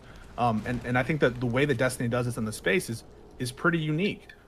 There are times where I think that he goes way too aggressive at people interpersonally, but oftentimes, I'm just going to say, like the example cited, there will be an instigation or there will be an exaggeration and the claim isn't quite what the detractors are making it out to be. It never seems to be. And sometimes it's just within the range of expected normal behavior on the platform, whether that's being slow to adopt a position on Twitch or whether that's retweeting something without thinking on Twitter. And I think Not So Erudite is absolutely legitimate for bringing up the double standard, not to say that therefore it's justified, but to show you that if we were to apply this standard as Flowtrace, wait, Irish with some sun, did you change your Twitter name? And this or am I unworkable crazy? test to determine who's fit for banning on these platforms. I think we didn't get into it, but I think he's a worthwhile moderating influence on an extreme left on this platform. And he gives, his policy solutions, such as they are largely attainable as opposed to defund the police or, they're in the realm of conceivable thought in terms of our modern day political discourse. And so for all those reasons and others, I see this profile picture popping up on my mentions that I thought was sorry to see him go. Her, but it had a different name. I was curious. Okay. Next up, Not So Erudite. Sure. What I say, Destiny is unquestionably inflammatory, that he's mean, and that he can be incredibly ruthless in debate. I would say, yeah, of course. Is he more so than the average person? Yeah, yes, yeah, I am. He is. Because I'm a fucking Is he baller. more so than other people in the Twitch politics sphere? I don't think so. I don't think that there's enough evidence to show this, right? In fact, when we look at serious allegations made against him, typically what we see is there is allegations that have almost wait, no is she evidence and are Canadian? often communicated secondhand, Oh, she is. kind of straw mans of more or less what he said, when context and information around it actually elucidates much more firmly what his actual position is. It's concerning to God, me. I wish people would give me this level of charity. Oh my God, Viv, shut the fuck up. It's closing statements. When people ask for Destiny's monstrousness, you get basically nothing that's tangible, right? Nothing super strong as far as actual acts that he has done. You get some tweets that sound pretty inflammatory and terrible. It's not a style of tweeting that I personally like to engage in. Yeah, right? because you're but weak. What else has he contributed to the space? The entire leftward leaning of Twitch politics, the defense of Prime Kai's career. Boosting What about? I forgot about that. Funding political campaigns. And so it's is Destiny fallible? Does Destiny fuck up? Obviously. Would it be better if maybe he owned those more? Sure. That's a conversation that we could potentially Can I just jump have. in here and attack? But the idea that his bad and good, does the bad outweigh the good? I would say it is demonstrably not shown. And it's super frustrating to see people levying these inane accusations with minimal evidence and holding rulers up to Destiny that they don't hold to anyone else on this sphere. I did it on my. Hold on, fuck. literally- I always have to. I have to be my own hype man because I have no hype man. No, these guys are doing it stuff. I was on my vacation in my hotel room in Amsterdam when I heard that stream going on, and I came out, okay, because I felt like there was some tomfoolery around. Okay, that was a vacation. I don't even think I ever streamed the whole Prime thing. Did I? I don't think I did because I was in my hotel bathroom the whole time. Whatever. Actually. Okay, well, so is lynching defined as the extrajudicial punishment of a person? It's not necessarily an execution, right? Oh, it has to be an execution, I think. It's an extrajudicial killing. Okay, not just okay. Fuck, damn it. Because I could have said I prevented a lynching of a black man, but no, I didn't. So, Flowtrace, you're welcome to go ahead. Yeah. I think we all agree that Destiny has done some things we think are bad, and I think it's fair to say that and make the criticisms of those actions. It's, however, entirely different manner to say that Destiny's sins rise to the level that would justify deplatforming him or saying he's a net negative. The minimum required standard to make such a claim would be disastrous by eliminating good voices, particularly when we are in the midst of some of the worst possible voices. You know, they say beggars can't be choosers. In a world where Hassan and Tucker Carlson are two of, if not the two biggest political pundits, I think we're lucky to have Steven. Twitch.tv/Flowtrace, Twitter.com/Flowtrace_. Thank you, Meet, for hosting. Thank you, viewers, for watching, and thanks everyone else for bringing their views. Last but not least, Mad Lad. Yeah, so you can find me at twitch.tv/madlad_n or twitter.com/madladn. I think the Destiny thing is, my stance on him is pretty straightforward. I think he's done a lot of good, just like what Erudite was saying, in terms of like, saving Prime's platform, engaging in some pretty important debates. Absolutely. I don't wait. This isn't real, is it? Hold on.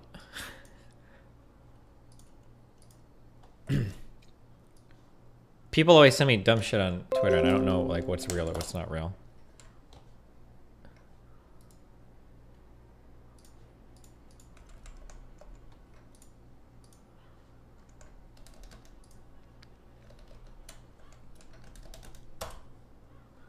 This isn't real, is it?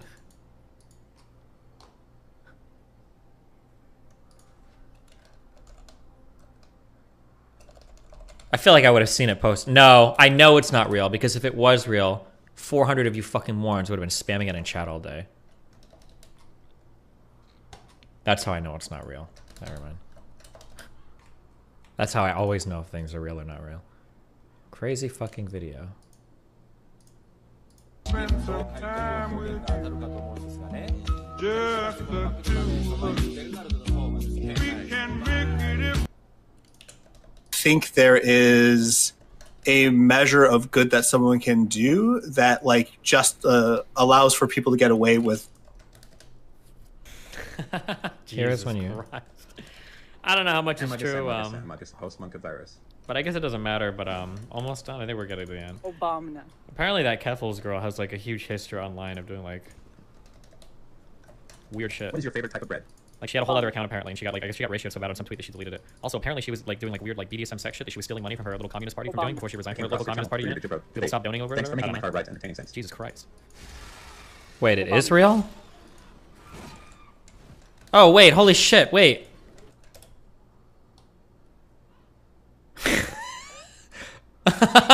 Oh wait, it actually is real. What the fuck?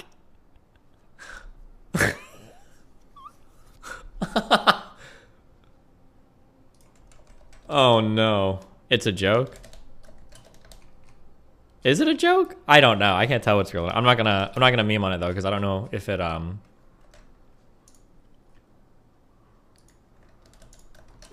Yeah, they might just mean it jokingly. I have If you no want to start idea. debating right wingers again, try and get Dave Smith on.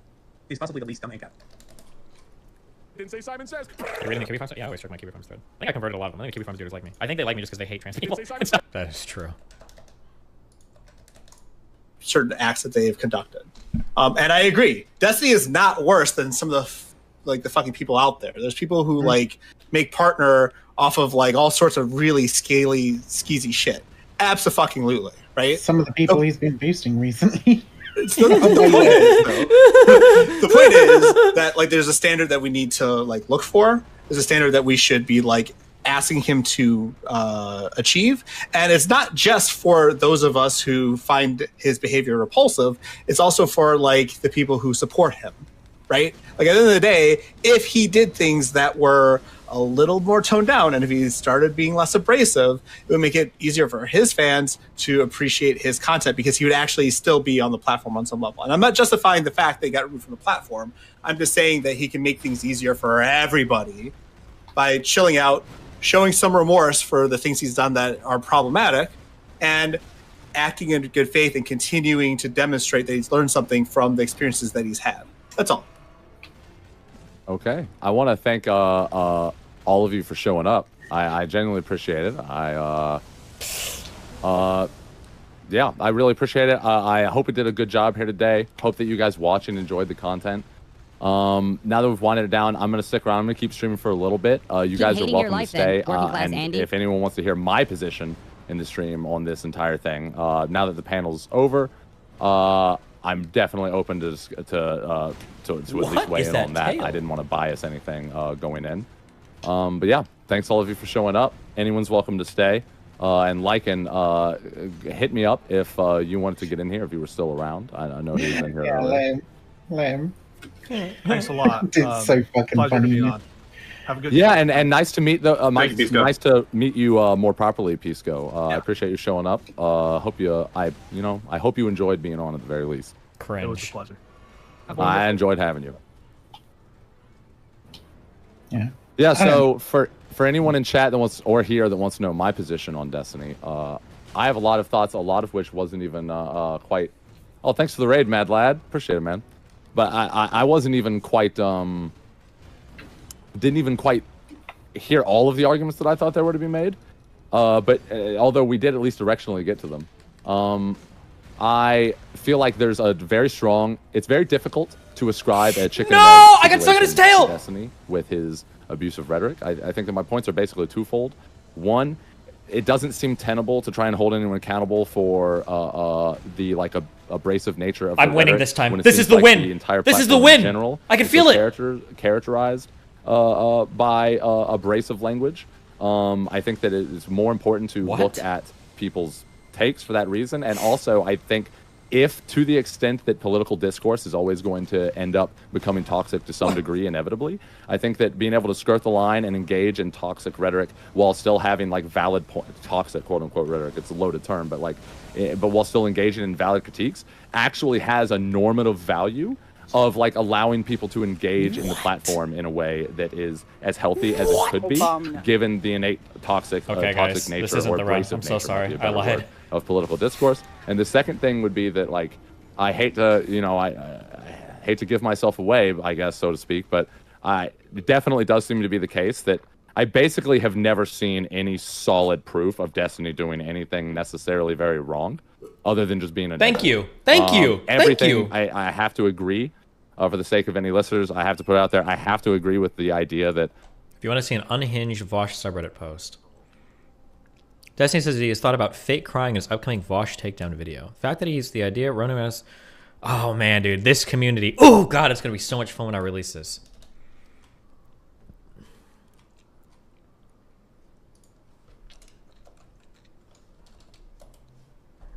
How's our Vosh boy doing? Has he stemmed the flow of blood? He hasn't lost another 1,000 yet. That's good. Oof. Every time you dig into any kind of accusation, hard accusation that would like actually draw some kind of line in the sand, it seems like it's nothing. It's just it dissipates into thin air. Or it doesn't exist, or it was misquoted, or something like that. Hey, well, I guess you're totally okay. You're totally okay with setting a norm on the platform that it's perfectly okay to like mock somebody's suicide attempt if you personally don't think that it was genuine. That's the standard that you think is perfectly okay to set, and I think that in a world like the internet, basically, where people can and there is evidence that they do weaponize made-up stories of trauma or exaggerated stories of trauma and abuse, while it's not something that I would do or that I would necessarily advocate for, I think there is value in not setting a normative standard of engaging in that way, but in setting a normative standard of being able to engage in that way that seems to so dominate Vosh the can just platform, strawman while your still vid and never talk about it again a day or two after, like he did with the Doomer Politics vid. I feel like the Doomer Politics vid must have done some reputational harm to Vosh. You don't think so? Are there any like ex-Vosh fans in chat that ended up watching that vid? I feel like that was as much as you might want to call the guy like deranged or whatever, I feel like that video was pretty hard to ignore. It was pretty well structured, and there were a lot of, I'm here because of that vid. There were a lot of examples brought up in that video. Like, it's pretty hard to make accusations of like cherry picking or something when that guy had like fucking 200 examples.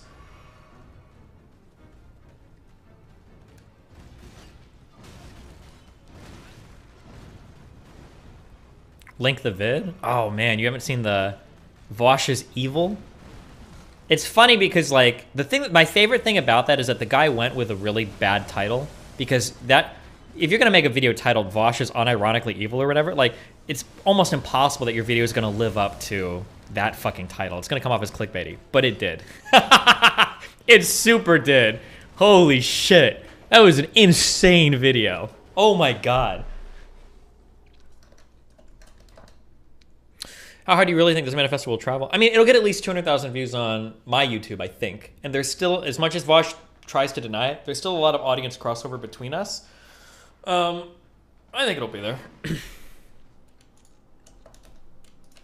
Viewed and analyzed for your actual positions that you're stating in a quantitative way, rather than just like the impression that people get. I mean, that was a lot of words to say. Yes, actually, I think it's okay to set a norm where we have a platform. No, I think those are two qualitatively different. I'm not setting the standard where it's okay in general. No, it's an emergency. I gotta go. Oh my God, Mad Lad, get out of there. Oh my God. Keep hating your life then, working class right? Andy. What I said was, you think it's okay to have a platform, right, where it is okay for an individual to do this if they personally think that that they were faking or whatever. That's the Oh, you can turn on a dime with a double and that jump. means that basically anybody at any time can engage in this behavior and just say, well, you know what, I don't think that they actually seriously feel this way. Right. It's just a super disingenuous representation of even what the tweet was. Like, look, to be honest, I also wouldn't engage in that type of tweeting. But the idea that you can basically tell somebody to get more meds, make fun of them for like accidentally doing meth, and tell them that they need to go get more therapy right after getting out of a mental health crisis, and then calling them mentally sick seemed a little bit. Wait, did she really say all of that? Fuck, I feel like your day did more research than what I remember. Wait, how many of these tweets are real? Does anybody have all the tweets leading up to that? How can you be saying shit like that? I think she did say that, right? She did say, like, up your meds or get therapy or whatever. And I'm like, bro, you just, like, fake or did a thing. Sorry.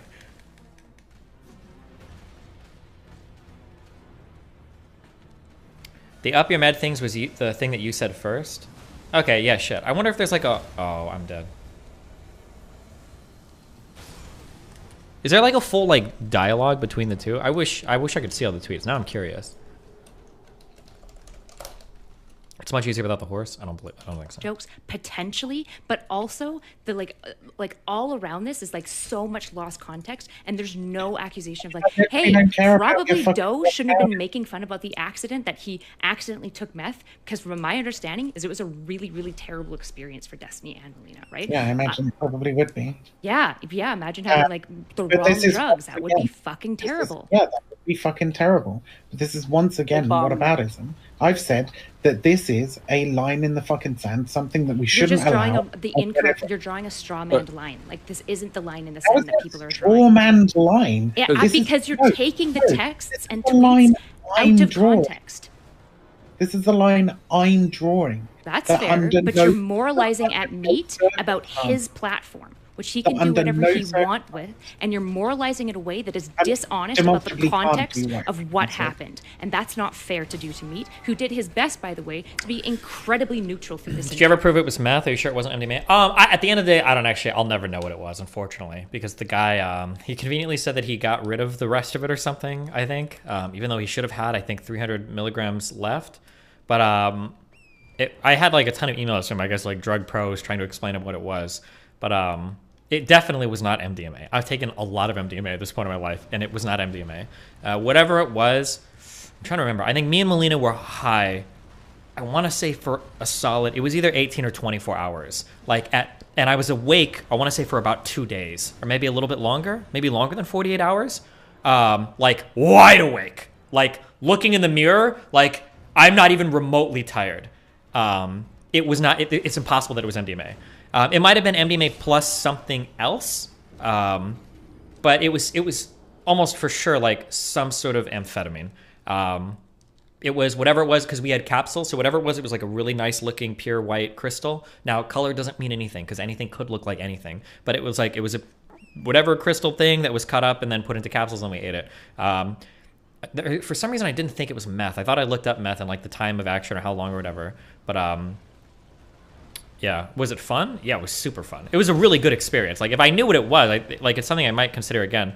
But it's scary when you're under the influence of a drug and you don't know what it is. That was the problem. Because it was a super fun time while we were high for like 12 hours. But then after 12 hours, it's like, okay, well, something is very, very, very, very, very wrong. I shouldn't still be really, really, really high. Yeah.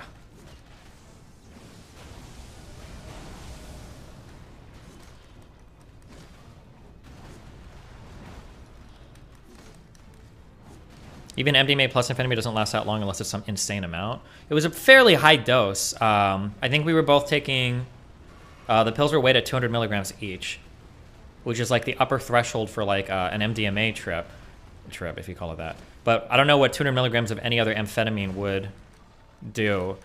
Yeah, I tried to look up dosages, but it's just really hard. It's really hard to say. It's just really hard to say what it was because there's like a million different amphetamines. There's a ton of like RCs and different like fucking shit, especially in some areas. So I don't know. Did you get super paranoid? I mean, not like the paranoia was all intellectual. Like I got paranoid because I was high for a long time and I shouldn't have been.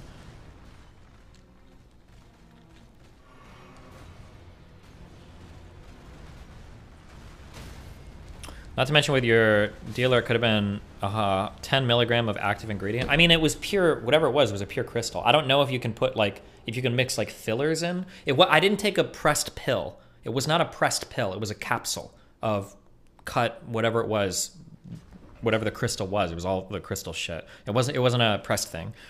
But yeah. Were there visuals? No, nothing like that at all. Absolutely nothing like that. No visuals, no like things like that. We were just both like, we felt like pretty good. It wasn't quite as high as an MDMA high, but we were both like very confident. We like had a lot of fun chatting with each other. Time went by very, very quickly. Like we were talking and it would go from like 8 a.m. to like 12 p.m. in like 10 minutes. It was like insane. Like how every time we checked the watch, it was like 2 or 3 more hours. Like it was insane. Were you grinding your teeth a lot? No, but I'm pretty good about not grinding my teeth now when I'm on MDMA. Like I've done it enough that I'm pretty aware of it. I try not to grind or bite my lip or whatever, and I think I'm pretty good at it now. Like the last MDMA trip, I didn't do it at all, and I know that was MDMA. Doesn't MDMA come in crystal form? A lot of stuff comes in crystal form. I don't know much because drugs are very difficult, but I will say a couple statements with absolute certainty. If anybody tells you that they can identify a drug based on how the crystal looks, you are totally safe ignoring every single thing that person has to say. They don't know what they're talking about. And they're overconfident. They're probably going to tell you things that are wrong. You cannot tell what a drug looks like based on how a crystal looks.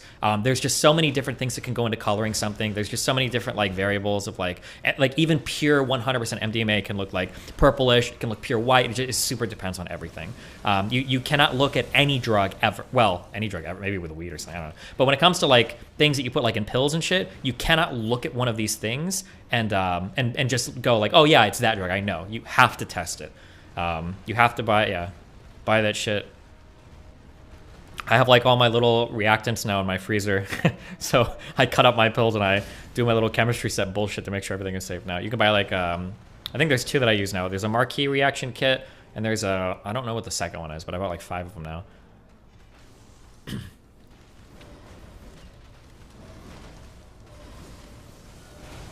What were you trying to get? We were trying to get MDMA before. The scariest was when... The scariest thing that happened was when I started talking to the guy on Instagram. He started to say things, and then I realized, because what had initially happened was I thought that the dude was like really big into drugs, and then he's like a person that I wouldn't think would like try to fuck with us. So I was like, okay, cool, this guy like knows what he's talking about. But when I started to DM him, like I think we were high like 10 hours. I think I DM'd him, and I was like, bro, like we're still high. Are you sure that like you know what's going on? He's like, oh no, you probably just haven't done really good MDMA before. Like really good MDMA, sometimes you'll be high for like 16 hours. And as soon as he said that, I was like, oh fuck. This guy has no idea what the fuck he's talking about. I have no idea what the fuck drug I just took, because that is absolutely not fucking true. You won't be high on MDMA for fucking unless maybe you take like a fucking like 1,000 milligrams or some shit. Like I've taken decently high. Like I think 200 is the upper dose I feel safe taking, which is a hefty one. That's like the upper tolerance of like safe. But even at that, it's 6 hours. It's 6 hours. I don't think the more MDMA you take, I don't think it's the type of drug that will last longer and longer. Like, I think meth will do that. Because your body, I think, can only metabolize so much. But yeah, as soon as he typed that, I started to get really scared. Because like, fuck, I thought this guy was like a drug pro, and he's not.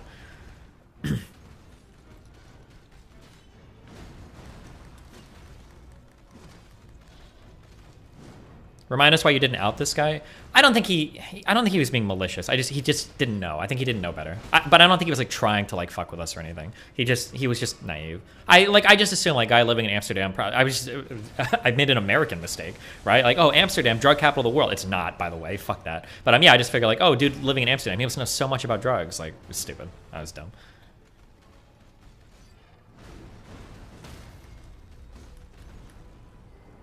Oh my god, that time getting off the horse. I just wasted so much. Oh, I'm dead. Fuck.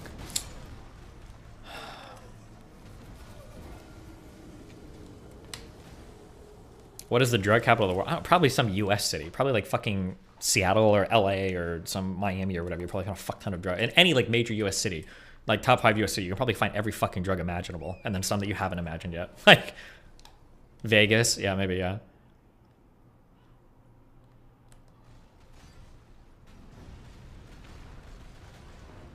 You can actually get hallucinations on MDMA because the body processes into something else after a certain amount. If I do, hold on. Doe tweet archived. If I'm on a big dose of MDMA, usually what happens for me is when it starts to kick in, it will be a little hallucinogenic. Like, I can tell when the MDMA kicks in because like I'll look at my hand and things seem a little bit like wavery. I don't know how else to explain it. And I'll be like, okay, I'm getting high. But that's like the extent of any like hallucination I'll get on MDMA. I'm not going to be like fully like, I don't think I've ever had like visuals or anything like that ever on MDMA before.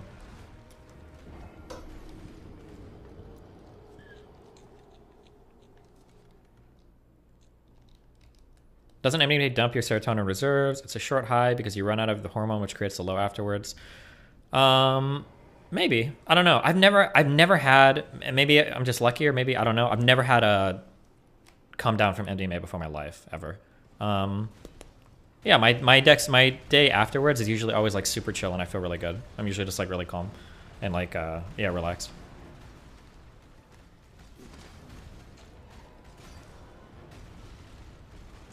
Can MDMA ever get you paranoid like weed can? I don't know what weed paranoia feels like. My paranoia on weed has to do with like existential mushroom trip shit. I don't know if that's what normal people smoking weed with their paranoia is like. I'm not sure. I don't believe that like...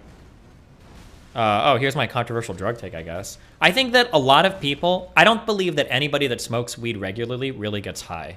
Or like, their high is something that is like... It's like a body drunk thing. I don't believe it.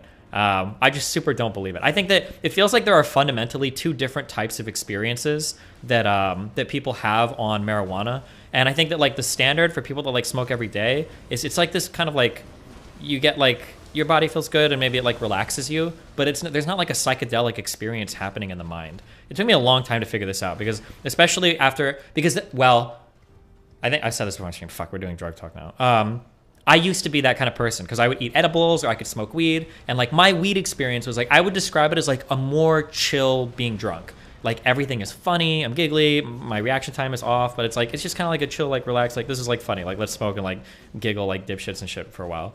But after I did mushrooms and try to smoke weed, now when I smoke, it's like, oof. This is like it's a really challenging experience. Like I'm very much like in another dimension. And it's like, I need to like be calm and I've got to focus. And it's like, we're in a whole other fucking world now. Like we've shifted. But that's what it's like smoking weed now. But I was always curious because like after that, like I know a lot of people like smoke recreationally. It's like, how do you smoke every day and like function in this state? There's no way. But I don't think that a lot of people that smoke weed, I don't think they have like that big psychedelic experience. I think they just have like a kind of like a body relaxing high and like their mental state is high. Do you enjoy the shroom come down? I don't know how to explain this, but I don't even know if this is real. I haven't done mushrooms enough. I keep in mind, the only drug I've done the most of is probably like MDMA. I haven't done like mushrooms or LSD enough to be like an authority on these things. So like, always take everything I say with like a grain of salt, right? I've probably done mushrooms like maybe 10 times in my life, maybe. So like there's people that have done this shit way more than me, right? So I always take what I say with a grain of salt. But my favorite part of like a mushroom trip, I've described this before, but like, it seems like with the right dose and the right setting, if you've eaten enough before and everything are fine, there is like this moment in a mushroom trip where you are you're still clearly high, but you like shift to this other place where it almost feels like you're lucid again, but you're like lucid. Oh fuck, I'm dead. You're like lucid in like another dimension. You're like, I don't know how to explain it. And the dosing and everything is really important. But you get to some area where you're like, woof, I'm super high. I am like in another world, but I'm like very lucid right now. I feel like I can have a full-on conversation. I feel normal. I feel like I'm existing normally, but in another dimension. That, I don't know how to get there, but like it seems like it's fleeting. Like if mushrooms last like anywhere from 6 to 8 hours, this part of the trip for me is like maybe 30 minutes. But it's like, yeah, it's really interesting. It's super cool to me, but it's hard to like time that out, because ideally you want to be in that place at the same time as the person you're with or people you're with, I guess, but it's hard to time it out. But yeah,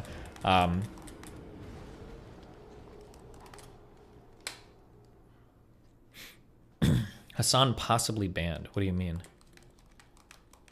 You can use weed like a powerful psychedelic if you don't do it very often. Yeah, maybe it comes down to how often people smoke or whatever.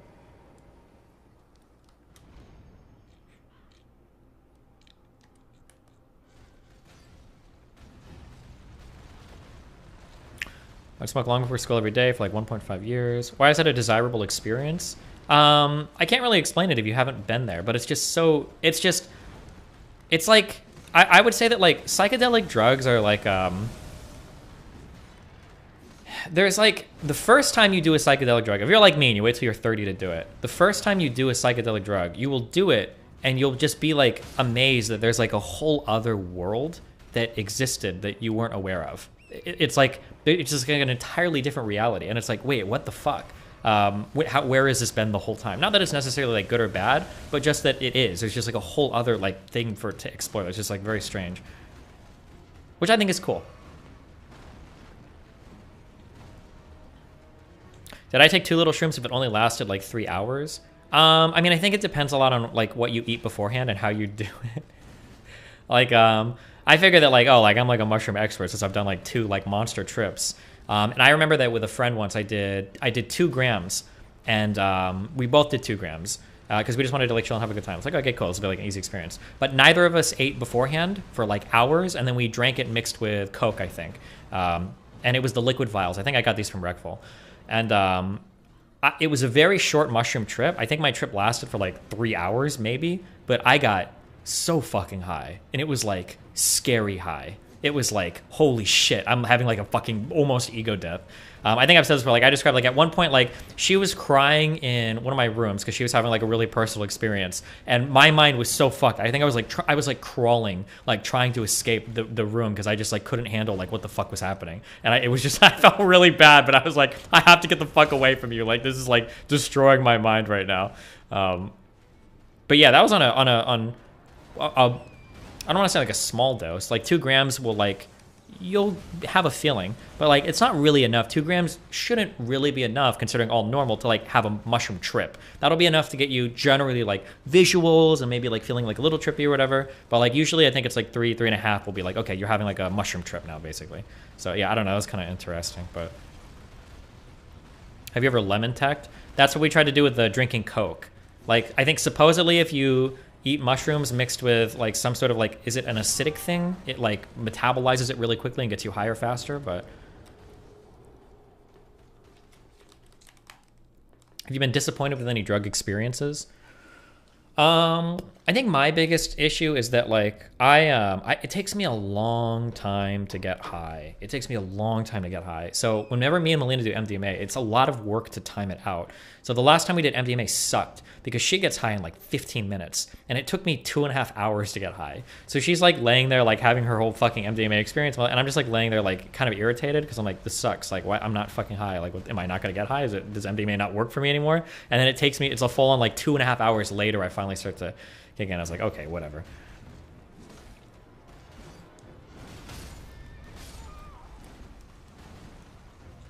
Do you think it's necessary to have someone watch over you on hallucinogenics? Thoughts on tripping solo? I mean, if you're starting off with low doses in responsible environments, you're probably okay. But I think it's nice to have somebody with you. DMT when? Stop stalling? Yeah, I don't know. I tried that Destiny. I just kept doing more and more and more. MDMA, I think you have to be careful. I think you should set aside what you want to do at the beginning of the trip, and you shouldn't have access to a huge stash. Or maybe I'm just weak-minded, but MDMA to me feels like one of those drugs that would be pretty easy to overdose on because the feeling is so good that you want to just keep doing more and more and more and more and more and more. And yeah, if you've got like a lot next to you to access it, it's pretty easy to like, I'll just do like a fourth of a pill. I'll do like a half. Like I just do a little bit more. Like it's okay. Like, okay, we did 200. Like is 300 really that bad? Like, okay, well it's just one time. Like some people do this all the time. Like, fuck it, I'm in this deep. Like, you know, I'm at like 300, 400 now. Like is it another 50 or 100? Like I think you can like mind fuck yourself when you're like really emotional and you're in like that MDMA high to just start doing like more and more and more and more and more. It's really bad, I think. What's your waiting period between MDMA hits? I wait at least 1 month. Some people say like 3 months. Some people do it every weekend. But from everything that I've said, I think, or everything that I've seen, like research-wise, I think like 4 weeks is supposed to be like about like once you've done this, like you should be good to go.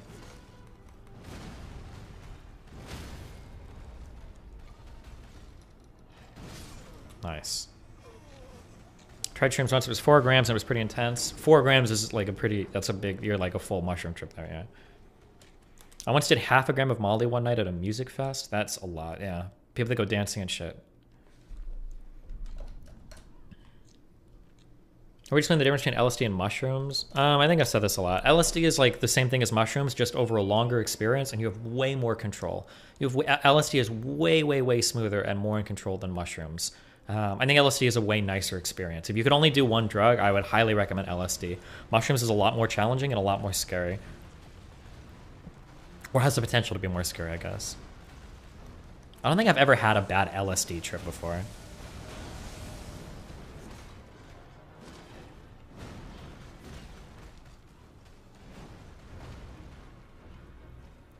I had a psychotic break on LSD and ended up in the hospital for 2 months. Well, damn. I guess you have had a bad LSD trip.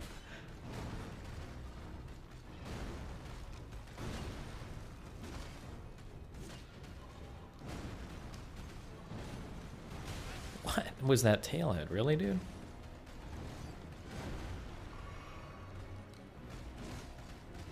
Okay. I think this is the one. This is the run right here. It is. With your weed take, it might just do with the amount. How much weed do you do? Any amount of weed. Once I get high, will fuck me. It doesn't have to be a lot. Like, if you give me, like, a whole joint, that's probably enough to get me really fucking high on, like, 4 different occasions, if I had to guess. Like, I need 2 good hits where I'm coughing to get me really fucking high. Really high. 2 good hits will get me super high.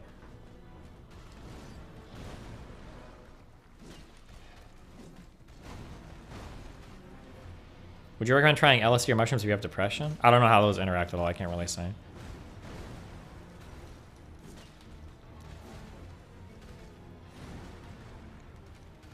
Is that pure green? I don't know, dude. The weed, listen, man. You kids have crazy weed today, okay? It's whatever the fuck weed you buy in stores, the presidentials or the executives or whatever fucking crazy weed tech. The last girl I was with had like some device that like you put a whole plastic bag there and it like filled the plastic bag with like hot weed air or whatever, and then you took the plastic bag off the top and then you smoke. Listen, dude, I don't know. You guys have crazy shit that exists today. Volcano? Yeah, whatever the fuck that is. Holy shit.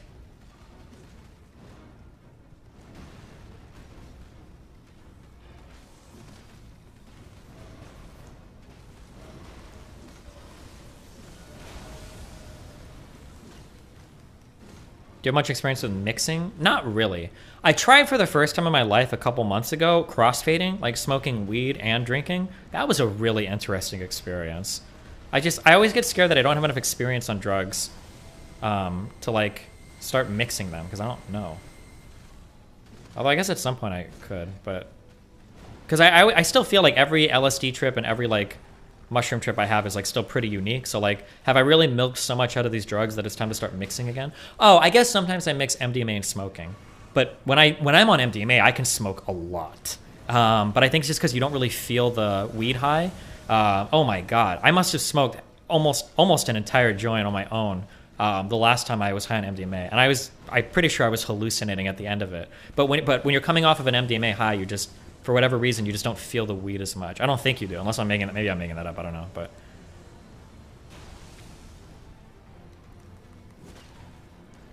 Weed makes MDMA a lot fuzzier. Yeah, people say that you can smoke. People say you can smoke weed at the end of an MDMA trip to like extend the MDMA trip. Now I'm gonna say this with a little bit of caution. Am I dead?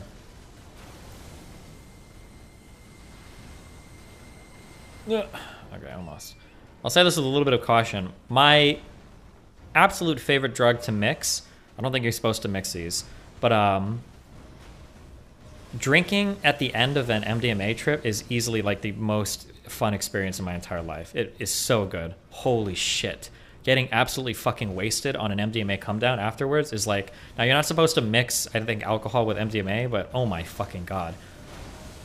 Why? I don't know why. It feels so good. It's like MDMA on fucking steroids when I like get drunk after coming off of like an MDMA high. It's unbelievable. Holy shit. But I've heard a lot of people say it doesn't work that way for them, or it's horrible, or it sounds bad, or whatever, so I don't know.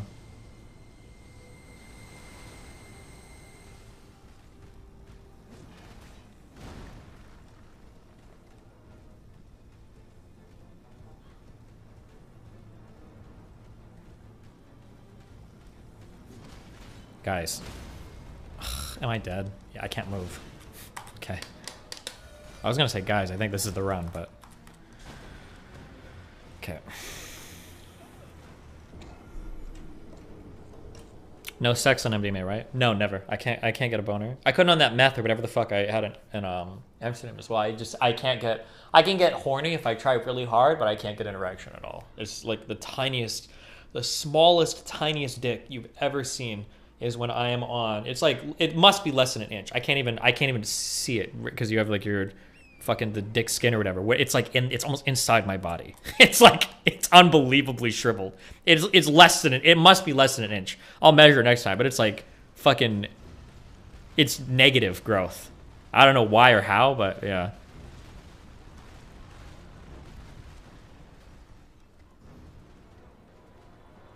When you're taking cough medicine, I don't think I would, I don't know, like robo tripping. I don't like to do stuff that can like super fuck you up. MDMA makes your true penis size show. Yeah. A blood pressure? Yeah, it might be like, if you want to sound smart, you say like a vasoconstrictor. It might be, maybe. I don't know. I don't remember.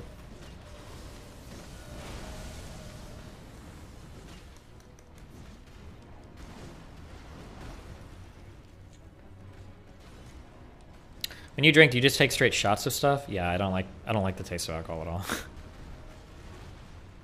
I smoked weed twice and now I don't feel anything. Okay, this is gonna be like a just bullshit drug take that I'm gonna give you, but I super feel strongly about this, okay? I'm gonna be honest, I feel strongly about this random drug take, okay?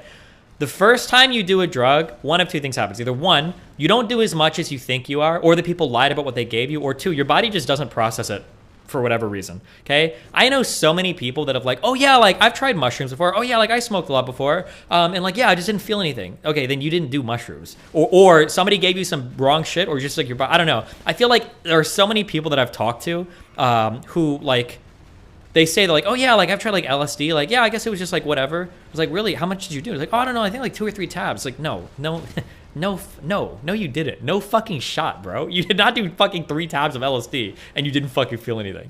But I feel like I hear that experience so commonly from people that are like, I don't want to say like drug beginners or whatever, but like that people just like had some experience. Like, yeah, I don't know. Or maybe it's just people lying about it to impress people too. That's possible. Maybe. It's because people don't know how to inhale and hold the smoke. Yeah, that's that too. Stuff like that. Yeah, true, actually, because you can smoke a lot of weed and not really smoke any weed. If you're just like sucking the fucking, and then just like breathing it out, like the smoke is just like in your fucking mouth for a while, I guess.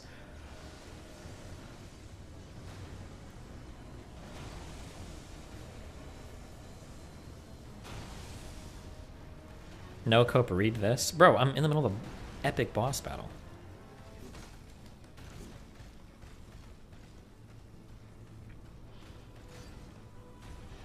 With acid, people could also just swallow it rather than holding it in their mouth? Oh, shit. Wait, do you think that would make it not process in your body? I've never thought about that before. I don't know what would happen. What happens if you just eat a tab of acid? I feel like eventually your body would break it down, no? Or maybe not. I don't know, actually. I've never thought about it. I have no idea. Be careful. Don't go eating a bunch of tabs of acid now because I said it wouldn't do anything. It's just a slower come up? Okay.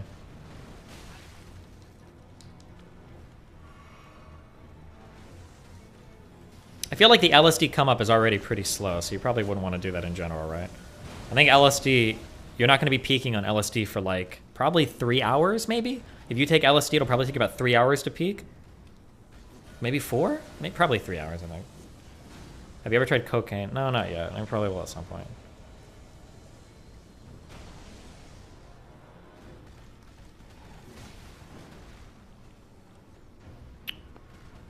Would you ever take any of these alone? I really like... Drugs are like an easy way for me to like open up and like have an interesting or unique experience with people. So I like doing drugs with another person. At least one other person. Doing drugs alone seems kind of lonely. Or boring.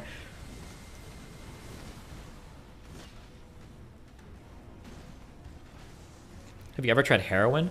I don't think I would ever, based on what I've read and my personal experience with MDMA, I don't think I would ever do an opiate. I think that if I was as arrogant as I was in my 20s, and if I didn't try MDMA first, I might be tempted to say, like, I'll try heroin like one time. But when I read people describing what heroin feels like, it sounds really similar to MDMA. So if it's like MDMA but even more intense, I don't think I would risk. One more hit, please. Get fucked.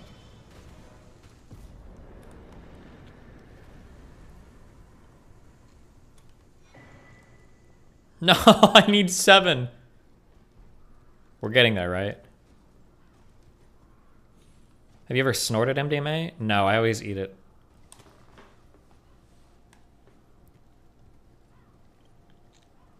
I've mixed LSD and ketamine. I've tried whippets quite a bit. We did a lot of whippets when we were on MDMA before. Whippets are very interesting. I'm trying to think if I have a dissociative experience like that on any other drug. I don't think so. Like nitrous oxide or whatever it's called? I don't know. Apparently ketamine is also dissociative, but I've never done ketamine before.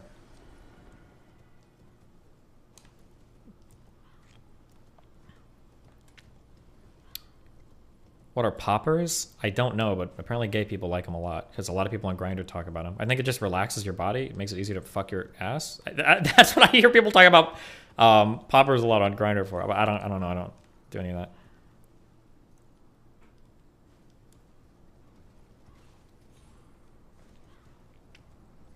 I do ketamine often, and whippets are very similar to ketamine. Yeah, whippets are just weird because you're high for literally like 15 seconds. You should be careful with whippets though, because if you do them a lot, I think it fucks with your body's ability to have like B12 vitamins or some shit. Like,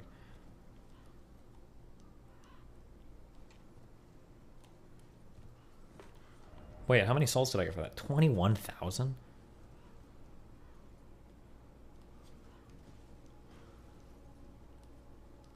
There's a rock jutting out leads to the next area. Cool story, bro.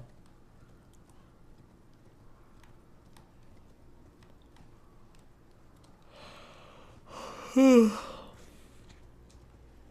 you suffocate on whippets? I mean, I guess if you did it fuck ton. The way that I've done it in the past is you have like a gas canister, and then you fill the gas canister with nitrous oxide, or it comes pre-filled, and then you take like a balloon. You put the balloon over the end, you fill the balloon, and then you inhale the balloon, and then in like 5 seconds you'll get like very dissociated, and then you'll come back in like 10 to 15 seconds. It's a very, very, very, very, very short high, but it's not even like a high. It's a dissociative. It'll feel different than like if you've never done a dissociative before. I imagine it'll feel different than anything you've ever done. It's very, very, very strange. It's very strange to dissociate from your body. It's a very weird feeling because it's kind of impossible to imagine if you haven't done it before. Because what does it mean to like get away from your? What does it mean to get away from your body? I don't. It's kind of strange.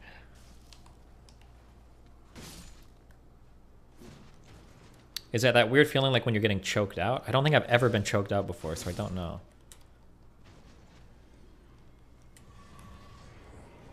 Snorting MDMA gets you ultra high instantly. The only thing that's scary to me about snorting stuff is that when you snort stuff, don't you not get all of it? Doesn't a lot of it get wasted? Or am I crazy about that? I thought snorting stuff gives you like a very intense, very short high, but like a lot of it just doesn't get processed. So like I feel like I would be like robbed of a full MDMA trip if I snorted MDMA and I was like really high for like 20 minutes and then it was done. I feel like I'd be too tempted to do more. This guy doesn't know what he's talking about. It's much lower efficacy nasally. Oh, is it? Have you ever been on anesthesia? Never. That sounds really scary to me. Anesthesia is supposed to be very, very, very unique in the feeling. Like, it doesn't feel like sleeping at all, but it's like once you begin the anesthesia, as soon as you're on anesthesia, you wake up instantaneously, and it's not like, I don't know how to describe it, but there's a feeling when you sleep and wake up that time has passed. But I think with anesthesia, that feeling doesn't exist. You just like, they count down, you go to sleep, and then you're awake instantly, and it's like it's like crazy. Obama. Exactly. What would it be like to die in that slice of time? Really makes you think.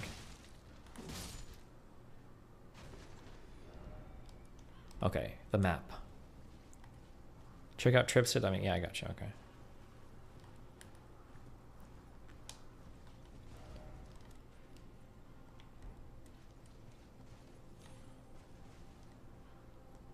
What? Hello? Is that it? That is it. How the fuck do you get down there? Oh, I gotta go around. Have you ever been knocked out? I think I did twice as a kid, but I don't really remember it. One time apparently at recess. Oh god. And then one time when I was a kid, when we were it sounds so fucking retarded when I explain what I did as a kid. I don't know why, but like certainly I'm not the only one that did this. Do you ever go outside and you're like playing like fucking Power Rangers with your friends, but like you find like really good sticks and you're like, this stick would make a badass sword. Like we should just beat the shit out of each other with these huge fucking sticks. And I guess we did that. I remember I got hit badly once so badly it fucked my eye up. I needed like an eye patch for like 2 months, and I think I got knocked out also. But yeah, I don't know, man. We found big sticks and we just fucking went to town. I don't know why. It was cool. Maybe because you're a kid. Maybe you're not like strong enough to like, you don't actually like kill each other. So that's why it seems fun, but. We used to throw rocks. Oh shit, yeah, I remember. It's not good, okay? It's not good. But I remember that like, because me and Chris used to live next to each other. We went to, when we were in grade school. There's always like we would announce when there were big like, this is so fucked. This is so fucked. We would announce when they were like really big like neighborhood snowball fights and shit. So what we would do is we would know there'd be like ahead of time, like tomorrow's a big snowball fight. So what we would do is we would get a bunch of snowballs, pretty small ones, and then you could like cover them in water or like soak them and then take them outside to freeze them into like ice. And then we would cover the outside of those in snow. So you had this really good snowball that you could throw because it was super solid. You could hit, but I mean like it was really fucked up. In retrospect, I guess that's like not a good thing to do. And you always like, does anybody know, hold on, does anybody in chat know how long a snowball fight lasts for? There's only one correct answer, when you're in grade school at least.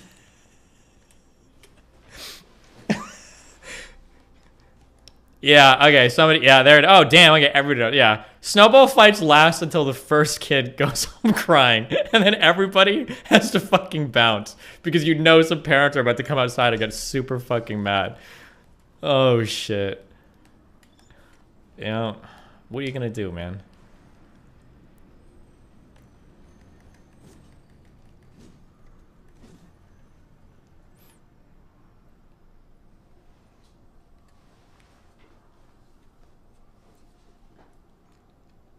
Did you ever fuck around with BB guns as a kid? No. You ever go sledding? Yeah, not like crazy sledding, but yeah, like pretty decently.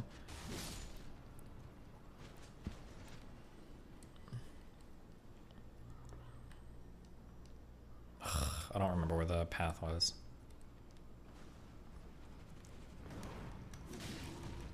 the fuck out of here.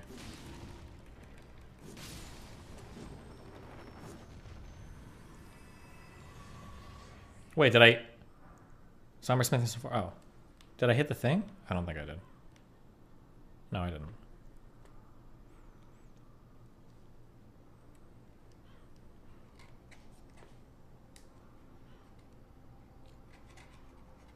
The Somber Stone is above the drawbridge inside the manor. Okay.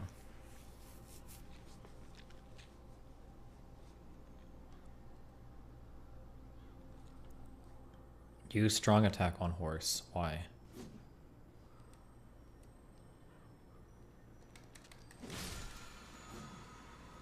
I don't even know why I get these. I'm never going to use them.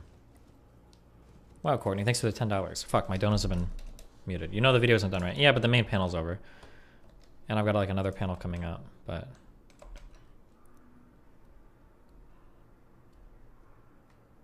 Oh! Okay, she did attack me first on this. I might have tweeted this at somebody else before. I don't think it was at her. I will never ever use its pronouns. Up your meds, schedule more therapy, improve your diet, and get off Twitter. Happy world awaits you than this, I promise. After she fucking did her... Are you serious?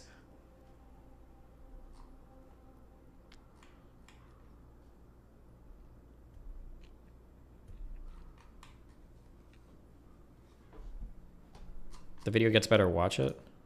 Your thing. Sorry. What do you think I'm saying about me? You're like, listen to the context of this conversation. When because you're basically attacking my position as normalizing. You've specifically said that given my position, I am essentially allowing for a standard where it's okay to just like categorically to engage in a certain type of behavior, which I think is a false equivocation. Christ almighty. What I am advocating for is not a normalization of making fun of people for suicide attempts. What I am advocating for is a normalization of being able to Did you... Fuck, I feel like I was a fucked up kid. Fuck, the more that I think about random shit, now I don't know how normal it was. Did anybody ever... So in the Midwest, it gets fucking cold. It gets ultra cold.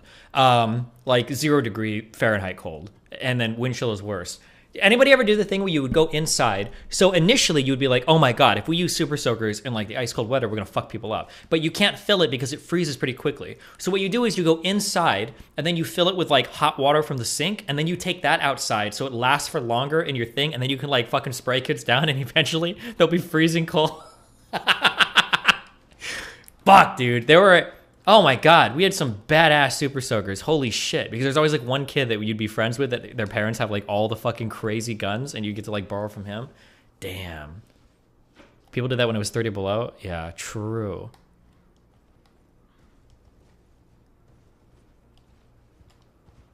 You killed that kid? I don't think we killed anybody. We did that with water balloons at school? Damn, I don't think I ever did water balloon fights. I feel like I remember trying to do water balloons once or something, but they like broke. Or it was hard to film. They were nowhere near as fun. I see like water balloons on like the Disney Channel and shit, and it looks like so cool and awesome, but like in real life, they're really hard to throw because they like, they bubble around. Like you gotta be careful when you're filling them up so they don't break. You have to tie, it's like so much preparation. Like, I don't know. I never liked water balloons that much. Sometimes you would buy like the wrong type of balloon. I remember throwing some balloons at people and then they wouldn't break when they hit them. They would just blub around. It's like, what the fuck? Yeah, I don't know. Fuck water balloons. Or maybe I just sucked at using them. Maybe that's like a developed skill.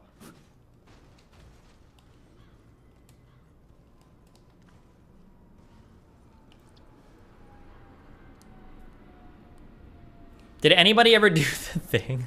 Okay, I admit this is kind of fucked up. But just to see what would happen, because you were curious, did anybody ever put gum in like their siblings' hair? To see if it was true that it couldn't come out unless they cut their hair?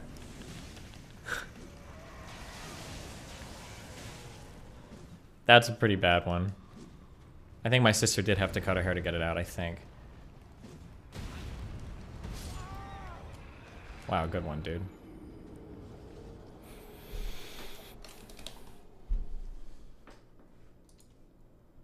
I remember being really young. It must have been really young because I could barely reach the bathroom counter. And I remember my parents, I must have been like 4 or 5. Dude, I sucked the fuck. I don't know why they made these, okay? But I drained like 3 or 4 of these fucking Crayola scented markers. Oh my god. The one that smelled like chocolate, the brown, I would just fucking, oh my god. My mom walked in and she found me, I think I was sitting on her bathroom floor and I had like a whole case of these open and I was just fucking, oh man. But like, in my defense, okay, how are you gonna make markers for kids that are scented like food? Why would you do that? What are you thinking? What are you thinking? You're trolling? No, because I think, I could be wrong, but I think that like these days, I think that they taste really bad and they make them taste bad. So back then, they just taste like normal markers. It was fine. And if it tastes like a normal marker, but it smells like chocolate, that's a good ass thing to just fucking eat, okay? The texture was cool because the end of the marker feels nice, like almost like a pacifier. And it's like, it smells like chocolate. And like, yeah, I don't know, dude. Wait, you ate it? Yeah, I sucked like 3 of these things dry. It was so good. It must not have been the whole thing, though. I imagine you can probably suck so much that like the tip just gets... Because there's no way that I ate like... I would think. There's no way that I could eat that much marker.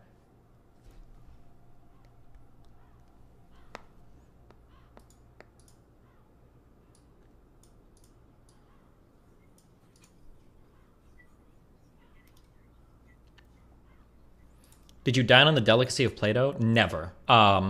When you try to eat Play-Doh, it tastes horrible. Play-Doh always tastes disgusting. And any kid that was eating Play-Doh is that's a sociopath.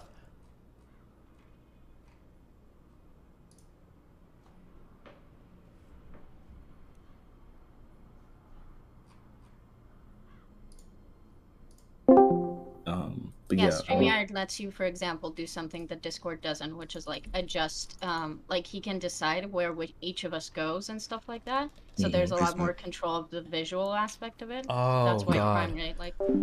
Someone just said, did you ever pick apart erasers? Bro, I don't know what it was, but some pencils just had such horrible erasers. Oh, God, I'm actually getting... this is a trigger. I feel a trigger. Do you remember one of the most painful experiences growing up is when you had like an eraser that was basically empty and you were trying to erase with it, but it was like basically empty and the metal is like scraping against the fucking paper. Oh God, and the eraser sucked. These types of erasers always sucked. Oh my God, it was so bad. Oh, it's like that's legitimately like a triggering...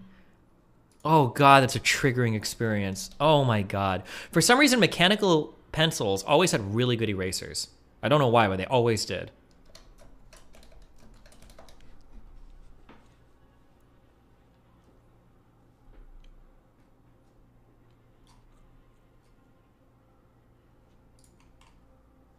Oh God. Oh man, I feel it in my chest. I'm gonna use the restroom real quick, 1 second.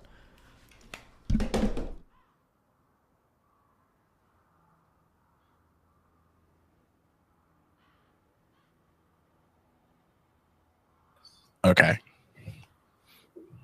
But I think you have to mute your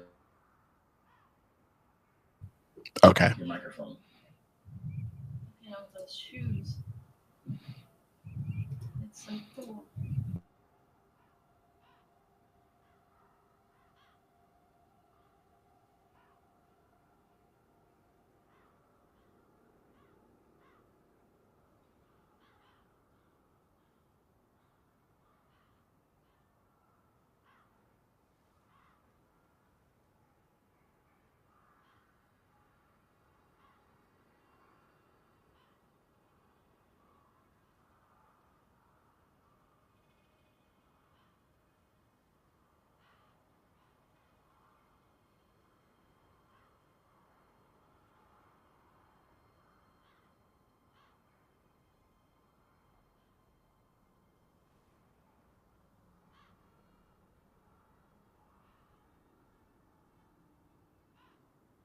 Look, the chat was correct.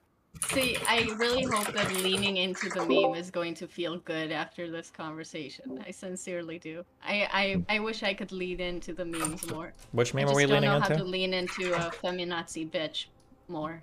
It's Oh, hard. you were watching the conversation that I had with like Vivian and Not So Erudite, and your chat was like calling me soy while I spoke a lot, so I added soy to my like VTuber. Oh, nice. Going on, You Destiny? ready? I mean, we're waiting for you, I think, right? I believe so. I thought we had booked 6 guests, but apparently we only did 5. Oh, do you want me to? I think Chud Logic is supposed to be here, right? Is he not on today, or? Maybe it's Doobie. Sometimes, you know, it's wild. Have you ever had a person that you respected but wanted to shoot at the same time? That's not an actual threat, by the way, but you know, in a video game. It's all good. I'm used to it at this point. Don't worry. Are you referring to Chud there, Fanatic? He frustrated you that much? No, because I said someone I respect. But all right, so we're gonna open up the show, and let's start with our opening. So here it is. Look, everyone, thank you guys so much for being on the Fanatic Show. I'm really working really hard to like try to improve things and make things as great as they possibly can and really match the vision that I had for the show. So I've taken the time to carefully speak to each person. Rhizome, however you pronounce your name, our conversation Rhizome. It got off the rails a little bit, and I didn't actually have the specific conversation with the piece that I was expecting to have with you, and that's my fault. But I know you understand my intention and what the goal is of the panel. So that's really good because you called me out on that. So with that being said, I'm hearing background noise coming in from someone. Oh no. I'm hearing that too. My fault. Katie's having some weird feminazi mic issues. Feminazi audio. Yeah. Okay, we got it. We got it fixed. All right. So, listen. Destiny is somewhat of a polarizing figure in Twitch. Some will testify to his graciousness, while others decry his community, DGG, and his actions as harmful, transphobic, misogynistic, and even racist.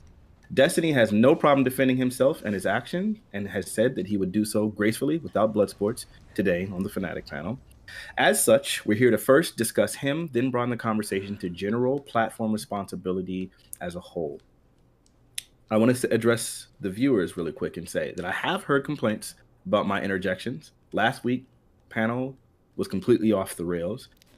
Before we could even finish opening statements, someone was complaining that there wasn't any debate. This panel is not about debate. This panel is about conversation and discussion. While there are people on different sides of this issue, I'm hoping we're able to openly discuss these positions and come to a deeper understanding. If anyone can handle this and actually not go crazy, I believe it's Destiny. Thing is, I'm moderating. I don't want to have to interject. I hope you guys can moderate yourselves. If 2 people are in a meaningful back and forth, please don't interject. Let them have it. If I'm talking, you don't. I'll try to keep it to a minimum, but if I feel the need to speak, please feel the need to listen. I've taken the time to talk to every single person here to ensure they know the environment and what is expected, and I do expect this to go smoothly. Lastly, on the nigga panel last night with Trihex, Signatural, Prime Kai's, myself, and Black American Made, we were able to have a round table discussion with literally no moderation, and that went freaking swimmingly. Is that just because it was all niggas? I'd like to think not. Let's do this one right, okay? So, opening it up, in a previous conversation, STV Philly and I discussed his grievances with Destiny. I can't speak for Destiny, but Destiny can speak for himself. And this is a forum that I believe is perfect to be able to do so. STV, the floor is yours. Yeah, so, well, let me start out by saying hello to everybody. And Fanatics, you especially, for inviting me on. I appreciate it. Hello to Destiny. Hello to Rhizome, Katie, and Section. How are you, everybody? I'm familiar with everybody here, so that's a good thing. So I'm going to keep this short and sweet because we got a lot of people here. So I'm going to start out by saying that I used to watch a lot of Destiny back in like 2017, 2018. And not knowing much about his personal life, he's somebody who I would say could communicate his positions clearly and effectively, and could argue with some of the most arrogantly wrong people on the internet, like Nick Fuentes, No Bullshit, Eric Stryker, Sargon of Akkad, John Tron, you know, all those people. My issue with Destiny is not so much his streams, although we disagree on a lot when it comes to race and labor issues. More of my grievances come with his behavior on Twitter, not only his behavior and his community's behavior, but I'm talking to you, Destiny, so we're gonna keep it to you for the moment. So these are arguments most people have heard before, weaponizing his community against smaller accounts, using racially insensitive language towards minorities, and negatively essentializing groups of people. Those are my main, I would say, issues. There are more, but we have limited time, so I'll keep it to those three for now. More specifically, the end of last year, that whole interaction with the girl who said she was stealthed, and then Destiny, you had tweeted out some things that I believed, in my opinion, were victim blaming. Let's just put it like that. Some people say it's rape apology. Some people use other language. The language I like to use, because that's what first came to my mind, was victim blaming. I've heard you have these conversations with other people, so I'm sure this is not a surprise to you that people feel this way, me specifically. And yeah, I think for right now, I'm just going to leave it there.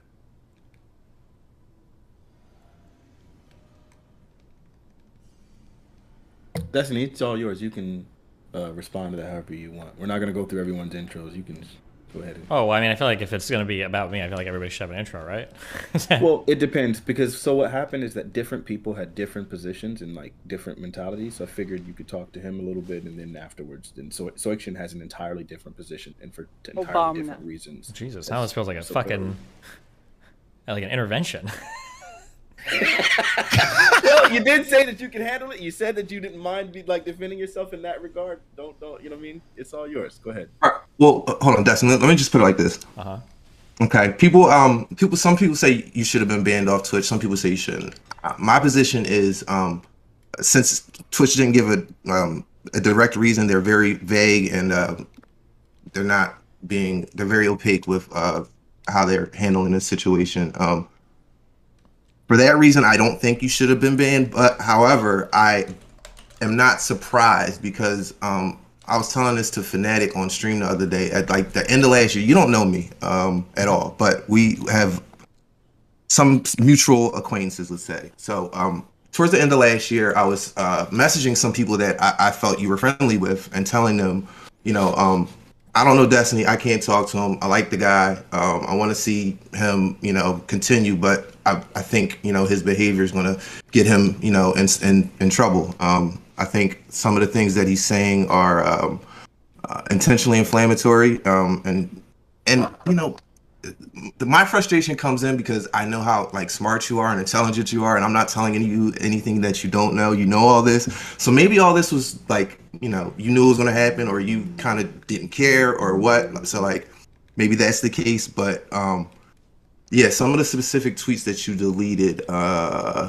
last year, I felt could get you into trouble, and it didn't happen, but something happened, you know, a couple weeks ago that did. So my position is that I'm not surprised, although I can't say I agree with the ban because they haven't given a specific reason, so we don't even know what it's for. So how can I agree or disagree?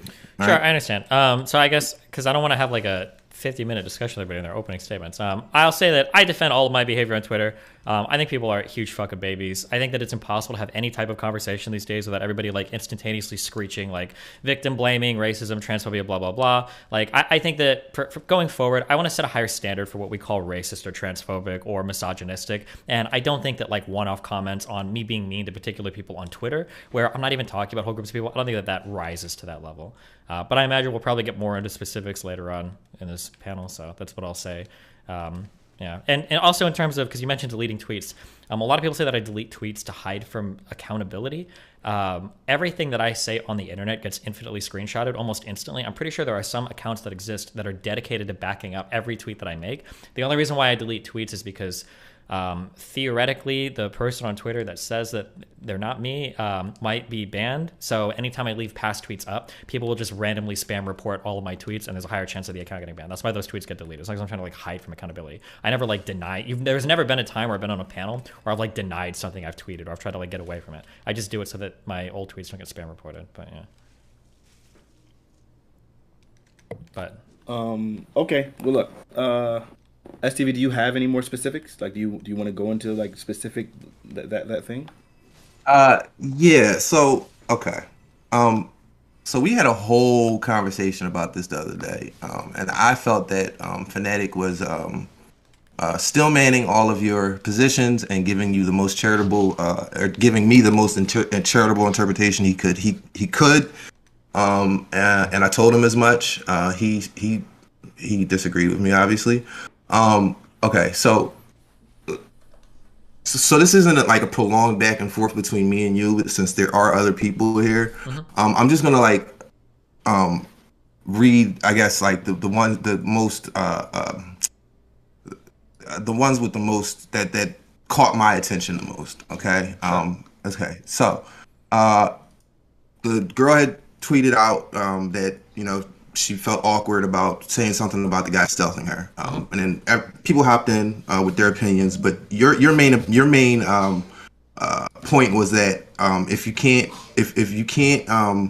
don't have enough agency to speak up for yourself or to say something in the moment, once you've noticed somebody was stealthing you, then you should not be engaging in casual sex. Yeah.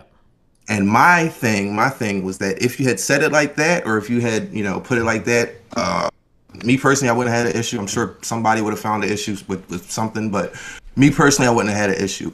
My issue came, and the reason I use the term victim blaming is because of this specific tweet. You said, okay, so you were responding to somebody who said awkward basically just means weird. And you said, quote, if this is your reaction multiple times, then stop having sex. Why would you subject yourself to potential rapes that happen just because you feel awkward? Question mark. Now, stealthing can happen. Women can do it. Men can do it. Gay men can do it. Stealthing happens in a variety of different ways. And from what I could gather, this woman found out after the fact. Now, here's a question. Here's a question I do have for you before I go into this. You know way more about this than me. Obviously, you were engaged with this. Did this particular lady know beforehand, or did she catch the guy like in the act, or did she find out afterwards that With he had selfed her? the initial tweet, it was a little bit ambiguous, leaning towards it sounded like she saw it happen but didn't say anything. But later on, she clarified afterwards that she didn't realize until after the event had finished. But at the time, you thought that she had noticed him doing it, like in the moment. Yeah, because of the phrasing of her tweet saying that, like, it sounded like she said, I didn't say anything because it was awkward. But apparently later on, she tried to say, well, what I meant was it was awkward to say anything after the fact, which I think is what she said afterwards. All right. So, okay. Now that, in theory, you know, that's the sound. That is a sound argument.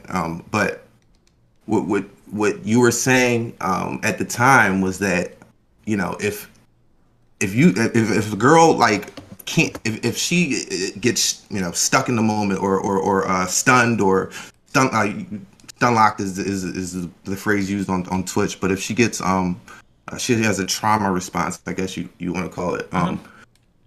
Like, that isn't something that you can predict beforehand. Like, now you're saying my overall argument is, like, if you think you're going to have a trauma response to getting stealth, you shouldn't be having casual sex. That's super basic. And if it's happened 3 times, you should know by at least the 3rd time that, like, okay, maybe this isn't for me. I think is a pretty fair take. So the problem that I had with that is that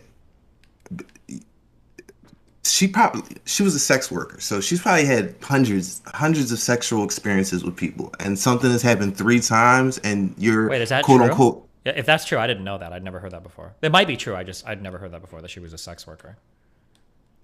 Okay, let me take that back, because I am not actually 100% sure. I thought I heard you say that or somebody say that to you in a conversation or something.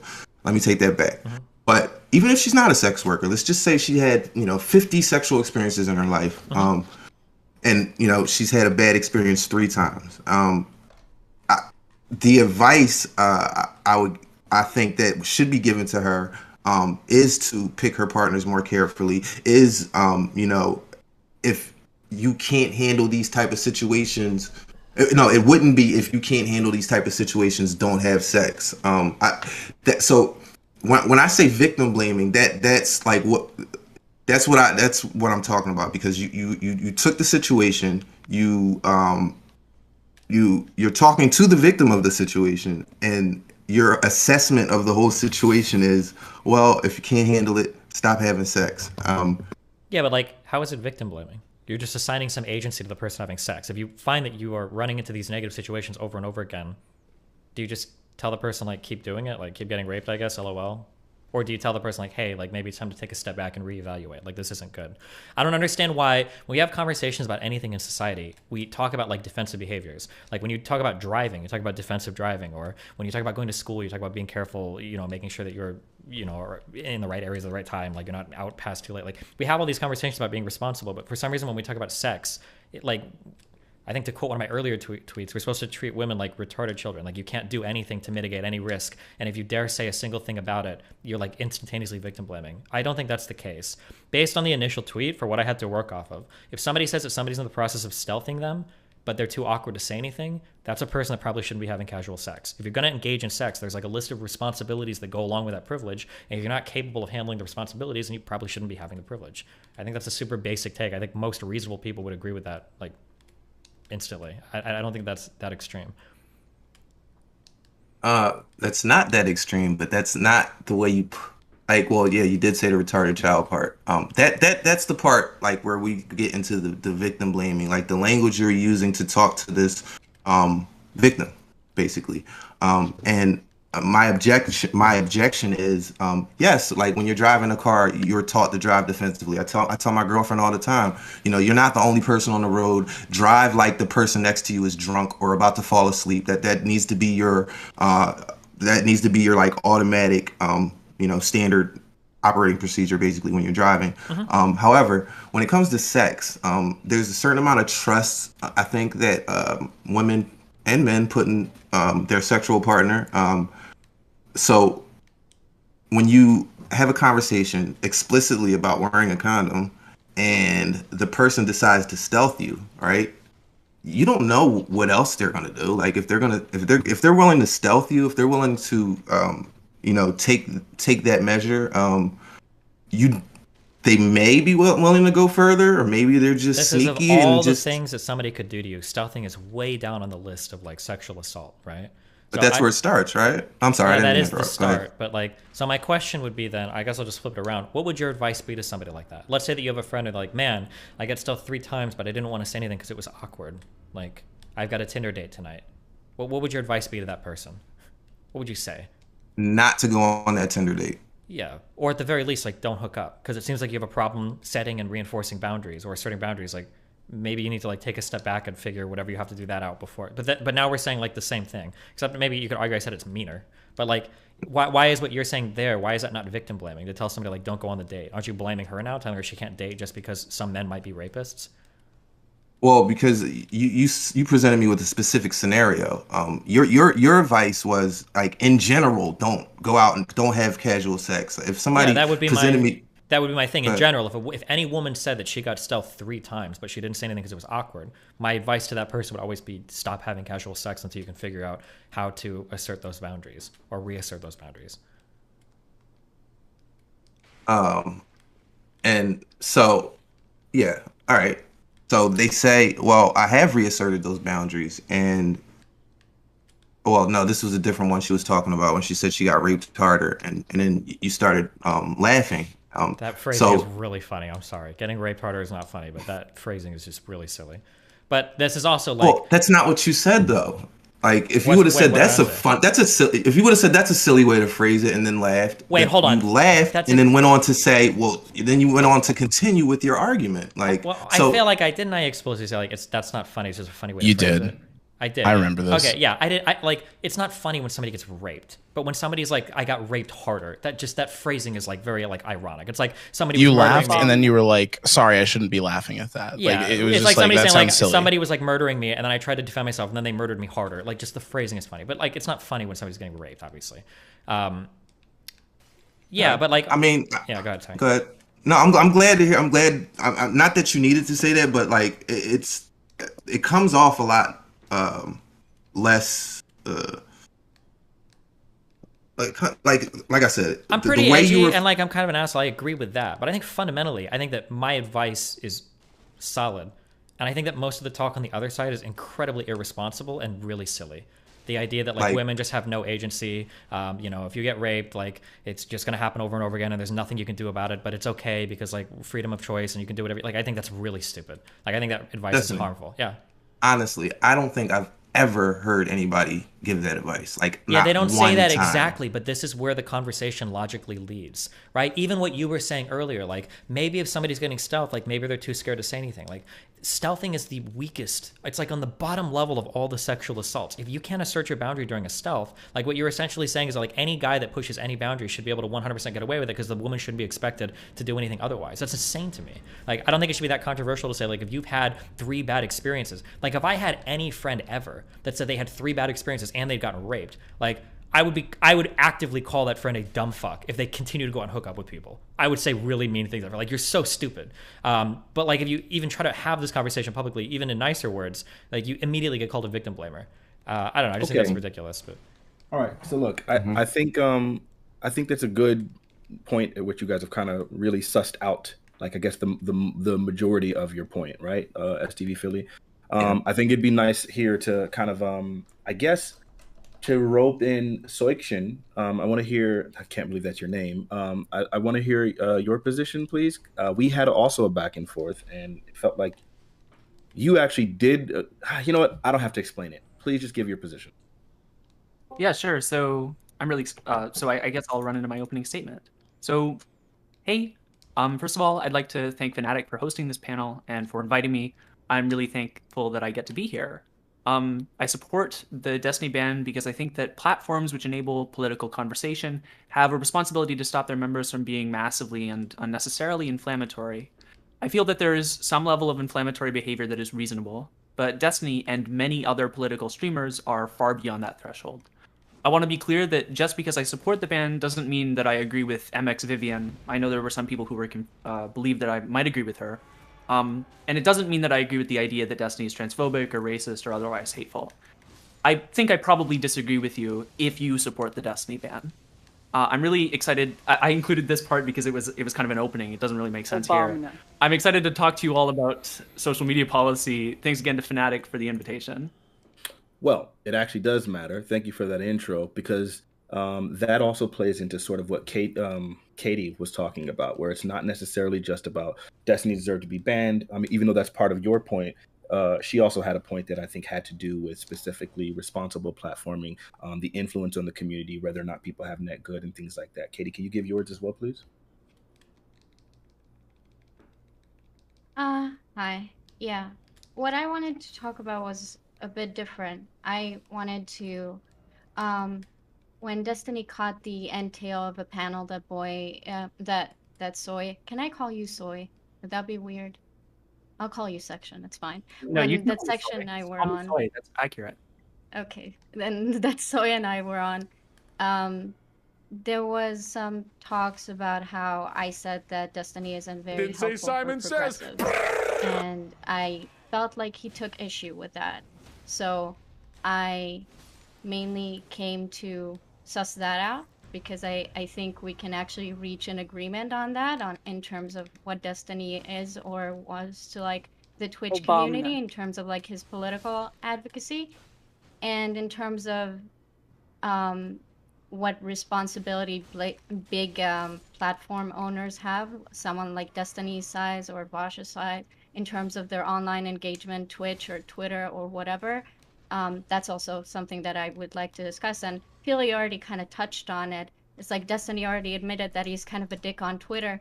I think that if you're going to be a dick and then ask for nuanced conversations, that's kind of contradictory. I think Destiny can have like nuanced conversations, but I also think it depends if he feels like it or not.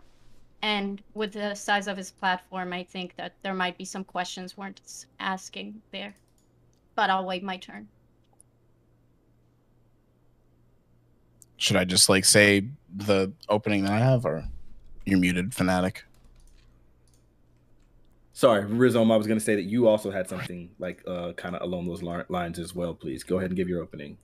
I mean, to be honest, the only thing that I think Destiny should be off the platform for are his food takes. Like, the issue for me is that people are way more concerned about how things sound than what's actually being said.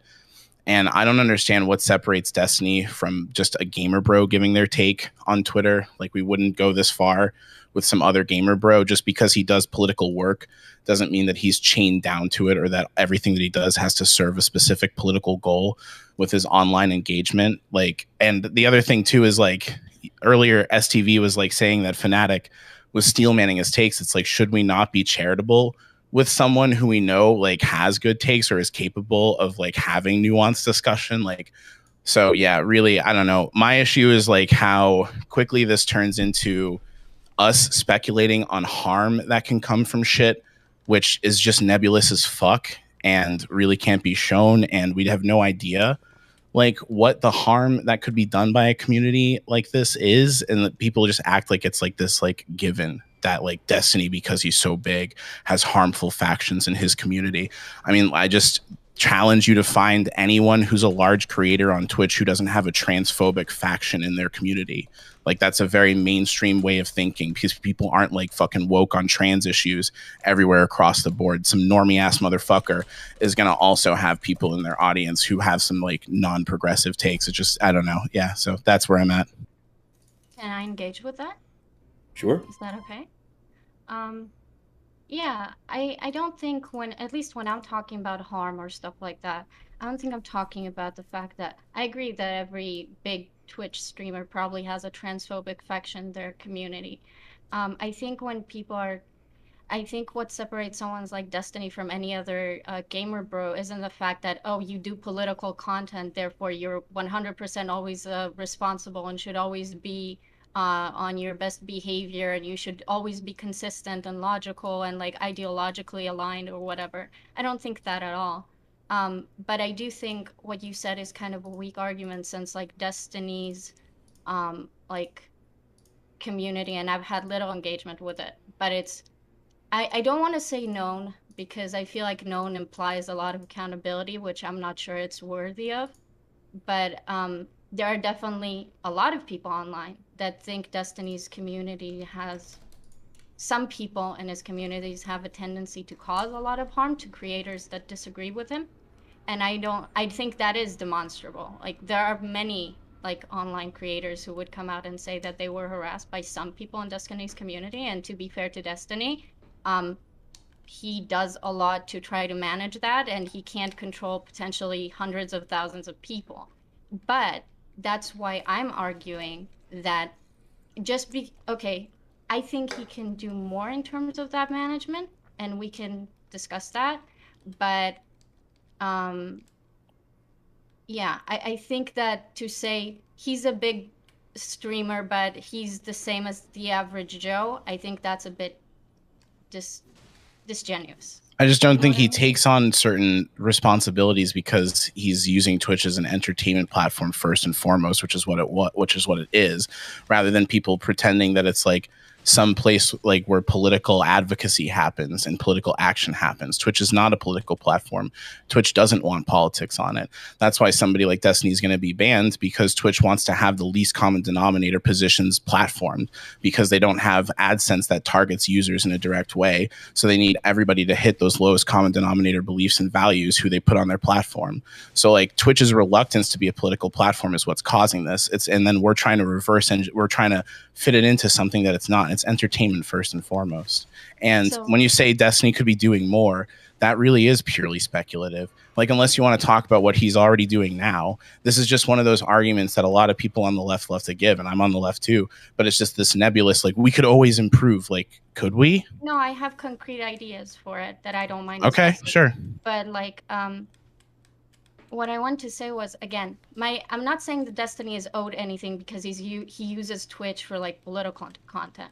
My general overarching like main idea to talk about on this panel is the fact that maybe when someone's community reaches a certain size and certain level of influence in a sphere, this person is no longer held can be held in the same regard as someone who has like 80 followers like I do, you know? Maybe someone like Destiny who had over like 500,000 followers on Twitch is not the same as like a really small creator in terms of their level of influence, and maybe we should hold them to different standards, you know, like we do public figures, for example. Just why are we having this conversation about Destiny and not XQC? Like, I just don't get it. It just feels like we're just like picking a fight with somebody who has like who like is doing fine work, has fine intentions, like engages in a spicy way. We're talking about the discourse they sparked fucking months later because they sparked it in an interesting way. Like, dude, Destiny, I'm not trying to suck your fucking dick. It's just there's no actual complaint here, in my opinion.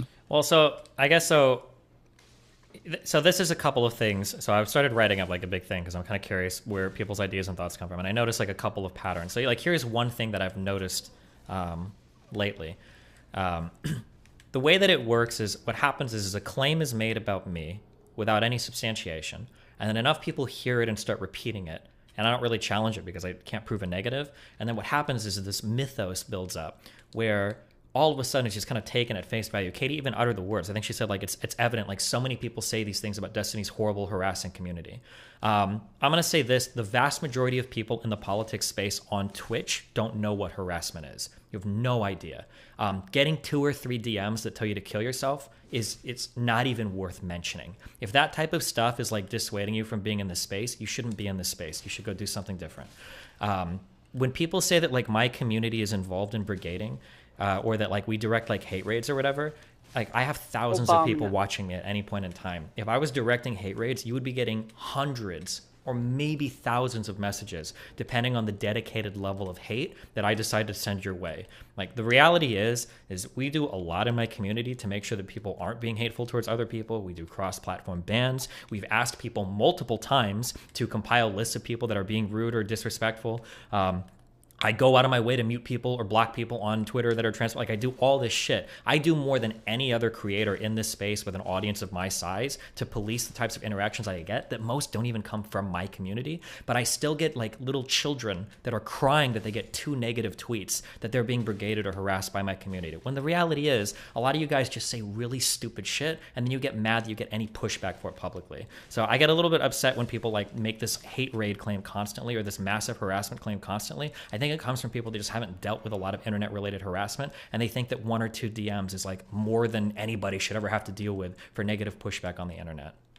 Soy, do you disagree with that? So I don't disagree with the idea that Destiny's community broadly doesn't brigade. I do think that I think if that was meant to be responsive to me, that I just wouldn't hold the position that he's like super into brigading or whatever. The thing I'm gonna say is that I have more problems with stuff where you're like saying things like the R-word children tweet or the photoshopped blackface. I'm not saying you're doing blackface, but the image digital of your face blackface. It's okay. I don't even like saying that. That was such a good tweet. Come on, Soy. I mean, like, I can understand if we say, like, this is, like, irresponsible or, like, edgy humor. It's not, like, becoming of whatever. Like, I'm fine with that. But, like, racist, transphobic, like I feel like is a little bit of a stretch, unless like this is where the bar is at today for online discourse, which is what it kind of seems. Well, so really quick, I guess I want to be clear about something else. When I opened for the first time on the conversation I was having with Not So Erudite, I opened with a much stronger thing, which was that like, or maybe it wasn't on that panel, it was somewhere.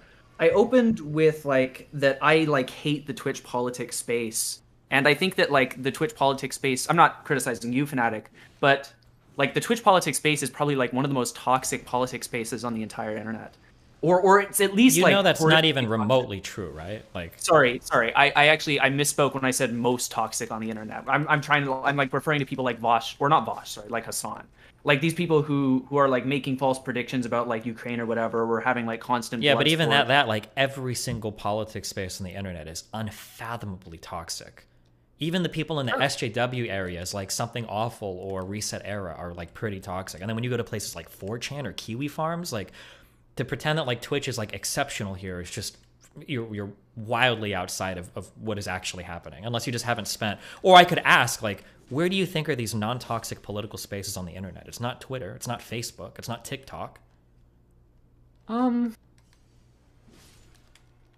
then I could ask even historically, in history, where have there been non-toxic political spaces? Like politics is just, it lends itself to toxicity. People feel really strongly about these things. Like, I feel like there are even stories of like fucking Plato and Aristotle like shit posting political opinions at people and like making fun. Like, this is like, I think you even said this a few times on that panel, that it's probably somewhat part of our nature. I think it is. I don't think that Twitch politics is anywhere near like uniquely toxic. Yeah, Edward Snowden actually had the same opinion as Hassan. Really quick, I actually wasn't he? Go ahead. So I want to correct what I said, because I think I misspoke, or it's not even I misspoke. I was just wrong.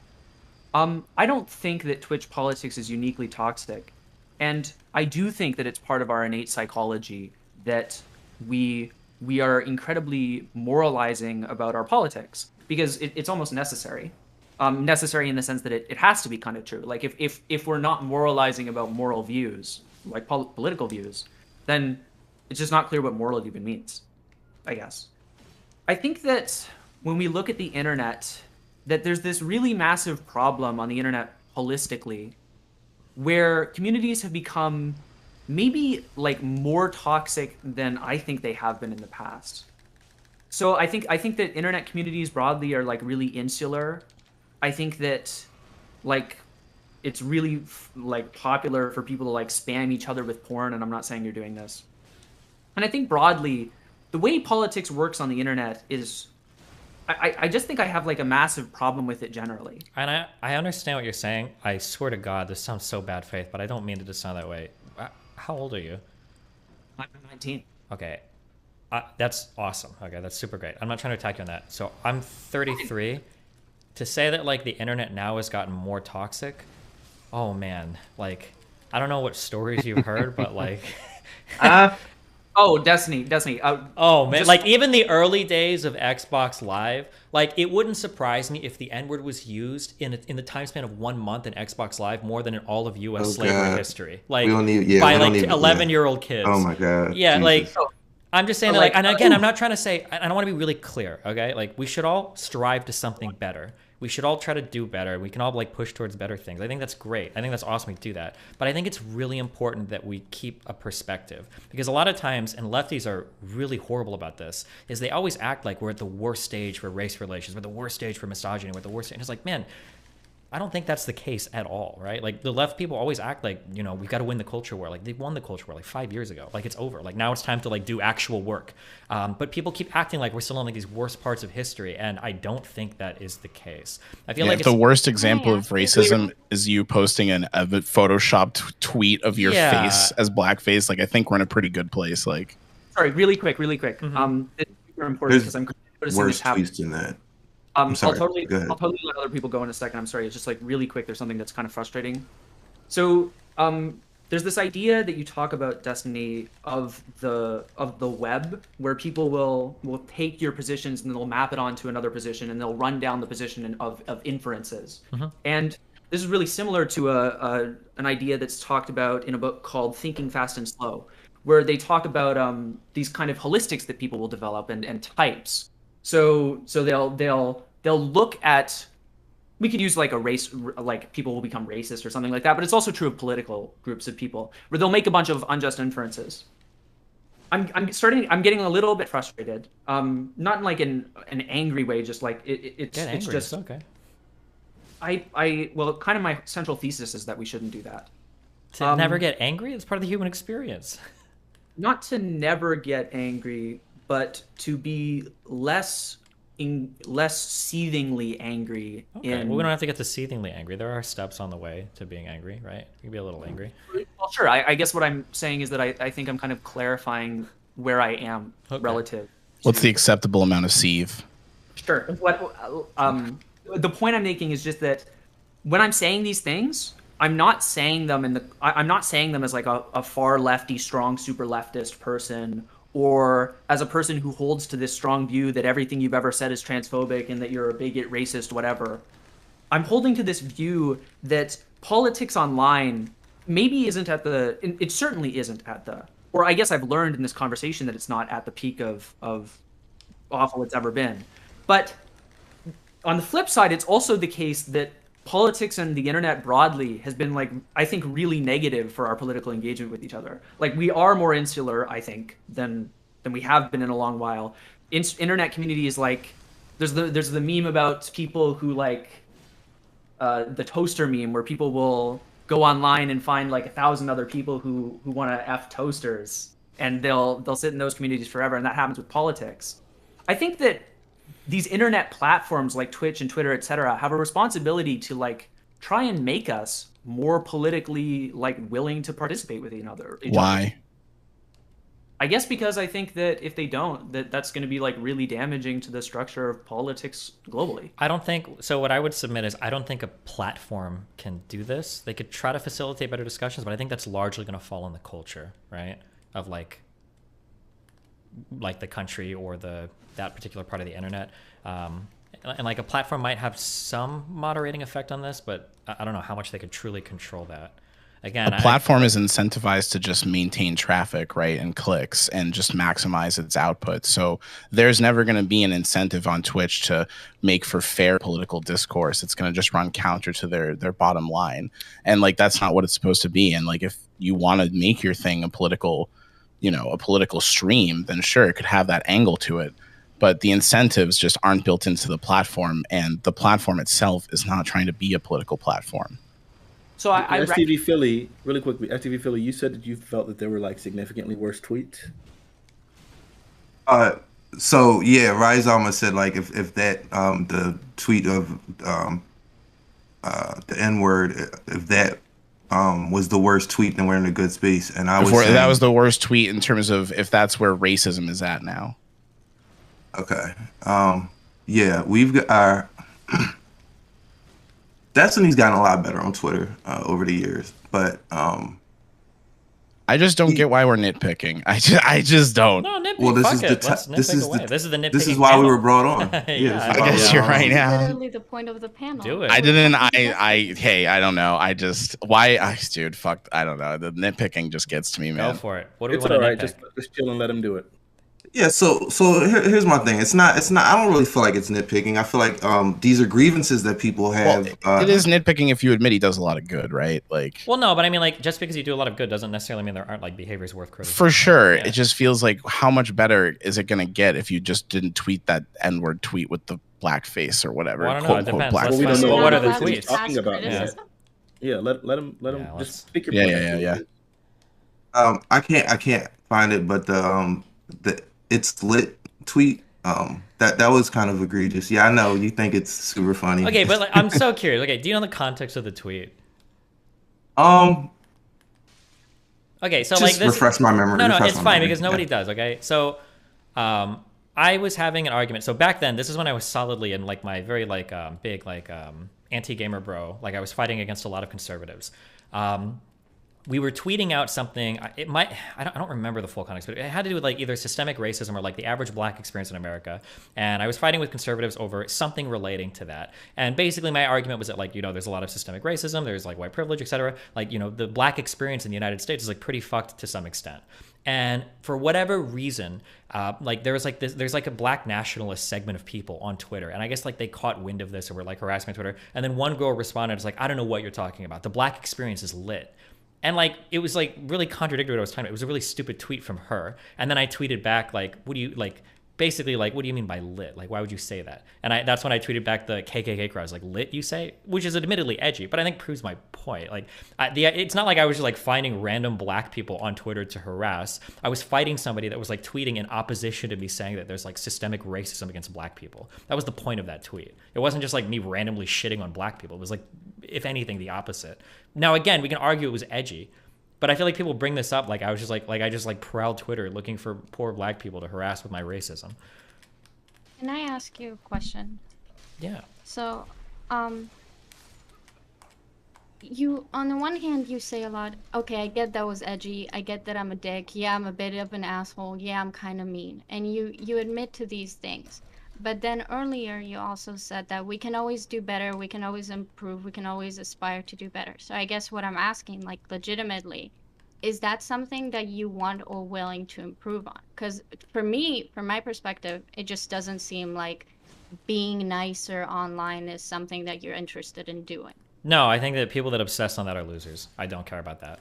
I think that people are more concerned today with like appearing not racist or appearing not transphobic than actually being good people. I don't think that phrasing your stuff in a nice way makes you a good person. I think that the only people that think that are people that don't know good people or don't know what it means to be a good person. I think it's incredibly stupid. Like even to try to put myself in the state of mind where I see somebody say something that's like a little bit edgy, a little bit controversial, for me to instantly assume the worst about that person. I would assume less of the people that make the assumptions than the person that made the edgy joke. I think it's like a really naive way to evaluate people. Do you think I'm doing that? I think you have in the past, yeah, but I don't remember your particular statements. But... Okay. I don't think that you're racist or transphobic, and I don't really care about that. I just, again, I think that one of the ways to maybe help like reduce harassment is like obviously just be generally nicer as a person, but I also can't make you do that, especially if you have no interest in doing that. So that is kind of like a moot point in that sense. I also want to. Why not just? Can I just ask something that? Why not just block people? Why did we lose the ability to do that? Is that like really that hard? Like just if somebody's being mean, why not just block them? Do you mean why when you're mean to someone they don't block you? Or like, or if even not block me, like if somebody DMs you something mean, just like block that person and then move on. Well, because I'm not talking about like, again, you're an online public figure to me. So when I'm talking, I don't know why other people don't block other people on Twitter, right? I only know myself, and I just don't read comments or engage on Twitter because I don't have the skin for it. It's very simple. So I don't know why people don't block other people on Twitter. I just know that like I don't think blocking you would work. But I just generally was saying that the way that you speak of some people, like even the girl with the stealth thing, like you know how I felt like about how you laughed, and we talked about that. But during that conversation, you and Hanzo Vakir were calling her the R-word child. Hold on. The entire Did conversation. Okay, Yeah. I have to be careful because like you guys gaslight the fuck out of me because a lot of you guys have never even heard my original statements. Hold on. Did I actually call her a retarded child, or did I say we have to treat women like retarded children who need their fathers to show when they have sex? I think what happened is that Hans said that she just tweeted something, and then you asked who, and then he said the R-word child, and then you're like, you guys agreed that that's her basically. Okay, so then your problem there is Hans, not me. He characterized her that way, right? Okay, I didn't. I mean, like, hold on, real quick. The reason why I'm going to start to be more anal about this stuff is because you guys have, like, again, there's, like, this mythos built up of stories revolving around me, and I find out that, like, 95% of what people claim I said is not even remotely true. So, like, right there, like, I didn't call her a retarded child. Somebody else said, oh, the one girl that is a retarded child. I'm like, oh, okay. Because I know who he's referring to. Now, if you want to argue that, like, somebody, like, if you would have said there was a time when Hans referred to a rape victim as a retarded child, and you knew who he was talking about, but you should have stepped down and corrected him, okay, fine, that's fair. But that's a way different thing than me saying, like, I called a rape victim a retarded child. That's fine, but I never said it like that, right? You absolutely said that. We can pull the clip if you want, but you said that I called a rape victim a retarded Did I say child. it like... Okay. Well, if I did, then I apologize. Okay, which is fine. I don't think a lot of this even happens intentionally. I think a lot of it is unintentional, but I'm just being clear on what was said. But okay. I do think that it could have done a lot of good if you like interjected in that moment. But again, I don't think being nicer is quote unquote a priority for you. What I did want to address, like something that happened earlier, is that you said that like 2 or 3 DMs of people telling you to go kill yourself isn't harassment, right? I get the general point that you were making, but this is a genuine question. Do you actually think that's not harassment, or do you think that's harassment not worth mentioning? It's incredibly minor harassment, is what I would say. If it's the type of harassment that like keeps you from these spaces, like you just shouldn't be in these spaces because it gets so much worse than that. And my harassment is like 100-fold that. So it's a little bit comical when people like complain to me about it and then make me out to be like some huge boogeyman evil guy, especially when other content creators themselves are involved in actual brigading and actual like coordinated harassment campaigns against me. But well, and the platforms have built-in tools to prevent those things, right? If you're receiving a couple DMs, it's just a click away from you not seeing that shit anymore. It's okay. So I look at Twitch like a workspace, and everybody is colleagues in different departments. You know, not everybody knows each other, not everybody interacts with each other, but everybody, you know, it's like a workplace. Okay, so Destiny, I'm not even sure if I think you said this on stream, but I saw it on YouTube, so I don't know if it was on Twitch, right? But the thing recently where you said the online trans community is not even worth engaging with because they are subhuman and inbred or something. You used another word. I can't remember what it was. Probably something like that. So, yeah, so that was another one of my points of contention, I guess, with you is your generalization of groups. And I understand everybody uses hyperbole when they speak, so I don't expect everybody to, you know, say things perfectly or express themselves exactly the way they meant to the first time. But when you have room to clarify and then you double down and say, yo, that is what I meant. I think it is legitimately one of the worst groups online. Like, yeah, 100%. I guess people really don't like the word subhuman, so maybe I shouldn't say subhuman, but like I think it is legitimately one of the most toxic communities that exists on the internet, yeah. And I guess we can argue that, like, and I do almost every time I say this, I do caveat that, like, not all trans people are like this. Like, in the real world, trans people are not insane like these people online in these communities. I've caveated this, like, so many times. But, like, I should be able to call out how fucking horrible that community is online. And people have already done it on this panel where people are comfortable, like, stereotyping, like, gamers, right? Like, what are gamer bros like? And that's an arguably even larger, more diverse group of people. So, I don't know. I don't stand by this idea that, like, you can't call out, like, shitty communities when they're shitty just because they happen to be, like, a minority community. No, but it isn't that it's a minority community. It's that the percentage of trans people that are online that you've interacted with is probably, I'd say, I don't know, I'm gonna say less than 10%. It's probably a lot less than that, but let's just do a best guess. You've probably interacted with less than 10% of trans people online. And I understand you might have had bad experiences with these people. Fnatic has told me some of his experiences with some of the same people you have issues with. Again, right? I understand what you're saying, but like I just reject it, right? Like 5 DGGers are enough for people to stereotype my entire community, but like me interacting with people that are getting like 50,000 likes on tweets aren't? Like, how does that make any sense? Like, I feel like people are so quick to stereotype every other community, and I'm not. I'm not even stereotyping all trans people. I said this a million times. Like, I'm only talking about like the online like trans activist community, and I feel like there's enough engagement there. I feel like there's enough like public like visibility there, and we've seen how it bleeds over into so many parts of the world, I feel pretty comfortable making that assertion. And like, I hate to cite because it's coming from my community, so it could be biased, but like almost every email that I've gotten from another trans person also says that they fucking hate the online trans community, that it like makes their real life measurably worse because of the way that they function online and in the real world. So I don't even feel like it's that hot of a take, but because it's like the trans community, people get like super like ass mad about it. As a vegan, I know exactly what this is like. Yeah. Well, I've interacted with plenty of wonderful trans people on this platform, plenty of them. And I've also interacted with some of these same people that you're talking about, and I feel the same. I feel the same way. I feel like there's a lot of degenerates on here. There's a lot of exactly the caricature of what people in their head have of trans people. There are individuals on this platform that behave in that way. I'm with you there. Where I'm not with you is, like I said, to generalize. Like, if you were to call out the individuals, like if you were to say, you know, Demon Mama, Keffels, or I'm sorry, I shouldn't even be mentioning names. I'm sorry. But if you were to mention like the names of these people that you've been having issues with, that would be different. But so like if I interact with Jesse Lee Peterson and Candace Owens and it's just some of the black people that I really don't agree with and probably would argue with. Now if I came back, irrelevant. I was just throwing in an extra name. Go ahead. Damn. So yeah, if I was just to mention, you know, and say, yeah, you know, the interaction I've had on this platform with black people has been just horrible, and the online black community is subhuman, and just repeat verbatim what you said. Now, I'm not equating black people and trans people, obviously, but if I were to make that statement, even about Asian people or white people, I think it would be a lot easier for people to see how that statement is problematic. I guess it just depends on like the community, depends on like how true the statement is.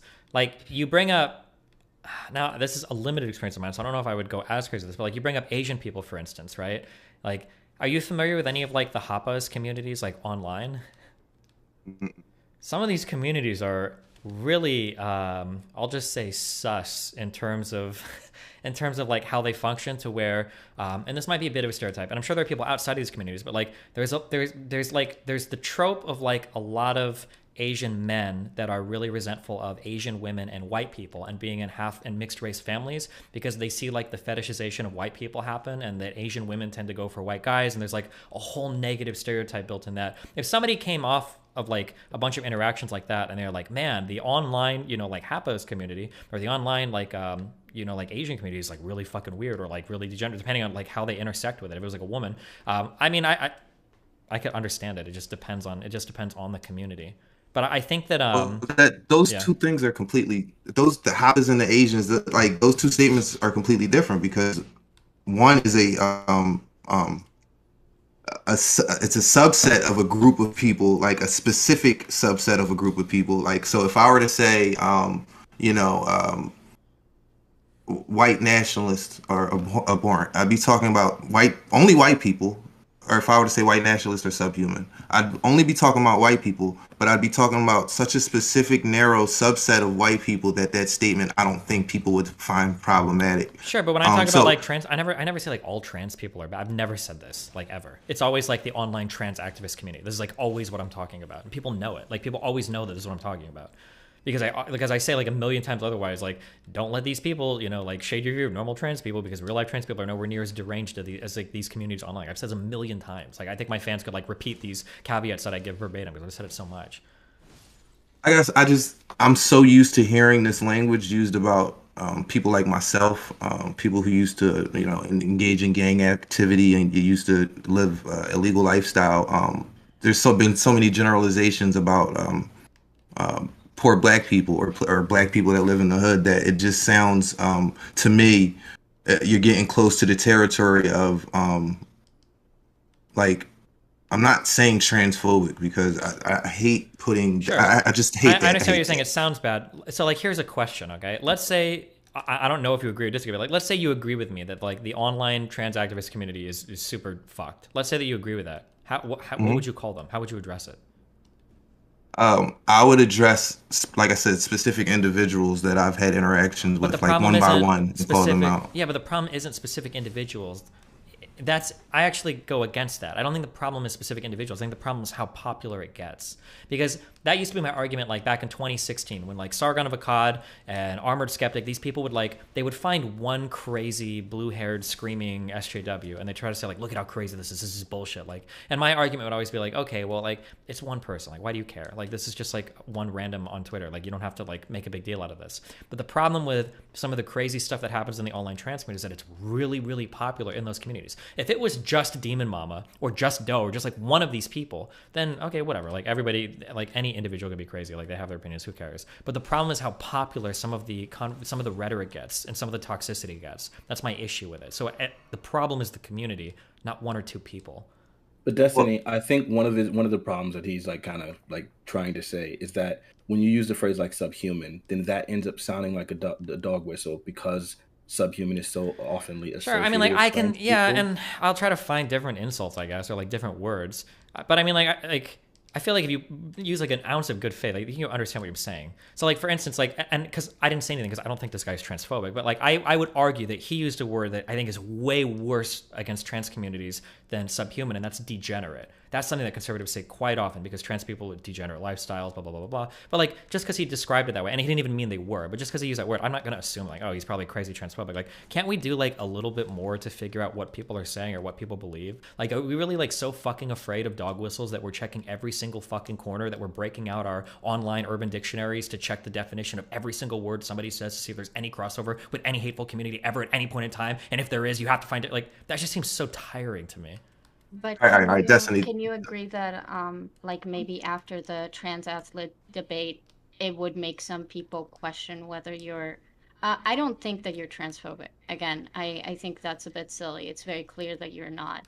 But I'm sure you're smart enough to understand how some of the stuff you said will be interpreted as transphobic. Only by idiots that are trying to. I don't think that any of my conversation is transphobic. Okay. The only stuff that is transphobic are the people that go out of their way to make 15-second clips of what I said. So if you want to be critical of people who aren't if you want to be critical of content of mine, then you can criticize my content. But 20-second clips of me are not my content. I don't make 20-second clips. I don't have 45-second conversations. I don't talk about huge social issues in the span of 32 seconds. I have like hour-long discussions or 30-minute conversations with people. So if you're seeing content that is 30 seconds long that I'm talking about trans people, that's not my content. So go criticize those people because they're the ones that are intentionally misrepresenting the things that I'm saying. I don't think anybody's ever come off of a full conversation of mine where they think at the end of it like, yeah, fuck trans people. I hate trans people. Destiny's right. I don't think people have that takeaway. The only way you get that takeaway is by people clipping things from me and then selling that as like my content. But do you think someone can watch the whole of your prime case debate on trans athletes and think some of the things Destiny said that were transphobic or contributed to transphobic rhetoric? No. Really? Unless your definition of transphobic is any question that doesn't unquestionably support 100% the most radical trans agenda sold online. That is how a lot of people like what they would consider transphobic. I think Viv, I don't want to misquote her because I'm trying, but it was either Viv or somebody else mentioned that like if you, I think it was Viv, like said that if you question, you know, like the veracity of trans athletes, that is transphobic. That in and of itself is transphobic. Like, so by that, that's insane to me. Yeah, and I think Viv is not the right person to have that nuanced conversation. Who is? Because, it's not Demon Mama. It's not Doe. It was RGR, but she got chased off the internet by these trans activists that literally tried to get her bar revoked, her license revoked after she passed the bar. Wait, when we say trans activists, do we mean people who advocate for like trans rights? Because that, or do we mean people who are trans people? Because I could be a trans advocate, right? And I'm not talking about advocate. I'm talking about activist. An activist, and I'm not trying to condescend, but at least in English in America, activist usually has like a pretty specific like connotation of somebody that is like dedicating a large portion of their life in generally like a pretty radical or pushing the boundary way. It's usually how people refer to activists. So when I say activist, that's what I mean. But I don't just mean anybody that advocates for things. Yeah, sorry. But Viv isn't like an activist in that way. She's a trans woman who talks about trans issues because people talk about that a lot with her. No. Vivi's occupation is to do with fascism and cults. That's the main thing she talks about. That's not true. That's not true. Okay, in our conversation, in the conversation that I think Destiny is pulling the quote he was pulling from, Viv was actively talking about activism that she does. I think she actively is and considers herself to be an activist. Also, wait, then can I consider myself being an activist, or do we need to measure like the amount of how much of my life I'm dedicating to activism? If you spend like a large time like talking about something that's like pushing like an edge issue, I think you can consider yourself like an activist. Yeah, sure. Okay, cool. So if that's the case, then we can agree that maybe some activists, like you used to say in 2016, maybe some activists are harder to have that conversation with, but there are plenty of activists that can have that nuanced discussion with you. Disagree. There are a lot of people. That's the problem. I get that, but I don't think you can have these discussions anymore because of how trans activism has grown. Then can I ask you something else? Yeah. Okay. I want to ask you what are you basically trying to do? Because it feels like you are helpful to progressive causes in some way, but I feel like there's a lot of either frustration in you or whatever other negative like emotion or sentiment that causes you to like edge or like try to trigger the left basically. And I feel like that comes at the cost of those progressive causes, but that's my problem, not yours. What I'm asking is like, what do you want? Are you trying to provide the tension between the left and the right that you talk about? No, I don't give a fuck about the left or the right. That's not my goal, is to even be aware of those positions. It doesn't inform anything that I do. My goal is that there are certain issues that I feel strongly about, moral positions and social positions. And I think that these are like, we have an obligation to treat these conversations with some level of respect. We have an obligation to create platforms, to create forums where people can engage in honest and, importantly, challenging ways with these topics, where we have like a certain level of truth that's required, a certain level of good faith, a certain level of goodwill, a certain level of like scientific accuracy, that it's important to be able to do that, because without that, you are shortchanging everybody that's involved in the discussion and everybody that the discussion impacts. But you deem your information and your opinions to be the nuanced, challenging thing. But so you were presenting data in the trans athlete debate, and other people were presenting different data. And under your understanding, you have the correct data. So wrong. Hold on, just wrong. This isn't what happens. Okay. Then Most of these people don't engage with any data. They don't read anything. They don't do anything. If it was what you're describing to me is a wet dream, that I have a debate with somebody on stream where we both have like two different studies and we're arguing over like the methodology or whose conclusion is correct. Somebody like Jangles could have this conversation. I had a conversation with him the other day ago. It was a good conversation. It wasn't heated. It wasn't passionate, but it was cool. It was a good conversation. That's not what happens. Usually what happens is there is a set expectation of which social lines you are repeating for the maximum amount of social credit. You cannot diverge, and most people don't have any fucking understanding of the positions they're arguing. How can you argue that you want good faith conversations when you come into the conversations with that mindset? I don't come in with that mindset. Sorry, go ahead. I'm cutting you off a lot. Okay, good. It's okay. It's not okay. Go ahead. Sorry. Don't yell at me. Okay. Because I watched the trans athlete debate, right? And there were a few people there who were presenting data.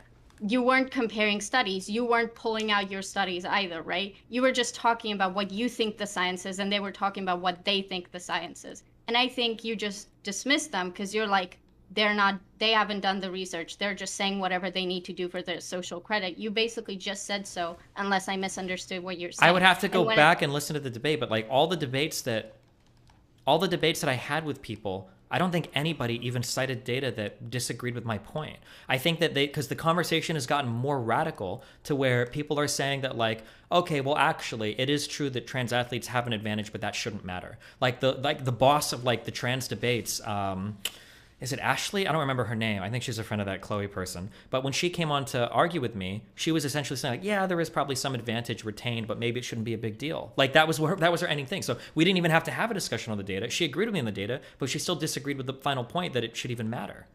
That is what I remember. Exact. I was actually about to jump in and say that exact thing, that you guys were both referencing the same data. You thought it was a bigger deal, the difference in trans women's advantage over cis women. You thought it was a bigger deal than the other person did. But all right, so speaking of that debate, for me, what the issue, I think, and then I'm going to get into like the broader issue that a lot of people, I guess the perception they have of you, but in that specific debate, it's adjacent to the argument that women aren't, or trans women aren't women, right? Even though we all know that trans, biologically trans women aren't women, but in the society that progressives are trying to create, trans women would be treated the same as women. But that's not and even to separate true, them, right? Well, how so? Like, do we want cis women taking like drugs and having like top and bottom cert? Like, no. Like, trans women obviously need a special set of protections, right? Like, I don't like it's. Well, no, I'm speaking about socially.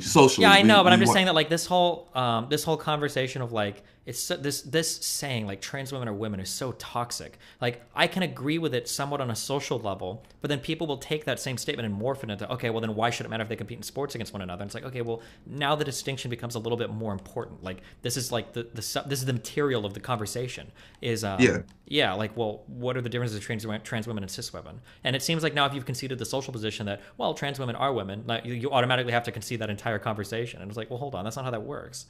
No, I don't believe that I should be able to just hop into the WNBA and say, okay, I'm a woman now. I do believe there need to be Which Vivian safeguards. does support, by the way. Vivian said that if you identify as a woman, even if you don't do drugs, even if you're not on HRT, you should be able to still compete with cis women. That's a Vivian. Well, that's batshit crazy. Sure. That's fucking insane. Yeah, I agree.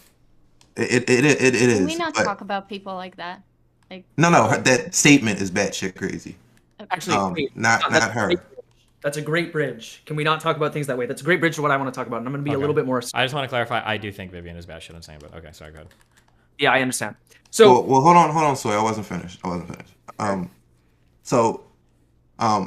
Yeah. So you take that rhetoric that we hear a lot of. Trans women aren't actually women. We know that, but when it comes to sports, Hold on, I would be careful on that phrasing. I'm sorry, I just have to. I wouldn't say trans women aren't actually women. I would say that trans women aren't cis women. I think there's a difference here, is what I would say, right? Trans women aren't cis women. Yeah. Okay. Yes. Okay. Yeah. Okay. I can agree with that. Yes. Okay. So, but when it comes to the sports debate, the advantage, what he was saying was that the advantage, it wasn't enough to separate trans women into a completely different league. There's not enough of them, and that your argument was that most of the trans women competing in sports happens on a high school and a college level. So it would be a lot more. The advantage would be a lot more prevalent in those situations, and that actually wouldn't be a good thing because it would push cis women out of, it would decrease their ability to thrive or be the best at their sport.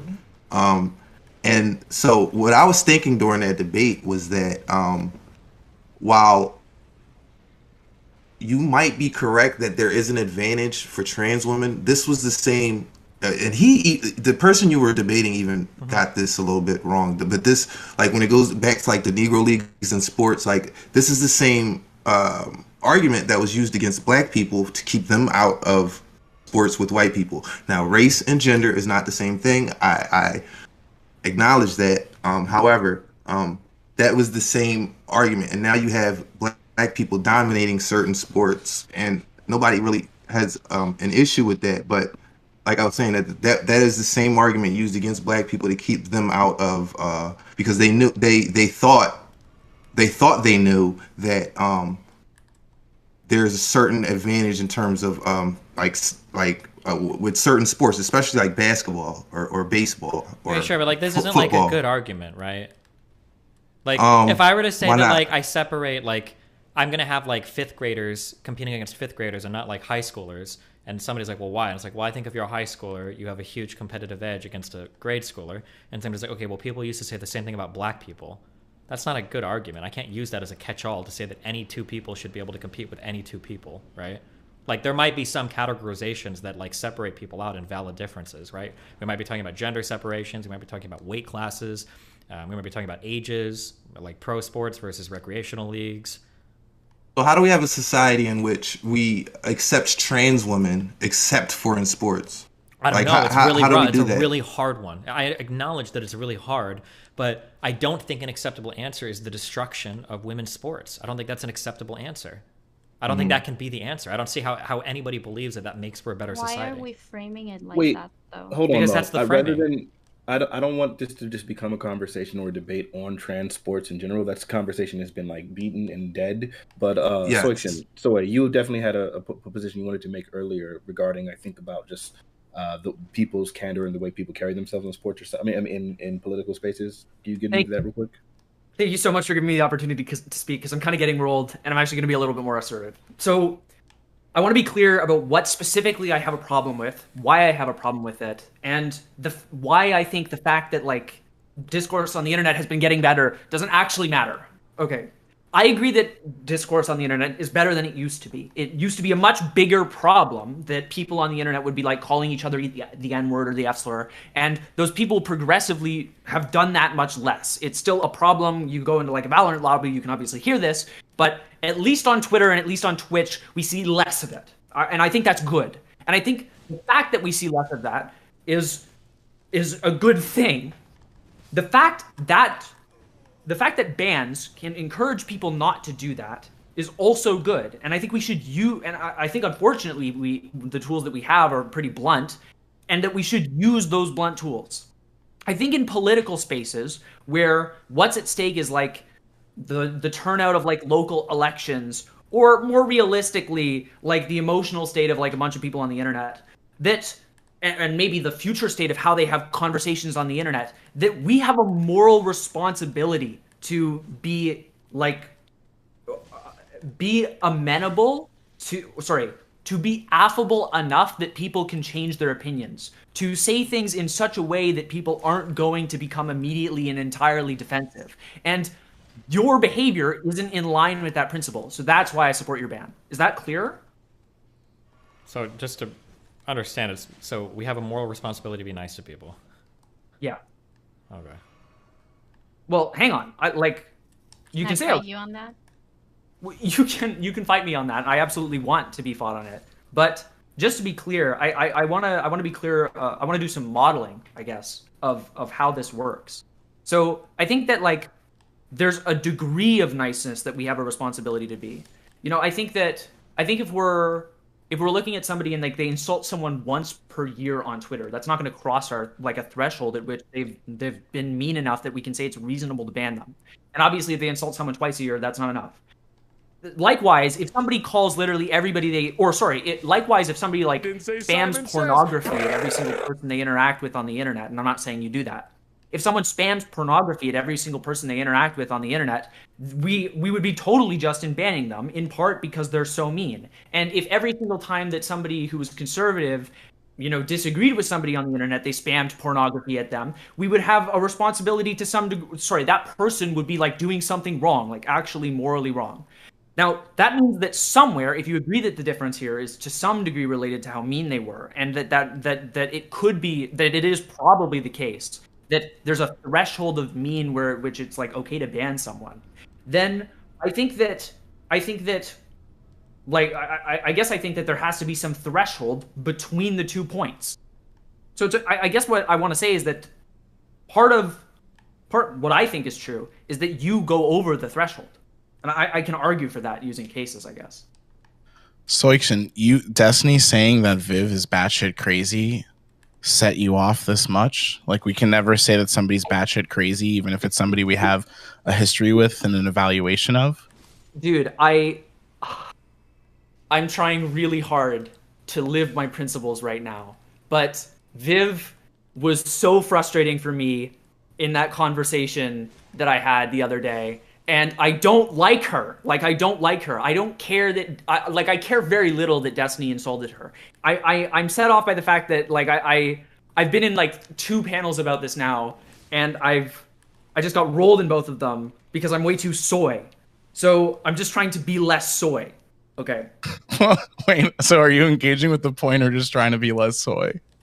Wait, what point am I not engaging? Let the boy live his dreams. I feel like I don't think I feel like you went omega soy by trying not to be soy by getting upset about somebody being called batshit crazy. Like, you just went omega soy, dude.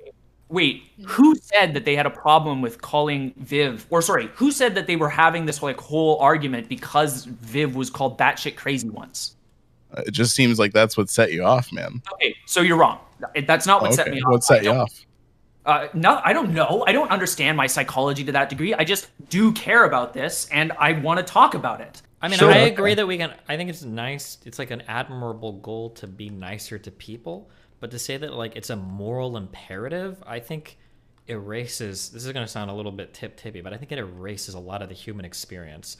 I don't know if I'm going to say we have like a moral imperative to be nice to everybody. I don't know if I agree with that. So I don't think we have. Argument against no, I'm not done. Hang on. Okay. So, jeez. I'm sorry. You're not nice to me. Ban him. My bad. It's okay, time. but for real, I actually am not done. Let me interject really quick. Soy, listen. You know you can be assertive and speak your points and like stick to your guns and have convictions without having to get edgy. Like, it's no one has a problem with you just like deciding to want to speak up and deciding to want to be aggressive. You can even you just do so, but you don't have to start trying to get edgy to do that. We'll respect you more. Sorry, it's hard to whatever. It's hard to tell where I'm going too far. Because I'm from like I debated a lot in the old Ask Yourself community, so I sometimes go way off the rails in terms of debate broing. So, he's on a panel with Destiny. To be fair, you know, it's what's like... your fundamental moral axiom, Soikshin? Yeah, nice one, bro. I'm equal to U plus D. Anyway, so, where even was I? Oh, right. So I don't think that there's. I'm going to use a really pretentious term here. I don't think there's like some categorical imperative to always be nice to people. Well, I mean, it seems like you're kind of arguing for that because you're literally saying if somebody violates this maxim, you want them banned from platforms. No, if that's not a moral imperative, what is? Well, a moral imperative would be something like that for all situations where we can say that something is happening, that situation is like a bad situation. So, or I think that's like something like what it is. So this is so pretentious. I hate having these like Phil conversations on stream. I feel like such a loser. But like a deontologist might say something like that any situation in which someone's intention is to stab someone else to death for no not virtuous, they're not going to care about that. For no reason, is going to be like a situation that is wrong, and that'll be like a universal maxim. What I'm saying more is that in general, it's wrong not to be nice to people, and that there's a threshold of meanness where it's just obvious that you should be banned, like a point at which it's just really clear one way or the other that you shouldn't be on the platform anymore, and that place for me exists. They have that already. I'm sorry. We already know that. But so wait, can you just get to what specific places has Destiny crossed that threshold that justifies the ban in your brain? I think it's on like a holistic. So it's like the subhuman comments. It's the Thanos reality can be whatever I want it to be meme. It's the black. I hate the word digital blackface, but the digital blackface meme. It's the. Half these things aren't even mean. They're just like edgy jokes.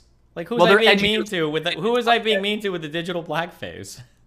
You retweeted someone who was like making some comment about how they disapproved of like your use of the N-word. My use of the N-word was like using it in quotes with the fucking A about something that somebody said or whatever, like a hypothetical joke. What they said might be ridiculous, but the point is still that you are antagonizing somebody. That is true. It is inflammatory to them, which was the claim I made. But anything can be inflammatory to fucking anybody, right? Trans people are inflammatory to conservatives. Like, better reason to think will be inflammatory, which is why I said on the whole I have a problem with this behavior. Individual instances I would never use to ban you.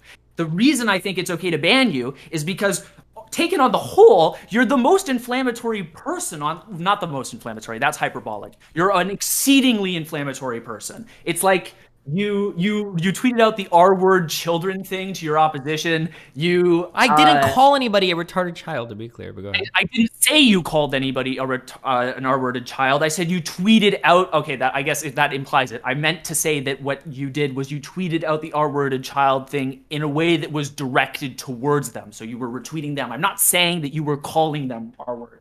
I've seen the tweet. Like I don't think that. So it's the holistic of these situations that make me feel comfortable with the ban. And like the hour, I think it was like an hour conversation you had where half the conversation was like about the subhuman thing. It's just... I have a question about that. Do you think that's like platform crossing? So if he's like, let's say he's super mega toxic on Twitter, should he get banned off of Twitch for something that he does on a different platform? I think that's in the TOS. No, it's only for extreme shit in the TOS. Yeah, actually, could you tell me a little bit more about that? You probably would know. It's like if you're like, I think if you're like doxing or rating or like contributing to a significant amount of harassment. It's happened in the past where people have done like sexual assaults and shit. Yeah, or that stuff like. But I'm not aware of, and somebody correct me if I'm wrong. I don't know if anybody has gotten banned because of like a mean tweet before. I don't know if that's ever happened in the history of Twitch. Yeah, and I don't care about the TOS. I just want to know what he thinks. All right, sorry, Katie. Yeah, so Sorry. So I think that a thing being off platform gives us reason to think that that thing is going to have like less power in terms of banning someone. I do think that's true. So if I like go onto Discord and I'm like calling everybody, and I'm not saying Destiny does this. Just assume when I run a hypothetical, I'm not saying Destiny does this. If I go onto like Discord and I'm super racist and I'm super sexist or whatever, and I do all of this stuff, and then somebody bans me from Twitch, you know, I don't know if in general I don't think in general it's going to be good to do that. Like if your behavior on Twitch is for the most part fine. I think that there are a few things that make me feel more comfortable about using the Twitch examples, and Twitter examples, and that's because the Twitter content bridges onto the Twitch. Like when Destiny tweets something crazy, like inflammatory, it's not just that it stays on Twitter. It's like the next week of conversations are about that, and we'll watch him read like these tweets on stream, and he'll be talking about how he thinks everybody who disagrees with him, not everybody, he thinks that the people who disagree with him about this are subhuman fuck, R-word, dumb fuck, etc. Okay, like, here I'm curious, okay, because this is like always the meat of the issue. And then Katie, go. Okay, is there an example of me being like actually like hateful, or is it just like me being mean? Like, is there? Okay, so all of this. That you being mean is hateful. I'm not gonna lie, but. Okay. Yeah. Why? Wait, why can't people just not watch? Why can't people just not watch? That's not the same question at all, though. Well, usually, like, okay, sure, that is true. That's a different question. But like, let's say somebody is being, I'll say really mean. I don't think I say hateful. We'll say really mean. Like, why can't people just not watch it? Well, they could. Okay, why can't that just be the solution? If somebody's mean to you, you don't like them being mean about you or saying mean things about you, just don't watch them. Well, so for the same reason that like we would say that if someone's like racist on the internet, we would never just tell like all racist people never to watch them and for all black people to just be okay with it. Yeah, but that's different because like racism is like categorically wrong. We shouldn't be making racist comments. Would you like me to give an example? Wait, hang on. That confuses me a lot. When you say categorically wrong, what does that mean? Like we don't tolerate, whether it's directed at somebody or not, somebody being like actually racist or hateful is like that doesn't have to be directed at a person for us to say like, well, or at least for platforms to say like that shouldn't be on that platform because they don't want hate speech or whatever. But that's different than like, I don't think any platform has ever like banned insults. Like you're not allowed to be mean to people. You're not allowed to insult somebody. Like I don't know if the platforms are saying something like that they have a categorical problem with racism. Well, yeah, of course they do. Wait, hold on, they do. It's why it's banned hate speech. Okay, sorry, go ahead, Kitty. I am gonna be assertive as well. I'm gonna stand up for my rights and stuff. I think that what you're doing right now is actually playing into Destiny's like whole point, basically. You're arguing for like a super clean, pristine like approach to basically civility politics, to the extent that like if you're mean on Twitch, you're bannable. if you pass a certain threshold on Twitch in terms of your mean meter, you're bannable. You know? That's exactly what I'm doing. Yep. Yes, that's not good. Why? Why? Because Destiny's whole thing is that there's a bunch of crazy people going around trying to stifle speech and challenging conversations, and they're interpreting anything in a bad faith way and are being uncharitable, and and he argues that that's not good and that he has an issue with it. And then your response is, you are super mean. I'm cool with you getting banned because you were mean. You're not even specifying him being extra racist or extra transphobic. It's the mean thing.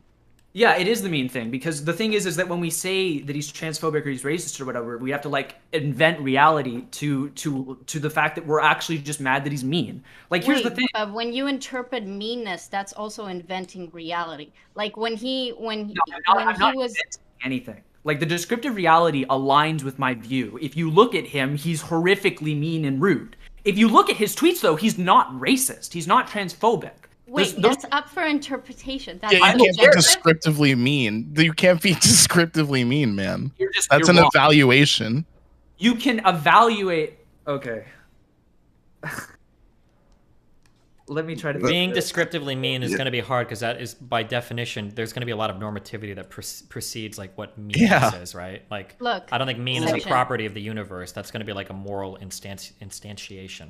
If I borrow from the Ask Yourself Discord of debate, I don't think it has to be. We could say that someone's mean and say that they don't have an obligation to not be. Unless we want to go full Sam Harris, there's no way that we can say that mean can be defined in some objective, descriptive manner. That is. And there's a broader point to this too, where it's you've specifically mentioned that you want to use very blunt tools to do this, and that's again a very bad take.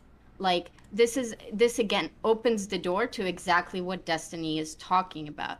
If now we're going to start banning people because they pass a certain threshold of mean, the threshold of what being mean is will also change and will continue pushing. So maybe calling someone stupid right now wouldn't pass the threshold, but if we start banning people for their level of meanness, in 5 years calling someone stupid might be the new threshold, right? Which is exactly what he's saying, and you're playing right into it and giving him exactly what he's talking about.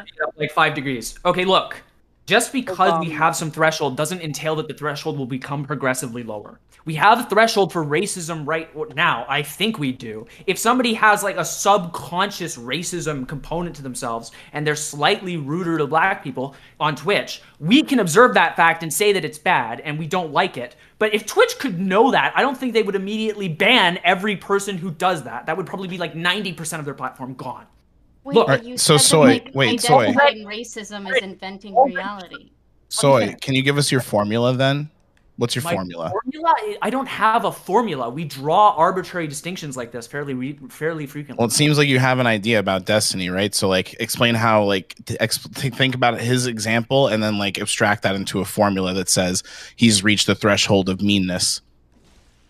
I think what I can do is I can point to cases that I can show. I think what I can do is I can take cases and give you a rough line that we can kind of run around. But I can't give you the precise line the same way you can't give me the precise line. Here's a question, especially when I love that Katie brought up civility politics or whatever. Here's a question. Let's say that somebody is really mean to somebody else because of something they said. Let's say that it's over let's say that it's over rape discourse. And let's say that my statements were a lot more careful, but somebody came out and they called me a subhuman fucking loser that deserves to be killed or whatever. But let's say that you find out that this person was a traumatic rape victim. Do you hold them to the same standard as somebody else, that they shouldn't have been able to have that outburst and now they're banned? Or I think I might hold them to a slightly lower standard, maybe. Okay, but we are at a mess now for trying to figure out Well, hang on. And also, you can say a lot of heinous things in a very polite way and not be mean, but they're still heinous. Just hit me with a really hard question. Yeah, I agree. They are hard, but I could think of a million of these off the top of my head, right? What if we're in terms of race politics? anybody who is the affected race is automatically going to get a lot more leeway than people that aren't the affected race. But then you're going to get into like some really weird scenario where I might like, you know, like Fnatic might say to me like, hey, fuck you, Steven, you're a piece of shit. And I go, well, fuck you, you're a piece of shit. And now I get banned because I'm over the threshold of meanness, but he's not over the threshold of meanness because he's black and maybe I've made like racial comments in the past or something. Like we're going to have to construct like an unbelievably complicated system to account for like all of the points. Yeah. Exactly.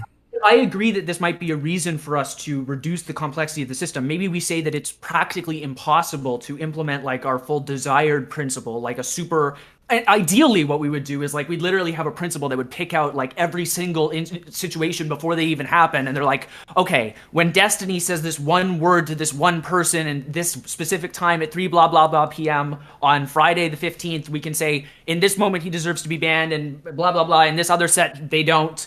Ideally, that would be it. Obviously, we can't do that, so obviously we need to have like some principle, and you might be able to point out that some principles are too complicated to enforce, but that isn't going to get us to the point where we can say that there should be no principle. Likewise, when we have like racial principles against like racism, just because we can complicate them doesn't tell us that we shouldn't have any racial principle. Like for example, we get into weird situations in real life. I agree. Fundamentally, what you're saying, like just because a principle might be arbitrarily complicated to enforce, doesn't necessarily mean the principle isn't itself real, right? Yes. The answer is yes. I want to say yes. You use the word real, but I know that's not like whatever. I think you mean like has value. Yeah, has I don't value. mean like ontologically or epistemically in the nature of the universe. We talked about the era stuff before, so my mind was still on. Sure. But like, so like moving away, I guess, from the memes of like trying to even establish that system, which I think we all agree is probably impossible. I think I would challenge you on the principle that like, I don't think that being mean to people is like a wrong thing. I think it's okay that people are mean to each other. They shout at each other. Like it's part of the human experience. Like, I don't know. I've had family members where we shout at each other when we argue, but like, it's okay. Like people do it. When you play games with people or sports, you get mad at people, you shout at people. When your sports team loses, you shout at people. Like, I think that's all okay. I don't think we have to like eliminate all of this from society to exist. I think we can function with some people being mean, and we don't have to seek to remove all of it because we can't handle it. I think that's a little bit insane. Yeah. But that's why... And I was going to say, and the problem is that people draw the line arbitrarily, like, you know, what is transphobia, what is racism? And when that is the case with platforms drawing the line arbitrarily, then the creators or the participants don't know, and they don't specify where that line is. Like I said, it's arbitrary. Then we get in trouble. Like how some people interpret Destiny's comments as transphobic when, like, you know, to a large majority of people they're not, but there's still going to be that group of people that do believe that. So I mean, so setting the threshold at mean, I don't think would move us forward in any way, because then that could be weaponized against anybody that, you know, you disagree with or don't like, or who's, you know, quote unquote mean to you. Like, I want to respond to what you just said, but the question Destiny asked was harder, where he says it's part of the human experience. So I'll really quickly respond to what you said. All lines that we draw on any platform ever will be arbitrary, and we'll have to decide the boundaries of those principles. Just because we set some arbitrary line principle doesn't mean that the principle is going to be bad. If you just point out that it's arbitrary and say that, oh, because it's arbitrary, people are going to misuse it, that's going to be true of literally every single principle we set on any site ever for literally any reason. And you see people misuse them. You see people misuse the racial principles the anti-racist principles that exist on Twitter. That doesn't mean we shouldn't have them. Now, look, I think he's arguing something else. So I think he's arguing for the futility of trying to find a consensus definition of what meanness is. Do we have a consensus definition of what racism is? Sorry, what? Wait, yes? Yeah? Yeah. Typically, when you're attacking or discriminating against somebody on the characteristic of their race, we call that racism, right? Sure. So that's up for interpretation, whether that's what you're doing or you're doing something else. Well, sure, there's always going to be over-individual Yeah, actions, but if it can be determined that racism. that's what's going on reasonably, then we'll agree that that's a racism. Okay, sure. So can we say that if you're acting derogatorily towards someone, that's being mean, and then working off that? Yeah, we always are going to have... Then we can discuss the validity of whether Vivian is actually crazy or if it is derogatory or not. It's the exact same thing. It's not different. Okay, I would agree. It is arbitrary, except for in the case of Vivian, she's obviously crazy. But listen, this conversation has been incredibly productive. I appreciate each one of you guys for being willing to have the conversation. Soy, I'm sorry to cut you off right now, but Destiny definitely has somewhere to be at 7:30, and I wanted to make sure that everyone got. I have a little bit longer. I can stay for like another 35 minutes. Okay, so look, here's what we're going to do. We're going to go ahead and wrap up and close here, and then we're going to probably open it up a little bit and let some more guests in to be a little bit more similar to an open panel. If you're willing to be here for that, if not, I totally understand. Everyone else already only just agreed to be part of the Fanatic Show. I am beyond appreciative of each and every one of you guys for being here and being willing to have a conversation. I think all of you guys were as civil as it can possibly be. It did seem like you guys had some disagreement, but we were able to discuss it. This is the dream. I feel like I didn't have to moderate almost at all. And I think part of the moderation was just having the previous conversations with you guys to basically say, this is what's expected and do it yourself. And I think you guys are just as capable. I thought only the nigga panel would be one that would be capable of doing this, but you guys showed that white people can be civil too. So I appreciate you guys for being on the panel. You guys can give your outro. I'm glad I can show you that white people can be civil too. No, give your outros. We'll start with thank you so much. The previous conversation we had, you displayed so much intelligence. I really, really appreciated you for just being in space and being willing to have the nuanced take. One more thing I want to say. I tried to get the most anti-Destiny people, but that could actually be civil and actually be intelligent. Unfortunately, like almost every single person that was crazy anti-Destiny was also crazy ridiculous, such that I couldn't even bring them on the platform. And that's really where we're at right now. I don't think that there's a reasonable case for like Destiny's ban. I think Soy was the closest I could get to someone that really strongly felt that he should be banned. And I mean, it's just that there's just no intelligent people on that side, being honest. So this is the best that I could do, but I appreciate you guys for being here. Starting with Katie, go ahead and give your outro, what your final take on this, and where we can find you. You can find me at that Katie Doe on Twitch. I also have a YouTube, but it's linked to my Twitch. My final take is that I really wish we could have discussed the responsibilities of big streamers, because a lot of what Section was talking about, a lot of what Ray was talking about, has to do with that for me, and I didn't get to touch that enough, and that's unfortunate, but we talked about other things. And I wanted to say that I really disliked Mr. Girl's like transel culture like video, and I want to debate him on what he thinks being Jewish is. So if he's up for it, I'm putting out the call, because I think that was very cringe, and I hate that. That was a bad video. He made it actual a couple like I think he said that you can't like change being Jewish. You can become Jewish. I don't know why he said that. It was pretty cringe on all. It was gross. Yeah, I agree. That. You're muted, Fanatic.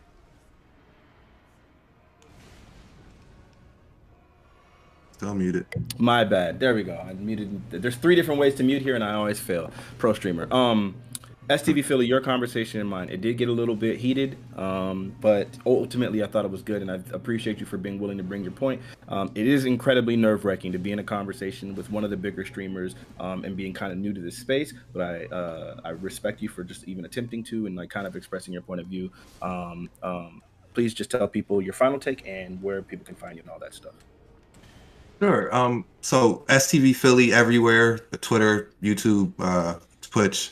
My final take is it was billed in the Discord that I was pro Destiny's ban. No, I'm not pro Destiny's ban. I was going to try to get into it with him, ask him why he thinks he was banned, so maybe we could have went off that. But since I don't know, and since he may know, but the general public doesn't know the reason, I can't say that I agree or disagree. However, the points that I was making about his behavior in other ways, it didn't, like I said, it didn't surprise me that it happened. I respect Destiny, everything he's done for Twitch, I guess you could say.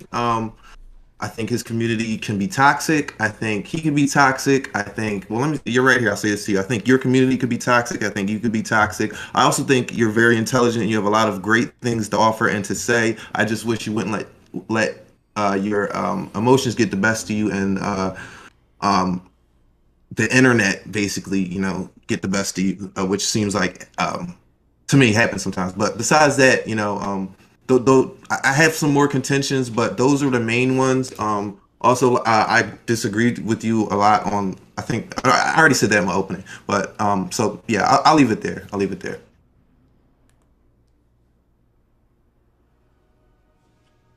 There we go. Okay, Rhizome. Only you and Heem have called me that so far, which is pretty funny. So yeah, I mean, my whole thing is I just don't really understand the imperative that people have in their minds for Twitch or its creators to gear the platform towards having productive political discourse. The incentives that are built into for me, it shows a complete lack of understanding of what Twitch is made for, like what it's incentivized to do. Like it's incentivized to generate traffic. It wants people to stay on the platform. It wants clicks. It tries to get people to be compelled by the content that's on there first and foremost. And I think having spicy political discourse is more compelling than having boring ass circle jerks about what we fucking agree upon. So I don't know. I'm really just into the idea of people getting a little bit more cynical about the potential political outcomes of doing some shit on Twitch. And yeah, I don't know. I'm Rhizome on Twitch, RHYZOHM, and I don't take shit too seriously, as you can tell. And I'm just trying to enjoy this absurd hellhole we've been born into as much as possible before I die. Appreciate that. Destiny, well, you did say that you could handle, people kind of being critical of you, and you did so as gracefully as I could literally possibly ask. I genuinely can't imagine anyone else being able to handle it in that way. It's not that these were softballs. I mean, I wanted the Josie and the Viv. I want the real haters and the Maddie cakes or whatever. I feel you. I would love to have you guys debate. I'm just not going to be the one to moderate that because I'm never interacting with Viv, or I don't know about Josie, maybe, but yeah, I just couldn't have her on the Fnatic show because both of those people literally can't be civil. They're absolutely ridiculous. I don't think Vivian. I'm not going to go hard. Never mind. But I appreciate you. I genuinely appreciate you. While I do recognize some of the things that you're doing, for example, that lit post. Some of those things are edgy. Once you explain the context, I went from hating you to at least understanding where it was coming from. So you and I both know that it's edgy as freak, but I just sincerely appreciate you for being the person that you are in this platform, for advocating for some of the positions that you do and all of those things, and just being willing to have this conversation and be civil, even on the, just despite the fact that you're being attacked like that. Outro and all that stuff. Do you have one? No, I'm Destiny, youtube.com/Destiny, and that's where you can find me. And yeah. All right. And Soy, last but not least, thank you for not being crazy performative and all that nonsense and just actually bringing your points and arguing. I'm sorry we didn't get fully into everything that you wanted to say, but I'm glad that you were able to do so. You got an outro? Yeah, sure. So I think I want to start by saying, first of all, I want to thank Fnatic again and the rest of the panel for being on here. I'm really thankful that I got to have the conversation with you guys. Secondly, I think that something that rarely happens at the end of conversations is people are able to admit that when they couldn't defend a position. And at least in this conversation, I failed to defend the position properly. I got tripped up really badly on the racism, the question between the analogy of the racial principal case and the case of a general the kindness case, the mean case, where it was clear that we could define mean, but not we equally couldn't define what racism was as well as we couldn't define what mean was. So that was an L, and a lot of the rest of the conversation was pretty poorly articulated on my part, and just probably I don't want to say it's wrong yet, but whatever. It was frustrating. I'm still learning how to articulate myself on panel shows. It's hard to mix assertiveness and also mix that together with hearing other people, and it's really challenging when you have an audience. So that's a frustrating component for me. Anyway, I really appreciated the conversation. I really appreciated the time, and yeah, I hope everybody has a good one. I don't have anything to shout out. Alrighty, and I think that's gonna wrap up this episode. Katie, and everybody else, thank you guys for watching. To the viewers, please hit the like, comment, subscribe, and all that nonsense. The notification bell and all that stuff. Check out my music, Fnatic. It's everywhere. Every platform. And stream twitch.tv/Mr. Fanatic, Twitter at Mr. Fanatic. We'll be having more of these episodes, and I will be doing the diligent work of having conversations beforehand to ensure that everybody's not going to be psychos like some of the previous who've like kind of ruined these panels. So then Destiny can't intentionally like amp them up and make them completely ruin the panel for me. Why would I So ever do I'm that? doing that work. Oh, please, nigga, you better chill. So either way, we appreciate it. We're going to do the walk-up panel second.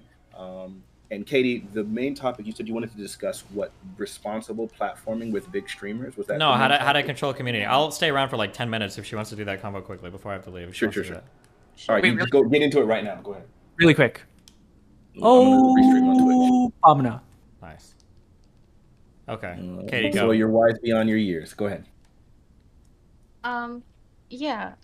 It's less about controlling a community. I think obviously the fact that you're not willing to like be nice and shit like that would obviously influence the more radical parts of your community. I don't think you would contest that there aren't people from your community that have harassed, but I also don't think we need there's to. So before we get into this conversation, I think we need to be very careful about what do we define as harassment, because I don't think I agree with everybody. What do you define as harassment? Wait 1 second. I'm gonna move us all to a different room really quick. But go ahead. You guys keep talking. Go ahead. I do think like if you get a letter telling you to go kill yourself, it's harassment. I agree with that. I think it's, yeah. On that. Hold on, I'm sorry. Hold on, wait. I was getting dragged around. My brain is schizo posting because of all these sounds in my ear.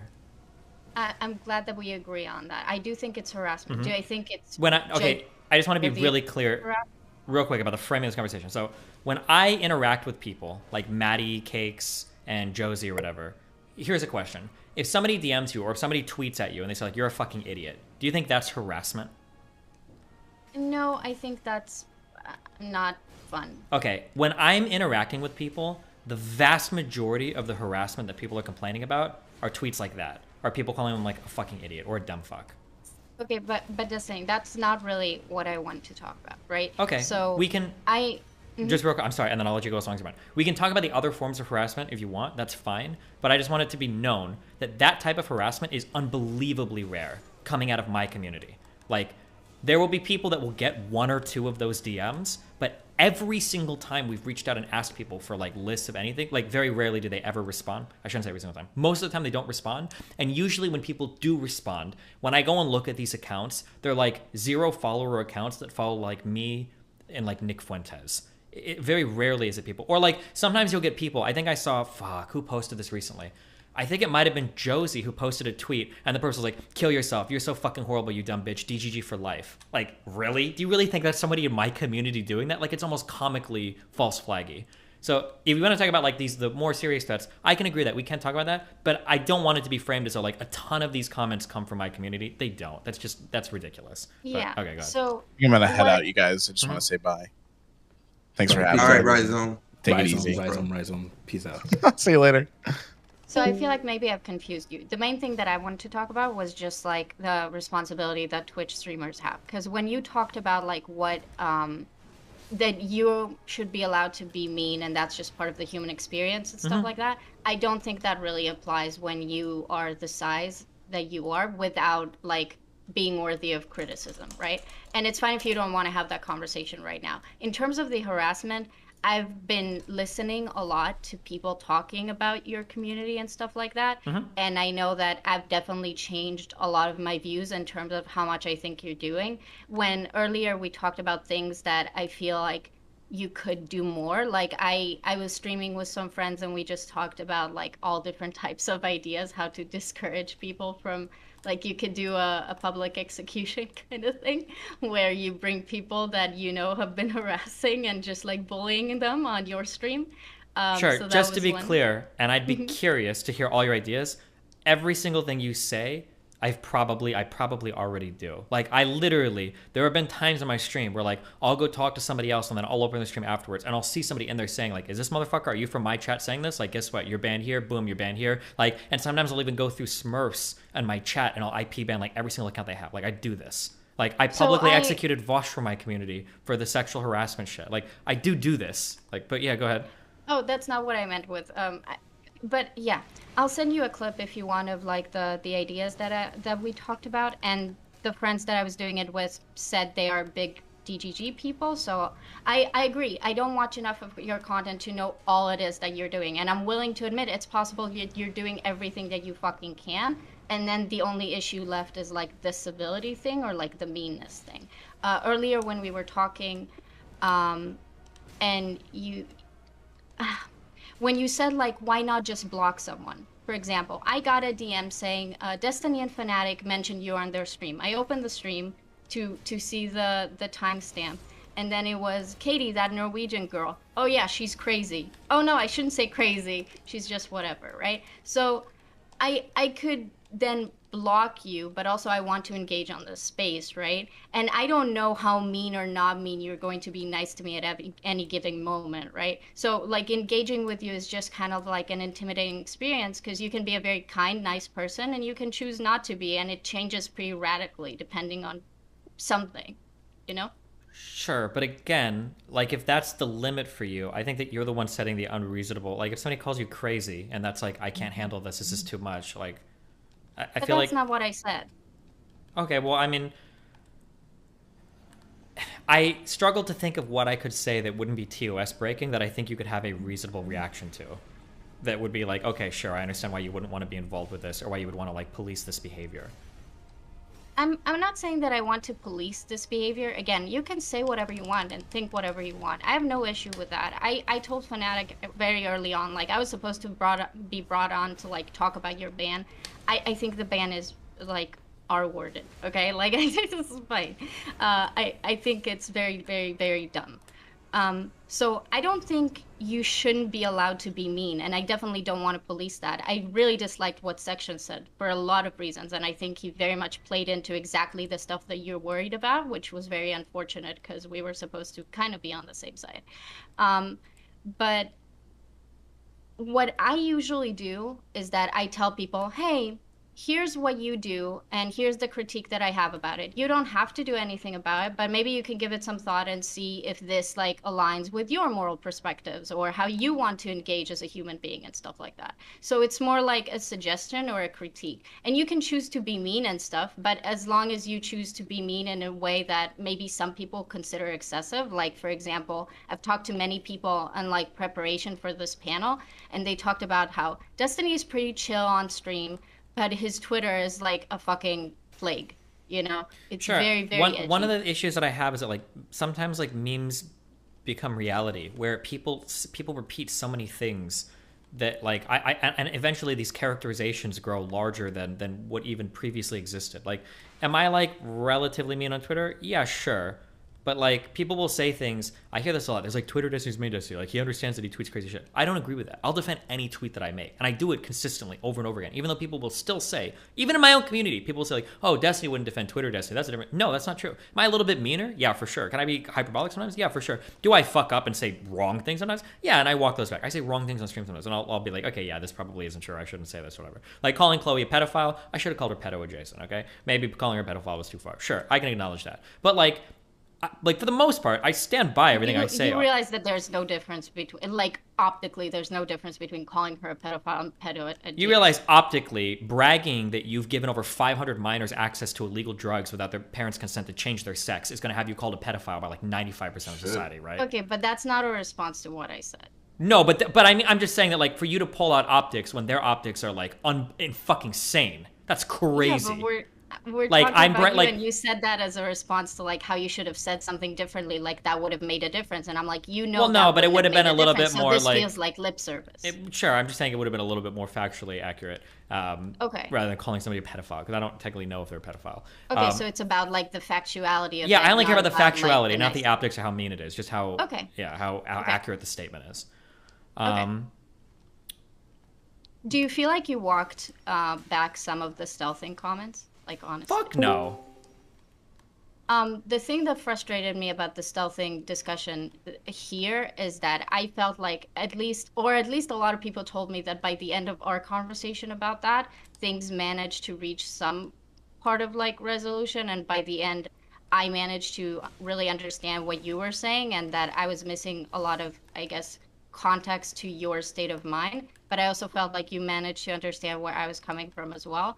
But then that was nowhere to be found in this conversation. Because It I just think kind that- of makes everything else feels pointless. Sure, that's fine. And I'll sound arrogant here, fuck it. I think that my position is 100% correct. And I think what happens is the more people talk to me, the more correct they realize my position is. And eventually, like, no. and the concessions that they'll get from me is that, like, maybe you could soften your language, in which case, like, okay, sure, that's fine. And they'll be like, okay, cool. So we've come to a middle ground agreed. Fuck no. I haven't changed my position at all. I think that if you tell women Yeah, that they that's can't, what I like, stick thought up for as well. themselves in a stealthing thing, that, yeah, you're treating women like retarded. I would stand by every single thing that I said. My main upsetness over that discourse was that an initial tweet came out and everybody wanted to fight me over my words on the initial tweet. And then when she came out and she clarified stuff afterwards that probably would have changed my initial tweet, everybody started acting like, oh no, well now this is why it's bad. Motherfucker, she didn't say that shit beforehand. The way that it was phrased earlier was she made it sound like she just didn't want to say anything that was happening during sex. It was just awkward. She didn't want to say anything. Now, when that tweet came out afterwards, I probably still would have been critical of her position, but I probably would have phrased it a little bit differently, right? Like, I don't know, and I've talked about this, I don't know if you have an obligation to, like, tell a guy something he did wrong. Like, that's probably, like, who cares? Like, just ghost him, don't talk to him again. But when you start saying shit like, I've gotten raped once, I've gotten stealth 3 times, like, I have all these situations happening over and over again, I think I would still be really critical of that person who's like, oh yeah, now I'm gonna go out and hook up again tonight. She was bragging about it too. It's like, well, what the fuck is that? What are we talking about here? Like, what is the purpose of what we're doing? If not to, like, keep people from getting raped? What? Real quick, I don't even think that person was being honest. I think they actually shifted their position because their original point was untenable. Because what they originally said was that it felt awkward. When they did see it, they felt awkward and they didn't feel. Well, no, hold on, wait. I want to be ultra clear because I am good faith, even if none of the other motherfuckers are against me. Originally she said, I think it was something along the lines of, like, I've been stealthed by 3 guys and I didn't say anything because it was awkward. But later she said, when I said I didn't say anything, I meant that, like, I didn't find out until afterwards, but I didn't say anything to them afterwards because it was awkward. That's not what happened either. Well, no, wait. Hold on, wait. What do you mean that's not what happened either? Well, her original tweet was just like she was talking about this one specific guy that stealthed her, and then she said, men stop doing this. Later on in other tweets, she said, this happened to me with 3 different guys because you already criticized her about it, and that's kind of what happened. Sure, but I'm just saying that she didn't mention until later tweets after mine that this is something she noticed after the sex had happened. And the phrasing of the original tweets made it sound like she noticed during it, but she didn't want to she didn't want to say anything because it was awkward. Was the term she used. Didn't she say something along the lines of, like, that she didn't feel like she should say something to a person even when she noticed it because that would make them rape her harder? I don't remember. That's what the implication was, but people, won't agree with that. But yeah, because I think I mentioned something about, like, well, you should be able to say something, and then she was like, well, when I was getting raped, I said something and I just got raped harder, which makes it sound like you just shouldn't say anything at all, I guess, since every man is just like a fucking, like, the T-1000 rape mobile. Or Destiny, or that's cool. They're different. Wait, but they're different.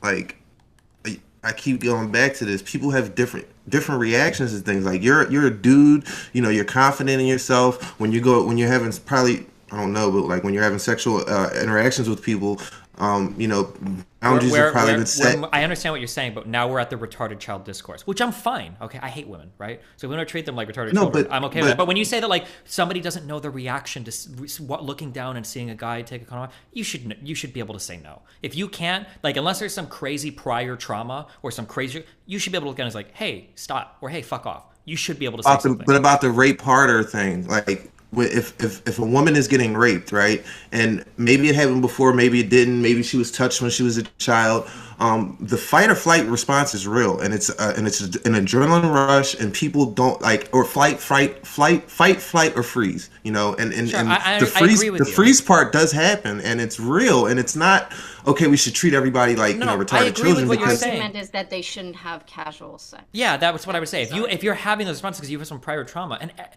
nobody would disagree with me. No therapist would. But what if the prior trauma is they were touched as kids? Like, it wasn't they were sexually assaulted before. They were touched as kids. If you see it happen, and then sure. If you see it happens one time, then you stop having sex for a while until you work through that trauma. That's such a. That's not a resolution to anything. Right? It is. You stop having casual sex until you've worked through your issues in therapy. It's a resolution. But then what if they do work? That way he gets to feel nice about it and put a little bow on it. And all he had to do was relegate a woman to not have sex until she solves her. Hold on, I don't need you to define me here. Hold on. It's not a fucking right for you to go out into the world and have as much casual sex as you want. It's a pretty big thing that comes with a lot of responsibilities. Whether we're talking birth control. It is a right. It just comes with responsibilities. No, I don't think. No, you don't have a right to have sex with anybody. No, that's wrong. That's Yes, just not true. well, if you both people do not have consent, a you right do. to anybody's body. You don't have a right to go That's out. not what I'm saying. Okay, hold on. assuming This both is, people no, hold on. consent. This is assuming both. This is like an insult statement. Like men have a right to have sex with nobody. No, that's not the case. Nobody said that though. Okay, That's you don't not have what you don't we have a mean. right to have sex. You have the privilege of going out into society and trying to find somebody to hook up with. That's fine. But to act like it's so insane to tell somebody like, "Hey, don't have sex until you can like figure out this trauma." Like nobody would disagree. Do you disagree with that? Figure out this trauma? What do you mean? Figure it out. What do you disagree with?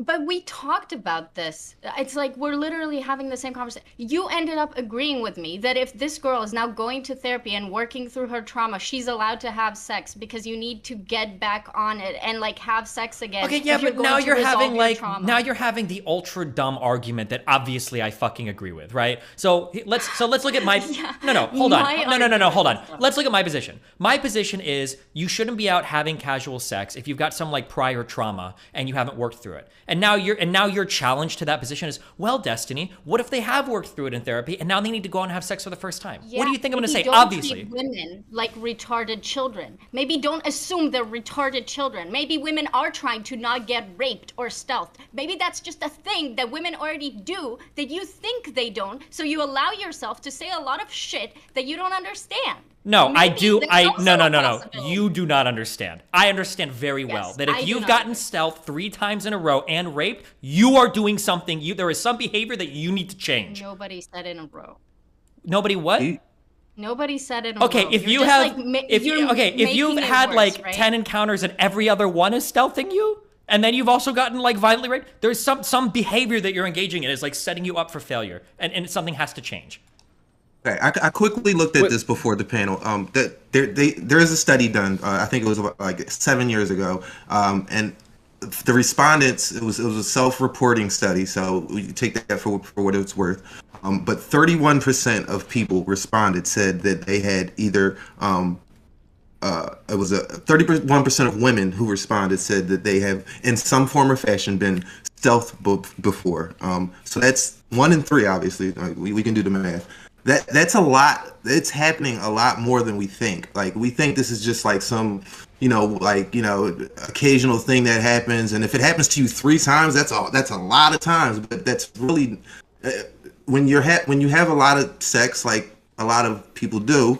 3 times isn't a lot, do you mind if I interject?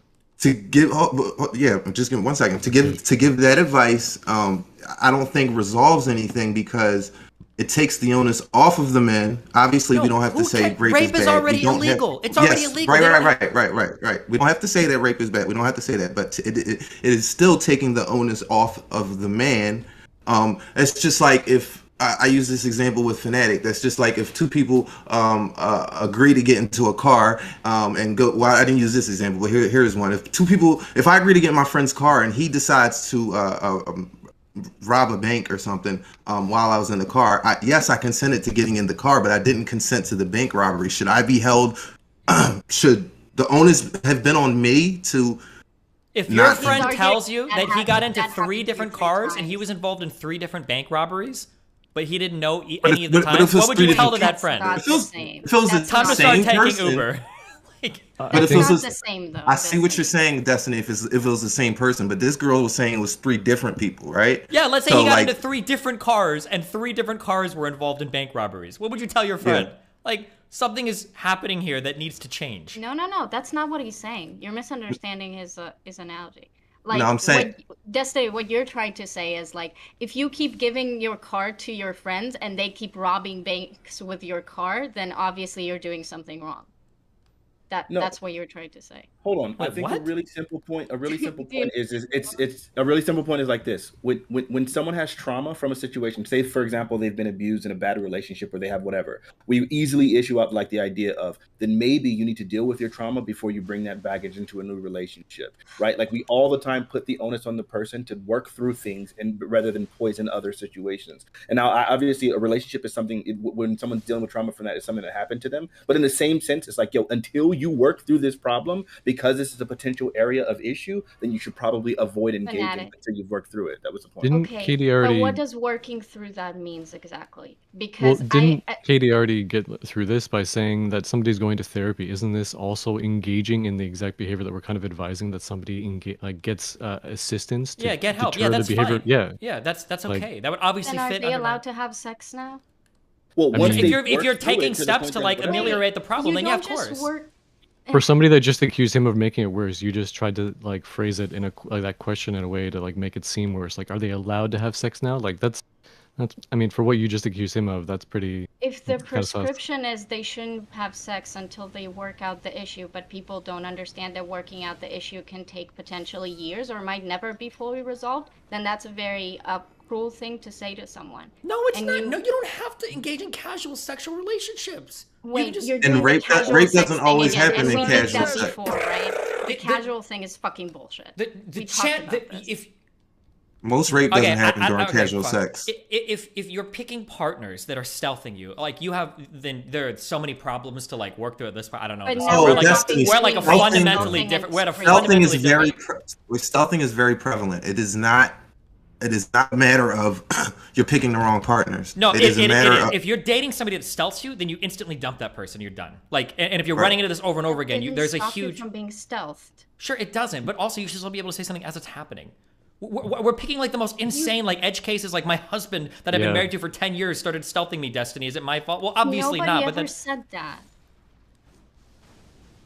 No, he was just giving an analogy. Yeah, that's what it feels like. That was not bad, but it's fine. Okay. I get Yeah. that's what it feels like, but that's not what I'm saying. So You if can't you're, so infer hold from on. 31%. So on your on your thing, you're basically saying that like anybody should be able to have as much casual sex as they want. Who cares what's happened in the past? No, that's not what I'm saying. Okay, Do you what are really you think saying? that's what I'm saying? We've talked about Yeah. this for hours. Okay, hold on. I have to leave for dinner that I already should have left with. I'll give you the last word. Tell me what it is you're saying. What is your prescription? What's different? What are you saying fundamentally different from me? I'm saying that when you're saying work out your trauma, I'm like, first of all, I'm assuming that women don't do stuff that cause them to be raped or stealth. I'm assuming women are already doing what they can to protect themselves. Why would you assume Because- that? That's not true though. Why would I assume that? Because it's pretty infantilizing to assume otherwise. If they're capable, competent adults, they're probably doing that the same way that other competent adults are trying not to get mugged or murdered. But that's or not. Hold on, wait. Would you hurt. consider Lumi like a capable, competent adult? I don't know who that is. Okay, Lumi is a non-binary person that talks about like fucking sex issues and LGBT stuff or whatever on this platform. I consider this person to be like a pretty competent, capable adult. I listen to this person make like 10 fatal fucking errors in meeting another guy for casual sex. Like accepted drugs from him, rode in his car while doing it, watched him not smoke the same joint that they did. Like so many fundamental mistakes. I don't think this person is an infant, but that statement that like, oh, women already do everything they can to keep themselves safe. That's absolutely Wait. not true. Yeah. I'm saying if generally, you don't mind me and assuming interjecting. that they're not is a problem. Also, I There's- wasn't done, but Bryce, sure. Well, Okay. Destiny has to go. I wanted to let them finish their back and forth before he has to leave. Fuck. Okay, What yeah, if I'm I sorry.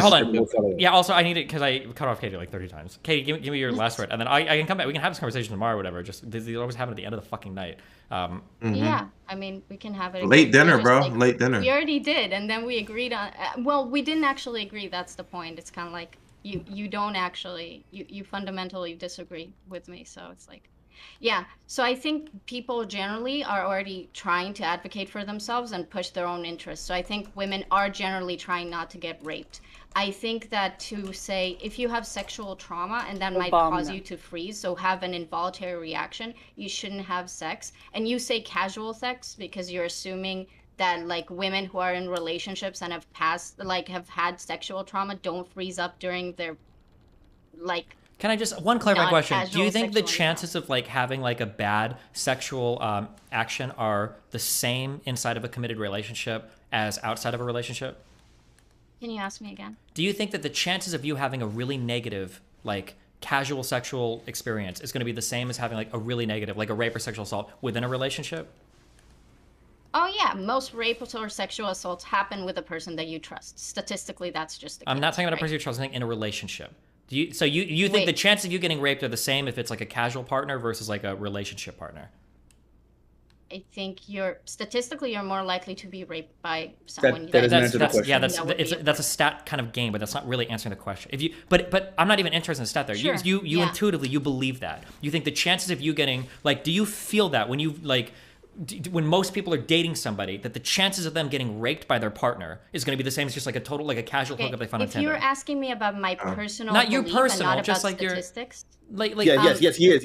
Your personal. Okay, belief. so personally, most times that I was sexually assaulted, I was in a relationship. Okay, right? this is why I didn't want to ask because it's a stupid. But if you have like if you've got like a friend that you're talking to, like would you assume that the chances of any friend you have getting raped inside of their relationship is just as high as a friend that's going out for like a one night stand? No. Okay, I think that's fundamentally what I'm getting at. You're saying that's not what you're getting at though. You're saying a lot more That's than kind of what I got. The thing that I took from his statements was that if you're somebody that's experienced this 3 times, right, and something that's happened in a relatively like small window of time, this is probably indicating that there's some kind of phenomena that's happening that you need to address. Yeah, also, I super love you guys. Hold on, I super love you guys. I'm gonna get fucking excommunicated from my wife. Okay, rip on. Oh, happy wife, happy life, bro. Don't ever. Always. Thank you. No. Okay. Hey, remember to like and subscribe. Oh my shit! If you're watching on YouTube, you better fucking sub. You fucking losers. If you're not subbing, I swear to God. Oh my God, I have so many emails I have to do. How long did I stream today? Fuck me.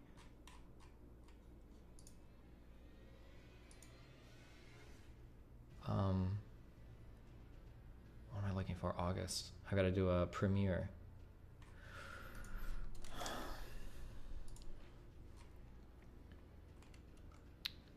He's in so much pain. My video quality is so fucked on YouTube. Hopefully by tomorrow we'll have it fixed. You want child. Oh, Demon Mama debate. Nice. Okay, have fun, guys. Ribriano, cappuccino, pappuccino, cappuccino, cappuccino, cappuccino, cappuccino, cappuccino, my dude. So I'll catch you guys next tomorrow, Reno. I don't know if I have anything scheduled tomorrow. I hope I don't. I might just not stream tomorrow. I have so many emails I have to do. You have the exact time and place. Okay. Oh yeah, remember to subscribe. Did I say? I don't remember. Okay, love you guys. Rip on. Bye. Be careful. Oh God, I scammed so many donos. I scammed you all. Wait, I didn't scam that many. Hold on. Let me read. What do you think is more cringe? My student playing pop music over boss fights? That's really cringe. Or you muting boss fight music for videos? That's not cringe. Unban me from the Reddit. No. Oh God, the only way to stop the voices is for you to unban me from the Reddit. Oh God, Reddit. Reddit's differences Oh fuck, I love Reddit. in certain sports are nowhere near the enormous sex difference in every real sport. Yeah, true. They are just caught up in the term casual sex. They just need to get to know people. Okay, appreciate the content. Okay. All right. Okay. I love you guys. Here's the premiere video, or you can go watch Fanatic's panel. Be careful, guys. Stay safe. Rip. Bye.